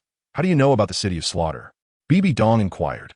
Quite simply, for it is also the domain of the gods, Chen Ping replied honestly. It is a selection ground left by a powerful deity on Douluo continent. Only by passing his trials can one attain the domain of the slaughter god. The domain truly exists, Bibi Dong exclaimed, losing her composure for a moment. Cough, cough. Do not misunderstand. I am merely intrigued, Bibi Dong quickly clarified. Chen Ping was not bothered. Both of them harbored their own intentions. Rather than engage in subterfuge, it was better to be forthright. Sister Donger, there is no need for pretense. I will share all the information you seek. We're simply seeking mutual benefit. Bibi Dong narrowed her eyes. You have seen through me from the beginning? Chen Ping neither denied nor confirmed it. Very well, I shall be direct. I do need information about what lies within the City of Slaughter, and I must find a way to exit it. Given our acquaintance, I hope you will assist me. Bibi Dong stated earnestly, of course, I will help you. Good, Chen Ping nodded. Upon entering the City of Slaughter, your soul power will remain. But you will be unable to utilize any soul ring skills unless you possess the domain of the slaughter god. Wait, Bibi Dong interjected. If soul ring skills cannot be used, can soul bone skills be employed? Also, how does one obtain the domain of the slaughter god? Now, she has surpassed 70 levels. Yet the domain within her remains unawakened. As the saintess of the spirit hall, she is well aware of the timing for such an awakening. Presently, the only opportunity left for her lies with the 9th spirit ring. Should it fail to awaken a domain, she will forfeit her innate domain, resorting instead to a granted domain akin to the killing god domain. You are correct. Not only can spirit bone skills be utilized, but self-created spirit techniques are also permissible. Concerning the killing god domain, it necessitates achieving 100 victories within the hell killing field. Following this, you must beseech the King of Slaughter to unveil the path to hell for you. Successfully traversing this path will enable your departure from the City of Slaughter and grant you the killing god domain. Moreover, those who possess the killing god domain can freely enter and exit the City of Slaughter. After absorbing this information, Bibi Dong fell into contemplative silence. Eventually, she spoke, elucidate the rules of the hell killing field to me. 10 individuals may enter, but only one shall emerge victorious, with no restrictions on methods. Chen Ping added, after achieving 50 consecutive victories, your opponents will no longer include anyone who has also attained 50 consecutive victories. Additionally, there are 2 divine positions within. Should the Rakshasa god approach you, my counsel is to decline their inheritance. Ordinarily, Chen Ping would not divulge divine matters. Yet he cannot bear the thought of Bibi Dong transforming into a mere instrument of vengeance under the Rakshasa god's influence. Furthermore, the Rakshasa god is indeed miserly. With Bibi Dong's caliber, any other deity would undoubtedly secure her with divine rewards. And what of the other deity? Chen Ping shook his head. He was confident that the Rakshasa god would not dare to trouble him. But the Asura god was a different matter altogether, being on par with the god of destruction. Offending the Asura god would render Chen Ping's situation exceedingly precarious. Moreover, it is highly probable that Tang San was plucked from a martial arts world by the Asura god. Before experiencing utter disappointment with Tang San, the Asura god would hardly consider a new successor. I cannot speak further. Yet my advice to you is to resist the allure of the Rakshasa god. A bright future still awaits you. Additionally, It is advisable to acquire a head spirit bone prior to entering the city of slaughter. While I cannot ascertain its efficacy, it is best to have one. Bibi Dong nodded, partially understanding. Very well, I comprehend. Now you may disclose the assistance I can offer you. Chen Ping nodded, confident that Bibi Dong would agree to his third condition after absorbing this information. The kingdom of Balak has recently been fervently pursuing dragon blood. As soon as Chen Ping began to speak, Bibi Dong interrupted. I am aware of this matter. Our spirit hall is preparing to investigate the dragon blood situation. Do you possess any further insights? If dragon blood can indeed enhance spirit abilities, it would be deemed a strategic resource, and the spirit hall would undoubtedly spare no effort in acquiring its formula. Please allow me to elaborate. Initially, they utilized the dragon power from my spirit for their promotion. Chen Ping emphasized, and this was done without my knowledge. I share no connection with them. As for the efficacy of dragon blood, it is fabricated. Chen Ping's expression grew solemn. They have merely added some restorative substances to the dragon blood. When spirit masters bathe in it, they experience a sense of satisfaction, which is why they continue to repurchase it. I can assure you that besides restoring the lost spirit power within a spirit master, dragon blood has no other effects and cannot evolve spirit abilities. As a person with a strong sense of justice, Chen Ping is resolute in exposing the dragon blood fraud. He believes that with the spirit hall's intervention, this farce will soon come to an end. Naturally, Chen Ping is eager to witness the expression on Yu Xiaojiang's face upon discovering he has been deceived. Very well, I shall comply. With that, Bibi Dong rose. I will attend to the matters you mentioned immediately, and I assure you they will be resolved before I depart from Spirit City. Bibi Dong is a woman of her word, and Chen Ping harbors no concerns about her changing her mind. Thus, I express my gratitude to you, Sister Dong. Chen Ping replied. Subsequently, he sought out Ling Yuan, and the two registered for a 2-on-2 soul battle. Chen Ping, I never expected to encounter your holiness the Pope. I am truly fortunate. Ling Yuan shared her delight with Chen Ping. Oh, is that so? Chen Ping replied awkwardly with a smile. If you were aware of Qian Xuanji's true nature, you would likely reconsider your desire to meet him. Fortunately, in this lifetime, Qian Xuanji has not mistreated Bibi Dong. Compared to the first time he encountered her, it was evident that she had undergone significant change. During their initial meeting, he was merely a passerby to her, and she had no motive to scheme against him. In contrast, upon realizing her identity as a successor to a divine position, she began to extract information from him for her own ends. Indeed, in times of incompetence, those around you treat you well, but once you acquire some ability, they begin to calculate against you. The ancients do not deceive me. Chapter 58. The Purple Gold Soul Badge, Part 1. Please summon the Ling Sword combination and the Titan combination to center number 3 Soul Battle Stage. The announcement echoed through the Grand Soul Arena. This time, Chen Ping and Ling Yuan placed substantial bets on themselves to win. The residents of Spirit City were not familiar with them, thus their odds soared to 1-5, promising a 5-fold return. Their opponents, reportedly 2 39-level students from the Spirit Academy, also held the Gold Soul Badge. The Spirit Academy is indeed a hidden gem. Ling Yuan's face brimmed with fighting spirit. Should she defeat the 2 senior students before enrollment, it would be quite the spectacle. The Titan combination likely consists of power-type spirit masters, and they probably possess a balanced attack and defense spirit. Prior to their match, Chen Ping summarized. Ling Yuan, you should ascend first and employ your second spirit technique to gauge their defensive capabilities. I will withstand their assaults alone. Ling Yuan gasped. No, Chen Ping. You will get hurt. Have you forgotten what my third spirit technique is? Chen Ping replied with confidence. I must enjoy the first battle with my third spirit technique. Ling Yuan, very well. If you cannot endure, I shall assist you. Agreed. The Titan Great Ape, someone possesses such a spirit. Even Chen Ping was taken aback upon witnessing this spirit. This spirit did not appear in the original text. Could it be true, as Bibi Dong suggested, that Qian Xuanji has been recklessly slaughtering these talents? Or did he perish 8 years later while pursuing Tang Hao? The other opponent wields the spirit of the mighty magic bear, which pales in comparison to the Titan Great Ape. Ling Yuan, in the future, I intend to establish a faction, and I hope you can find a way to befriend that Titan Great Ape Spirit Master upon your enrollment. Chen Ping gazed at the individual with fervor. If I could absorb the Titan Great Ape's 100,000-year spirit ring and spirit bone, it would undoubtedly provide me with several highly suitable spirit techniques.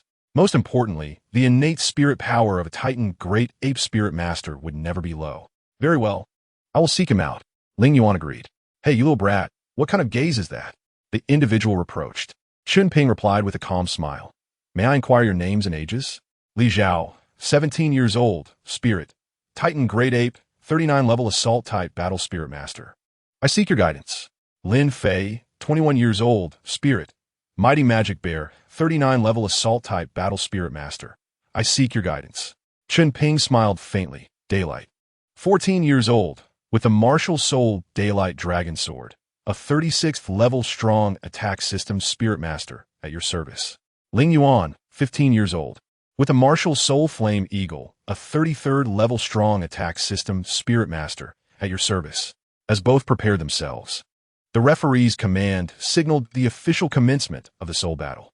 At such a young age, possessing a golden soul badge, you are quite formidable, Li Zhao remarked solemnly.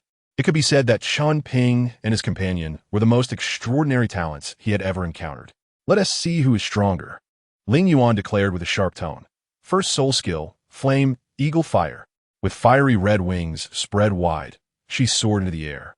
Aerial advantage, I see, Li Zhao thought, making no immediate move. He needed to assess whether Ling Yuan was worth the expenditure of excessive soul power to bring her down from the sky. Stop dawdling, Lin Fei urged. First soul skill, Demon Bear Palm. With a powerful thrust, he aimed for Chen Ping's chest. Come on. Chen Ping's third soul ring illuminated, and in an instant, he vanished from sight. Is this kid insane? He is only 36 and is starting with his third soul skill? Lin Fei questioned, realizing too late that his first soul skill had been wasted. In the blink of an eye, Chen Ping appeared behind Li Zhao. He tapped him on the shoulder. Li Zhao, I would like to invite you to join my team. I plan to establish a sect in the future, and I need a talent like you. Li Zhao remained silent, now understanding the challenge posed by Chen Ping and Ling Yuan. One could fly, while the other possessed space-related soul skills, making it exceedingly difficult for speed-disadvantaged spirit masters like him to hit them. First soul skill, Titan Iron Fist. The rapid punches of Li Zhao were formidable. Being struck would undoubtedly cause internal injuries. Third soul skill, Divine Travel. Chen Ping drew his sword, narrowly avoiding Li Zhao's fists. The blade grazed Li Zhao's skin, instantly staining his silvery academy uniform with blood. Such a sharp sword, Li Zhao thought, alarmed. Second soul skill, Demon Bear Lock Kill. Lin Fei would not sit idly by. He leapt toward Chen Ping's previous position, crashing down with great force. Soul skills that lock on are ineffective against my third soul skill. Chen Ping recalled a warning from Roseheel. In another flicker, Lin Fei landed where Chen Ping had just been. Damn, this kid is slippery, Lin Fei cursed. Don't forget about me. Second soul skill, Inferno Blaze. A torrent of intense flames cascaded from above like a fiery waterfall. Such powerful flames, Li Zhao and Lin Fei swiftly assessed. We cannot continue fighting like this. We will be threatened from all directions. Gritting his teeth, Li Zhao activated his third soul ring quickly. Lin Fei, cover me. Third soul skill, Gravity Tide. An invisible wave of soul power erupted from Li Zhao, enveloping the entire arena. A gravity-type soul skill. Chen Ping's brows furrowed as he shouted, Ling Yuan, descend immediately. Do not resist. Generally, gravity-type soul skills could effectively suppress flying spirit masters at the same level. Ling Yuan, unwilling to linger in battle, retracted her second soul skill and swiftly descended beside Chen Ping. Chen Ping, I can hardly breathe. Ling Yuan gasped, struggling under the weight of the gravity. Triple gravity. Indeed, a formidable soul skill. Chen Ping reassured her with a glance. Do not fear. Watch me. Second soul skill, Solar Gale.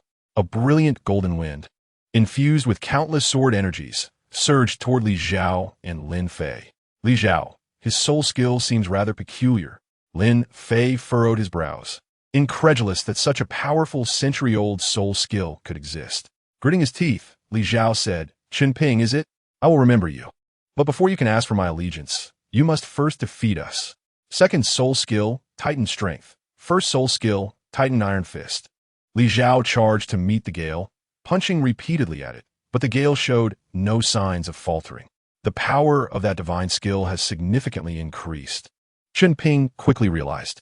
Of course, the strength of divine skills rises with your level. Only when you become a demigod will their true power be unleashed, Roseheel stated arrogantly. In that case, let us conclude this soul battle swiftly, Chen Ping smirked. Chapter 59. The Purple Gold Soul Badge, Part 2, as Li Zhao fought against the gale with all his might.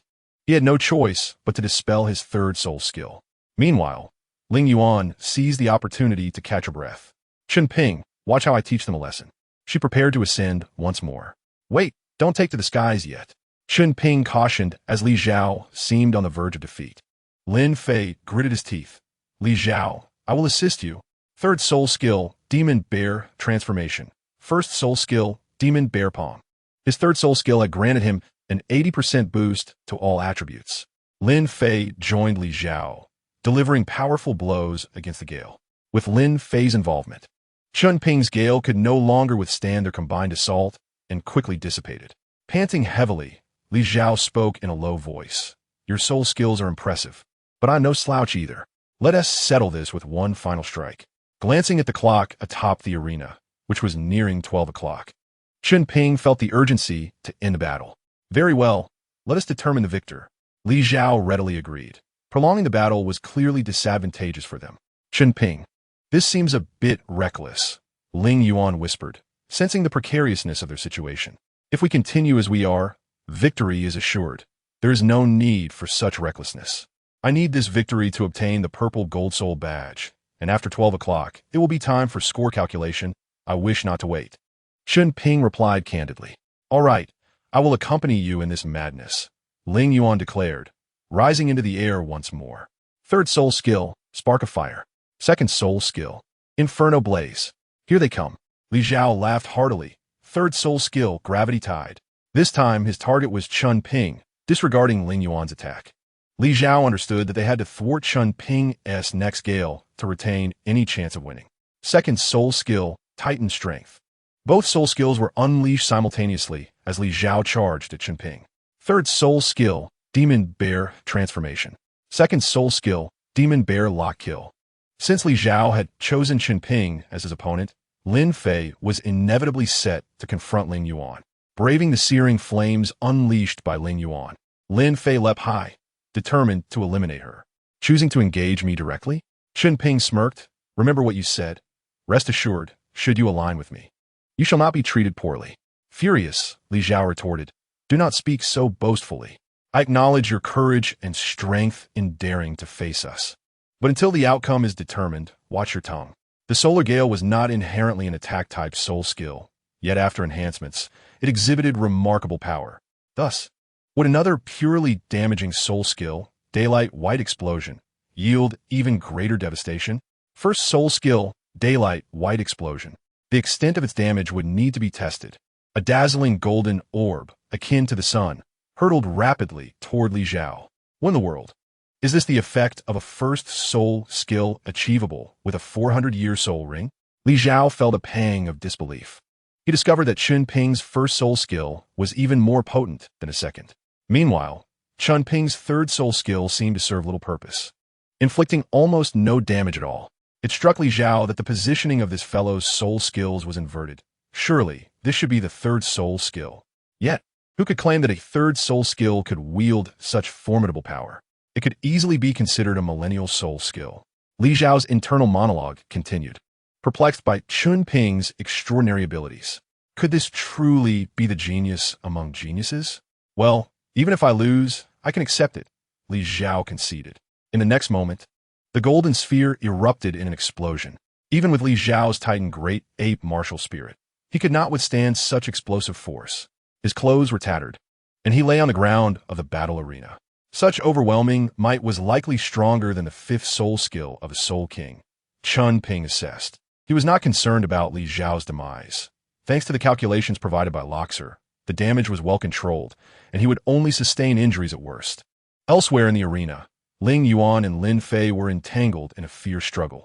In the air, devoid of a solid foothold, Lin Fei's every attack seemed feeble and ineffective, failing to inflict any real harm on Ling Yuan. As time passed, he could no longer endure the searing pain from the flames engulfing him and reluctantly chose to concede. Alas, Li Zhao, we have lost, Lin Fei grimaced.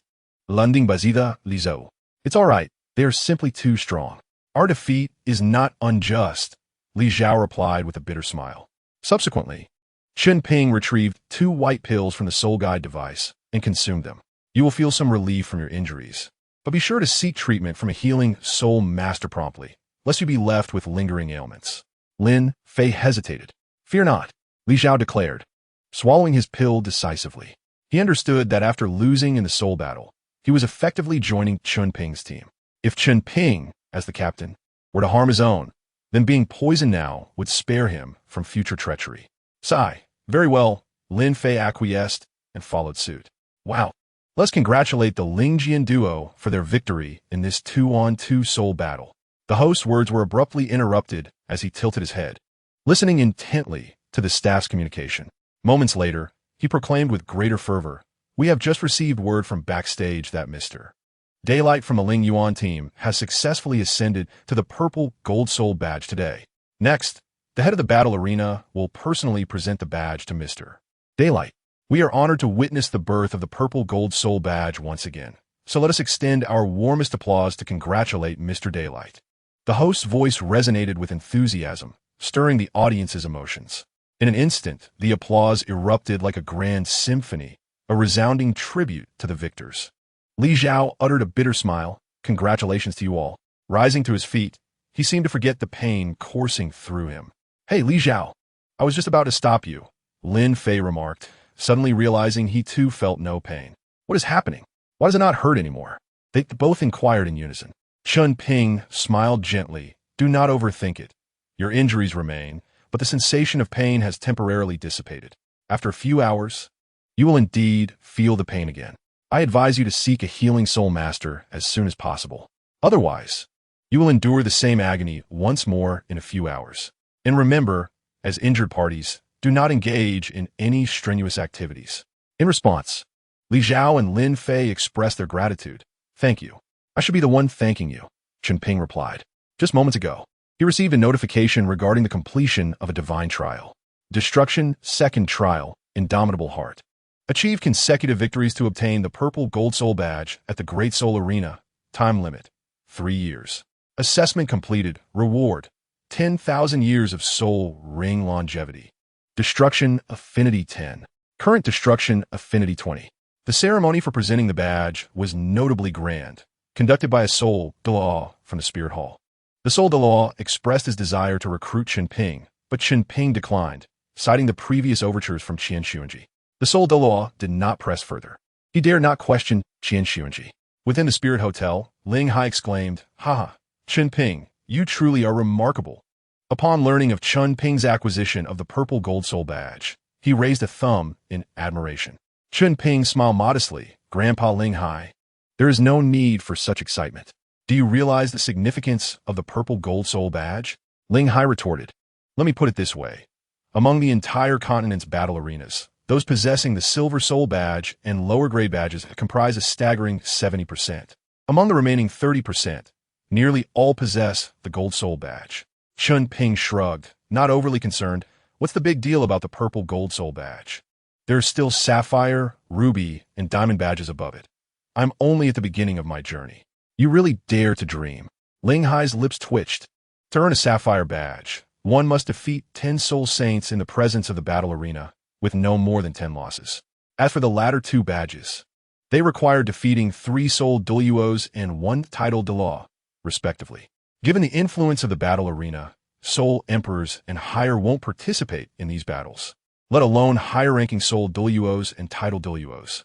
Historically, only a handful have ever possessed the sapphire badge, and the ruby badge has never been seen. Upon hearing this, Chen Ping was slightly taken aback. In the original narrative, the battle arena was merely mentioned in the early stages, while later it became somewhat overlooked. No wonder the divine trial only required the purple gold soul badge. Had the requirements been higher, I would have never been able to accomplish it within 3 years. He mused, grasping the rationale behind it. While the divine trial was undoubtedly challenging, the assessments it provided were inherently reasonable. So, it appears I am quite formidable after all, Chen Ping remarked, scratching his head with a hint of bashfulness. You rascal, Ling Hai chuckled helplessly. Grandpa, I am just 10 victories away from obtaining the purple gold soul badge, Ling Yuan interjected, hands on her hips, visibly displeased. Yes, yes, my granddaughter is the most impressive. Ling Hai placated her dismissively. All right, you honor, you should rest now. Tomorrow is the day you register. Your results in the entrance examination will directly influence your training resources at the academy.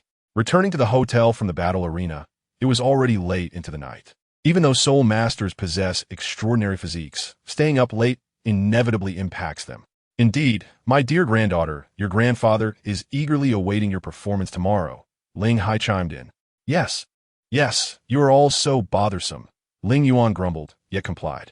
Grandpa Ling Hai, I have already discussed the pain relief medication with the Spirit Hall representatives. Chen Ping stated as Ling Yuan departed. So soon? Ling Hai was taken aback, seemingly unprepared for this development. Will there be any issues? Can the person you spoke with truly represent the Spirit Hall? Chen Ping nodded slightly, and then recounted the discussions he had with Bibi Dong. Ling Hai's expression shifted to understanding. Ah, it was the Holy Maiden, then there should be no problem. The sales channel has been resolved. The most pressing task now is to locate a production site and the personnel necessary for manufacturing the tablets, Chen Ping contemplated. Naturally, he wished to recruit the members of the Pa family, but at this juncture, the Haotian sect was not in seclusion, and Chen Ping did not believe himself capable of forcibly acquiring the Pa family from the hands of the thriving Haotian sect. Such a trivial matter, Ling Hai chuckled, clapping his hands. You've already visited my estate. To be forthright, beneath the lake in my estate lies a spacious secret chamber. It is currently vacant. We can produce the tablets there. As for procuring the medicinal herbs, I still possess some connections. Ling Hai patted his chest with assurance.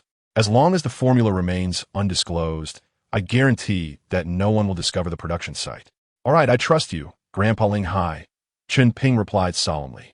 Indeed, as long as the formula for the painkillers was unknown, coupled with Ling Hai's prior dealings in herbal medicine, no one would associate the painkillers with him. The next step was to figure out how to establish contact with the Spirit Hall. Now we await news from the Spirit Hall. Should the Saintess act swiftly, we may have results by tomorrow, Chen Ping said gravely. Our transaction will be conducted using soul-guiding devices. I believe the Spirit Hall will not hesitate to provide those with ample space. This matter is for you to decide. Ling Hai did not refuse. Given his circle of acquaintances, he certainly could not reach the decision-makers of the Spirit Hall, let alone make decisions for them. At this point, Ling Hai recalled something. Chen Ping, tomorrow I will introduce you to someone who currently possesses the strength of a soul Douluo and is working under the old pope. Under Douluo? Chen Ping pondered, curious about the identity of this individual. Is he someone who perished while chasing Tang Hao, or does he appear in the original narrative?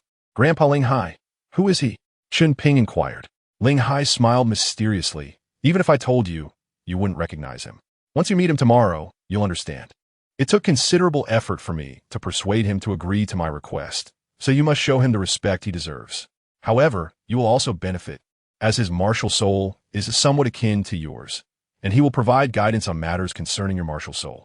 Thank you, Grandpa Ling Hai. Chen Ping expressed his gratitude. That night, Chen Ping sat cross-legged on his bed, his mind preoccupied with thoughts of the person Ling Hai had mentioned. Who could it be? He could not recall anyone with a martial soul similar to his own. Suddenly, a solemn voice echoed in his mind. Destruction, third trial, ice and fire body refinement.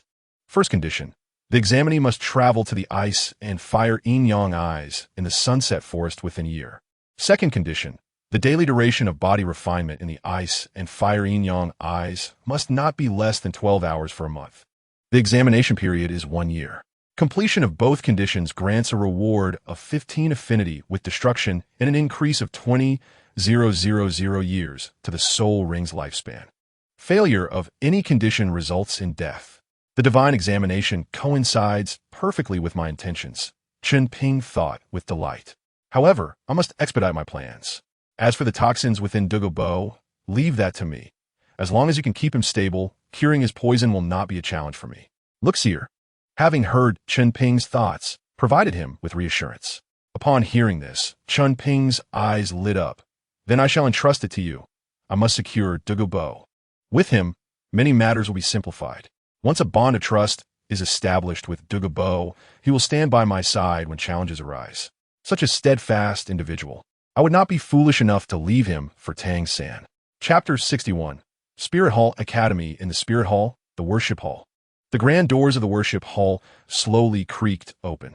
Douluo stood with his hands clasped behind his back in front of the statue in the center of the hall and spoke slowly. Bibi Dong, you have arrived. Bibi Dong greets the great worshipper. Douluo turned with a smile. Have you obtained results regarding the matter I discussed with you? Indeed, as you anticipated. Chen Ping is aware of the situation concerning the city of slaughter. Bibi Dong reported on her conversation with Chen Ping, though she seemed to withhold some details. That is of no consequence. Douluo waved his hand dismissively. It is sufficient for you to be privy to this information. Proceed and arrange your itinerary promptly. Securing the god of slaughter's domain is your paramount concern. Naturally, you must also fulfill your commitments to Chen Ping. Yes, Bibi Dong takes her leave. After Bibi Dong departed and closed the hall's doors, Douluo mused, Tang Chun, you must be in that place now. It appears you're also a successor to the divine throne. I hope this will not prove detrimental to the Spirit Hall. The following morning, Chen Ping and his companions arrived at the Spirit Hall Academy. Is this truly the Spirit Hall Academy? It appears so desolate. Have we taken a wrong turn? Ling Yuan could not help but inquire. We should be in the right place, Chen Ping replied, feeling uncertain. Ling Hai mentioned that the Spirit Hall Academy is on the outskirts of the Spirit City, but it looks like a wasteland here. Why the rush, my dear? This path is not the main road, and only a small portion of the students reside in Spirit City. With few travelers, the road has naturally fallen into disrepair. Ling Hai chuckled, gesturing toward the distance. All right, Ling Yuan shrugged. After walking for about half an hour on a relatively smooth path, the trio finally beheld the Spirit Hall Academy. What a grand academy! Ling Yuan exclaimed, her mouth agape in astonishment. Chen Ping felt a sense of familiarity wash over him. The architecture resembled that of a university town on Blue Star. He never anticipated feeling such warmth on the Douluo continent. At that moment, had it not been for the divine examination looming over him, Chen Ping might have considered attending school here. He had spent 4 years at university in his past life and had not explored every corner of the campus, which left him with a lingering sense of regret. Upon reaching the academy's entrance, they found the official start of classes was the following day. Therefore, most of those present today had come through connections. The academy was relatively quiet, lacking in foot traffic. Since classes have not yet commenced, let's complete the enrollment procedures early to avoid the crowds tomorrow, Ling Hai suggested, patting Ling Yuan on the shoulder. Be sure to perform well, stick close to this uncle, and he will guide you through all the formalities. Hearing this, Ling Yuan asked, Grandpa, want you accompany me? Ling Hai shook his head. I must take Chen Ping to meet an old friend. This is crucial for him, so you will have to manage on your own.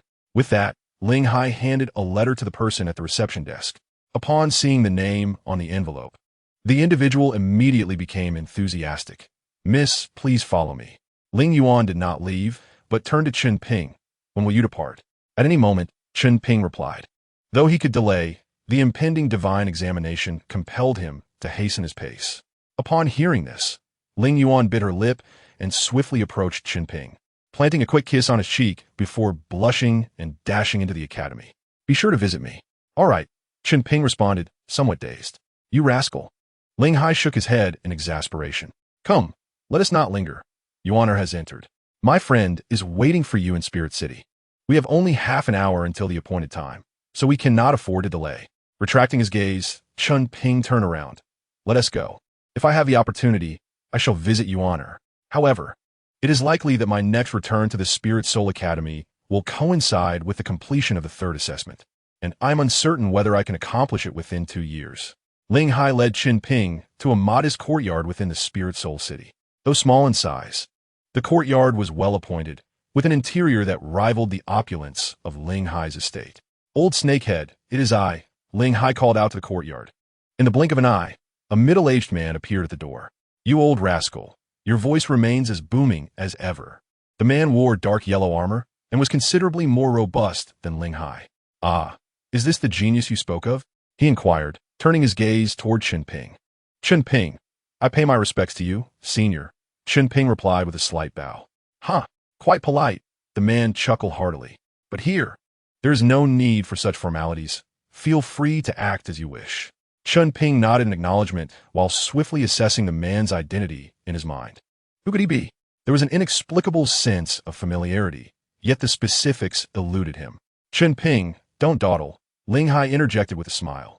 Let me introduce you. This is my old friend of over 50 years, Shilong. He is the one I mentioned whose martial spirit resembles yours. Shilong. Chen Ping felt a jolt of surprise, but maintained his respectful demeanor. It is an honor to meet you, Senior Shilong. What makes Shilong so special? His martial spirit is a serpent spear, which is distinctly different from mine. Wait, it seems he indeed possesses an exceptional ability. The manifestation of weapon spirits into beast spirits appears to be a unique trait attributed solely to him in the original narrative. And it seems I might also be capable of achieving this. Chen Ping mused. Given my current abilities, manifesting the Holy Dragon would require a substantial amount of soul power. If I could learn a more efficient method from him, my strength could improve significantly. Loxer was knowledgeable about many things, yet he was not human. Concerning human soul masters, aside from the similarities to soul beasts, he might not possess more knowledge than Chen Ping. Chen Ping, is it? Shilong produced a notebook from his pocket. I intended to teach you personally, but I have an urgent mission and must depart within 10 minutes. Saying this, he pressed the notebook into Chen Ping's hands. Ling Hai has informed me of your situation. Indeed, we share similarities, and your martial spirit's strength far surpasses mine. Generally, the methods for cultivating martial spirits are passed down within families. However, it seems we are the only two individuals on this continent capable of manifesting weapon spirits into beast spirits. You are thus bound by fate to me. Follow the instructions in this notebook for your training. I have detailed everything within it, and it should be of some assistance to you. Thank you, old friend. Ling Hai expressed his gratitude earnestly. Shilong appeared unfazed. You old chap, I agreed to assist him because that lad saved your life. Otherwise, I would have obliged anyone else. Thank you, Senior Shilong. Chen Ping silently committed this favor to memory while feeling curious about the relationship between Ling Hai and Shilong. Chapter 62. Past events after a brief exchange of pleasantries. Shilong promptly departed to fulfill his mission. Ling Hai and Chen Ping sought out a nearby tea house. Grandpa Ling Hai, your relationship with Senior Shilong seems rather extraordinary. Chen Ping remarked, hinting at something deeper. Ling Hai sipped his tea and playfully scolded. You little rascal, you've taken an interest in my past. Very well, since you're curious, I shall share. It is not a secret worth concealing. Of course, Chen Ping replied, sitting attentively, his curiosity piqued. Ling Hai took another sip, lost in thought. It all began 60 years ago when my father ascended to the Soul Emperor rank and became the master of the Spirit Hall in Swatowa City. At that time, I was just your age, 14. I must admit, compared to you, my talents were lacking. Coming from a prosperous family, I lacked motivation for training, spending my days in leisure until I finally broke through to become a great soul master at 14. By the way, Yuan was much like me back then, otherwise. With her innate talents, how could you have surpassed her? Indeed, after all, Ling Yuan is a prodigy with innate full soul power. Yet she only reached level 20 at 13, which is quite underwhelming. That's true. Children will be children. I used to play often too. Not the same. Ling Hai shook his head. Before meeting you, Yuan had a far more tempestuous temperament. She spent her days in mischief, preferring to read rather than train. Now, with you as a peer, her competitive spirit has been ignited. I owe you my gratitude for that. Chen Ping chuckled and shook his head. Grandpa Ling Hai is merely what I should do. I digress. Ling Hai continued. Subsequently, my father and I ventured into the Star Dou Forest to hunt soul beasts. And it was there that I met Shilong. We had gone far into the outer circle when we found Shilong collapsed in the woods, his body even infested with maggots. Chen Ping was taken aback. Was he not dead? Ling Hai did not refute this. Initially, we believed he was. However, while preparing to bury him, my father detected a faint heartbeat. At that moment, I could hardly believe that a person could survive with such extensive decay on their back. Maggots, Chen Ping thought instantly. Maggots? Ling Hai did not concur. They consume human flesh. It couldn't be. Chen Ping shook his head, explaining from a scientific perspective. True, they feed on human flesh. That much is accurate. However, they primarily consume decaying flesh. Had there been no maggots, merely the rot of muscle would have led to infection, and Senior Shilong would not have survived until your arrival. Is there such a possibility? Ling Hai clearly found this notion far-fetched, yet the circumstances unfolded as such. The maggots had cleansed the wounds on Shilong's back, and in a world devoid of antibiotics, surviving a severe infection could only be deemed miraculous. Without dwelling too long on the matter, Ling Hai continued, upon discovering that Shilong was still alive. My father and I ceased our hunt for soul beasts and carried him out of the forest. It was fortunate that outside the forest, there was a healing-type soul master of soul emperor rank who managed to save him. The subsequent events were merely trivialities of their adventures across the continent. Notably, it was Shilong who rescued me when I absorbed a soul ring beyond my limits back then. Given my potential, I would likely only reach level 79 at most. After that, I doubt we shall have the opportunity to meet again. Ling Hai's expression turned somewhat wistful at this point. It was not that Shilong was unwilling to associate with him. Rather, the disparity in their soul powers had widened. As Shilong's soul power level increased, he was entrusted with more tasks within the Spirit Hall, each shrouded in greater secrecy. Ling Hai understood the confidentiality rules of the Spirit Hall and dared not seek out Shilong recklessly. Standing up, Ling Hai stretched his back. Chen Ping, I must go to the Spirit Soul Academy to find you honor. I shall wait in Spirit Soul City for news regarding the painkillers. Would you like to accompany me back to the academy? Chen Ping pondered for a moment before declining. No, farewells are always painful. My absence might be a kindness to you, honor. Sighing, Ling Hai remarked, originally, I should not inquire, but this time I must ask, can you truly not stay? Chen Ping shook his head resolutely. I have matters I must attend to. Only by accomplishing them can I grow stronger. In the future, we have ample time to reunite. I believe one should not forsake cultivation for fleeting pleasures. You speak wisely. Ling Hai nodded and said, go on. I hope that when we meet again, you will have surpassed this old man. With that, Ling Hai did not linger. Chen Ping, until we meet again. Chen Ping waved farewell to Ling Hai's retreating figure. Lost in thought for a moment, he was suddenly tapped on the shoulder from behind. Hey, Chen Ping, what are you daydreaming about? Nothing much, Princess Bibi Dong. Chen Ping replied, turning around. Bibi Dong smiled slightly. I have already sent someone to assist you. The matter of the painkillers will be handled by a soul master from the Spirit Hall. He is currently surveying the routes from Soto City to the various Spirit Halls. The first batch of painkillers should hit the market within a month, and within 3 months, they will reach the entire continent. So soon? The Douluo continent is not a modern society. Achieving this speed with human effort is already quite remarkable. That's no trivial matter. You need to start the production of painkillers promptly. Bibi Dong emphasized the crux of the matter. Chen Ping replied, Grandfather Ling Hai is residing at the Spirit Hotel. Your people can find him there later. By the way, would it be possible to disclose the identity of that soul master? Chen Ping had a lingering suspicion that it might be Shilong, as he had just hurriedly left the Spirit City. Bibi Dong lowered her head. It's not a secret. That person is named Shilong, an 87th level soul master. Oh, is that so? Chen Ping smiled, realizing that Grandfather Ling Hai would soon reunite with an old friend. Picking up his garments from his seat, he said, if there is nothing else, I must depart from Spirit City. Leaving so soon? Bibi Dong exclaimed. Why not wait a few more days? No, I have pressing matters to attend to. Chen Ping smiled. By the time you emerge from the city of slaughter, I should be done with my tasks as well. Until we meet again. With that, Chen Ping vanished from sight. Bibi Dong chuckled softly. What an intriguing individual. I hope I can return from the city of slaughter. It is certainly not a place for the faint of heart. Will the head soul bone truly have an effect? Chapter 63. Yu Xiaojiang's bloodshed. Within a few days, the Spirit Hall disseminated an important announcement across the continent. In a small town of the Barak Kingdom, 3 individuals strolled leisurely into the city. Indeed, they were the renowned soul masters, the illustrious Golden Ire Triangle, whose names would soon evoke fear throughout the entire soul master community. Xiaojiang, we made a fortune of 200,000 gold soul coins from the last city. This time, we can finally breathe easy regarding finances. Lu Erlong sidled up to Yu Xiaojiang. Yu Xiaojiang, hands clasped behind his back, assumed an air of a recluse. Ahem, Erlong. He coughed lightly. This amount is still insufficient. Once we sell the remaining books, we shall head to Tiando City, where I can truly showcase my talents. Indeed, Xiaojiang. Those fools will soon be at your mercy. Lu Erlong concurred. However, Flandra, who stood nearby, maintained a more composed demeanor. Xiaojiang, I just passed the city gate and noticed a notice posted there. Should we not return and take a look?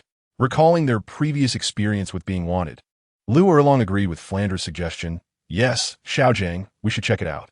But Yu Xiaojiang shook his head. No need. The bulletin board ahead should display the same content as the one at the city gate. Let us proceed there and save ourselves a detour. Under the bulletin board, Several older men were engaged in animated discussion. Have you heard? After verification by the Spirit Hall, the dragon blood that has swept through the Barak kingdom these past 2 years is actually a scam. I heard. With the Spirit Hall's authority and the confirmation from the Tiando Empire, it is almost certain that the dragon blood is fake. It is said that the Snow Knight Emperor has dispatched personnel to the Barak kingdom. Many officials are likely to be dismissed. Come to think of it, it was those nobles selling it. Humph, how dare they do such a thing? If the Snow Knight Emperor executes them, it would bring great relief. At this moment, Yu Xiaojiang squeezed through. Excuse me, gentlemen, I have a word.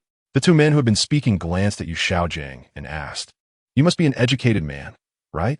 Yu Xiaojiang straightened his posture, proudly declaring, I may not be talented, but I have certainly read my fair share of books. Upon hearing this, the two men were instantly delighted, exclaiming, That is splendid. Quickly, esteemed scholar, please read aloud what the notice says. We have only heard others mention it, but do not know the specifics. Others nearby also gathered around, esteemed scholar, to be honest. Us villagers who never awakened our soul power had no chance to attend school. We cannot read at all. Oh, is that so? Yu Xiaojiang smiled outwardly. But internally he scoffed, thinking, a bunch of impoverished fools. What status do I, Yu Xiaojiang, have to read notice for you? However, a thought crossed his mind.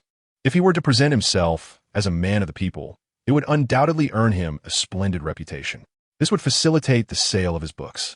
Clearing his throat, Yu Xiaojiang began to read.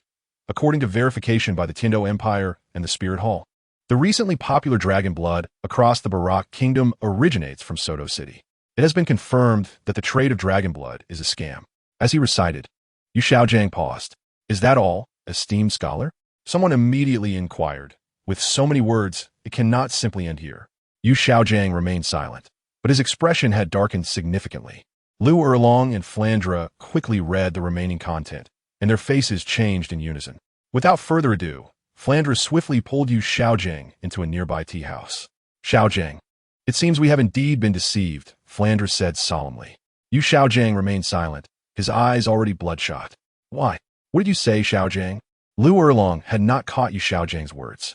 Ignoring her, Yu Xiaojiang continued to mutter to himself. Why? Why must the entire world deceive me? Why? Xiaojiang. Seeing Yu Xiaojiang lose control of his emotions, Flandra quickly comforted him. Xiaojiang, there will always be other methods. We just need to explore a few more ruins. We will surely find a way. Ruins, ruins. Yu Xiaojiang slammed his fist on the table. They're all liars. You are all liars.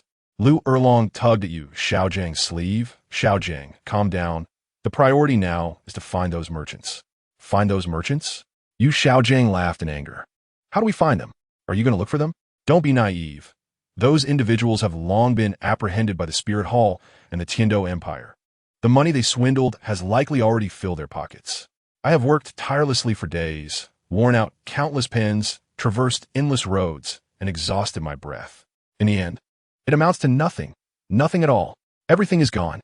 With a violent cough, a mouthful of blood spewed from Yu Xiaojiang's lips, staining the wall before him. Xiaojiang. Liu Erlong hurriedly supported Yu Xiaojiang. Xiaojiang, please, don't scare me. Flandra, quickly find a healing soul master. Flandra instructed urgently. Erlong, make sure to stabilize Xiaojiang's emotions. I will return shortly. Saying this, Flandra was also filled with uncertainty. The city is not particularly large. Had it not been along the necessary route to Tiando City, they would never have ventured here. In this small city, everything seems satisfactory, except for the absence of healing-type soul masters. If they truly cannot find one, Flandre must hasten eastward for an hour to Balik City to seek a healing-type soul master and bring him back, which would undoubtedly incur a significant expenditure of gold soul coins. Ere long, please call Flandre back, said Yu Xiaojiang, his face etched with despair. I am but a useless person. You two should leave me here to rest in this city. Xiaogang, do not speak such folly. Flandre will soon find a healing-type soul master, Liu Erlong replied anxiously. Xiaogang, we possess the only Trinity martial soul fusion technique in the entire continent. The whole soul master world envies us for having you, a sage among us. Upon hearing these words, Yu Xiaojiang's spirits lifted slightly. He gazed at Liu Erlong and softly said, Erlong, should my martial soul evolve, I will take you back to our sect, and I shall introduce you to my father. I want the entire sect to know that I am their paragon, a being revered by thousands. With that, Yu Xiaojing fainted. After checking his pulse, Lu Erlong finally breathed a sigh of relief. Xiaogang, even if you lack cultivation talent, you are still someone I, Lu Erlong, value. Lu Erlong wiped the blood from the corner of Yu Xiaojing's mouth. Soon after, Flander returned. Fortunately, there was a healing-type Great Soul Master of over level 20 in this small city. After examining Yu Xiaojing's condition, the healing-type Soul Master assured them that Yu Xiaojing was resilient and not in serious trouble, providing several prescriptions for restorative medicine. At last, both Lu Erlong and Flander felt a weight lifted from their shoulders. Chapter 64. Tiandou City. After several days of travel, Chen Ping arrived in Tiandou City. Before him stood the city walls, towering over 30 meters high, a testament to the grandeur of Tiandou City. Truly, the capital of the Tiandou Empire is bustling with life. With a sense of admiration, Chen Ping approached the city gate. The scale of Tiandou City is comparable to that of Wuhuan City.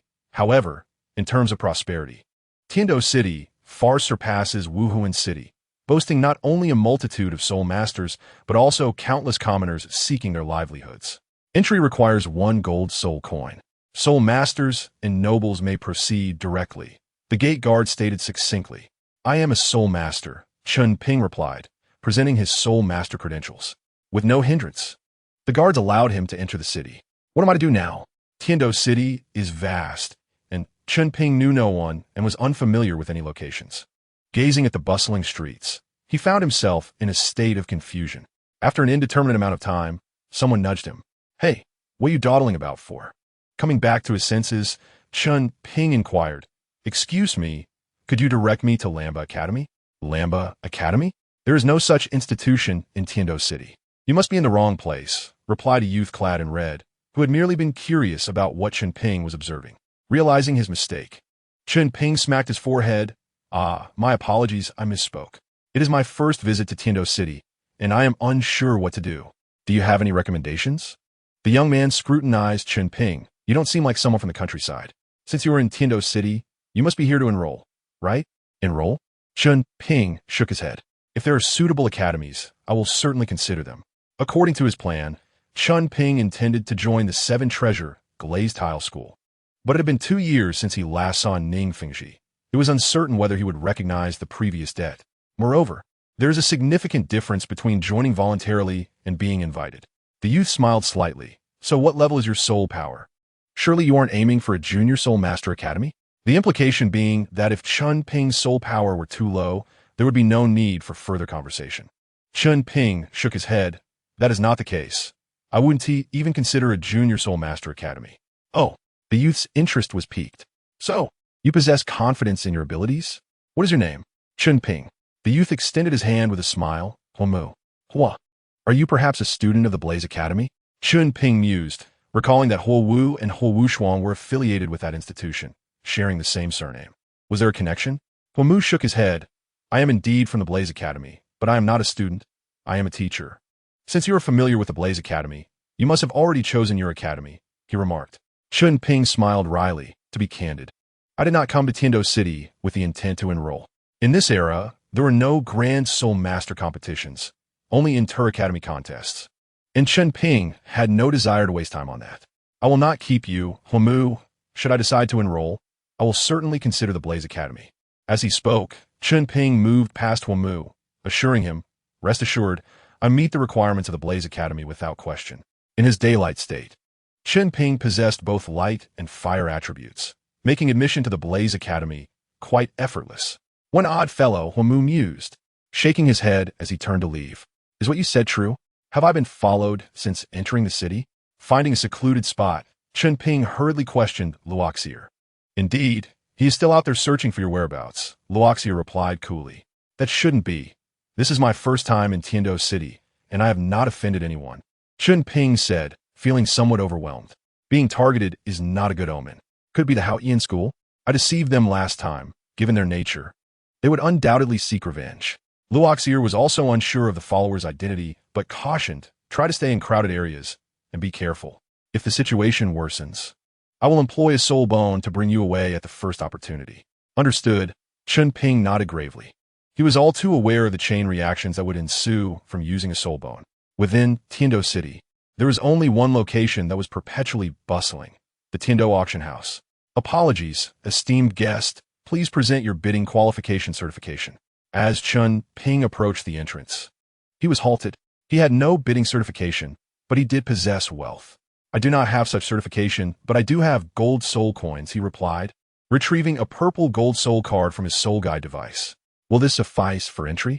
He asked with a smile.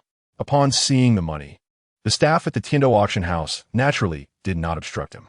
Of course, esteemed guest, you may enter. With a smirk, Chen Ping stepped through the grand doors of the auction house and inquired with the staff, are there any large auctions scheduled soon? I possess a considerable number of gold soul coins. The staff member apologetically replied, I am sorry, esteemed guest, but there are no major auctions currently scheduled. Very well. Chen Ping shrugged, not particularly concerned. If there were larger auctions, perhaps he would encounter Ning Fengji. Now, it appeared that if he wished to meet Ning Fengji, he would have to find another way. The signs within the auction house were quite clear, and without unnecessary detours, Chen Ping made his way to the venue. He chose a white, ordinary seating area, primarily because it was crowded. He cautiously scanned his surroundings to determine if anyone was following him, but found no one. There is no indication of such, yet it seems you have attracted the attention of others. Loker is perplexed as to why these individuals are fixated on Chen Ping. It feels to him that their motives extend beyond mere greed for wealth or harm, suggesting a more profound intention. It would be wise for you to exercise caution. Perhaps seeking refuge in the restroom of the auction house and using your soul bone to escape would be prudent. Loker proposed an idea. Chen Ping shook his head, expressing his reservations. It is best to avoid that.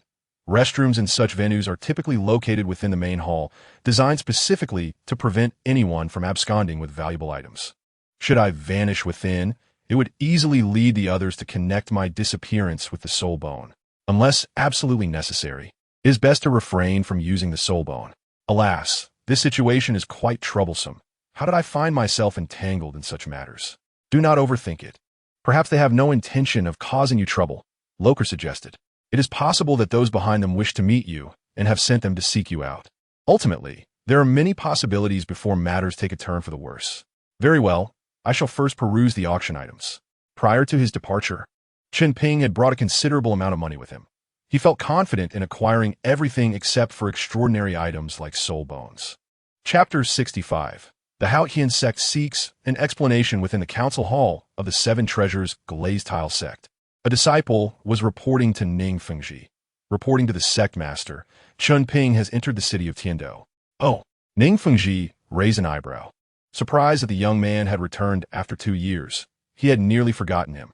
Did he visit any particular places? Or has he uncovered his purpose for being here? In response, the disciple replied, Sect master, I did not recognize him immediately upon his entry into the city. How then did you ascertain it was he? Ning Fengji's tone turned somewhat harsh. The disciple, startled, hurried to explain. Upon entering the city, he did not wander aimlessly, but remained at the city gate until he reacted to the son of the president of the Blaze Academy, Huamu, who called out to him. It was precisely because he stood there motionless that I recognized him. The disciple shrank back, clearly fearing reproach for his oversight. Contrary to his apprehensions, Ning Fengji did not chastise him, instead inquiring, Ning Zhe, does Huamu know him? Were you able to overhear their conversation? Ning Zhe responded. Reporting to the sect master, they were unfamiliar with one another, and during their exchange, they inadvertently mentioned the Blaze Academy. However, in the end, Chen Ping did not leave with him, but departed on his own. Huh, where did he go afterward? Ning Fengji pressed further. Ning Zhe replied. Reporting to the sect master, he proceeded to the Tiandu auction house, after which I returned to report. Do you know why he went to the auction house? Ning Fengji's eyes narrowed. Ning Zhe shook his head. Reporting to the sect master, I do not know. I implore you to clarify. You have caught his attention. Ning Fengji waved his hand. Go inform Elder Jian of the developments, and then hasten to the Tiandu auction house to withdraw our people. Understood, sect master. Ning Zhe responded promptly, rising and making his way out of the hall. A short while later, Jiandao arrived at the council hall, stepping upon the 7-killing sword. Fengji, I heard that young man has appeared in the city of Tiando. Ning Fengji slightly bowed. Uncle Jian, indeed, that young man has come to Tiando City, but we cannot ascertain his intentions. Jiandao snorted coldly. That young man dares to appear, brandishing our 7 treasures glazed tile sex token and causing trouble. To rewind a few days, after Tang Hao and Tang Xiao were taken by the Haotian sect from the Star Dou Forest, news of a 100,000-year-old soul beast spread across the continent. Shortly thereafter, the 6th elder of the Haotian sect came alone to the 7 treasures glazed tile sect to seek an explanation for the injuries sustained by Tang Hao and Tang Xiao. At that time, Ning Fengji assumed the visitor was looking for trouble, but the 6th elder's solitary arrival clearly indicated otherwise. Following further understanding, Ning Fengji realized the situation. Consequently, he compensated the Haotian sect with 10,000 gold soul coins.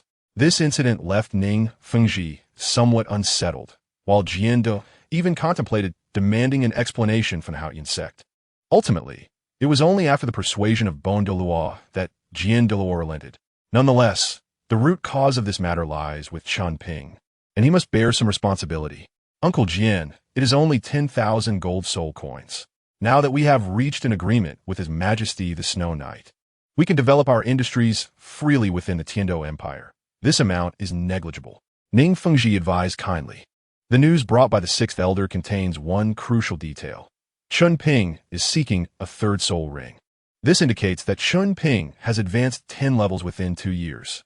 Moreover, reports from the soul fighting arena reveal that Chen Ping did not rely on nefarious methods to elevate his soul power. He has genuinely cultivated it himself. This means that Chen Ping found his opportunity during his last venture in the Star Dou Forest. The key lies in him being a battle soul master, and Ning Fengji must court such a talent. Considering his commendable aptitude, I shall refrain from pursuing this matter further. Jianduo furrowed his brow. However, the 6th elder of the Haotian sect, merely a soul Dou, dares to stand over us. If given the chance, I shall make him pay. As soon as he finished speaking, a sharp sword aura erupted from Jianduo, shattering the soul guiding lamp within the hall with a crack. Ning Fengji hurried to placate him. Uncle Jian, the 3 sects are united. We need not escalate matters over trivialities. Fengji, before he could finish, Jianduo interjected. If the Haotian sect dares to act again, I shall ensure they know their place. Hey, why are you raising your voice, old swordman? I can't hear you before I even enter. The newcomer was Douluo. Having sensed Jianduo's agitation, he hurried over to prevent any mishap, only to find it was a false alarm. Old Bon, what brings you here? Jianduo's expression was not welcoming. Douluo chuckled. Old swordman, I heard that the young man you value has appeared in the city of Tiando. From your demeanor, it seems you intend to teach him a lesson? I simply did not expect you, old swordman, to bully the young. Whatever I do is none of your concern, old Bon. Jianduo crossed his arms, visibly displeased. Hey, are you looking for a duel, old swordman? Douluo did not back down. A duel? Who fears whom? Observing the confrontation between the two, Ning Fengji helplessly rubbed his forehead. Uncle Jian, Uncle Bon, let us pause for a moment. The urgent matter at hand is to devise a way to draw Chen Ping to the 7 treasures glazed tile sect. If I am not mistaken, he is likely waiting for us to seek him out. Jianduo nodded. Given this young man's astuteness, he undoubtedly understands the distinction between joining willingly and being invited. However, today I shall fight this old Bon, come what may. Who fears whom? Douluo retorted defiantly, striding out of the hall. Let us go, old swordman. To the back mountain. Within the auction house, when a piece of silver ore was presented, it immediately captured Chen Ping's attention. Senior Loker, is this deep-sea sunken silver? According to Chen Ping's knowledge, deep-sea sunken silver is exceptionally hard, making it impossible to forge with ordinary methods. Although Chen Ping lacks the ability to forge, this does not hinder his desire to collect. It may prove useful in the future. It is indeed the deep-sea sunken silver you mentioned. Upon receiving confirmation, Chen Ping promptly placed a bid, 10,000 gold soul coins. Its starting price was only 9,000, and with few bidders, Chen Ping felt confident in securing it. Suddenly, a middle-aged man's voice resonated. 20,000 soul coins. 30,000 soul coins. Chen Ping raised the placard in his hand. The worth of this deep-sea sunken silver undoubtedly exceeded 500,000 soul coins. This opportunity was too valuable to pass up. I will secure this, or for 50,000 soul coins. The middle-aged man stood up, directing a glare at Chen Ping. Kid, if you know what is good for you, get lost. Chapter 66, Prince of Snowstar, Red VIP. Chen Ping arched an eyebrow. The seating arrangement in this auction house was not to be taken lightly. Given Chen Ping's status, he could only sit in the black VIP section. As for the red VIP seats, they were reserved for affluent individuals or those of high nobility. The moment the middle-aged man stood, a powerful aura emanated from him. A soul master of over level 40. Who could he be? Unfazed by the man's provocation, Chen Ping continued to raise his bid. 60,000 soul coins. The corner of the middle-aged man's mouth twitched, struck by Chen Ping's open defiance, leaving him momentarily at a loss. With a grim countenance, he persisted. 70,000 soul coins, kid, this is your final chance. Could he be of royal descent? Chen Ping pondered, harboring no fondness for the officials of the Tiandou Empire. These individuals, consumed by internal strife, preyed on the common folk, embodying a loathsome essence. 80,000 soul coins, Chen Ping offered, disregarding any notion of courtesy. Even if the man sought confrontation, Chen Ping was confident in his ability to evade. If necessary, he could simply avoid Tiandou City. It was hardly a significant matter. After all, once his strength increased, flattening Tiandou City would be but a thought away. You, the middle-aged man, enraged, flung his sleeve and departed from his seat, not forgetting to issue a threat. Kid, wait for me. Chen Ping scoffed. 80,000 once, 80,000 twice, 80,000 thrice. Congratulations to this white guest for acquiring the deep-sea silverstone. As the auctioneer's hammer fell, Chen Ping successfully obtained the deep-sea sunken silver. You should leave quickly. Those following you have retreated, said Luxor, furrowing his brow. You acted impulsively in offending that man. Those nobles of the Tiandou Empire are hardly worth my concern. If I offend them, so be it, Chen Ping replied hastily, making his way to the auction house's back room. After settling the payment for his acquisition, he swiftly exited the auction house. Upon entering, the sun had still been high in the sky, but as he stepped out, the sun had already dipped below the horizon. Tonight, the moon was absent, instilling in Chen Ping a sense of foreboding. A moonless night, conducive to sinister deeds. He chuckled darkly, sensing he might need to stretch his limbs tonight. In his mind, Luxor scolded, you fool. You only know how to offend others. Without power, you should lie low. Do you understand? Calm down, Chen Ping grinned, summoning his martial spirit. A dark purple longsword appeared in his right hand, while his left clutched the illusion moon flute. It had been a while since he had undertaken a significant venture. If he could eliminate that arrogant noble tonight, it would undoubtedly yield more than a month's worth of earnings from fighting soul battles. Be cautious, Luxor warned. I sense a murderous intent within a kilometer radius. Chen Ping's expression remained calm as he gradually approached the encircling group. As anticipated, several figures emerged from the shadows, led by the man who had threatened him during the auction. Ah, swift movements indeed, Chen Ping remarked, twisting his neck. Kid, I offered you a chance, but you squandered it. Don't blame me for being ruthless, the middle-aged man declared, unaware of the strength Chen Ping possessed. He had come with only a few followers. If additional hidden adversaries lurked nearby, it would spell disaster for him. Calling yourself a king? Chen Ping was intrigued. Are you of the Tiandou Empire's royal family? I am Prince Xuexing, the younger brother of the current emperor. If you know what's good for you, you will comply, lest you soil my hands. As expected, such arrogance confirmed him to be Prince Xuexing. You scoundrel, I shall show no mercy. With that proclamation, a black soul ring shimmered beneath Chen Ping's feet. In an instant, he appeared behind Xuexing. Prepare to meet your end. Clang. The sword struck down, not claiming Xuexing's life, but hitting a soul power barrier instead. Damn it. He possesses a defensive soul guide. Chen Ping cursed, swiftly repositioning himself. Meanwhile, those accompanying Prince Xuexing summoned their martial spirits, intent on capturing Chen Ping. Fortunately, he had acquired that soul guide at the auction. Otherwise, he would have been in dire straits today. Everyone, apprehend him. The one who captures him shall be rewarded with a baron title, and the one who kills him will receive an even higher rank. With Prince Xuexing's words, his followers surged with renewed vigor, unleashing their soul skills indiscriminately, even disregarding friendly fire. After all, the one who took down Chen Ping would leap from commoner to nobility, a temptation too great for ordinary souls to resist. 1 soul king, 3 soul masters, and over 20 soul scholars. Chen Ping quickly assessed their soul rings. It wasn't so much pressure as it was a lack of it. The Soul King was not an agile attacker. With his speed, capturing Chen Ping was impossible. With his third soul skill, Transcendent Moment, Chen Ping thrust forward, severing the arm of a soul scholar. Get him! Kill that brat! Seeing his men falter, Xuesheng seethed. You useless fools! If you fail to kill him, you shall face death. Brothers, unleash your soul skills and surround him. I refuse to believe he can evade us. Hearing Xuesheng's command, the Soul King rallied his comrades. In an instant, a myriad of colorful soul skills illuminated the night. Fools, just as I anticipated. Chen Ping stifled a laugh. Falling moon, star river. In an instant, countless dark purple stars materialized, descending before his adversaries. Cloaked by the night and with the attention solely on him, they remained oblivious to the star's presence. With his fifth soul skill, Mighty Force, the Soul King swung his fist towards Chen Ping. Kid, finish this battle quickly. I sense a soul saint approaching. Loxier urged. With your strength, you won't stand a chance. How long until they arrive? Chen Ping's expression darkened. He realized that he could not kill Xuesheng tonight.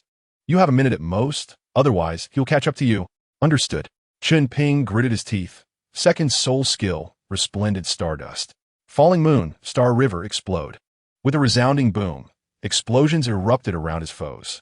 Xuesheng's barrier flared to life once more, but the soul guide at his chest shattered completely.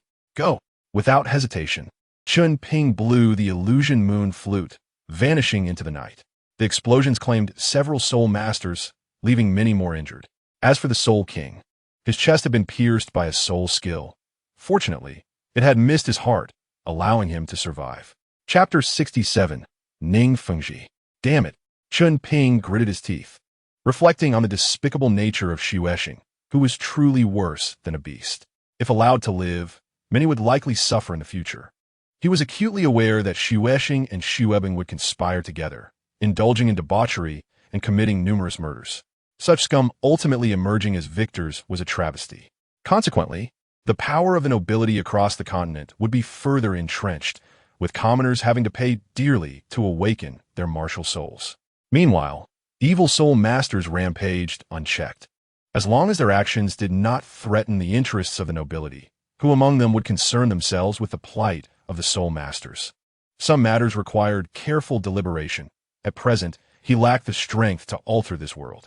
Loxer comprehended Chen Ping's sentiments, but hoped they would not hinder his cultivation. Remember, it is imperative that once you possess strength, you must not indiscriminately take innocent lives. Otherwise, you will become just like them.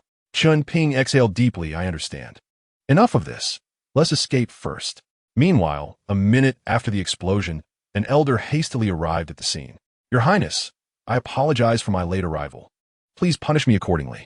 Old Lin, retreat. Quickly, take me away, Xuesheng urged, as though clinging to a lifeline. He had glimpsed 2 black soul rings around Chen Ping, and with his experience, he assumed Chen Ping to be his soul emperor, coupled with the fact that his defensive soul tool had been shattered. If Chen Ping were to attack now, his life would certainly be forfeit. The following morning, a warrant was issued from the palace. Last night, Prince Xuesheng was attacked by an assailant possessing a sword-type martial soul. Who dares to be so bold as to attempt an assassination in Tiando City? The crowd buzzed with speculation, including Chen Ping, who chuckled. It seems Xuesheng will need to hide in his residence for a while. He felt undeterred, utilizing the illusion moon form, which had altered his appearance. According to Xuesheng's description, even if captured, as long as he transitioned to the daylight form, he would be free from association with the attacker. Rather than hiding covertly, he preferred to stroll about openly in the streets. At the 7-treasure glazed tile school, Sor Douluo hurried to the council hall. Fengji, have you seen the wanted notice issued by the palace? Xuesheng did not recognize Chen Ping, and in his state of panic. Even if Chen Ping were before him now, he might not identify him. However, Ning Fengji and others had been closely monitoring Chen Ping's movements and were very familiar with the photograph on the warrant. Uncle Jian, please don't rush. I know where he resides. Let's find him first. Haha, I'm not in a hurry, Sor Douluo replied with a hearty laugh. This lad has some courage. Quite commendable. Ning Fengji smiled gently. All right then, Uncle Jian, let us find him first. Afterward, I shall meet with His Majesty. On the other side, Chen Ping leisurely wandered the streets. The commercial prosperity of Tiando City was unrivaled by Wuhuan City. In Wuhuan City, street vending was prohibited. Only commercial properties could conduct business. Tiando City, however, had far fewer restrictions. Anyone with a cart could set up a stall to sell goods. Noticing a familiar figure, Chen Ping cautiously stepped back. Long time no see, Brother Chen, Ning Fengji greeted, having swiftly located Chen Ping through disciples of the Seven Treasure Glazed Tile School. Hello, Sect Master Ning, Chen Ping replied, feeling somewhat guilty, as if his use of the Seven Treasure Glazed Tile School as a shield had been uncovered. Young man Chen Ping, it is an honor to meet you, Sor Douluo. Sor Douluo remained silent, simply observing from the side. Ha, Brother Chen, do you have time to sit down for a drink? Ning Fengji maintained his congenial demeanor. Thank you for the invitation, Sect Master Ning. I would be honored to accept, Chen Ping conceded, feeling no reason to evade. With Ning Fengji's invitation to join the Seven Treasure Glazed Tile School, he felt he had taken his first step toward fulfilling his goal. Please have a seat. Feel free to order whatever you like. Today, I primarily wish to converse with you. Thank you, Sect Master Ning. Chen Ping said as he picked up the menu and casually ordered a drink. Ning Fengji smiled. Brother Chen, there is no need to call me Sect Master Ning. You may simply refer to me as Brother Ning. Then, Brother Ning, may I inquire what you wish to discuss? Chen Ping asked, acutely aware that Ning Fengji would not be here without reason. Haha, Ning Fengji's voice lowered significantly. Brother Chen, what are your thoughts on the attack on Prince Xuexing last night? Huh? Chen Ping was taken aback. Brother Ning, what do you mean? Ning Fengji shook his head. It is nothing. We have uncovered some information that likely pertains to you. Upon hearing this, Chen Ping felt a surge of caution. He understood that Ning Fengji would not turn him in due to Prince Xuexing, but what was his true intention? Brother Ning, what do you imply? Ning Fengji smiled. I have no ulterior motives. I am simply preparing to visit the palace. If this matter indeed relates to you, I could advocate on your behalf with His Majesty. At the very least, the warrant could be rescinded. He then produced the wanted notice and placed it on the table. Sighing, Chen Ping revealed the truth, Brother Ning. To be candid, I had a confrontation with Prince Xuexing at the Tiando auction house. Afterward, he sent people to kill me, and in self-defense, I was forced to eliminate some of Prince Xuexing's minions to escape. Oh, is that so? Ning Fengji responded with a slight smile. In the next moment, Sor Douluo raised his right hand, and with a surge of powerful sword energy, the warrant was reduced to dust. Young man Chen, I recall the sect master mentioning that once you had obtained your soul ring, you were to report to the Seven Treasure Glazed Tile School. Why then? Have you yet to do so? Sor Douluo's tone was inscrutable. Because the timing was not yet right, Chen Ping replied, bowing respectfully. Sor Douluo scoffed, and now, is it the right time? Chen Ping bowed his head. Once I have completed my tasks, I will naturally fulfill our previous agreement. However, I have been followed recently, and given that I have made enemies, I have refrained from visiting the Seven Treasure Glazed Tile School. Ning Fengji would not admit that the ones following Chen Ping were indeed arranged by him. Haha, young man Chen, there is no need for concern. The Seven Treasure Glazed Tile School will resolve certain matters for you, Ning Fengji assured, his words aptly chosen. Since the sect master has said so, do you still wish to fulfill the agreement made 2 years ago? Sor Douluo remarked coldly. Chen Ping scratched his head. Of course I want to fulfill it. I just do not know where the Seven Treasure Glazed Tile School is located. Upon hearing this, Ning Fengji chuckled awkwardly. Haha. It is quite normal that you do not know the exact location of the sect. Come, let's return together. Chapter 68. Impurity as the wealthiest sect on the continent. The Seven Treasure Glazed Tile School was adorned with opulent decorations. Each structure mirrored the appearance of the Seven Treasure Glazed Tile Tower Martial Soul, with valuable gems embedded atop every tower. Haha, Brother Chen, Uncle Jian will show you around the sect. I have matters to attend to, so I shall take my leave. Ning Feng Tisait. Safe travels, sect master. Chen Ping waved goodbye. Young man Chen, you have reached level 36? Sor Douluo inquired. Chen Ping nodded. Yes, Senior Sor Douluo. To elevate your soul power by 26 levels within 2 years is an achievement few could attain, Sor Douluo remarked with a hint of significance. Chen Ping expressed the words he had long contemplated. Respected Senior, many years ago, I encountered a fortuitous event within the Star Dou Forest, which greatly accelerated my cultivation. To seize the eye of ice and fire, it is essential to enlist the aid of the Sor Douluo, and even disclosing some critical information is worth the risk. Gulme, follow me to the back mountain, and allow me to observe your swordsmanship. With a graceful leap, Sor Douluo effortlessly landed atop the 7-kill sword. Chen Ping, unable to wield a sword himself, followed closely behind Chen Ping. The back mountain of the Seven Treasures glazed tile school was vast, and as Chen Ping walked, he noticed numerous remnants left by soul techniques. This is the place where I often meditate in seclusion. It is rarely visited, surrounded by mountains, water, wind, and trees. It was indeed an excellent location to comprehend the essence of swordsmanship. Chen Ping nodded earnestly. I do not employ soul techniques, only swordsmanship. Let us engage in a match, and I shall see how far you have progressed. As soon as he finished speaking, the 7 kills sword fell into his hands. Chen Ping clasped his fists together, saying, "Then, please enlighten me, senior." In the next moment, the daylight dragon sword materialized in his grasp. Sword Douluo, his eyes narrowed slightly. Yesterday, Shueshing mentioned it was a dark purple longsword. Chen Ping replied, "You'll soon see the illusory moon dragon sword."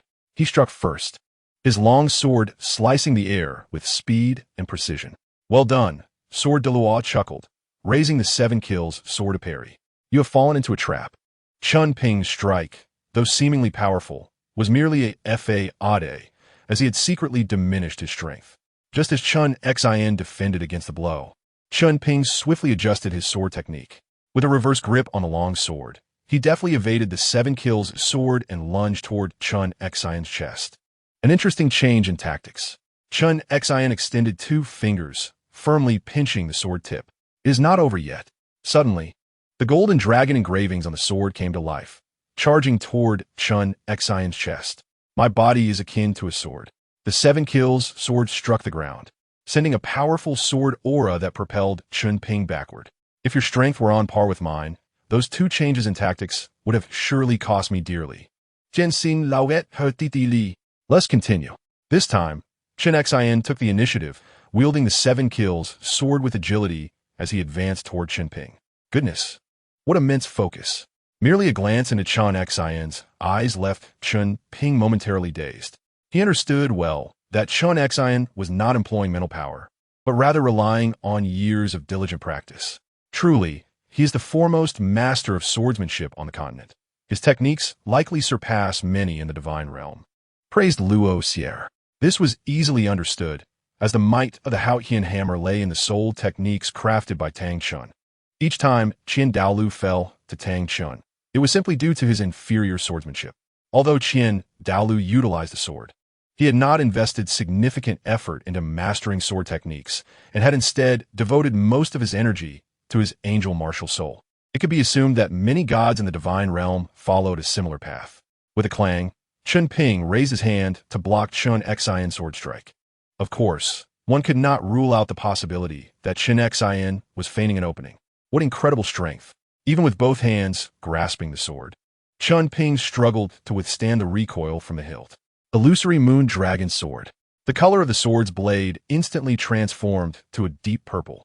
The golden dragon spiraling around Chen Ping also changed to the same hue. Indeed, the transformation of the martial soul altered its attributes as well, a fact that Chen Ping had already suspected. Since the daylight dragon sword was ill-suited for direct confrontation, Chen Ping had no choice but to alter his strategy. "Senior, may I employ a soul technique?" "Rest assured, I will utilize only one." Out of respect, Chen Ping inquired. "As you wish," Chen Ping replied nonchalantly. "Very well." Chen Ping grinned slyly, activating his 3rd soul technique, causing his form to vanish in an instant. A soul technique reminiscent of an old fossil. Chen Ping nearly chuckled. If Gu Rong struggled against him, how could Chen Ping succeed? Chen Ping deliberately created an opening, allowing Chen Ping to gain the upper hand. In the next strike, Chen Ping raised his hand and struck Chen Ping's sword hilt, causing the illusory moon dragon sword to fly from his grasp. "Senior, I concede," Chen Ping quickly called out. With his weapon disarmed, he had no choice but to stop, lest he be struck by a sword. Chen Ping sheathed the 7-kill sword. "Your fundamentals are solid, but your sword heart lacks purity." Chen Ping, puzzled, replied, "I seek your guidance, senior. In my lifetime, I have immersed myself wholly in the path of the sword, living without descendants.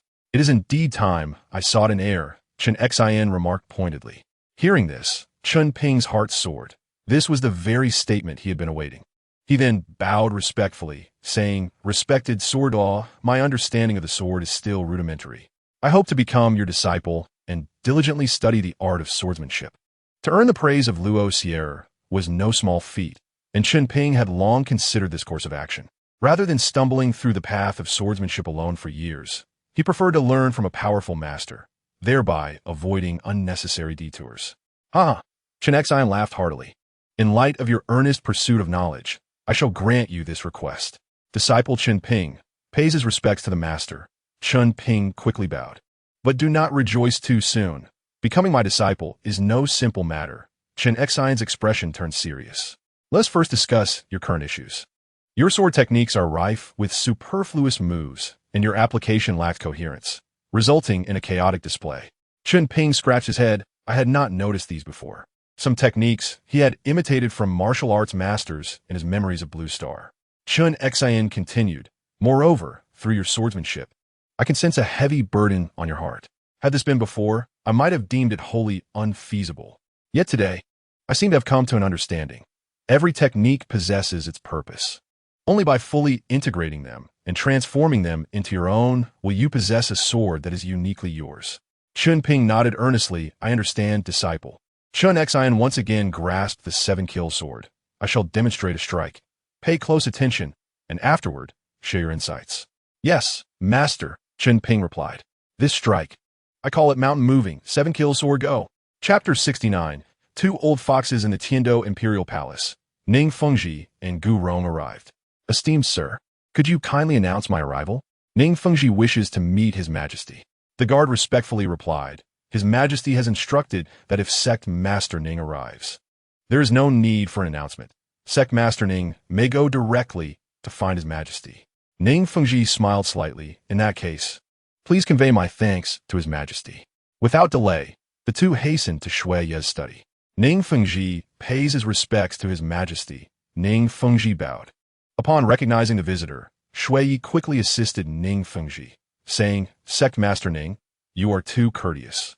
In the future, when you see me, there is no need for such formalities. That cannot be. There is a distinction between ruler and subjects. How could I dare overstep? Ning Fengji feigned modesty. Sigh. Shui Yi sighed. Sect Master Ning is unaware that within this vast Tiando Empire, even soul masters of the rank of Soul Dou are quite rare. Just last night, Shui Xing was attacked, and I am deeply troubled. Sensing the moment was ripe, Ning Fengji spoke. Your Majesty, I must confess, I have already identified the assailant.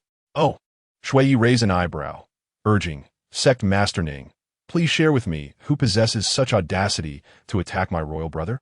Ning Fengji shook his head, remaining silent. Perceiving this, Shui Yi frowned and spoke solemnly. What is there to conceal, Sect Master Ning? Is there perhaps more to this matter? In the snowy night, it became evident to Shui Yi that Ning Fengji sought to shield the perpetrator, yet he found himself powerless. He would not offend the 7 Treasures glazed tile school for the sake of a mere snow star, especially with Gu Rong still by Ning Fengji's side. If he spoke too harshly, he might find himself in dire straits. Ah, Your Majesty, please do not misunderstand.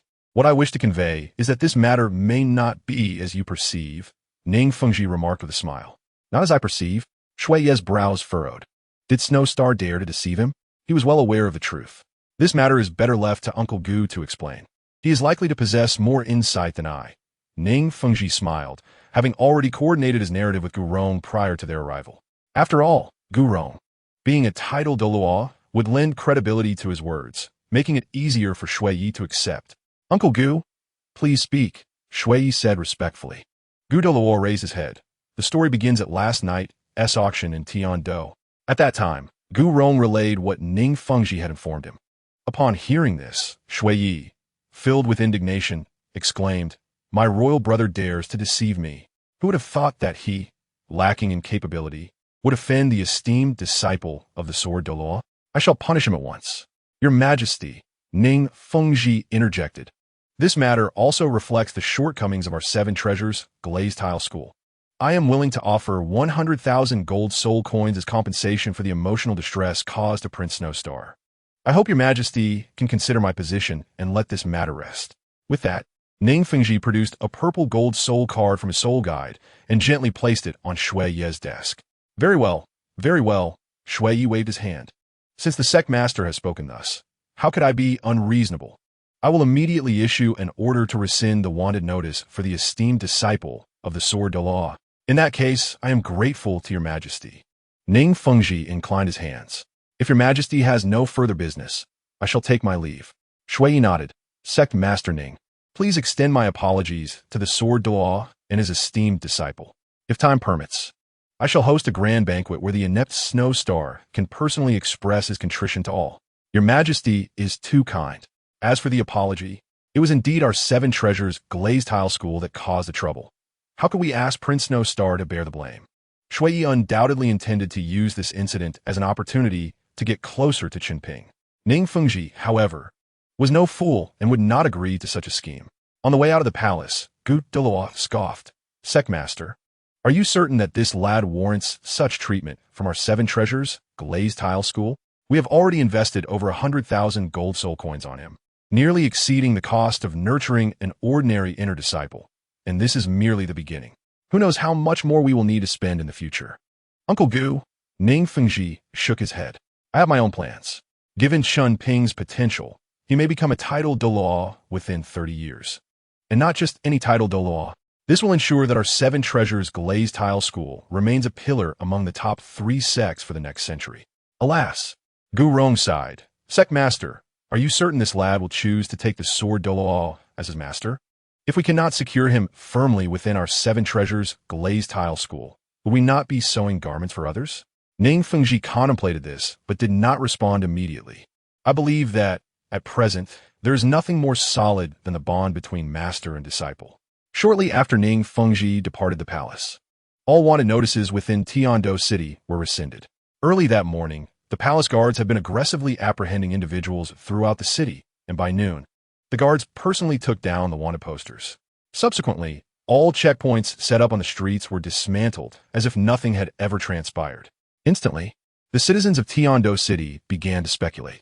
Some suggested that Snow Star had offended a powerful entity, while others claimed the culprit had already been apprehended. Only Chen Ping, situated within the 7 treasures glazed tile school, understood the intricacies of the situation. Ning Fengji had indeed invested heavily to secure his loyalty. He must have paid a substantial price to have Shui Yi retract the wanted notice. Chen Ping could only reflect that, fortunately, they were in the Douluo continent, where imperial power was not as formidable. Had this been ancient China, one would find it exceedingly difficult to alter the emperor's will. You have a keen insight. A voice echoed in his mind. Loxers, in our spirit beast society, there was none of this intrigue. You have betrayed us. Why concern yourself with such matters? Chen Ping retorted. For now, I advise you to maintain your distance from spirit beasts. On this Douluo continent, divine beasts exist. Do not expose yourself, lest we both face pursuit. At this, Loxer fell silent. Whether the Gold and Silver Dragon King was alive, he surely knew. Chen Ping, starting tomorrow, you shall train alongside me. The voice of Chen Xin resonated. Chen Ping promptly replied, Yes, master. Not long ago, Chen Xin had effortlessly leveled a small mountain with a single sword strike, employing not a soul skill provided by a soul ring, but rather his own innovative technique. A mere glance left Chen Ping bewildered. He would likely need extensive time to master swordsmanship under Chen Xion's tutelage. You still have some time today. Feel free to explore the sect and gather the supplies needed for the next 6 months. Chen Xion instructed before leaping onto the 7-kill sword and soaring towards the 7 treasures glazed tile school. To move mountains with a single sword, believe that I too shall achieve this in due time. Chen Ping vowed, clenching his fists. Do not dawdle. Hasten to fulfill your master's request. I doubt you wish to go hungry for half a year, Loxer reminded him. Furrowing his brow, Chen Ping regained focus. Had you not mentioned it, I would have forgotten in an instant. Let me first check the sect. There should be provisions available. Chapter 70. Soul fighting within the sect. Upon exiting the rear mountain, Chen Ping encountered the secluded back entrance of the 7 treasures glazed tile school. The door was small and discreet, likely intended for direct disciples to retreat in times of emergency. Gazing at the concealed passage nearby, Chen Ping murmured, This explains why, in the original text, even when the Spirit Hall invaded the 7 treasures glazed tile school, many direct disciples managed to escape. As for the Blue Lightning Tyrant Dragon clan, they found themselves in a gorge, with no retreat, yet maintained an arrogant demeanor. Engaging in a deadly struggle with the Spirit Hall, they naturally faced annihilation. Of course, elite guardians from the Seven Treasures Glazed Tile School would undoubtedly be stationed near such passages. Whoosh! An arrow struck before Chen Ping. Esteemed seniors, there is a misunderstanding. I am a disciple of the Seven Treasures Glazed Tile School, he quickly stated, producing his sex token. Shortly thereafter, an elderly woman leaning on a cane appeared before him. Ah, young man, no need to be anxious. I have come to escort you into the sect. Chen Ping observed the elderly woman. Noting the absence of any soul power emanating from her, she was undoubtedly a formidable figure. I appreciate your assistance, esteemed elder. My master, the revered sword master Chen San, has brought me to the rear mountain and has now commanded me to return to the sect. I hope I have not caused any inconvenience, he acknowledged. It was evident why she had come. Although the token in his hand was genuine, appearing at a secret passage of the Seven Treasures Glazed Tile School warranted thorough questioning. You are indeed Chen Xian's disciple, the elderly woman exclaimed in surprise. In all these years, you are the first disciple he has taken. Come along with me. In the future, avoid coming here unless necessary. I will inform the sect master of your presence, and during this time, you must not leave the sect. Chen Ping nodded slightly. As this was the critical lifeline of the Seven Treasures Glazed Tile School during wartime, the information must be kept strictly confidential. Esteemed elder, I understand. He replied. The old woman nodded in satisfaction and said, Let us go. This is not the place for you. Finally entering the sect, Chen Ping hurriedly inquired of a nearby disciple. Brother, could you tell me where the logistics department of the sect is located? After all, as a member of the Seven Treasures Glazed Tile School, it was reasonable to apply for accommodation. The disciple looked at Chen Ping with suspicion and asked, Who are you? I have never seen you in the inner sect before. The Seven Treasures Glazed Tile School is divided into inner and outer sects, with inner sect disciples being those of the Ning family who possess the Seven Treasures Glazed Tile Tower martial soul. In contrast, outer sect disciples are those who have joined the sect from outside as battle soul masters. Apart from the differences in their activities within the sect, their treatment remains the same. Brother Ning invited me to join the Seven Treasures Glazed Tile School. He did not specify whether I am an inner or outer disciple. Chen Ping replied honestly. Upon hearing this, the disciple immediately scolded. So you are a battle soul master? This is not a place for outer disciples. Please leave immediately. The sect has strict regulations prohibiting outer disciples from appearing in the core areas of the sect. Chen Ping, displeased, retorted by that reasoning. Since my teacher is Jian Dao, Chen Xian, I should be considered an inner disciple. You speak nonsense. The disciple clearly did not believe him. The sword elder is a pillar of the sect. How could he possibly care about you? Leave at once, or do not blame me for being impolite. With a cold smile, Chen Ping produced a token, asking, Can this token prove my identity? The disciple hesitated for a moment. Suddenly, a young man's voice came from a distance. Hey, Ning Fei, I've been waiting for you for ages. What are you dawdling about? So your name is Ning Fei. Chen Ping muttered. Ning Fei snorted. Come with me to the outer sects arena. If you truly are a disciple of the Sword Elder, then prove it to us. Fine, but my soul power is only at level 36. If you let those soul saints fight me, it would be utterly meaningless, Chen Ping shrugged, unperturbed by the prospect of battle. Very well. Ning Fei waved his hand, signaling a nearby youth. Ning Yuan, let us head to the outer sects arena. A good show is about to unfold. Oh, is that so? That sounds quite interesting, Ning Yuan replied with a smile. I haven't seen a battle in a while. I shall accompany you. Chen Ping stood with his arms crossed before him at the center of the arena. I have no time to waste here. With my level 36 soul power, you may choose any soul master or soul sovereign among you whom you deem the strongest to compete against me. His tone was impatient. Be careful not to lose your teeth, Ning Fei sneered. Gu Dao, you are a direct descendant of the Bon Douluo. It's up to you to handle him. Among the crowd, a rather thin and somewhat clumsy figure, Gu Dao, nodded. Leave it to me, Ning Fei. Chen Ping looked at Gu Dao with curiosity, pondering. He resembles the Bon Douluo. Could he possess the Bone Dragon martial soul as well? With Gu Dao's agreement, Ning Fei raised an eyebrow and said, Kid, Gu Dao is already at level 40 and has yet to acquire his 4th soul ring. With both of you having 3 soul rings, this duel should not be unfair. Chen Ping replied, You could join as well. I wouldn't mind. Ning Fei was likely also a soul sovereign, so even if he had slightly higher soul power, it would not make much difference to Chen Ping. If he could enter the ring, it would be a good opportunity to teach him a lesson. After all, it would be beneficial for him to receive a beating for his arrogance. Haha, let us see you defeat Gu Dao before discussing anything else, Ning face scoffed. Then turned to Gu Dao with a smile. Gu Dao, go teach him a lesson. Gu Dao's figure flashed as he landed in the arena. The next moment, 3 soul rings of yellow, purple, and purple appeared beneath his feet. Gu Dao, martial soul skeleton warhorse, level 40 assault type, soul sovereign. Indeed, it bore some resemblance to the Douluo's martial soul, Chen Ping thought, momentarily stunned. The disparity between the bone dragon and the skeleton warhorse was akin to heaven and earth. Observing Gu Dao's age, he estimated that he had already surpassed 20, likely with low innate soul power. Otherwise, the Douluo would not have placed him in the outer sect. Chen Ping, martial soul daylight dragon sword, level 36 assault type, soul sovereign, please enlighten me.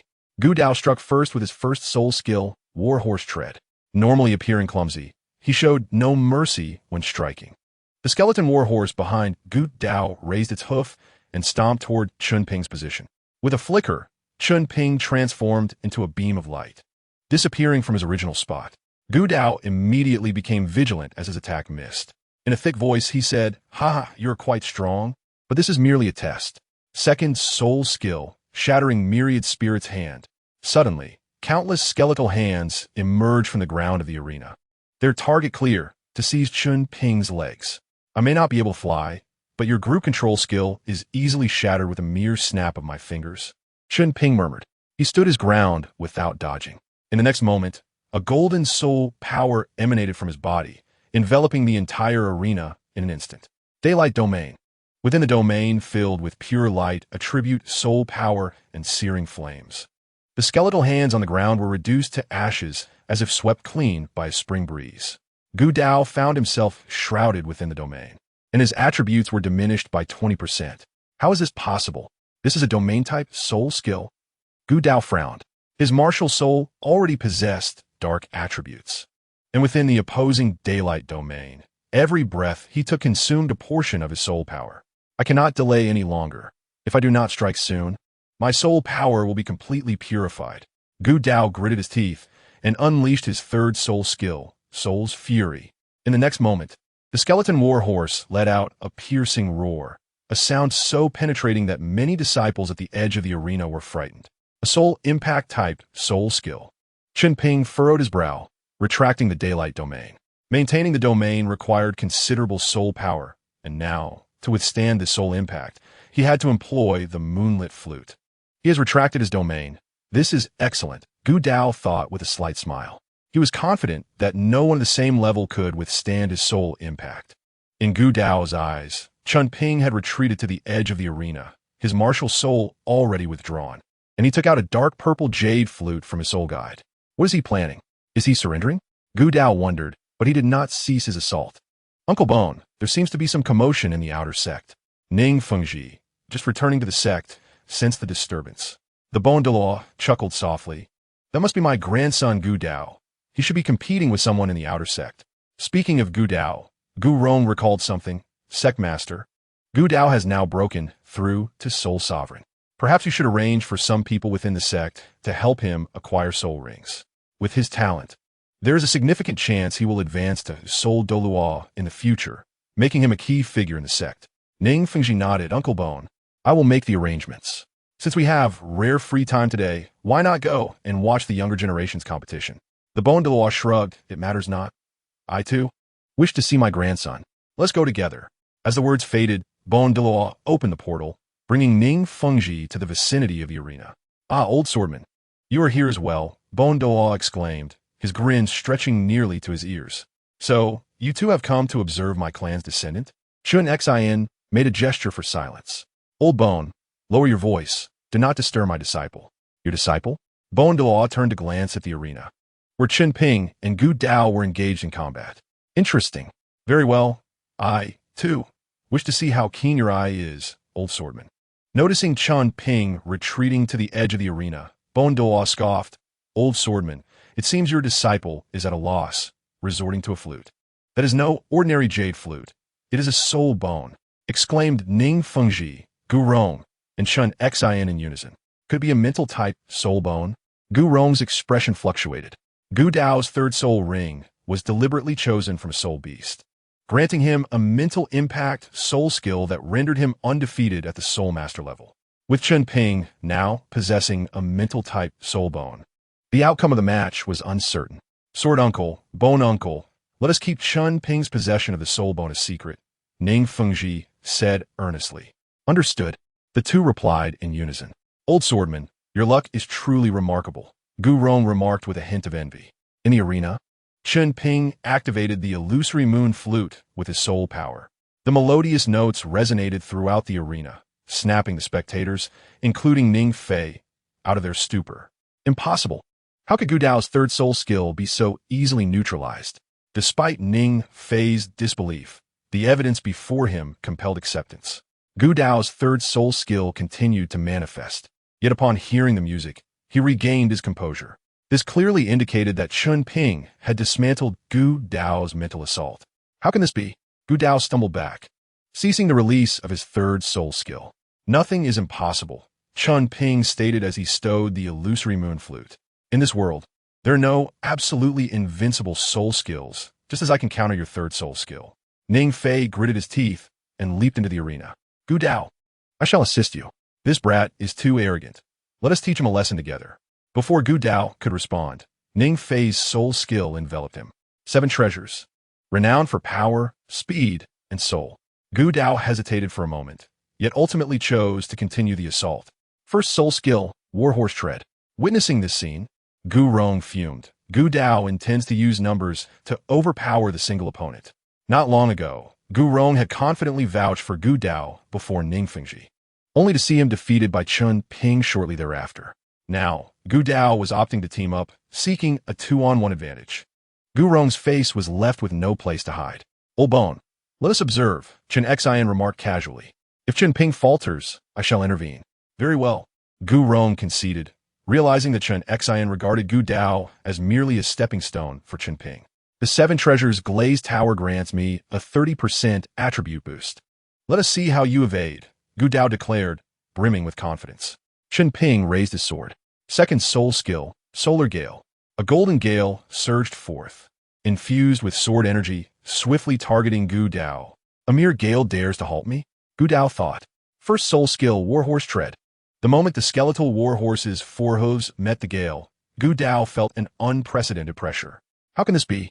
A mere second soul skill, and yet it possesses such formidable impact? Struggling to maintain his footing, Gu Dao's feet began to slide on the ground. Damn it, with the boost. Why am I still no match for that brat? Ning Fei furrowed his brow, suspecting Gu Dao of throwing the match. Not far away, Chen Ping's gaze turned menacing as he eyed Ning Fei. You, always stirring trouble. Let's see if I can teach you a lesson. With that thought, Chen Ping activated his third soul ring, appearing behind Ning Fei. Good heavens, the aura of a bone dragon, Gu Rong exclaimed, astonished. I did not expect this brat to have such luck in slaying a bone dragon. Chen Ping struck Ning Fei's back with his sword. He intended merely to teach him a lesson and did not strike with full force. The blade precisely cut through Ning Fei's skin without reaching his bones. Ha! This brat exceeds my expectations. Quite impressive, Chen Xin observed, casting a glance at Gu Rong. Chapter 72. The origin of the soul guidance device.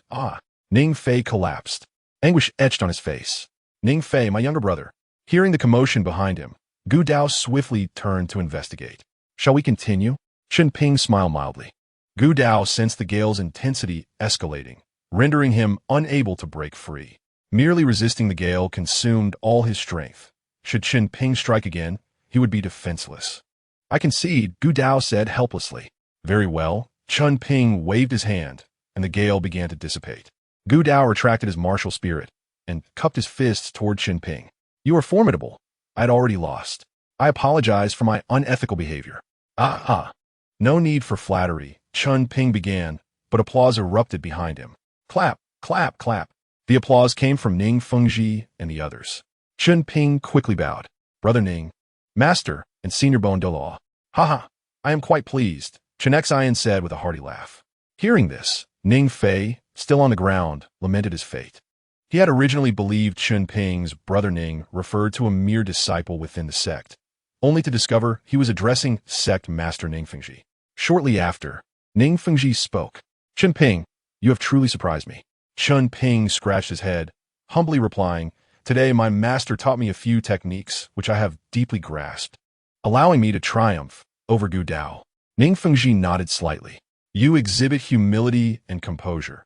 I see the reflection of Sword Uncle in you. He then turned to Gu Dao. To admit one's mistakes is a virtue not everyone possesses. Gu Dao, looking apprehensive, replied, during the soul battle, I failed to restrain Ning Fei. I asked for sect master's punishment. You are aware then? Gu Rong retorted, exasperated. Grandpa Bone, I understand my mistakes. Gu Dao lowered his head. All right, Bone Uncle, this incident is not solely Gu Dao's fault. Ning Fengji interceded, recognizing Gu Dao's acknowledgement of his error. Let it slide this time. Go rest. Later, someone will take you to hunt for souls. Yes, thank you, sect master. Gu Dao cupped his fists and then departed the arena. At this moment, Ning Fengji's smile faded considerably. Ning Fei, you understand the consequences of violating the arena's regulations. Do you not? Upon hearing this, Ning Fei trembled on the ground, begging for mercy. Sect master, I understand my mistakes. I truly do. If not for you, would Gu Dao have erred? Gu Rong's ire flared. Gu Dao had been a passive offender, entirely ensnared by Ning Fei's machinations. From today onward, you shall reflect in seclusion for a year. Furthermore, your resources from the sect will be halved until you redeem yourself, after which we may reconsider your previous allocations. The sect must maintain clear rewards and punishments to endure, a principle Ning Fengji upheld admirably. After addressing Ning Fei, Ning Fengji approached Chen Ping. Chen Ping, come with me to the hall of discussion. I have matters to discuss with you. In the grand hall of deliberation, the venerable Gu Rong was the first to speak. Addressing Chen Ping, young Chen Ping, is it true that your third soul ring originates from a bone dragon? Indeed, it is from a bone dragon, and it hails from the same secluded valley as your ninth soul ring, Chen Ping replied. Then, it follows that the Haotian sect's expedition to the secluded valley was guided by you? Gu Rong inquired with a hint of suspicion. Precisely so. Chen Ping surmised that the Haotian sect had indeed visited the Seven Treasures glazed tile school. Gu Rong frowned, indignation evident as he remarked, it is because you provided the Haotian sect with leverage that their sixth elder dares to come to our Seven Treasures glazed tile school with such arrogance. Chen Ping was a loss for words. Old bones, let bygones be bygones. I shall deal with the sixth elder of the Haotian sect personally regarding this matter. You should refrain from dwelling on it. Chen Ping's companion, Chen Xian, interjected. At that moment, Ning Fengji aptly asked, by the way, Chen Ping, did you happen to encounter that 100,000-year-old golden scorpion king? Not at all. Chen Ping shook his head. The golden scorpion king was indeed located within that secluded valley. But when my grandfather Ling Hai and I ventured there to hunt soul beasts, it did not reveal itself. It only appeared when the Haotian sect pursued the giant bear king into the valley. Seizing the opportunity to distance himself from the situation, Chen Ping continued, I suspect that the golden scorpion king was lying in wait for prey, and we were not to its liking. It likely emerged only when the giant bear king entered its territory, believing it had found a worthy target. That is a plausible theory. Ning Fengji nodded in agreement. The Haotian sect has long been accustomed to arrogance. Clearly, it is their own issue, yet they dare to place the blame on our Seven Treasures glazed tile school. Gu Rong scolded angrily. If any losses have been incurred by the sect, I am willing to personally compensate for them, Chen Ping stated earnestly. Ning Fengji shook his head. That is unnecessary. I am aware of the circumstances surrounding your matter with Ning Fei. It was my oversight that led to your unnecessary troubles. Therefore, I will arrange suitable accommodations for you shortly. Afterward, you may visit the sect's logistics to procure some provisions. Tomorrow, you can focus on your training with Sword Uncle on the back mountain. Thank you, Brother Ning, Chen Ping expressed with a respectful clasp of his fists. I observe that the soul guide device on your finger appears to be quite ordinary. It likely cannot accommodate a significant amount of food, Ning Fengji remarked, producing a bracelet-shaped soul guide from his pocket. Here, take this. It has a capacity of 50 cubic units, a small token of welcome to our sect. Chen Ping shook his head. No need, Brother Ning. I already possess a soul guide with the same capacity. Upon revealing the bracelet from his sleeve, Ning Fengji and the others were taken aback. Chen Ping, Where did you acquire this soul guide? Noticing their expressions, Chen Ping instinctively replied, I obtained it through less than honorable means. Whose did you take? Chen Xian asked. Teacher, 2 years ago, when I visited Soto City, I encountered a group attempting to rob me. I managed to turn the tables and took this soul guide from them. Chen Ping recounted truthfully. He had been warned by Luo Sierra about the potential risks, which is why he had kept it concealed. Now, however, it was recognized by Ning, Fengji, and the others, leaving him to wonder whose it might have been. Robbery? Chen Xian pondered. Given their nature, they likely would not resort to such actions. Teacher, what is the origin of this soul guide? Chen Ping inquired. Do you truly not know? Chen Xian countered. Chen Ping nodded. I genuinely have no knowledge of its origins. This soul guide is from the Haoyan sect, Ning Fengji explained, approximately 2.5 years ago. A disciple of the Haoyan sect accompanied their parents to hunt soul beasts.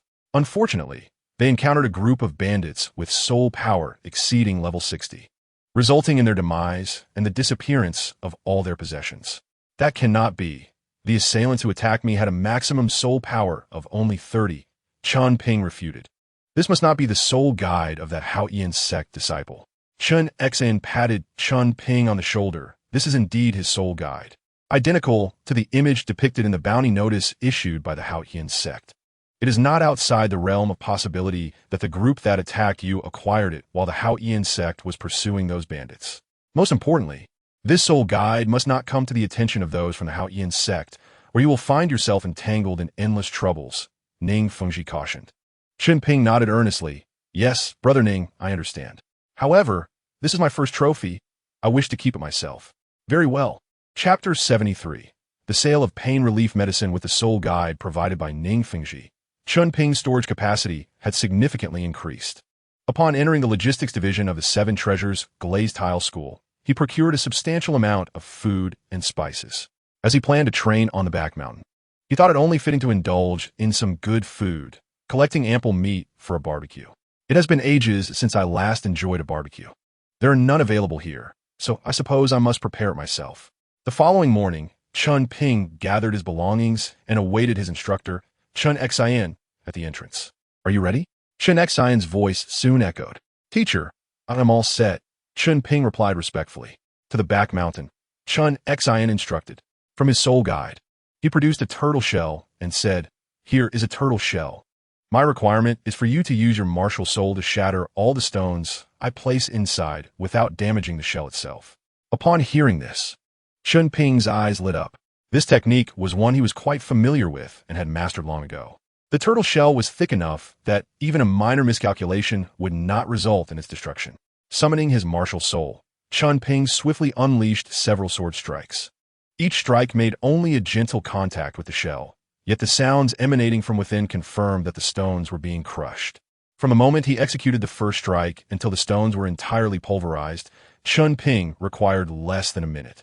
Observing this, Chen Xian nodded in satisfaction. Chen Ping, well done. Your foundation exceeds my expectations. Teacher, this lacks challenge. Shall we not change it? Chen Ping asserted confidently. Chen Xian nodded. I share that sentiment. He then retrieved a piece of iron or covered by a layer of cicada wings from his soul guide. Now, your task is to use your martial soul to slice the iron ore into shavings without damaging the cicada wings. Chen Ping's mouth twitched at this request. It felt akin to a novice player in a game, having just dominated a training session, only to be forced to use a character with significantly more difficulty in the next match. The fragility of the cicada wings hardly needed elaboration. Chen Ping would need to precisely direct his sword energy onto the wings without any misstep. Even the slightest error could result in tearing the delicate wings. Noticing Chen Ping's hesitation, Chen Xian smirked. What, are you faltering at the first sign of difficulty? Not all. It is merely that I cannot guarantee success. And there is only one cicada wing. If I fail, before Chen Ping could finish, Chen Xian produced a cubic meter of cicada wings along with several dozen cubic meters of iron, or from his soul guide. I anticipated your excuses, so I came prepared, Chen Xian said solemnly. From this moment onward, you must use your martial soul to strike the cicada wings. If you succeed in completely shredding the iron, or while ensuring no damage to the wings, your foundation will be flawless, and I will be able to teach you some techniques. Upon hearing the term technique, Chen Ping immediately felt invigorated. He was well aware that Chen Xian's 7-killing sword possessed a set of secret arts akin to the Hao Yin 9 absolutes. Mastering such techniques would allow him to create his own soul skills. A good teacher. I shall commence immediately, he declared. As his words faded, Chen Ping struck the cicada wings with his first sword, leaving them unbroken but causing a crack to appear in the iron essence within. The second strike also failed to shatter the wings, yet the internal iron essence was cleaved in two. He continued with the third, fourth, and up to the 10th sword, without managing to break the cicada wings. At this point, Chen Ping was drenched in sweat. Just a few more strikes remained. He had to persist. Wiping the sweat from his brow, he heard Chen Xian's voice, "Practice here. I shall retreat into seclusion. Notify me when you succeed." As Chen Xian turned toward a nearby cave, he added, "And remember to report how many strikes you made and how much time it took." "Yes, master," Chen Ping replied. Observing the remnants within the cicada wings, he furrowed his brow. He needed to ensure the iron fragments did not bounce around within, as that could also lead to the cicada wings being sliced open. Moreover, as more iron fragments fell, the inside of the cicada wings became increasingly hollow, making it easier to strike them with even the slightest disturbance. It seemed that to become a swordsmanship master like his teacher, he still had a long journey ahead. Taking a deep breath and focusing intently, Chen Ping unleashed a sword strike. It was over, as he watched the cicada wings flutter slightly in response to the wind. He already knew the outcome. The wings merely grazed the blade, resulting in a small tear. No, let's change it and start again. Chen Xian's words echoed in Chen Ping's mind. Yes, master. Without a hint of hesitation, he complied. Time passed swiftly, and a month had gone by in the blink of an eye. On this day, explosive news spread across the continent. The Spirit Hall was selling a pain-relieving medicine in Tiandou City, Xinglua City, and Spirit City. Ning Fengji, having just received the news, hastily summoned Chen Xian and Gu Rong. Master, that is not all. I gathered intel yesterday, and it is said that the Spirit Hall will sell it across the entire continent. With the earliest availability in just 2 months, Gu Rong reported. A pain-relieving medicine? Chen Xian stroked his chin. Master, can we ascertain its efficacy? Given the prior example of dragon blood, Chen Xian's concerns were not unfounded. In response, Ning Fengji produced a small vial from his soul guide. 1 pain relief pill sells for 1 gold soul coin, with 10 in a bottle. I purchased 3 bottles, and after testing by our disciples, it indeed achieves the promised effects. However, there are some side effects, Gu Rong added. Side effects? Old bones, what side effects? Jian Xin Yin Gui? Gu Rong smiled faintly. It cannot be considered a side effect per se. Ordinary people cannot consume it in excess due to its addictive nature, but this is not a concern for soul masters. Thus, the Spirit Hall's move will undoubtedly transform the entire realm of soul masters. Sighing, Ning Fengji remarked, Uncle Bone is right. If this medicine is widely released, conflicts among soul masters will likely escalate. Moreover, this is a tremendously profitable venture. The Spirit Hall will likely amass considerable wealth. Chen Xian chuckled. Master, it is not as dire as you envision. The price of this medicine is a limiting factor, and for ordinary people, it holds little value. Enough of this. Ning Fengji grimaced. Instruct our disciples to be mindful of their words and actions from today onward, and to avoid conflicts as much as possible. Leave it to me. Gu Rong volunteered. Thank you, old bones. Once Chen Ping completes his foundational training, I will ensure he treats you to a barbecue. Thinking of this, Chen Xian felt a twinge of longing. That lad possesses some talent. He can craft such delectable cuisine. Even I cannot resist indulging in it. Gu Rong smiled slightly. Oh, is that so? Then I shall not hold back next time. He too was curious about the flavors of the cuisine that could so move Chen Xian. As time passed, the impact of the pain relief medicine grew increasingly profound. The initial purchasers were merely testing the waters, while many others chose to observe for a time. Before long, the first batch of buyers confirmed the medicine's efficacy. Word spread rapidly, and within a single day, the Spirit Hall's establishments in Tiandou City were inundated with people. Those from nearby cities who heard the news were also en route. In the sunset forest outside Tiandou City, Dugu Bo sat despondently atop a mountain, a box of pain relief medicine before him. He muttered repeatedly, Xian, why couldn't you just hold on a little longer? With this medicine, the agony from the poison would have been significantly alleviated. Why couldn't it have been released sooner, of all times? Is fate determined to doom the Douluo family? For Douluo, the pain relief medicine was akin to a lifeline. The excruciating pain from his poison, under the medication's influence, would only manifest as a mild discomfort. However, his son, Douluo Xian, was less fortunate. In the half-month leading up to the medicine's release, he succumbed to the relentless onslaught of poison. Failing to return to the Sunset Forest in time, and without Douluo's intervention, he perished from the poison's effects. Now, the entire Douluo family was left with only a 1-year-old Douluo to rely on each other. Just a little more, just a little more. The last sword must not falter. Chen Ping was wholly focused on the cicada wings before him. Only a small piece of pure iron remained. One misstep would mean starting over. Over the past month, he had faltered on the final sword at least 100 times. In the end, the cicada wings danced like leaves in the wind, making it challenging for Chen Ping to determine when to withdraw his force after striking. Holding his breath and concentrating, Chen Ping wiped the sweat from his palms.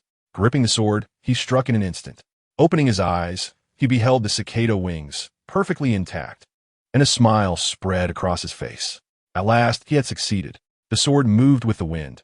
He could hardly believe he had truly grasped it.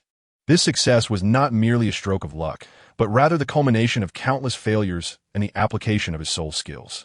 Should he attempt it again, he felt confident in his ability to succeed once more. Indeed, it seems you have comprehended my intentions. Unbeknownst to him, Chen Xian had appeared behind Chen Ping. Now tell me, how long did it take, and how many strikes did you make?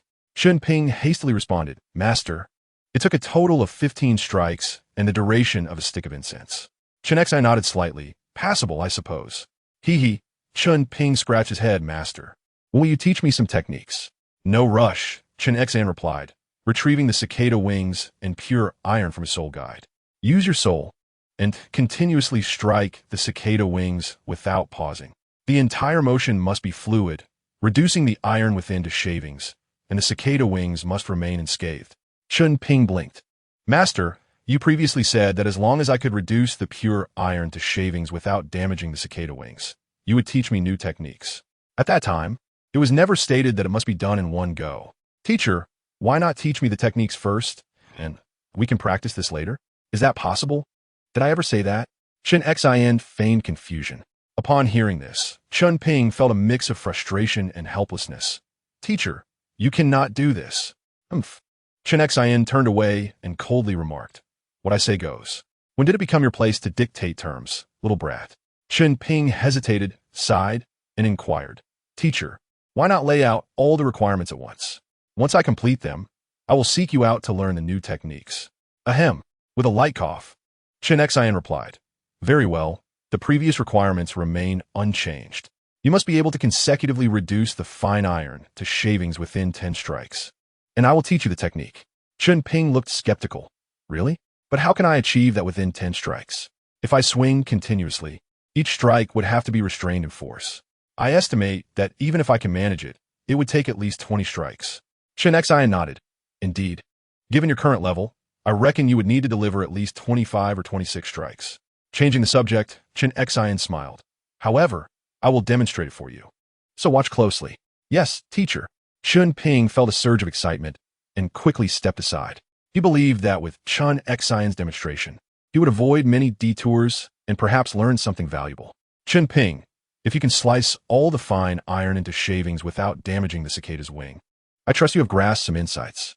Chen Xian's expression grew considerably serious. Chen Ping lowered his head. Teacher, I noticed that as the fine iron diminished, the cicada's wing began to flutter in the wind. At first, no matter how I controlled my strength, it was futile. Gradually, I shifted my mindset, transitioning from internal factors to external ones. I discovered that if the sword could descend in the direction the wind blew, it would not cut the cicada's wing. Excellent. I'm increasingly pleased with your progress. Chen Xian nodded approvingly. Indeed, as you have articulated, the ultimate realm of swordsmanship is the unity of man and sword. Yet prior to that, one must first achieve a harmonious fusion with the environment. By harnessing the power of the environment, one can unleash the sword's full potential. As soon as he finished speaking, the 7-kills sword appeared in Chen Xian's hand. Watch closely. Chen Xian executed a strike, and the cold, sharp sword energy fell upon the cicada's wing. The outcome was not as anticipated. Instead of the sword energy slicing through the fine iron along with the cicada's wing. There were only iron shavings scattered on the ground, and the cicada's wing remaining intact in midair. It was utterly flawless, simply exquisite. Chen Ping's eyes widened. Is this the pinnacle of swordsmanship? Ha! Chen Xian laughed heartily. Young Chen Ping, if you follow my instructions, in a few years, you too will be able to achieve what I have. While saying this, Chen Xian also imparted a lesson. Remember, there are always greater beings beyond you. There are indeed individuals in this world who surpass me. Even my father was defeated by one of those powerful beings, so do not become complacent. Yes, teacher. Chen Ping nodded earnestly. Here, take this. With that, Chen Xian tossed a bottle of pain relief medicine, which he had obtained from Ningfengji, to Chen Ping. In the future, if you sustain any injuries, remember to take one pill. It will alleviate your pain in a short time. Chen Ping recognized it immediately. This is pain relief medicine. Simultaneously, he thought helplessly, this bottle looks identical to the one I gave to Grandpa Linghai. I did not expect Grandpa Linghai to have turned it into packaging. Chapter 75. The Concept of a Culinary City. Is this indeed called pain relief medicine? Chen Xian looked at Chen Ping with a skeptical expression. If I recall correctly, this medicine only went on sale yesterday. Chen Ping had remained on the back mountain and had not left, so how could he recognize the pain relief medicine? Chen Ping replied calmly. I developed this medicine myself. I still have quite a few. With that, he produced a jar from his soul guide, filled with pain relief pills. You invented this? Chen Xian was momentarily taken aback, then asked, why did you not provide it to the Wuhuan Hall and let us sell it through the Seven Treasures Glazed Tile School instead? Although Chen Xian was genuinely focused on the Seven Treasures Glazed Tile School, he would not forcibly alter Chen Ping's intentions. If Chen Ping truly disagreed, he would not press the matter. I did not participate in the sales of the pain relief medicine, but entrusted it to a very close acquaintance. I still need to practice and do not have the time to manage these matters. Plus, this pain relief medicine was completed with his assistance. Subsequently, he found someone he had known at the Wuhuan Hall and fully entrusted the sales rights of the pain relief medicine to them. Chen Ping did not mention Linghai's identity. I see. Chen Xian nodded slightly. Very well, let this matter rest. If you come across anything unusual in the future, do share it with me. The Seven Treasures Glazed Tile School is currently expanding its market, and I believe the Sect Master will consider your ideas. Teacher, I have a rather splendid idea. Chen Ping remarked. I think Brother Ning will be receptive to it. Oh, Chen Xian became intrigued. You should take a break, share your thoughts with me. Even if Chen Ping did not bring it up, Chen Xian would have insisted he rest. Balancing work and rest is essential. If one were to focus solely on training, not only would progress be uncertain, but one's health would inevitably deteriorate. Teacher, during this past month, I have prepared some food in the forest, and I believe we can promote it through the sect across the continent. I am confident that a vast majority of people on the continent would be willing to pay for it. Chen Ping elaborated. As for pricing, we can charge higher for the nobility, ensuring that the presentation of the food is meticulous, so they will not hesitate to purchase. For the common folk, we must keep it affordable, allowing ordinary people to enjoy it as well. Simultaneously, the presentation for the nobility must be distinct from that of the common people. By doing so, it seems everyone would be inclined to make a purchase. Chen Xian interjected. What do the nobility seek? It is merely face. The food sold to the nobility, when presented with care, will naturally make them feel esteemed. I have a detailed list here. I will find time to discuss it with Brother Ning. Chen Ping produced a thick booklet. This booklet was written a long time ago when his idea was to establish a culinary city to earn some money for a better life. However, plans often change, and after he obtained the divine examination, he naturally had no time to focus on management. Now, presenting these ideas to gain more resources from the Seven Treasures Glazed Tile School would be beneficial for him. Only ideas that can be realized are worthwhile. Those that cannot are merely empty talk. Your idea is indeed commendable, but these matters should be pursued once you fulfill my requirements. The market will always exist. There is no need to rush. For now, focus on internalizing the sword technique I just demonstrated. With that, Chen Xian leapt onto the 7-kill sword. I'll be training on that mountain over there. If you have any questions, come find me. You should rest for an hour now. Yes, teacher. Chen Ping sat cross-legged and began to think rapidly. I must complete the task assigned by the teacher as soon as possible, and then seek an opportunity to train in the Sunset Forest. A month has already passed, and it is indeed time to plan my future endeavors. Time swiftly passed, and in the blink of an eye, 6 months had gone by. Young Chen Ping, the time for this training session has concluded, and your soul power has reached level 39. It is time for a break. Chen Xian looked at the space he had previously occupied, now claimed by Chen Ping, with a face full of helplessness. In a mere 3 months, Chen Ping accomplished his objectives. During the subsequent 3 months, he imparted various techniques to Chen Ping. By day, Chen Ping honed his swordplay, and by night, he retreated to his secluded cave to cultivate his soul power and refine his sword intent. Master, has half a year truly passed so swiftly? Chen Ping reluctantly emerged from the cave. If you do not leave now, you may very well starve to death here, Chen Xian retorted with exasperation. Chen Ping's spiritual energy swept over the 3 soul guide devices in his hand, revealing that the food stored within was scarcely enough to last half a day. He had become so engrossed in cultivation that he had lost track of time. Chen Xian patted Chen Ping on the shoulder, hinting when it's time to rest. You should indeed take a break. Here, this is your letter. With that, he handed Chen Ping the correspondence he had brought from the sect. A letter? Chen Ping queried in confusion. Who would write to me? As he perused the letter and recognized the signature, realization struck him.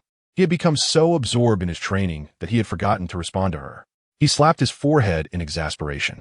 The letter was indeed from Ling Yuan. Let us return to the sect, but do not wander into the forbidden area again like last time, Chen Xian instructed, summoning the 7-killing sword to his side with a flick of his wrist.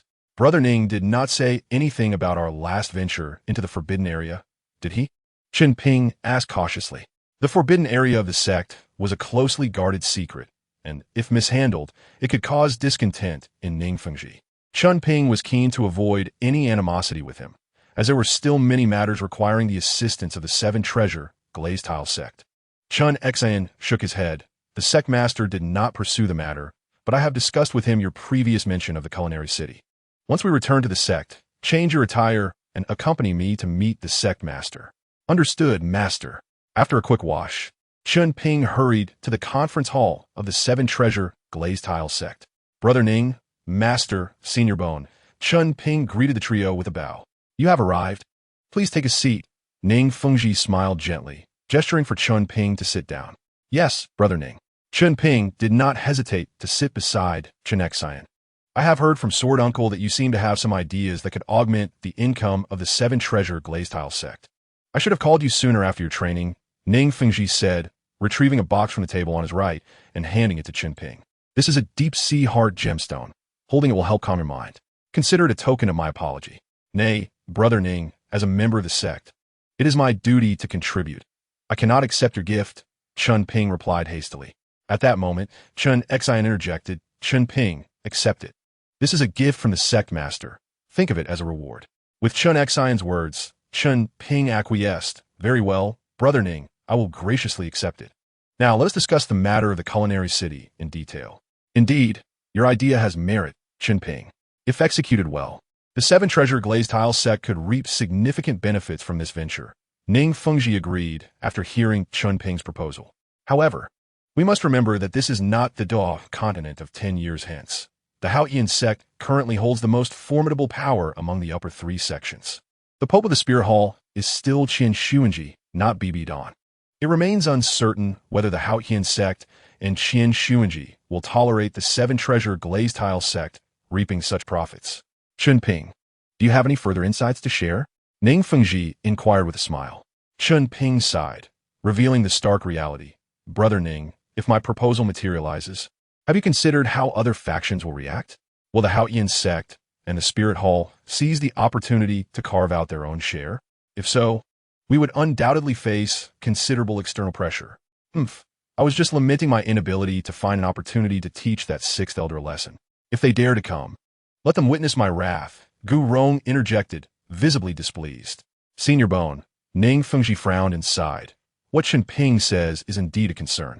Though we have the support of the Tiando royal family, it remains somewhat unrealistic to contend with the Haotian sect or the Spear Hall. Fengji, Tang Chan of the Haotian sect has been missing for quite some time. Chen Xian spoke slowly. No one knows where he has gone, but over the years, the Haotian sect seems to have been deliberately avoiding conflicts with the Spirit Hall, which is rather unusual. As soon as Chen Xian finished speaking, Gu Rong chimed in. Listening to the old swordsman reminds me. Although the disciples of the Haotian sect remain arrogant, they haven't clashed with anyone. There have been instances where they exchanged words with the blue electric Tyrannosaurus rex family, but those disputes ultimately came to nothing. I suspect there is a high probability that Tang Shun may not return. The Haotian sect appears to be merely maintaining the facade of its former strength while subtly retracting its influence. Chen Ping interjected, Senior Bone, Master. Tang Hao and Tang Xiao are renowned as the Haotian twin stars. The last time I encountered them, both had already attained the strength of a soul Douluo. Especially Tang Hao, who is only in his 30s. I fear it won't be long before he becomes a titled Douluo. On the surface, the Haotian sect has only their sect master as a titled Douluo, but their underlying strength remains beyond our reach. Ning Fengji felt a wave of concern wash over him. The phrase the upper three sects are of the same root had originated from him, intended to reduce conflict among them. However, it was evident that, given Ning Fengji's current status, the Haotian sect and the blue electric Tyrannosaurus rex family would not heed him. Then, Chen Ping, in your view, what should we do? Ning Fengji pondered, opting to hear Chen Ping's thoughts.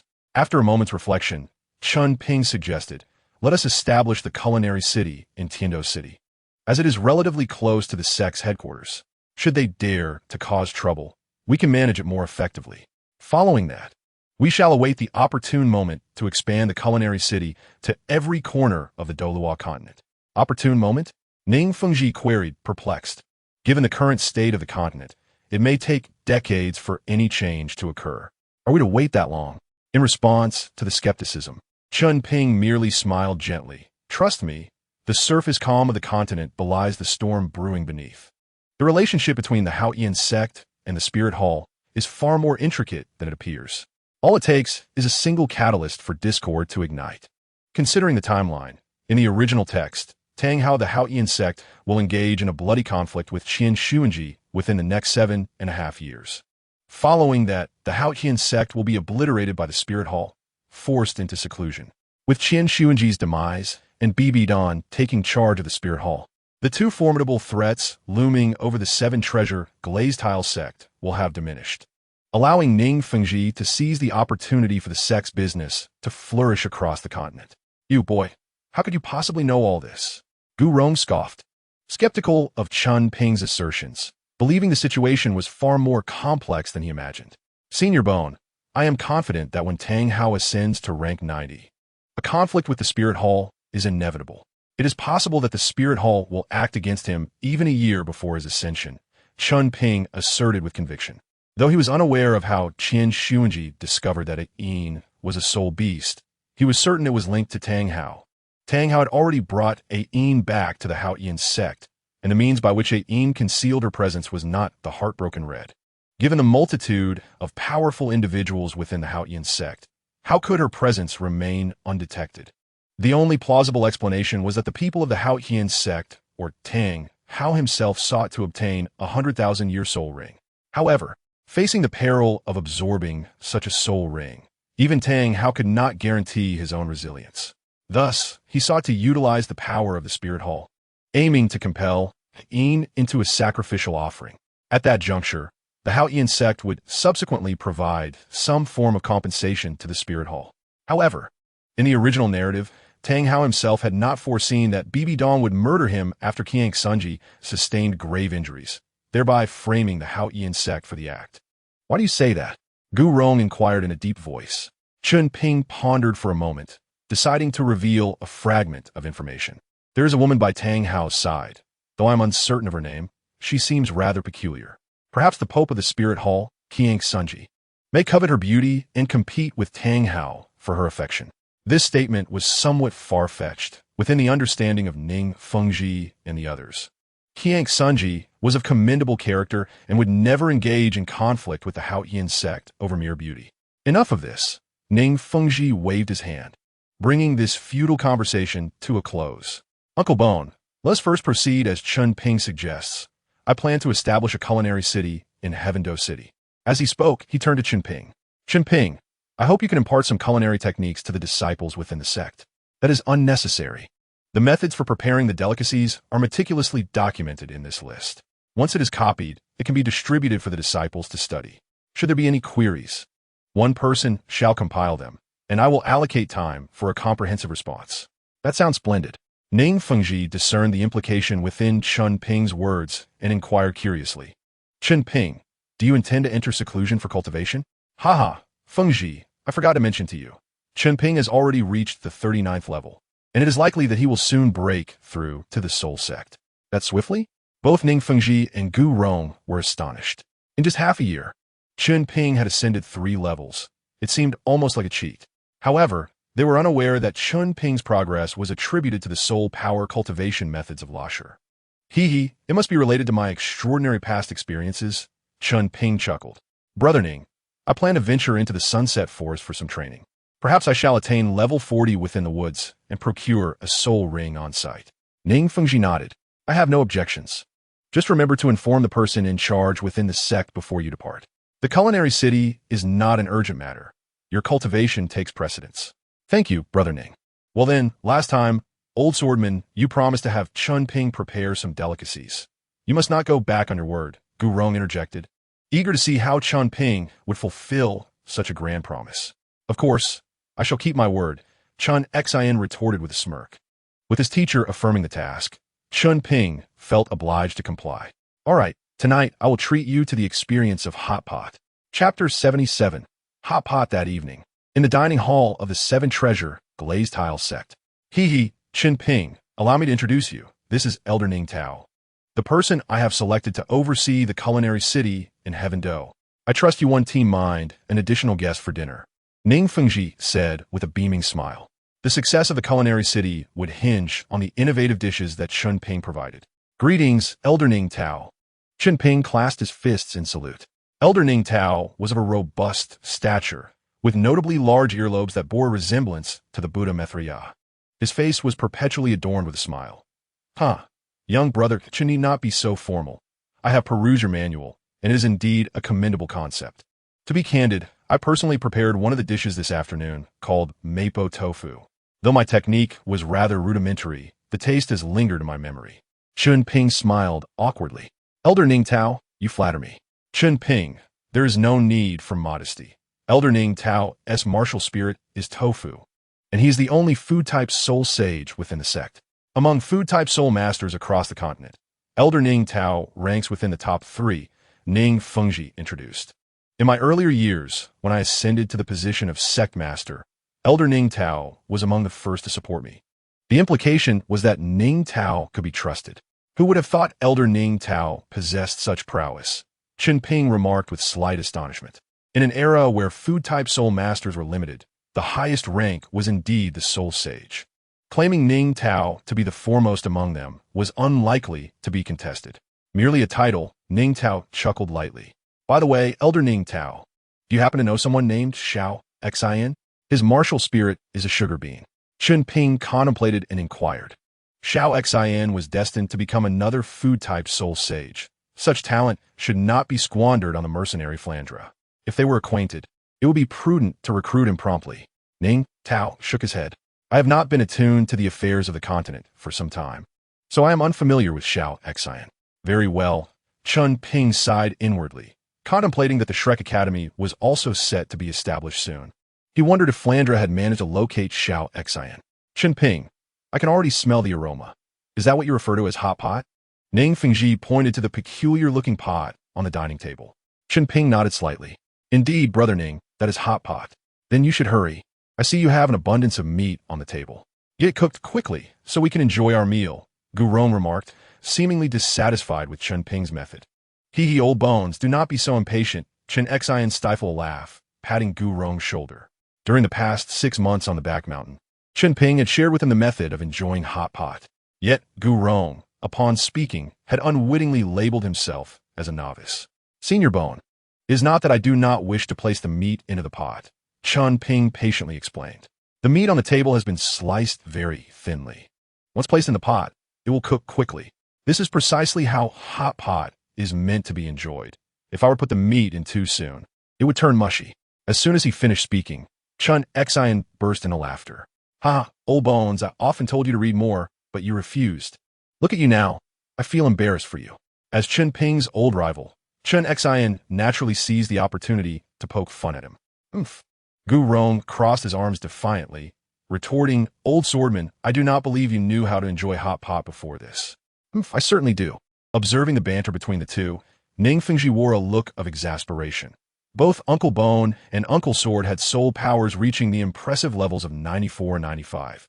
Yet they always found themselves at odds. "Ah, Sword Uncle, Bone Uncle, let us eat." With Ning Fengji's interjection, the two finally ceased their quarrel. Once seated, they did not rush to pick up their chopsticks. At present, aside from Chen Ping, no one was familiar with the specific way to enjoy hot pot. If they did it incorrectly, it would be quite embarrassing. Noticing their expressions, Chen Ping felt compelled to demonstrate. "Ha, this is the best delicacy I have tasted in years." Gu Rong eagerly grabbed a large piece of soul beast meat and stuffed it into his mouth, unperturbed by its temperature. "Old Bones, slow down. I know you are all bones and fear no heat, but at least show some decorum." Chen Xin seized the opportunity to ridicule him. With the allure of exquisite food, Gu Rong dismissed him with a scoff. "Humph, if you don't eat, I shall." Indeed, it was a novel way of dining. Ning Fengji's eyes gleamed with excitement, as though the meat emerging from the hot pot were not mere flesh but shimmering gold soul coins. "Elder Ning Tao, what do you think?" Chen Ping inquired with a smile. "I now comprehend the sect master's intentions." Ning Tao smiled wryly, remarking that even those of them accustomed to sumptuous delicacies could not help but be moved. How could any noble, great or small, resist such exquisite cuisine? Pausing briefly, he turned to Ning Fengji and proposed, "Master, I suggest we expedite the training of chefs and subsequently spread the culinary industry throughout the continent." Upon hearing this, Ning Fengji's expression faltered momentarily. "Is there something troubling you, master?" Ning Tao inquired in confusion. Ning Fengji waved his hand dismissively. "Let us first establish a culinary city in Tiando City. If it proves successful, we shall consider further expansion. For now, let us enjoy our meal." Indeed, Ning Fengji harbored similar aspirations, yet after deep contemplation, he recognized the potential interference from the Spirit Hall and the Haoyan sect, which would pose a challenge he could hardly withstand. Observing Ning Fengji's demeanor, Ning Tao wisely remained silent. As the night deepened, everyone had dined well. "Chen Ping, you have truly astonished me," Ning Fengji stated earnestly. "Should you require anything in the future, do not hesitate to ask." "I am grateful, Brother Ning." Chen Ping responded with a respectful gesture. "However, I must return to my training now. Brother Ning, Master, Elder Gu, I bid you farewell. Go. For you. Enhancing your strength is of utmost importance." Ning Fengji concurred without objection. "Master, I too shall take my leave. I need to study the recipes and expedite the establishment of the culinary city," Ning Tao added. Once the two had departed, Ning Fengji furrowed his brow and turned to Elder Gu and Sword Uncle. "What are your thoughts on the culinary city project? How many can resist the allure of dishes that can even move me, an old sword?" Elder Gu spoke candidly. "Indeed, this is a venture that guarantees profit." After a moment of contemplation, Ning Fengji resolved, "For now, let us focus on successfully operating the Tiando culinary city. I plan to assign a Soul Dou elder from our sect to maintain order there." "I agree," Elder Gu affirmed. "Additionally, Old Sword and I will keep a vigilant eye on the culinary city. Should anyone dare to cause trouble, they shall face my wrath." "Well said, Elder Gu," Ning Fengji replied earnestly. "Let be so." Chapter 78. The establishment of Shrek Academy in the Seven Treasures Glazed Tile School. Chen Ping sat at his desk, holding a letter sent by Ling Yuan. "Let me first see what she has written before I respond." As he opened the envelope, he recognized her handwriting. It appeared she was faring well at the academy. The letter contained a brief account of her life at the academy, along with her complaints about his lack of response. Finally, she posed several questions to him. Taking up a pen, Chen Ping wrote, "You are fortunate. Indeed, I am at the Seven Treasures Glazed Tile School. My recent days have been rather pleasant, as I have become a disciple of the continent's foremost sword master. However, in your next letter, be advised that it may take me a considerable time to reply. Soon, I will be embarking on a journey to the Sunset Forest. Do you recall the rooster-crowned phoenix sunflower I mentioned? If fortune favors me, I should be able to obtain it within a year and a half. I plan to visit the Martial Soul Academy to see you. I wonder if you will have graduated by then. Also, has Li Zhao graduated? If you know his whereabouts, please inform me next time. I wish to establish a faction. Talents like Li Zhao must not be overlooked. By the way, my soul power has reached level 39. I expect to advance to Soul Zone shortly. You should strive to cultivate diligently lest I leave you behind. In Soto City, Xiao Gang declared, I plan to establish an academy. Would you consider joining me as a teacher? After 2 years, Flander and Yu Xiaojiang returned to Soto City. Though Lu Erlong was no longer present.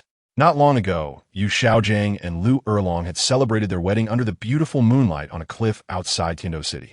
However, as in the original tale, Lu Erlong's father, Yu Lumian, appeared and forcibly took her away, leading to the dissolution of the Golden Ire Triangle. Having finally experienced joy, Yu Xiaojiang found himself once more plunged into despair, existing like a shell of a man for days without food or drink. No, Flander, I no longer wish to be a teacher. After years of adventures together, Flander had accumulated some wealth and harbored a dream of founding an academy to educate others. Now, upon returning to Soto City, he aspired to create a school of his own. Xiao Gang, I don't know what to say, Flander responded, wary of invoking Lu Erlong's name and further deepening Yu Xiaojiang's sorrow. After a long silence, Flander suggested, Xiao Gang, have you not always sought a student? Then let us establish an academy together. I believe with your talent, ours could flourish and perhaps even surpass the Tiando Royal Academy. I have no interest. Yu Xiaojiang retorted without a moment's hesitation. Flander, I must take my leave. Let our ties end here. With that, he walked past Flander, heading toward the outskirts of Soto City. Xiao Gang, Flander called out, aware that his longtime friend had made his decision. Where shall I find you? Ultimately, Flander voiced his concern.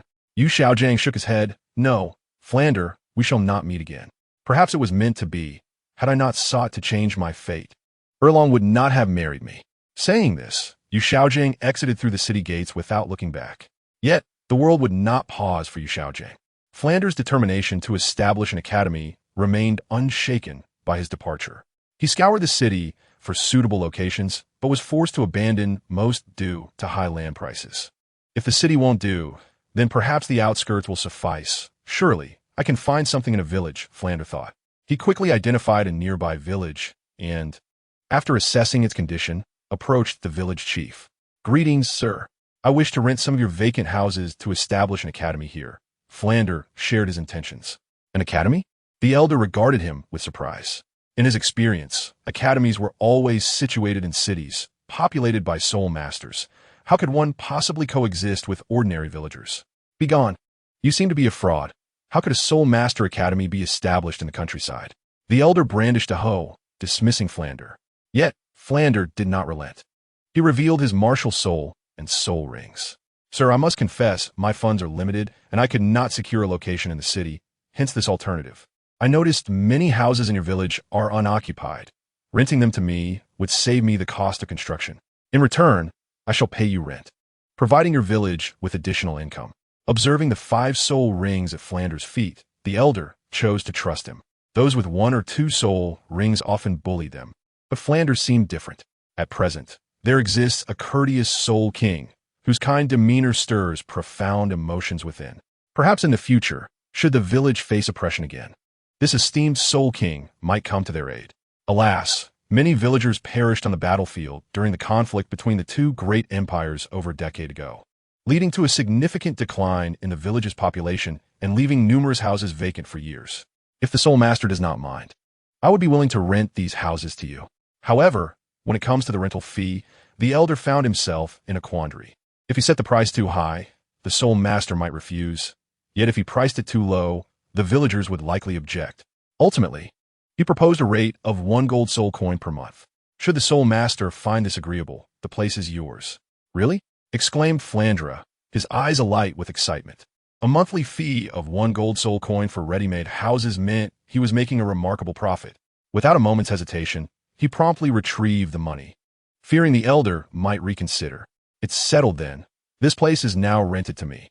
Of course, soul master, I shall arrange for the villagers to clean the houses. The elder replied, his grip tightening around the gold soul coin, a smile spreading across his face. Good, Flandre nodded. I must also seek out some teachers. You all commence the cleaning. With that, he dashed out of the village, anxious that a delay might prompt an increase in rent. A monthly rent of 1 gold soul coin was a splendid bargain. He needed to quickly contact some acquaintances to expedite the enrollment process at the academy. Meanwhile, the elder gazed at the gold coin in his hand, a broad smile gracing his features. This was a tremendous windfall, with 1 gold soul coin per month. The village could procure many farming tools, heralding better days ahead. Chapter 79. Departing for the setting sun forest, the 7-treasure glazed tile school had established the Shrek Academy in Soto City, which officially commenced enrollment today. A disciple responsible for intelligence at the 7-treasure glazed tile school reported to Chen Ping. The advantage of a powerful faction is its formidable intelligence network, a luxury not afforded to all. Merely mentioning it to the teacher led to such swift news. Chen Ping inquired, stretching his waist. How many teachers does Shrek Academy currently have? And what are their enrollment requirements? There are 4 teachers: Flandra, Xiao Xian, Li Yusong, and Lu Qibin.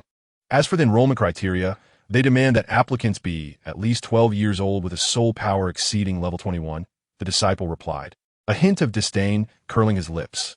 Upon hearing this, Chen Ping mused that Flandra was yet unaware of Zhao Wuji's presence.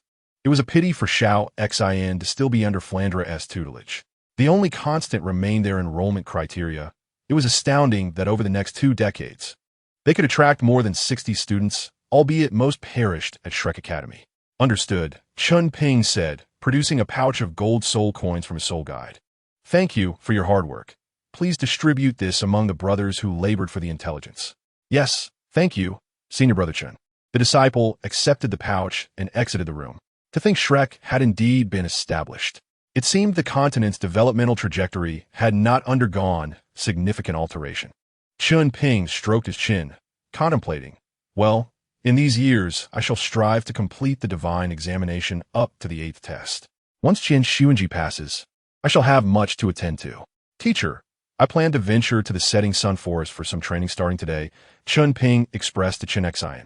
Very well. Your soul power is on the verge of a breakthrough. Heading to the setting sun forest early is wise, Chen Xian acknowledged. How many years do you intend for your 4th soul ring? I suspect you wouldn't settle for merely a 4,000-year soul ring, would you? Hee. Chen Ping scratched his head and chuckled. I aim for a 10,000-year soul ring, preferably from a wind attribute soul beast. Would you accompany me, teacher? Unless I encounter danger or during the soul ring hunting, I wish to handle the rest alone. Chen Ping intended to seek the ice and fire Yin Yang well. From his understanding, Douluo's current strength was likely that of a soul Douluo. As a soul zone, he had no chance of defeating Douluo. Unlike Tang San, who had been poisoned thrice, Chen Ping was not well versed in poison. A slip could lead to dire consequences. Ha! You dare to brave the Star Dou Forest alone. How could the modest setting sun forest pose a challenge? Chen Xian laughed. This situation is different. With my current strength, I am incapable of slaying a 10,000-year soul beast. Moreover, I sense a breakthrough is imminent. Returning to the sect would waste precious time. If I delay, the wind attribute 10,000-year soul beast might evade me. Chen Ping articulated his well-prepared rationale. At Chen Xian's current level of 95, confronting Douluo would be effortless. Furthermore, Chen Ping would ensure to find a suitable immortal herb for Chen Xian, sparing him a fruitless journey. Haha, I am indifferent. The matters of the gourmet city are attended to by old bones. I find myself with ample leisure lately. Consider this an outing for relaxation, Chen Xian said, stroking his beard. But let me make it clear. I shall not intervene with soul beasts below 5,000 years. Rest assured, the techniques I've taught you are sufficient to handle any soul beast of that age. Upon hearing this, Chen Ping felt a surge of joy and quickly expressed his gratitude. Thank you, teacher. I shall not disappoint your expectations. Let us go. Finding a suitable 10,000-year wind attribute soul beast will not be easy. I must start searching for its traces in advance. With a flick of his right hand, the 7-killing sword materialized before him. I have already arranged matters with the sect leader. We can proceed directly. What? Teacher, how did you know I would depart today? Chen Xian smirked. Could you possibly remain idle? While I may not know the exact day of your departure, I anticipated you would leave soon. Hence, I made arrangements beforehand. Do you really think I would easily agree to your request? Chen Ping expressed his heartfelt gratitude. Thank you, teacher. On the journey, Chen Ping asked, Teacher, how much longer until you reach level 96? 20 years from now, I shall reach level 96, and I have been stagnating at this level for quite some time. It is likely I will break through in these coming years, Chen Xian replied. I don't mind sharing this with you. Chen Xian continued. To be honest, I'm uncertain myself. Before reaching level 95, one can break through simply by accumulating soul power. However, upon reaching level 95, one must also comprehend their martial soul. With each level gained thereafter, one gains new insights into their martial soul until they reach level 99, achieving the unity of heaven and man. Is there no other way to elevate one's level?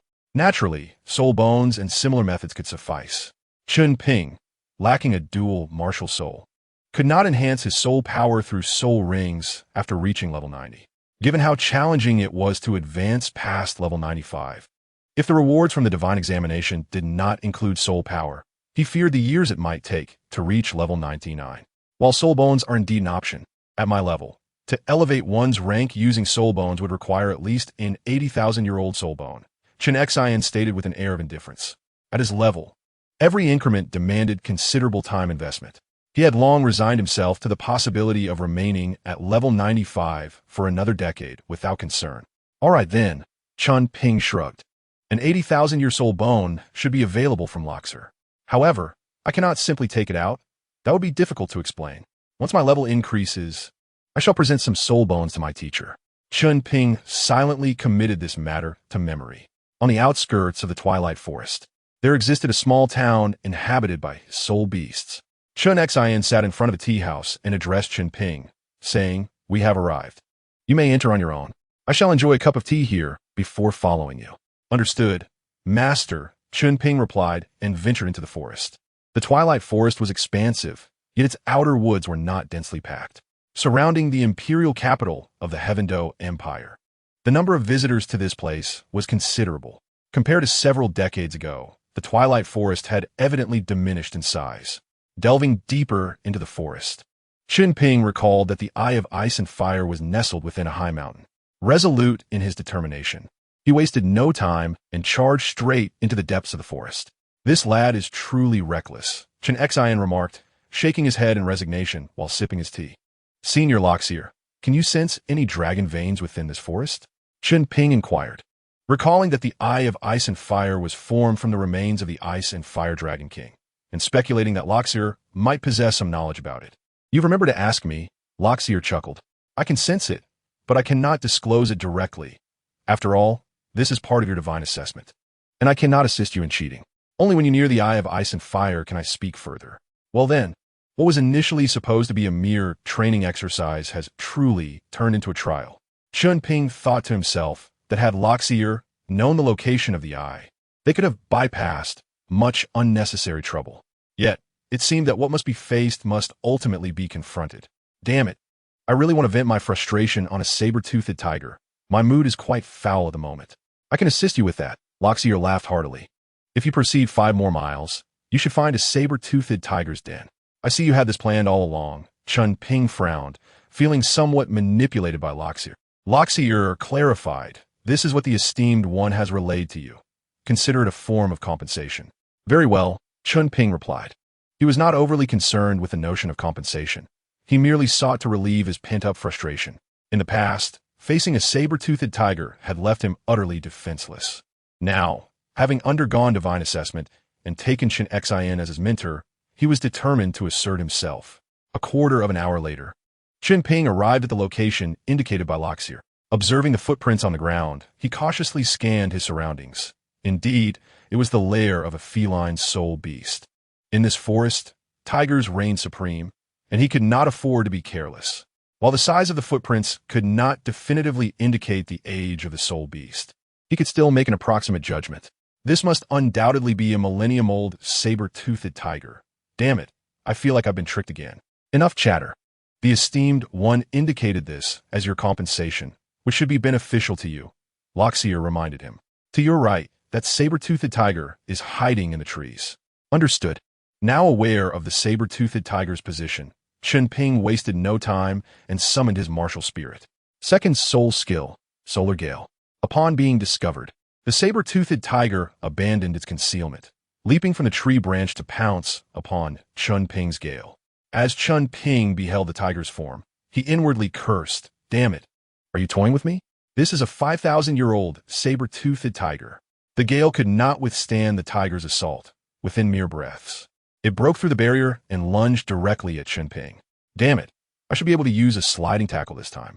Now, Chen Ping's martial spirit had reached a level of sharpness far beyond that of his previous iron sword, capable of effortlessly slicing through the skin of a millennium-old soul beast.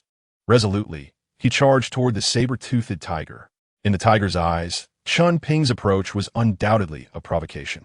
I've been waiting for this moment, Chen Ping thought, a slight smile forming at the corner of his mouth. Just 1 meter away from the saber-toothed tiger, he swiftly slid down while raising his daylight dragon sword. 7 killing sword technique. Thrust. Similar to the Hao Hian Absolute, the 7 killing sword technique was a legacy passed down through Chen Xian's family. Under Chen Xian's tutelage, Chen Ping had acquired a basic understanding of it. Now was indeed an opportune moment to refine his swordsmanship. With a fierce thrust, the sword tip found no resistance as it pierced into the saber-toothed tiger's skin. The powerful impact caused the tiger to be unable to halt its momentum. Chen Ping's blade sliced through the tiger's hide with reckless abandon. Damn, this beast is truly cunning. Chen Ping cursed under his breath as he activated his third soul skill, vanishing from sight. The next instant, the saber-toothed tiger's hind legs crashed down where Chen Ping had just stood, sending a cloud of dust into the air. Though his sliding tackle had indeed inflicted some damage, the tiger's chest fur was now stained with its own blood. Feeling the pain in its chest, the saber-toothed tiger rapidly lifted its hind leg to evade further harm. Chen Ping now lamented the inadequacy of his sword's length. Had it been 40 meters long, he might have cleaved the saber-toothed tiger in two. Aware that his recent attack would surely enrage the beast, he refrained from engaging it head-on, without complete assurance of victory. Despite its considerable size, the saber-toothed tiger moved with astonishing grace within the forest environment, not even breaking a single branch beneath its weight. Chen Ping continuously employed his third soul skill, evading the tiger's onslaught. His speed is rather impressive. I haven't even had the chance to unleash Daylight White Explosive. Chen Ping could not ascertain whether the Star Dou was nearby. Otherwise, activating the Trunk Soul Bone skill, Daylight Transformation, would significantly enhance his attributes, making the confrontation with the saber-toothed tiger much easier. Pursue me, and you shall lose your life. Suddenly, Chen Ping spun around, thrusting his Daylight Dragon sword upward. 7 killing sword technique. Lift. The unexpected strike caught the saber-toothed tiger off guard, its jaw colliding with the sword's tip. Without lingering in battle, Chen Ping swiftly retracted his sword, positioning the blade defensively in front of him. 7 killing sword technique. Guard. By employing a unique method of force, Chen Ping managed to halt the saber-toothed tiger's immense momentum without being thrown back. Without hesitation, he quickly raised the Daylight Dragon sword. In an instant, a dazzling golden light radiated from the blade. First soul skill, Daylight White Explosive. The next moment, Chen Ping's first soul ring illuminated once more, and his figure reappeared a short distance away. With a resounding boom, the saber-toothed tiger's head was entirely obliterated, showering the area with gory remnants. This creature is truly formidable. Chen Ping approached the saber-toothed tiger's corpse. Had he not forced the soul skill down its throat, it remained uncertain whether he could have slain it. To kill a millennium-old soul beast, one must undoubtedly search its body for soul bones. Though the probability was slim, there existed at least a glimmer of hope. Grasping the Daylight Dragon sword, Chen Ping swiftly began to search the saber-toothed tiger's body. Clang! The blade seemed to strike something solid. Chen Ping raised an eyebrow. Could it be a soul bone? Without a moment's delay, he swiftly cut open the tiger's right leg. As he peeled back the fur, a faintly glowing bone emerged from within. Indeed, a soul bone. Chen Ping initially rejoiced, only to shake his head in resignation. Unfortunately, it's merely a 5,000-year-old soul bone. Well, I'll keep it for now. It may serve as a gift later. Then, suddenly recalling something, Chen Ping turned to Loxier and asked, "Is this what you referred to as compensation?" Loxier chuckled. 5,000 years of soul bone, acquired by your own hands. You ought to be content. A common person might not even possess a single soul bone in their lifetime. With a slight twitch at the corner of his mouth, Chen Ping swiftly stored the soul bone within his soul guide. Before departing, he made sure to leave several cuts on the saber-toothed tiger's body, intending to conceal the fact that someone had obtained its soul bone. After all, leaving a single mark on a soul beast, even without a soul bone, could provoke the greed of others. A bit of vigilance. Commendable, Loxier observed, as the scene unfolded before Chen Exen, who had been discreetly safeguarding Chen Ping. Chapter 81. Douluo. Unbeknownst to him, Chen Ping had spent 5 days in the setting sun forest. Traversing the depths of the forest for such a duration was no trivial task. The further he ventured, the stronger the soul beasts he encountered. Gazing at the mountains in the distance, he inquired within his mind, "Are the ice and fire eyes located among those peaks, Senior Loxier?" "Indeed," Loxier replied. "They lie within one of those mountains, but you must exercise caution. I sense some poisonous mist nearby." Before Loxier could finish, a deep, authoritative voice resonated through the forest. "Do not proceed any further. I have detected an anomaly ahead." Turning around, Chen Ping found himself face to face with Chen Exen, who had been silently watching over him. "Master, what is the reason?" Chen Ping feigned ignorance, well aware of the dangers approaching. The mountains ahead exuded an eerie aura, devoid of any soul beast activity. Even a typical 1,000-year soul beast would be corroded into a puddle upon nearing this place. The continent of Douluo was replete with bizarre locations, and Chen Exen instinctively recognized this as one such area. These places often posed greater risks than opportunities, with numerous individuals perishing within their confines. Those fortunate enough to emerge alive and seize a chance were exceedingly rare. "Master, I wish to explore inside. Having come this far, I have no intention of turning back," Chen Ping declared resolutely. Upon hearing this, Chen Exen furrowed his brow slightly. "Do you have any idea what lies within? Even a tidal Douluo could fall victim here. Do not act recklessly. Relying solely on Douluo to eliminate a tidal Douluo? That is hardly a jest," Chen Ping thought helplessly. "Master, you may not comprehend, but even among tidal Douluos, Douluo is among the weakest. He poses no threat." However, he dared not voice this opinion aloud. Instead, he crafted a rationale. "Master, something within seems to be calling to me. It could be my opportunity." With that, Chen Ping summoned his martial spirit. Under Loxier's guidance, the blade of the daylight dragon sword emitted a series of resonant sounds. Observing the martial spirit in Chen Ping's hand, Chen Exen's expression tightened. To him, this indicated that the martial spirit was being drawn by something, likely a significant opportunity for cultivation. As his mentor, he felt a responsibility to assist Chen Ping. After a moment's pause, Chen Exen spoke. "Chen Ping, are you truly resolved?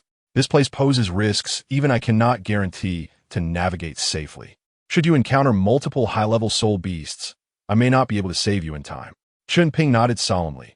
"Master, I have made my decision. This is the guidance of my martial spirit. If I abandon it now, I may regret it for a lifetime." "Very well, you possess courage. I did not misjudge you." Chen Exen smiled with satisfaction.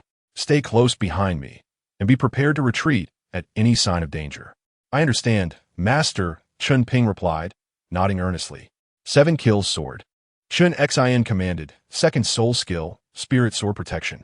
Half an hour later, under Chen Exen's leadership, they had traversed several high mountains.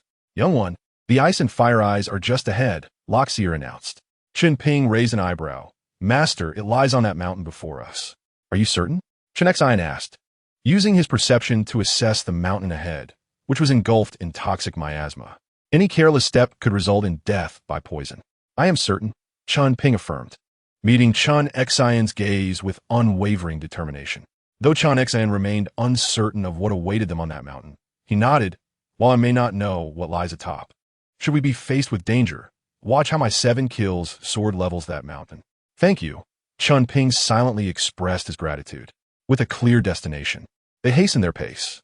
In no time, they reached the edge of the poisonous mist.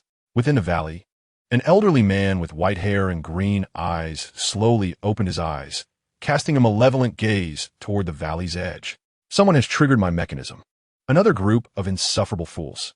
The old man rose, exerting force beneath his feet, propelling himself to the mountain's summit. Meanwhile, Chen Exen utilized his soul power to probe the toxic mist ahead. This poison was not particularly potent. For soul masters above level 70, it posed no threat whatsoever. "Ah, you are fortunate.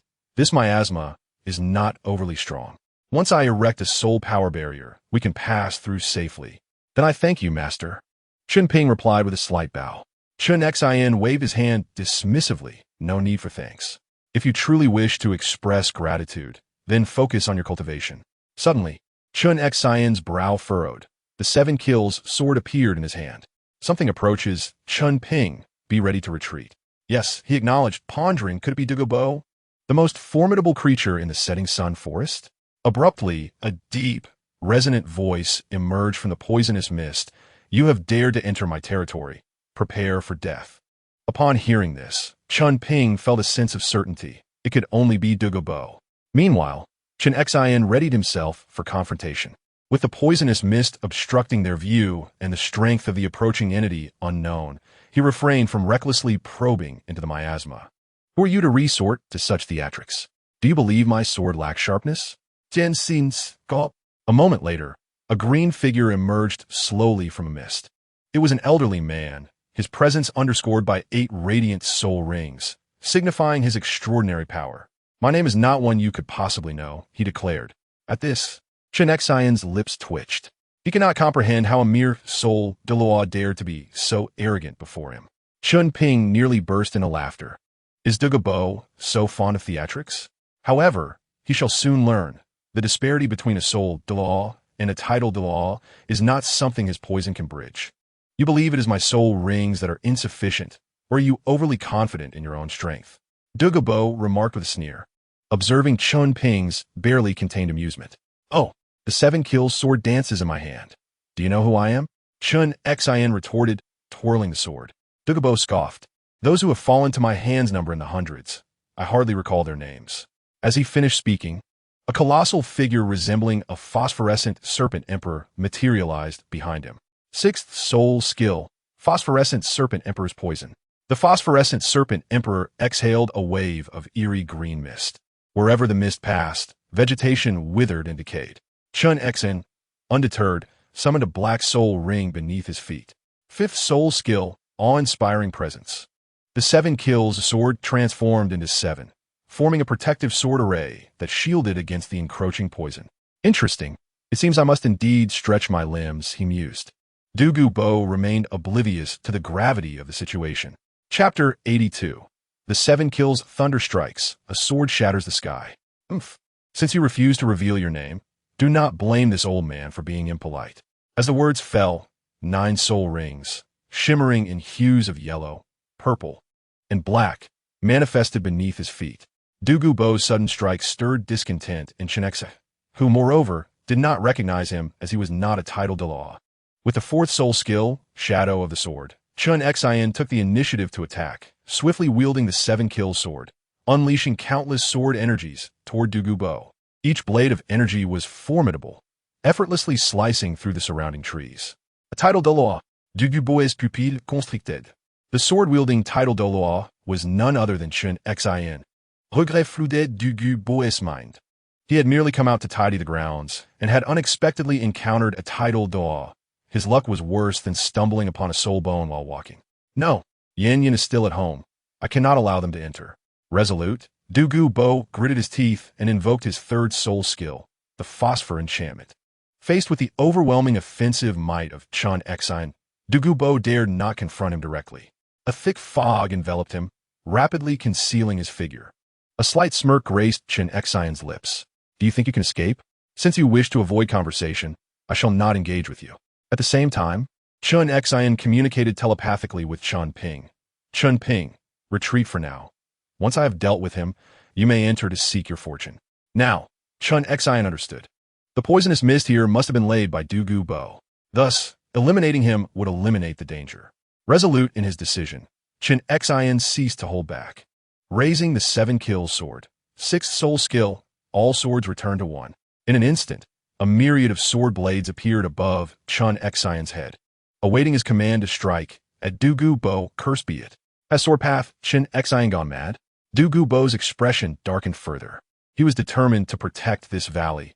It was beneficial for both him and Douluo. If Chen Xian seized it, he would truly be rendered homeless. Additionally, losing this valley would make it increasingly difficult to suppress the toxins within him, leaving him vulnerable to fatal poisoning during the dark, cloudy nights. Capture that little brat, and I may have a chance to repel sword path Chen Xian. Fixating on Chen Ping in the distance, Douluo made up his mind. 7th soul skill. True form of the martial spirit. The colossal Phosphor Serpent King surged forth, disregarding the blades above, charging directly at Chen Ping. Damn it! Chen Xin sensed Du Gubo's intent. As a dignified title Douluo, it would be a disgrace to allow a non-attack type, Soul Douluo, to capture someone under his watch. 7th Soul Skill, True Body of the 7 Kills. Before the Phosphor Serpent King, a massive silhouette slowly rose, wielding an enormous 7 Kills sword, which cleaved down upon the serpent's head. Du Gubo quickly found himself at a disadvantage. No, if this continues, I shall undoubtedly perish. His mind raced as he realized he had nowhere to retreat. Medusa's gaze. In that instant, 2 white rays shot forth from the Serpent King's eyes, petrifying everything in their path. Soul Bone skill, quite intriguing. Chen Xin mused with a slight smile. While Du Gubo's Soul Bone held no sway over him, it could be traded for something more suitable. The massive silhouette brandished the 7 Kills sword, inscribing a gigantic character for kill in the air. The kill character was one of his teacher's original soul skills. Witnessing this, Chen Ping felt a surge of excitement. This technique alone could not be withstood by an ordinary title Douluo, let alone Du Gubo. In the next moment, the colossal character hurtled towards Du Gubo. The sheer force of the sword uprooted trees in the vicinity, and upon contact with the sword energy, they were reduced to mere dust. Du Gubo bellowed, I shall fight you to the end, Medusa's gaze. Channeling all his soul power, the rays from the Serpent King's eyes intensified. Boom! The 2 attacks collided, resulting in a violent explosion. The 3rd soul skill, Ethereal Moment, activated. Sensing the approaching shockwave, Chen Ping swiftly dodged. Ultimately, as anticipated, Du Gubo was utterly incapable of resisting the sword character technique, and the massive Phosphor Serpent King crashed heavily to the ground. Seeing the 9th soul ring beneath Chen Xin's feet illuminate, Chen Ping quickly shouted, Teacher, do not kill him. His name is Du Gubo. Du Gubo held significant value for them and must not be slain. Upon hearing Chen Ping's words, Chen Xin hesitated momentarily, but ultimately relinquished the thought of killing Du Gubo. Though lying on the ground, Du Gubo felt immense gratitude towards Chen Ping. However, he still needed to act. 8th soul skill, Time Stasis. Silence enveloped the area. Everything around Du Gubo came to a standstill. Obstinate fool. The 8th soul ring beneath Chen Xin glowed. You may escape the death penalty, but the living punishment is inescapable. The 8th soul skill rendered Chen Xin momentarily immobilized. Seizing the opportunity, Du Gubo launched another attack. Medusa's gaze. Once again, the Phosphor Serpent King's eyes emitted a white ray. The 7 Kills Thunderstrikes. A sword shatters the sky. The 7 Kills sword suddenly enlarged as Chen Xin slowly raised his right hand, the massive sword hovering before him. Kill! At his command, the enormous sword descended from the sky, emanating a chilling aura that sent shivers through Du Gubo. Swallowing hard, Du Gubo steeled himself. Sword path Chen Xin. I indeed am no match for you, but the young lad accompanying you may not be so fortunate. Clutching at his last straw, Du Gubo exerted force beneath his feet, reaching out toward Chen Ping. The earlier 8th soul skill had ensnared not just Chen Xin, but also Chen Ping within its grasp. Given Chen Ping's strength, he could not break free from the control. Du Gubo had calculated this precisely, daring to engage with Chen Xin. However, he did not expect that Chen Xin would suddenly appear before him. The colossal 7 Kills sword crashing down upon the Phosphor Serpent King. In an instant, the Serpent King was utterly dismantled, with his martial spirit damaged. Du Gubo lost his former prowess, spitting forth a mouthful of black blood. Subsequently, he half-kneeled on the ground, muttering continuously, Yin Yin, grandfather is useless. I cannot protect you any longer. Experiencing the intensity of his teacher's 8th soul skill in person was far more exhilarating than watching it on a screen. Chen Ping found himself momentarily lost in thought. Chen Ping, why do you wish for me to spare his life? The soul bone he possesses is worth far more than the man himself, Chen Xin remarked, furrowing his brow. In the realm of soul masters, it was common to vie for soul bones, and Chen Ping understood that his actions were not commendable. Thus, he explained earnestly, Teacher, Du Gubo is poisoned. Chapter 83. The Eyes of Ice and Fire. Teacher, I believe I have a way to resolve the poison afflicting Du Gubo. He could potentially become a significant ally for us. Chen Ping spoke earnestly. Poisoned? Chen Xian observed Dou Bo's expertise in toxins with a mix of skepticism and intrigue. Such a person should not succumb to poisoning so easily. However, if Dou Bo could assist the Seven Treasures Glazed Tile School, it indeed presented a promising notion. He could discern that Dou Bo's current spirit power had reached level 87. With the addition of his toxic abilities, he could barely be counted among the most formidable soul masters. Your thoughts are quite astute. Coincidentally, he is currently gravely injured and unable to recover in the short term. You may wish to probe his intentions. All right, teacher, Chen Ping replied. Approaching Dou Bo, Chen Ping gently assisted him upright. Senior Dou, we harbor no ill will. No ill will? Dou Bo ingar diskoft. I am on the brink of death. Of course you mean no harm. With a grim countenance, he continued. I have already been defeated. Do as you will. Ah, I believe there has been a misunderstanding, Senior Dou. Chen Ping said with a faint smile, implying, I suspect that you were not at your best condition earlier.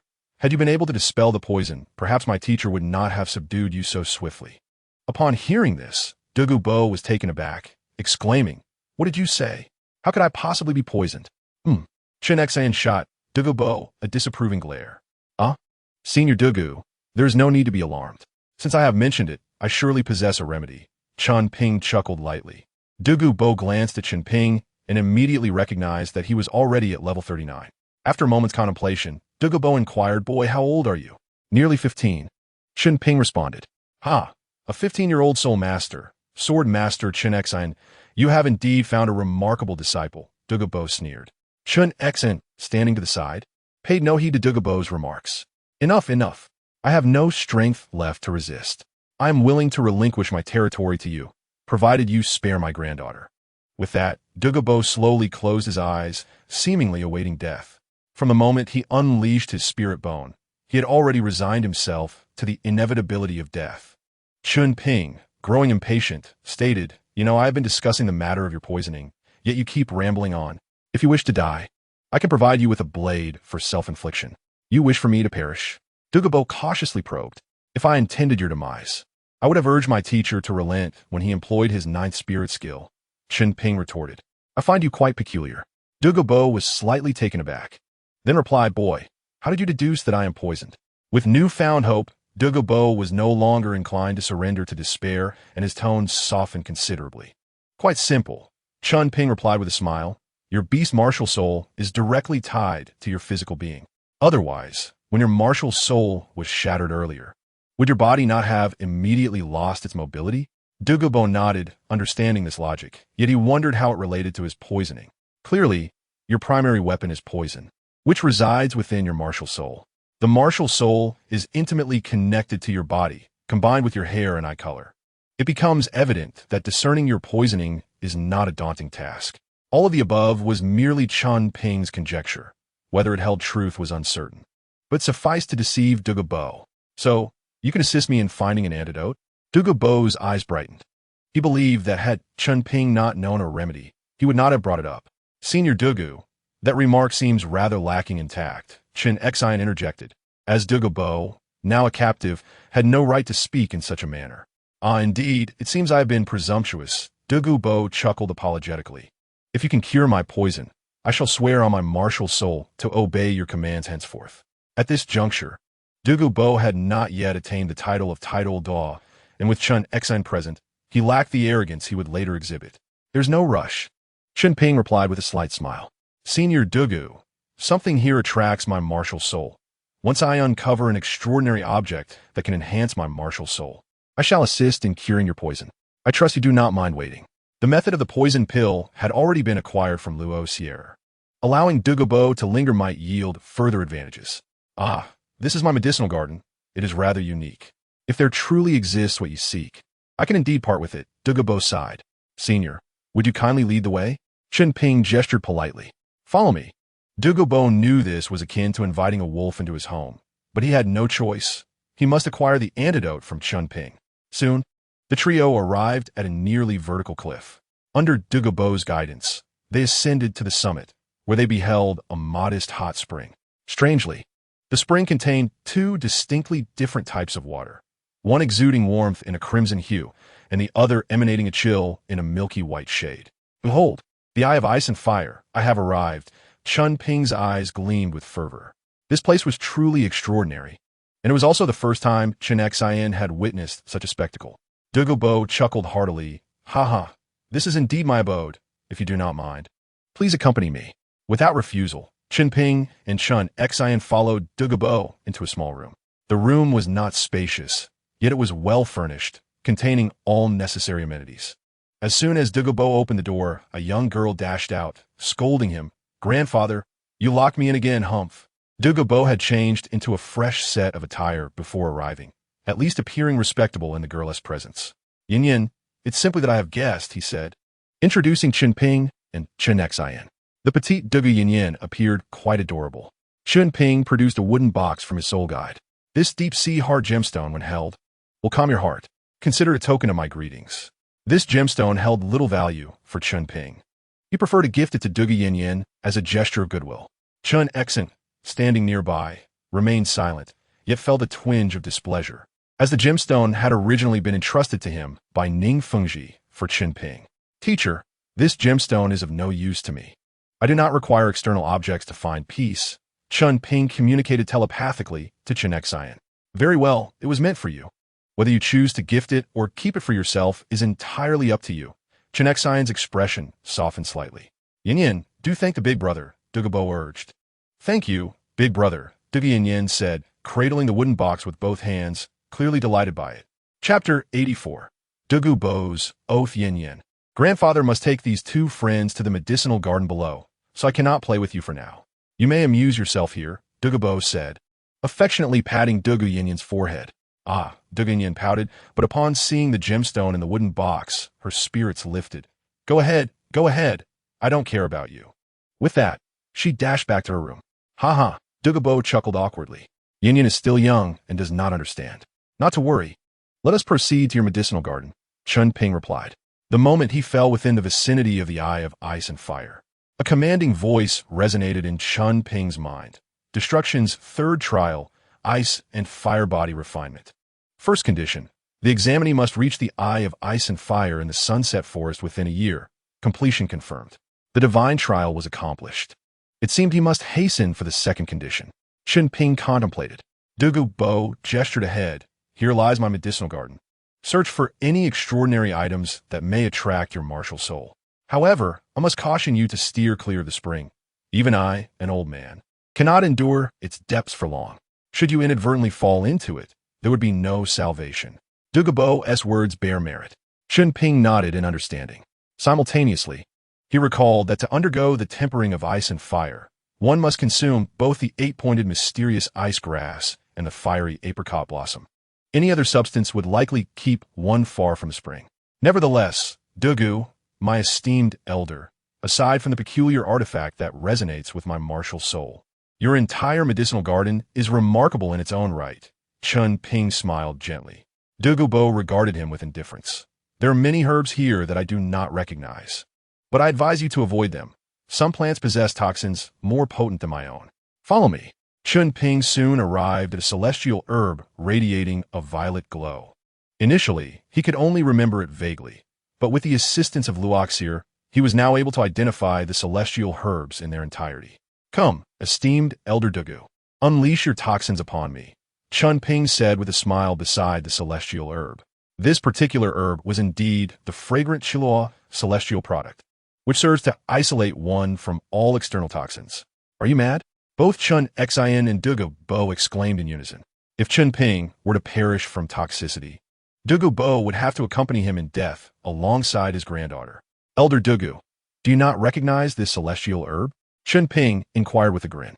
Douluo's face flushed red, and he reluctantly admitted, "I do not recognize it." Upon hearing this, Chen Ping stroked his chin.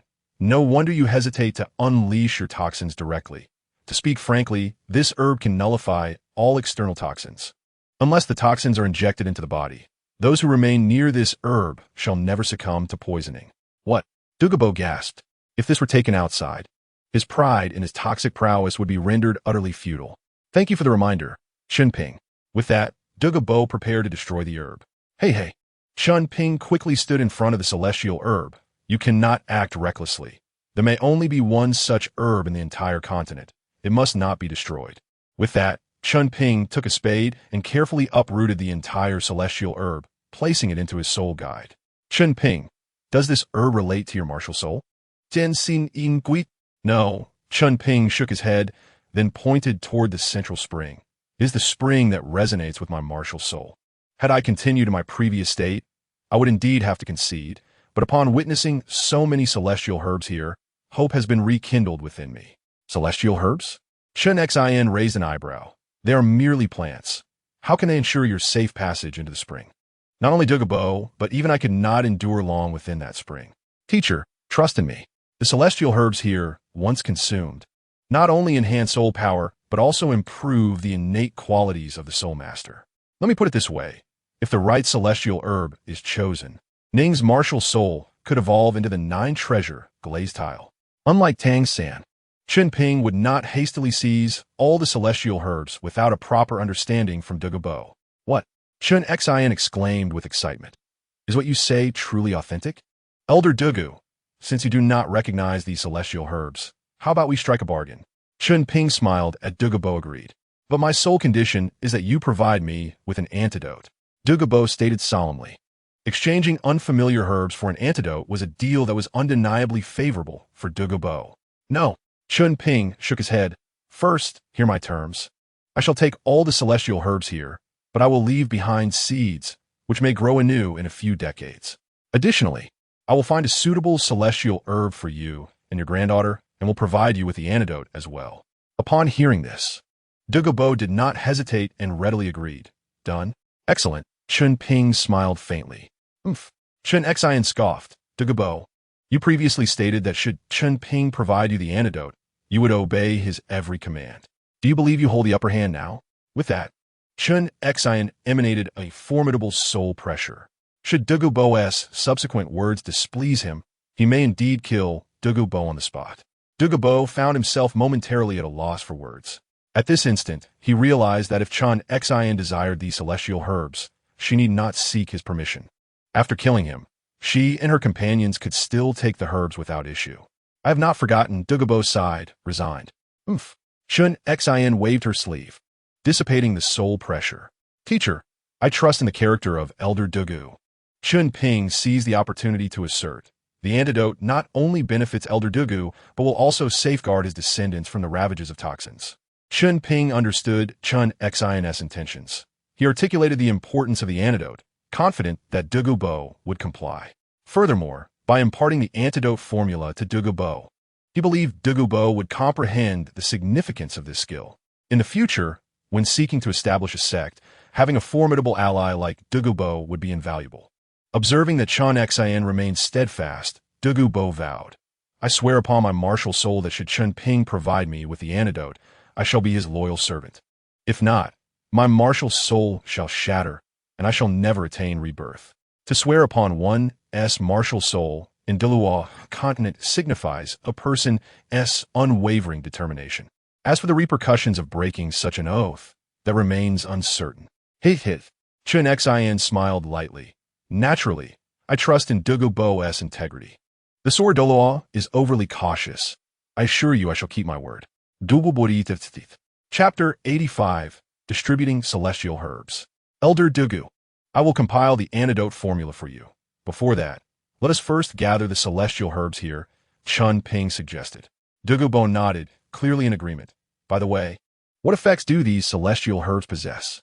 I have indeed never encountered any records in any text that correspond with them. Chen Ping raised an eyebrow. He could not very well admit to having read a novel titled Douluo Continent. Thus, he fabricated a story. I stumbled upon it during my studies in the school library. Eventually, an elder from the spirit hall came and took all those books away. Douluo believed him, asking, who was that elder from the spirit hall? Chen Ping shook his head. I do not know. I only remember he was male and dressed extravagantly.